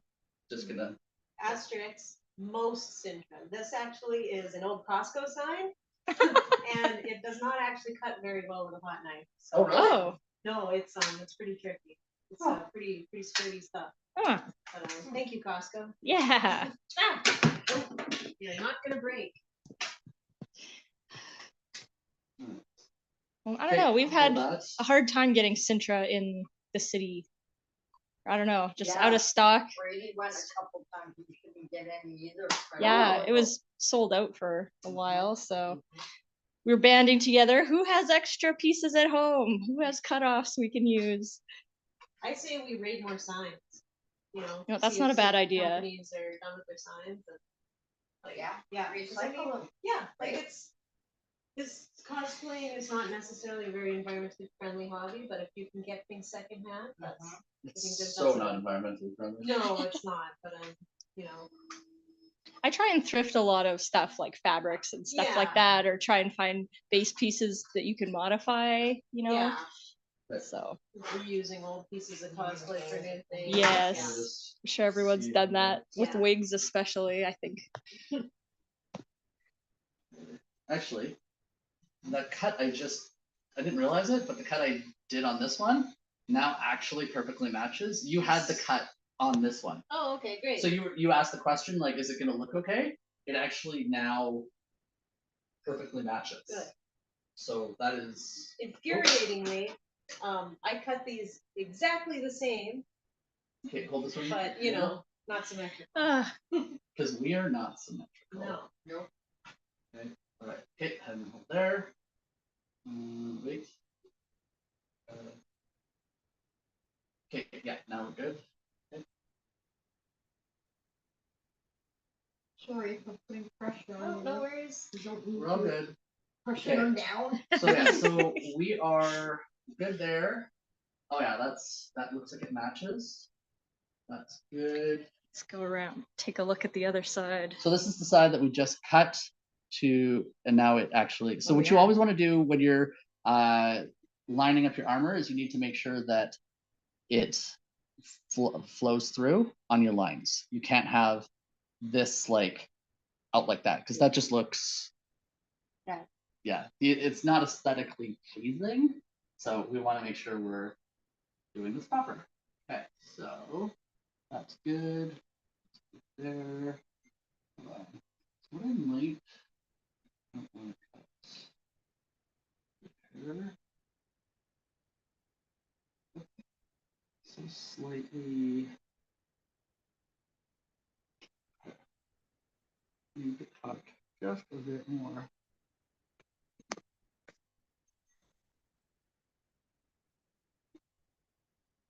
The lighting is better from this side.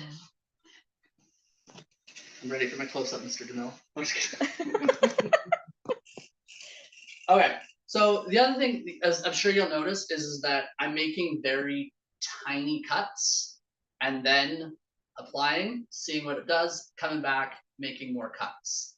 Because as Melissa said earlier, it's easier to make more cuts than you've screwed up and then you have to remake the panel completely. So we're being very meticulous. Actually, you know what? Meticulous? That's a great way to describe the Mandalorian works. Meticulous. The M is for meticulous. Yeah, the M is for... I'm sure I'll get in trouble for saying that, but you know. Disclaimer, the M is not for meticulous.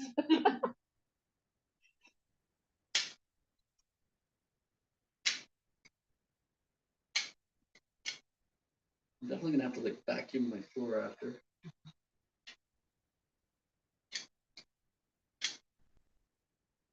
I like that Centrum nickel I had, and that stuff cut so easy.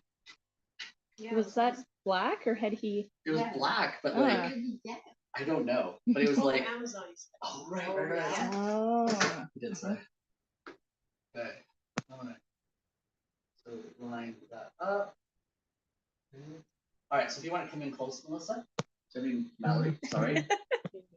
Too many M's. Too many. Okay, so I'm using this pen as my spacer, so we can just run through. It's a little tight. All right, yeah, right there.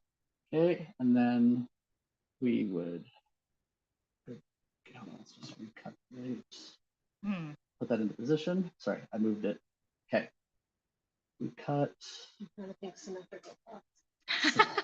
Symmetrical line. I'm even.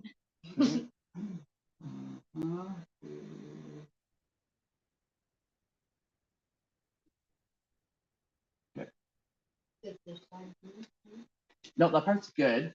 So I'm going to take off a little bit here, but not all the way to the top here.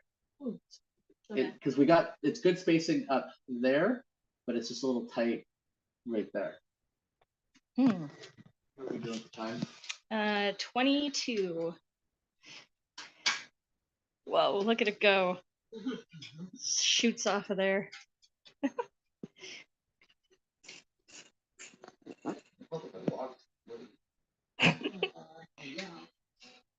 Safety second. Yeah. Yeah. Don't try this at home.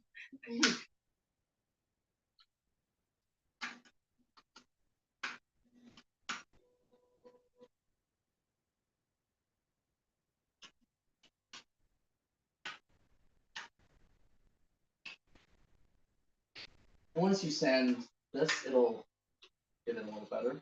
Okay. All right.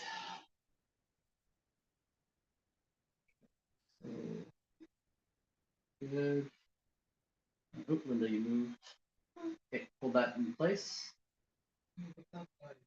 And Kate, that's in place. You are good. Okay, so you want to come take a look at this? Yeah. All right, so we're lined up. Got our proper spacing on both sides. Got here and comes there. So we now have our trap armor and our collar plate properly in place. Yes. Yes. Okay, hold that. All right, now the tricky part. Oh boy. Right. Okay, my left, your right. Okay, so we need to. Okay, so we're gonna have to make some definite cuts. No. And some shaping. But let's do the cuts first. Okay, I'm gonna put this down. Okay, so this is the stressful part. Stressful. Oh, so the other thing that we would that I would anytime you're making an armor, male, female, regardless, is that you're always starting from the topmost point and working down because you're making sure all your spacing is proper as it comes down.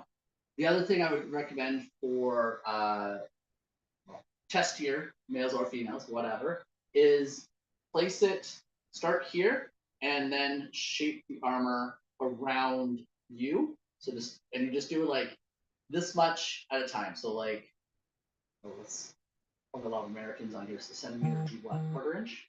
Yeah. Okay. So yeah, so do about like quarter to a half inch of rolling at a time and just roll it around yourself. Natalie, where's your chest plate? You can also use like holes and stuff like that. Yeah. To help shape. So one of the things we had to do with like Mallory's armor is that so she did a more of like a box here, like yeah, I don't know, a box shape with it. So we actually there's a dart in here and here. You can almost just imperceptibly see the line on it, and then we backed it with Bondo. Just barely. I don't want to take your armor off because we don't want to worry about placing again. But depending on your particular shape, you might have to just put a dart in and then seal it with some Bondo to give that seamless look. So just be aware of that. And that's again, that's where that like the armor parties will come in handy because there's going to be people who are going to help you with that shape. You have to be okay with them getting in close quarters with you. So. Yes. Yeah. Yeah. Okay. So getting back. No. Yeah. I wonder if the tape would. Let's try taping it in place. If you don't have enough hands, yeah, then we try tape. Usually I carry some clips with me. Yeah, that might work. Masking tape is your friend. Go. Okay, that's good. I'm just gonna put just on the sides, just further.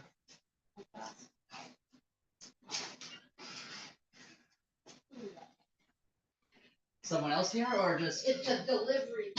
Oh yeah, Amazon, my best friend. Oh, nice. Okay, let's try this again. So when you're doing your chest plates, you have to have that spacing again here. So when we look at that, so if we hold this space in properly, we now have a problem where this armor is sitting under there. So we need to cut fairly significant. It's fine, it's fine, it's fine, it's fine. That much, eh? Yeah. Oh, gosh. Yeah, it looks like a lot, but yeah, it's really it's well, funny, you not, I think that guess. it's such a big piece, but when it comes down to the chest piece, it ends up being real small. Yeah, that's true. Well, I mean, you're not really that wide, right? Like, this is what? This wide. Yeah. I'm sorry. No, but like, think about it. Like, you're probably what, 16? That's where you're having a problem?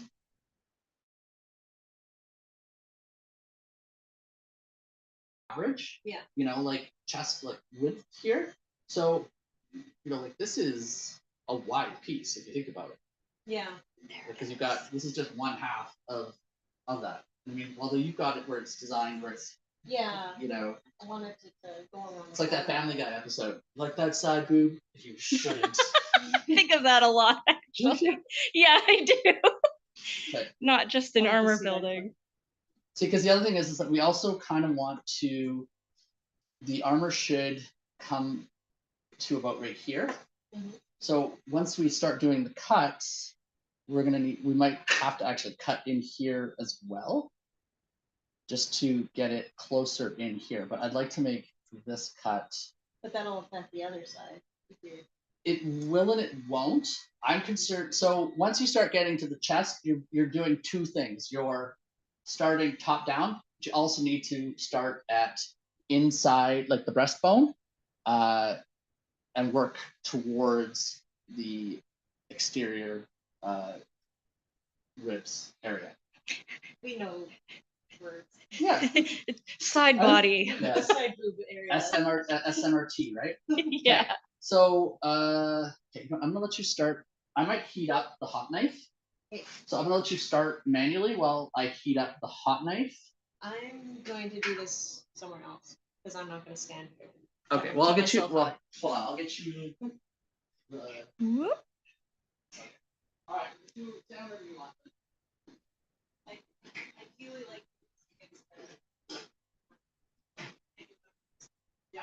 So I found some vests at that store where I got my gloves from, very similar to this, and they were dirt cheap. So Nice. I texted my son just in case somebody else was looking for them with a fat vest. Mhm. Got a bunch of receipts. I know I've learned a lot sewing things and different ways to, you know, to get it kind of like closures and whatnot. Yeah. And do you want to use Velcro or snaps or zippers? Yeah. I should have had this like. I should have preemptively had this all. Oh, we got the hot knife starting up here. Is there a more technical name for it? Not really. Not really. Okay. I'm trying to be everything to everybody right now. Yeah, that's fine. Okay, this one's cut. I just realized this is my wood burning tool, not my. Oh no. Wrong one? Oh, Yeah. how does this look now? We got the Hopefully I can find my hot knife. Sweet. Wait, did you make that cut already? Yep. Oh, well you're just so fast. They can split. Well, there you go. It's because I'm not like. Yeah. Yeah. Remember your PPE, people. Yeah. Yes. Although, yeah, none of us use as much as we should. Ah, well. All right. Well, I don't know where my hot knife is, so I'll just let you make your cuts. It's all good. I never use my hot knife because like I said, it doesn't go through so good. All right. Who's next? It does sometimes turn like melty instead of Okay. All right. So back to position. Okay, so we're still getting better. So we're still hitting up here. So there. Okay, thanks, Justin.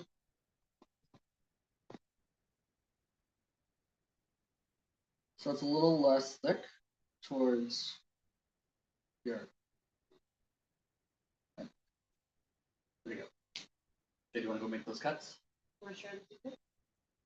Yeah. Okay. Yeah. Like we're probably gonna have to make a few more cuts after that, but I don't want to cut too much at a time. Yeah. Okay. Do you want to come over here, Linda? So a lot of times the other thing that I know she was just sort of talking about it was that thing that scares people the most is sewing. So there's a few options depending on your armor. So one of the things, my first costume, I used medical scrubs. That was really good. Linda's son, he used Dickies overalls, I think. Yeah. Yeah, Dickies overalls. Yeah. There are more expensive options. There's lots of vendors on Etsy that are doing custom flight suits, like a Dinjarin style like that. It can be a little bit pricier, which can be prohibitive to quite a few people. So we actually just, Linda just ordered this. It's from Cosplay Sky. What are you doing? Oh yeah. Oh yeah. So this is the Bo-Katan flight suit. So it's actually, now when you go on the website, it's got some weird vinyl armor attached to it. You got to stitch rip it off, but what we're finding is that it's actually a very sturdy material. So you stitch rip off. Oh, here, actually, here, this is like the vinyl material. This is gonna be covered, so she left it on, but good example. Just stitch rip this off, and then you're good underneath. So this works as a good base flight suit for those who don't want to be spending $600-700 from some of the premier vendors out there. And don't get me wrong, those look like they came right off the show, but it's not for everybody, and we want to make sure that costuming is inclusive. Medical scrubs or Dickies, you can buy those for go to a Value Village. I guess what's in the States? Goodwill? Yeah. Goodwill in the States? Go to a Goodwill, you might find medical scrubs or Dickies for $5-10. So, and their medical scrubs new are only going to cost you $30 to $40. So just keep those in mind from a costuming perspective. That's an option. Okay. Even places like Walmart or Amazon sometimes. Oh, yeah, good point. Yeah, if you're looking for things like that. Good. Okay, we're getting there. Okay, so now what I'm going to say is, yes, we need to take a little bit more off the top, but I would also say we want to take just ever so slightly from here. And then our spacing's starting to get good.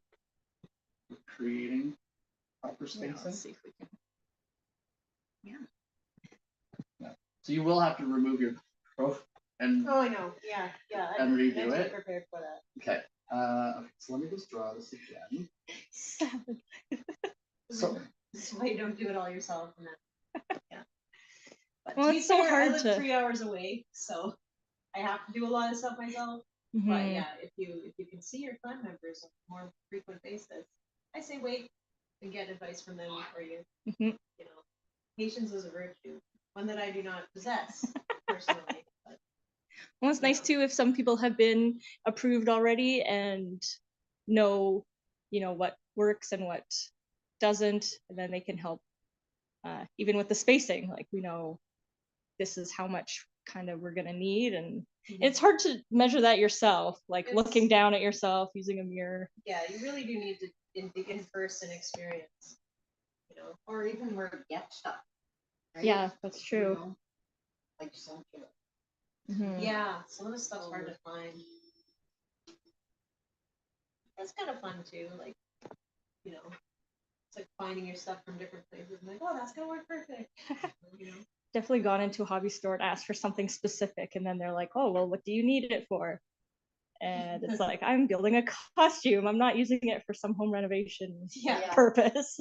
Like spackle or something. I just purchased a sandblasting cabinet. Ooh. And so I'm like, because it's a really good way to for 3D prints to get the layer lines out. but you can't use, like, most sandblasters use like aluminum oxide as a material. So I phoned up to a supply place and I was like, okay, I need, this particular material. And they're like, we don't carry that. What are you using it for? And, anytime like I make these phone calls, they're like, what the hell? It's like the off book uses of cosplayers is just, blows my mind. Okay, so little here, and then there, and then a sliver here, there, and there as well. Because then we're creating a little space around the Ironheart for it. Okay. On it. So it's like 4 minutes too. Okay. Yeah, we'll probably. How do I flip this back? Okay. Wait. How do this? All right. So probably I'll take her a minute or two to make. I gave her a lot of cuts. I hope everything that we've been talking about is informative. Actually, what I might do is I briefly mentioned around sanding 3D prints. So this here is a 3D print, and if you look, Linda's done a very good job of sanding out the layer lines.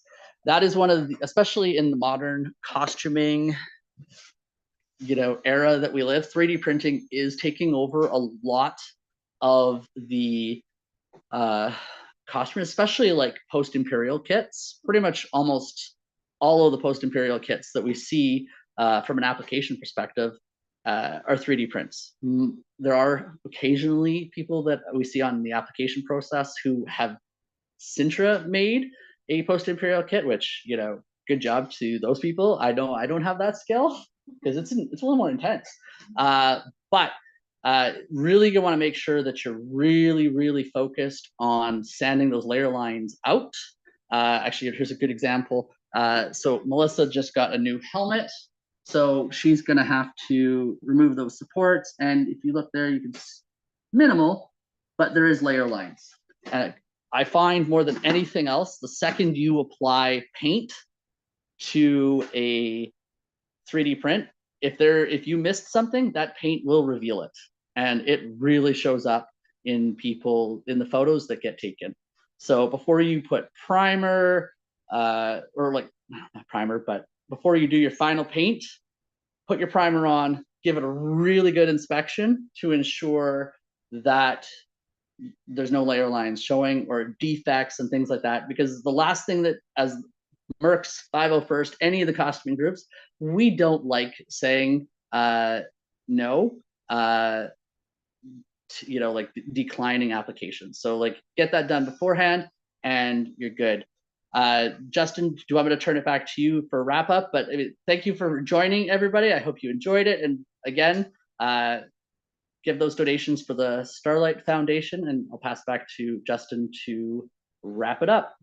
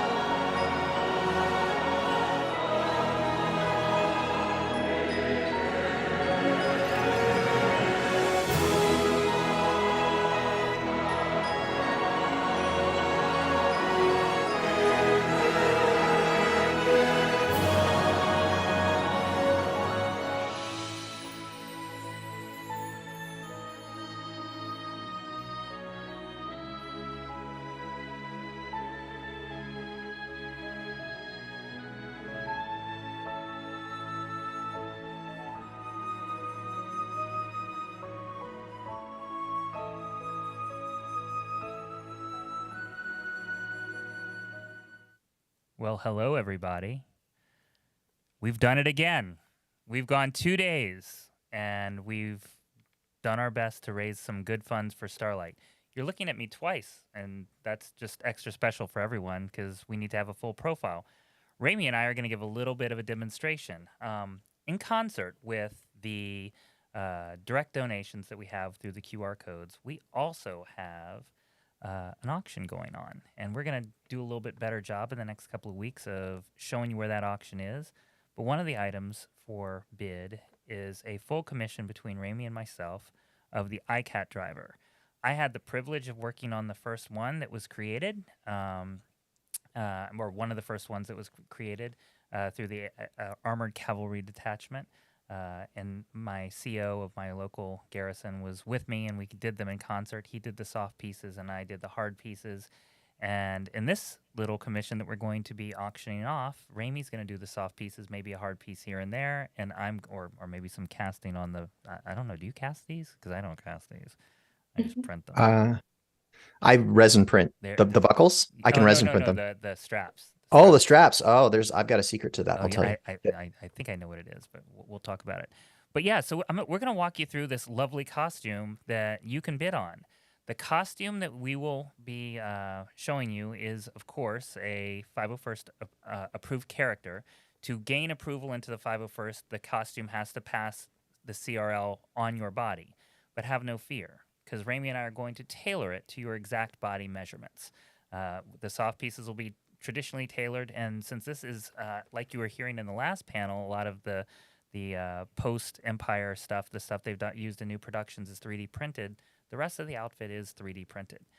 So this is an exciting opportunity for someone to get into a character that you can sit in. I mean, that's the most important thing. You can sit in this costume, and it takes a lot of inspiration from a lot of really neat costumes throughout the Disneyverse, let's call it that, because you've got a lot of pieces that harken back to snowtroopers, even AT-AT commanders, to the shore trooper back, to the bells of a death trooper, and the biceps of a stormtrooper, shore trooper, Aldani trooper, basically almost everything in this era.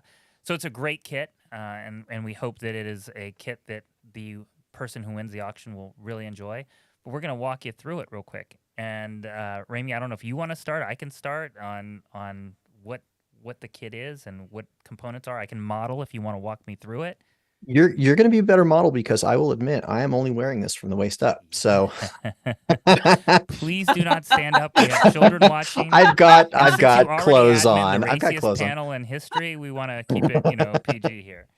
That one was an adventure, wasn't it? So I'm going to start with one piece that's a soft part of it, but kind of interesting. In the productions that happened during COVID, a lot of things weren't tailored. They were actually just bought off of Amazon. And some of the things that kind of seem to show up often as bought product on those productions outfits were gloves. And gloves are something that have also traditionally been very hard to find.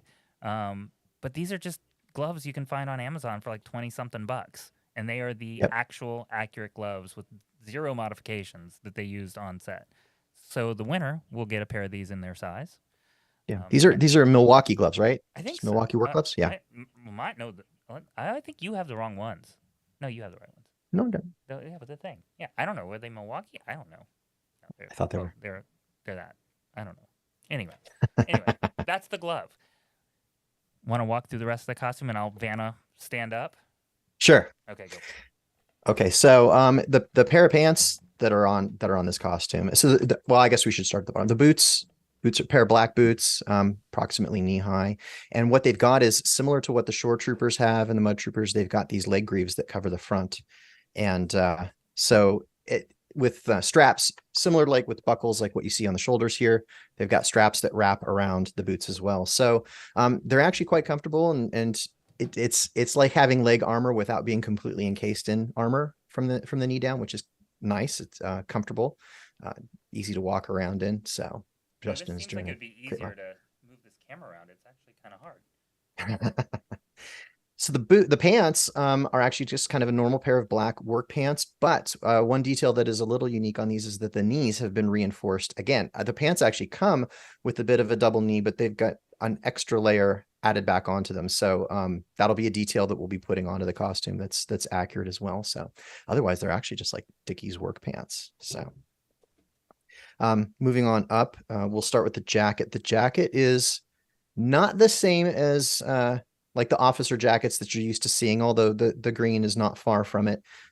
It's got a couple extra pockets that are that you see kind of poking out from the sides of the chest as well as under the belt.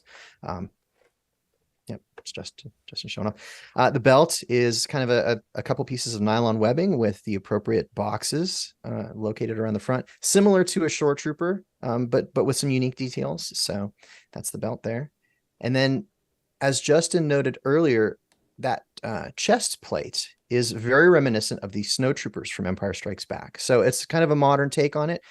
It's the same as what would be on a mud trooper, which is a different costume that we've got as well from Solo. But that chest plate coupled with the back of a shore trooper, which we'll see here. So all the same details, the little greeblies down inside. So that's basically a shore trooper backplate. So that upper assembly and the way that it wraps around and plugs into the front here with the buckles and those shoulder straps, it's a cross between like that mud trooper or snow trooper looking chest plate. And then the rest of it is like a snow trooper. Or a shore trooper.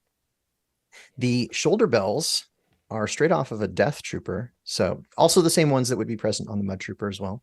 And then you've got the biceps that Justin mentioned. These are standard modern era stormtrooper type biceps. In The Mandalorian, we saw two versions of this. One, like if you look at mine are just two green ones, which is fine. That's what Bill Burr's character had. But then Din Djarin in his costume, he had a red bicep, which is, again, something else that we've seen on a shore trooper too. So you'll get both. I'm right. going to do both. Okay, very nice. So other detail worth noting, the sleeves on the jacket have this like big, thick double cuff. So Justin's got it there too. So yeah, that's a detail. And again, it's the same jacket that's on the mud trooper, basically. And then last but not least, I guess we've got the helmet. Oh yeah. So I know, Justin, you've gone through a few of these. I've gone through 5, and this is actually not my final because I did the accurate helmet on set was made by a company that made them in production.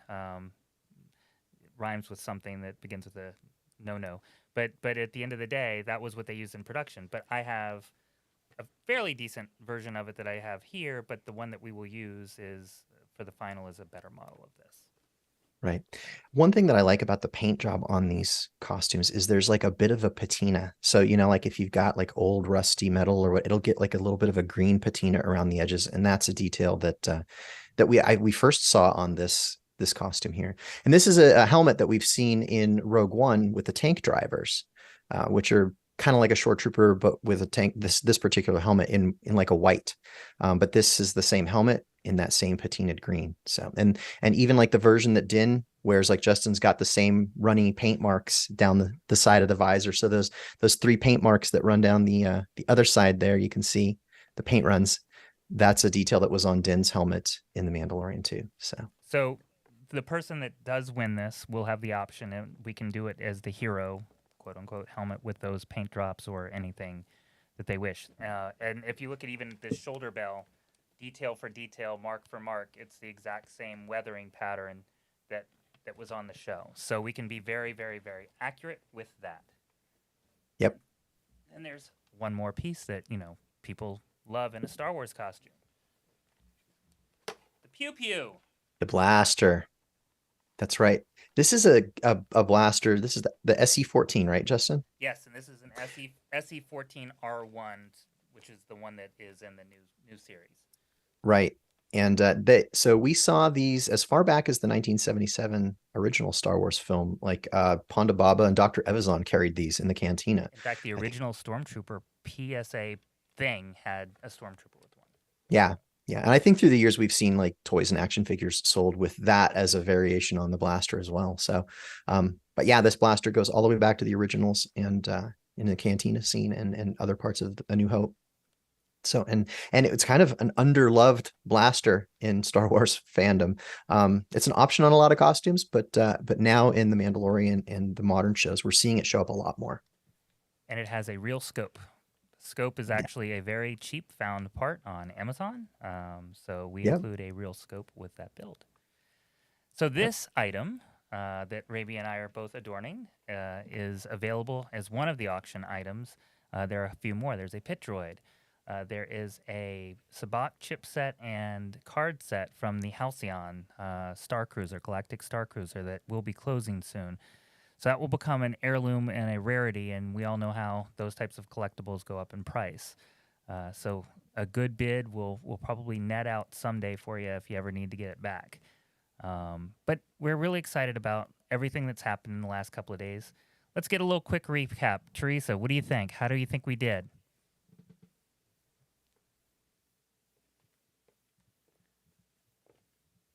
Sorry, I forgot I muted myself. You're fine. I don't know. I think we did wonderful. I think for the coming together of everybody and, in the decision to do this and, our time frames, being given to do something like this, I think it's wonderful. I think the panels that we have had, the people that we've had spoken, we have some really incredible Star Wars gold here over the course of the couple days. And again, the feeling of celebrating what it is that we do and what makes what we do so special.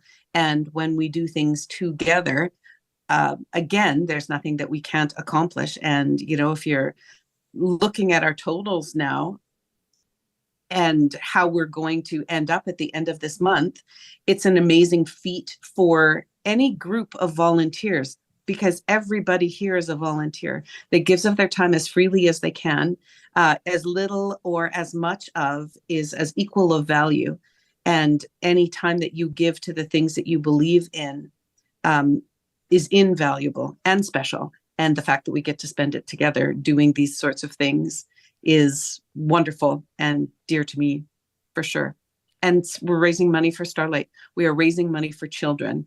And at the heart of the things that we do, trooping wise, often it's the kids that, it is children. Yes, it's the magic. Yes, even the grown-up children. But if you speak to all of us, it's the difference that we're capable of making in any life of a child or sick child, for sure. Just in general, the magic that this group of people, this collective group of people, are capable of doing daily, simply because their hearts tell them to do it. So I think we did freaking great. Beautifully put, Teresa. Always. Thank you. I think what we do is great. I will always advocate for anything that we do, and my heart is in it, full on. We have a legion of, I think between the clubs, close to 20,000 active people, and all their hearts are in it. And again, when we do this together, we're able to really get behind something and really make something happen. So I want to thank individually, but together, every single enlisted member of a costume club, because, you guys are the ones that really make all of this special. A couple of people to thank on the Starlight side. First of all, Adam, the CEO of Starlight USA. Thank you so much for spending time with us both yesterday and today, and letting us help you and coming to our rescue during Celebration last year to find an incredible charity sponsor to go with us. Madison, Rick, Logan, Devin, everyone on the Starlight team that helped make this happen together. Lots and lots of emails, lots of weeks. We were supposed to do this back in May, and all of our schedules, because of Celebration, everybody coming home not necessarily feeling so good and ready, we had to push it out. But they couldn't have found a better occasion than September for Childhood Cancer Awareness Month, and so we're very, very happy that this has turned out in the time frame that it has. All of our panelists, all of our hosts, Raimi, Dad Batch Podcast, Generation X-Wing, our Star Wars celebrities that came in to lend a hand. We have this incredible network of honorary members in our clubs as well. People that have worked on productions, people that at this point in time, have their own struggles they're going through with the strikes. And we thank you for lending your time to this endeavor. So we're forever grateful, and we stand with you. So thank you for that. Paul Lee, who is just a saint and someone that we've been able to count on several times because they are a member as well as an incredible actor. Everyone in the UK and Australia and the US, Canada that have helped us with hooking up the Starlight links. So really want to make sure that everybody gets thanked there. Randy, Tom, Anthony, the Droid Builders groups, the Galactic Academy group, Teresa and Michael, and of course, did I say Randy already? If not Randy twice. All of the club leaders have been incredible supporters, and we thank you so much. Thank you, Mark Thompson, who gave us our bedtime story last night, which unfortunately YouTube decided it didn't want to keep, but it was amazing for everyone that was there. So on that note, we have a good, what do we got? 20 days left of this month. Let's keep going. There are people out here that have been on this podcast that have been on this panel, these panels that have podcasts, that have an audience of their own, that are members of the 501st or Rebel Legion or any other costume groups. Please use your audiences because this is a great cause to rally around for this month. Please help us in every way you possibly can. Remember, this anonymous donor doesn't come around that often. And this is an incredible opportunity for us to really, really, really make an impact for these kids. So let's do our best to give as much as we possibly can. Encourage our friends to give. It's very simple. You just go on, you click, and it's done. And you can't think of a better cause than helping children. Do any of my other fellow panelists here have anything to say? Jen, what'd you think? Putting you on the spot. It was great. It was great. It was so wonderful to be able to be given the opportunity to take part and do some of the really great interviews. And talk a little bit about the events that I've done with Starlight in the past. So, and especially echoing what Teresa said, that everything came together and that it's gone so smoothly with the little hiccup about YouTube. And thank you, really, everybody that has made this happen. Teresa, Erica, Justin, running all of this. You guys are truly amazing. And to all of the club members and leaders, thank you so much. And all of our members, thank you for being out there, bringing QR codes to troops this weekend as well. All right. Thank you, everyone. We're going to end where we began and with some PSAs from Starlight, and then we are gone. Thank you all so much. I appreciate every one of you. When kids need medical care, they will often face stressful and life-changing experiences. From complex treatments to long hospital stays, these special patients miss out on the things that most kids take for granted and let kids be kids. That's where Starlight Children's Foundation comes in. Since 1982, Starlight Children's Foundation has transformed the in-hospital experience for more than 17 million seriously ill kids in 800 children's hospitals and facilities across the United States. Our state-of-the-art programs like Starlight Virtual Reality, Starlight Hospital Wear, and Starlight Gaming let kids just be kids, if even for a few moments. Whether donning an action figure gown instead of standard hospital issue, or settling into gamer mode, if it brings a smile, a laugh, or just a break from their reality, it's happiness delivered. Learn more at starlight.org. That's starlight.org. Happy kids heal faster. That's why Starlight Children's Foundation is dedicated to improving the mental well-being of sick kids, regardless of their illness or injury. When a child is hospitalized, they are scared, lonely, and stressed. Being in hospital facing painful treatments takes away from the happiness of childhood. But that's where Starlight comes in. At Starlight, we provide entertainment through our gaming stations, comfort with our specially designed hospital gowns, play with our toy deliveries, and distraction through our virtual reality headsets. Starlight programs are what happiness is made of, the things that make being a kid special.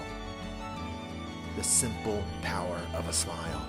Delivered to over 800 children's hospitals and medical facilities across the country, can make a lifetime of difference for sick kids. Learn more at starlight.org.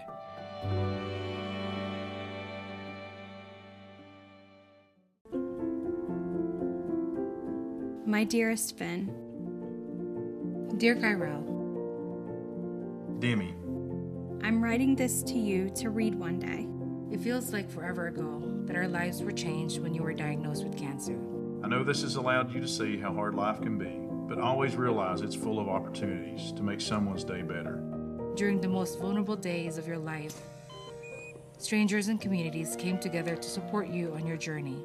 There's been so much kindness surrounding you. The surgeon who cared for your heart as if it were his own. Starlight who made you smile even on your toughest days. Never forget those who loved you so well and know that you have the responsibility to give back. Never doubt that you can make a difference in this world. I love you, sweet boy.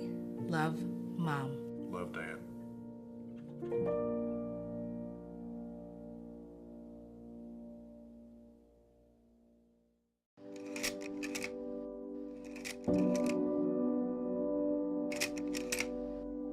When Starlight came to the door with 8 or 9 trucks, that was probably the happiest I had seen him the whole time he was there. Stuffed animal brought to his room as a surprise, or a big box of trucks was like a godsend for him.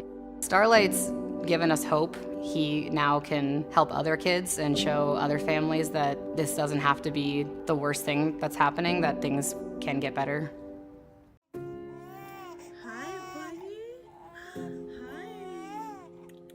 I remember them saying, your daughter has a mass in her brain.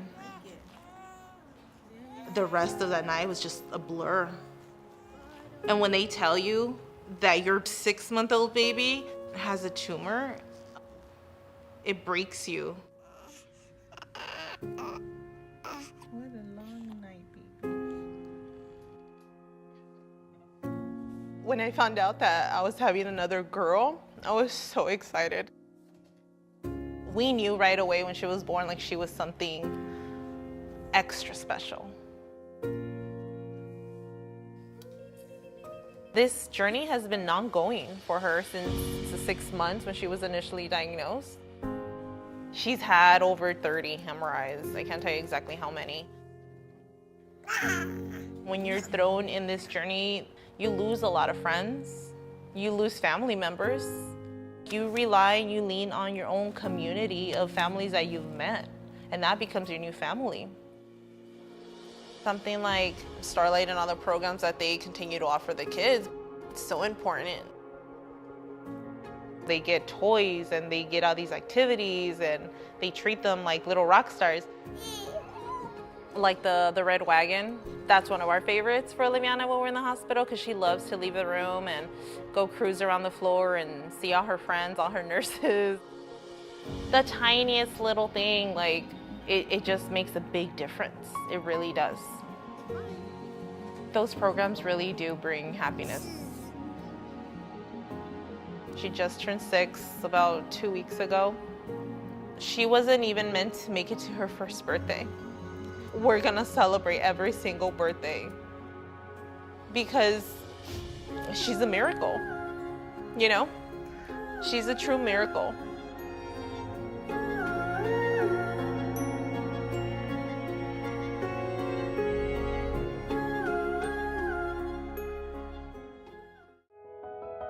The bumps in the road have led to a lot of life lessons and a lot of joy and a lot of hope. And it may not be easy, but I wouldn't change it.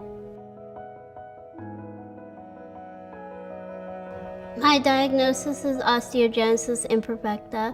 My bones can break really easily. I've lost count how many times I've been to the hospital. I know it's a lot because I've had about 20 fractures. It's scary, it's painful. Sometimes it's kind of funny because sometimes I break bones doing really weird small things, like when I broke a bone yawning. Like when you're in the moment, it's not funny, it's terrifying. When you look back at it, you're like, I broke a bone from yawning? That's really funny. It was pretty hard to accept the fact that my daughter was born with brittle bones, and she literally born with fractures both arms and legs. I remember the first time I took Josie in, we went for her IV, and I remember being introduced to the Starlight program. There are many ways to help kids and support them with their post-operative pain, many strategies that we have as child life specialists, but I find that the Starlight items are tangible items and programs that I can use with the children throughout their stay here.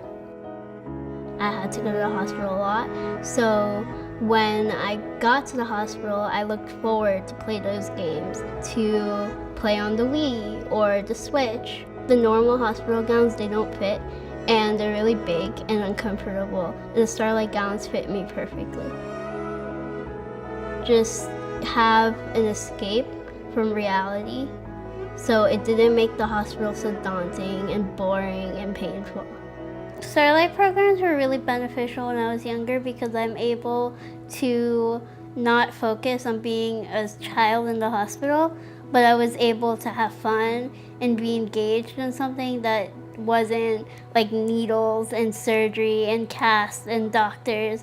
I think it's really helpful for kids to be able to focus on happy things in a not happy situation.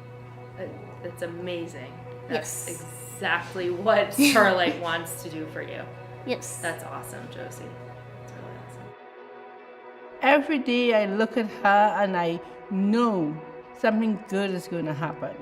I wouldn't change you for anything. I wouldn't change the fractures. I wouldn't change the late nights, the doctor appointment, the worry. I wouldn't change anything because I feel if I change it, I'll be changing you. So I don't want to change any memory that I gained from you, the life lessons I learned from you. I learned to be a better person, a more kinder person, and I would not trade that for anything in the world. Even when you struggle, even when you have pain, even when you have setbacks, even when you have double law surgeries, or just like life in general hits you like a wave, there's always something good on the other side, and that life is cool.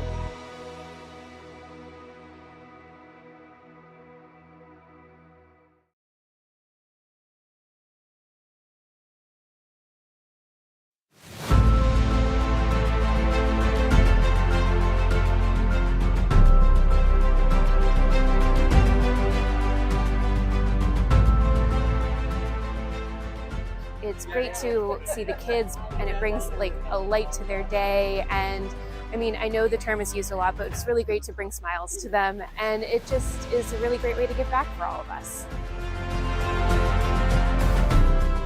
There are studies that show that play, while amazing for childhood development, also positively improves outcomes, health outcomes for kids. And so that's where Starlight's programs of delivering happiness, like our Starlight gowns, like this one here today, one of our newest Star Wars gowns, plus the toys and the games that we're able to deliver, really are helping to improve health outcomes for the kids that we serve.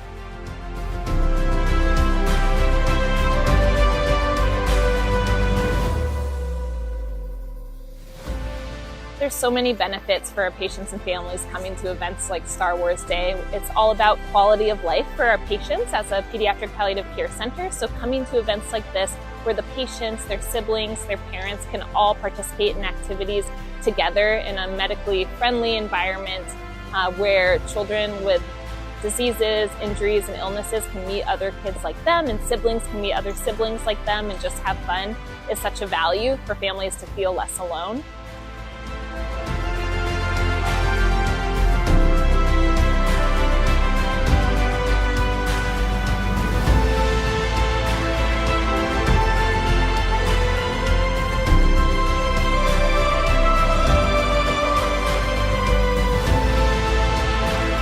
Coming here and seeing like this community of people that are volunteering or work here, and the Starlight Foundation and how they put this on is just really reassuring, and seeing the big smile on his face is just giving me a little bit of solace knowing that he's in good hands.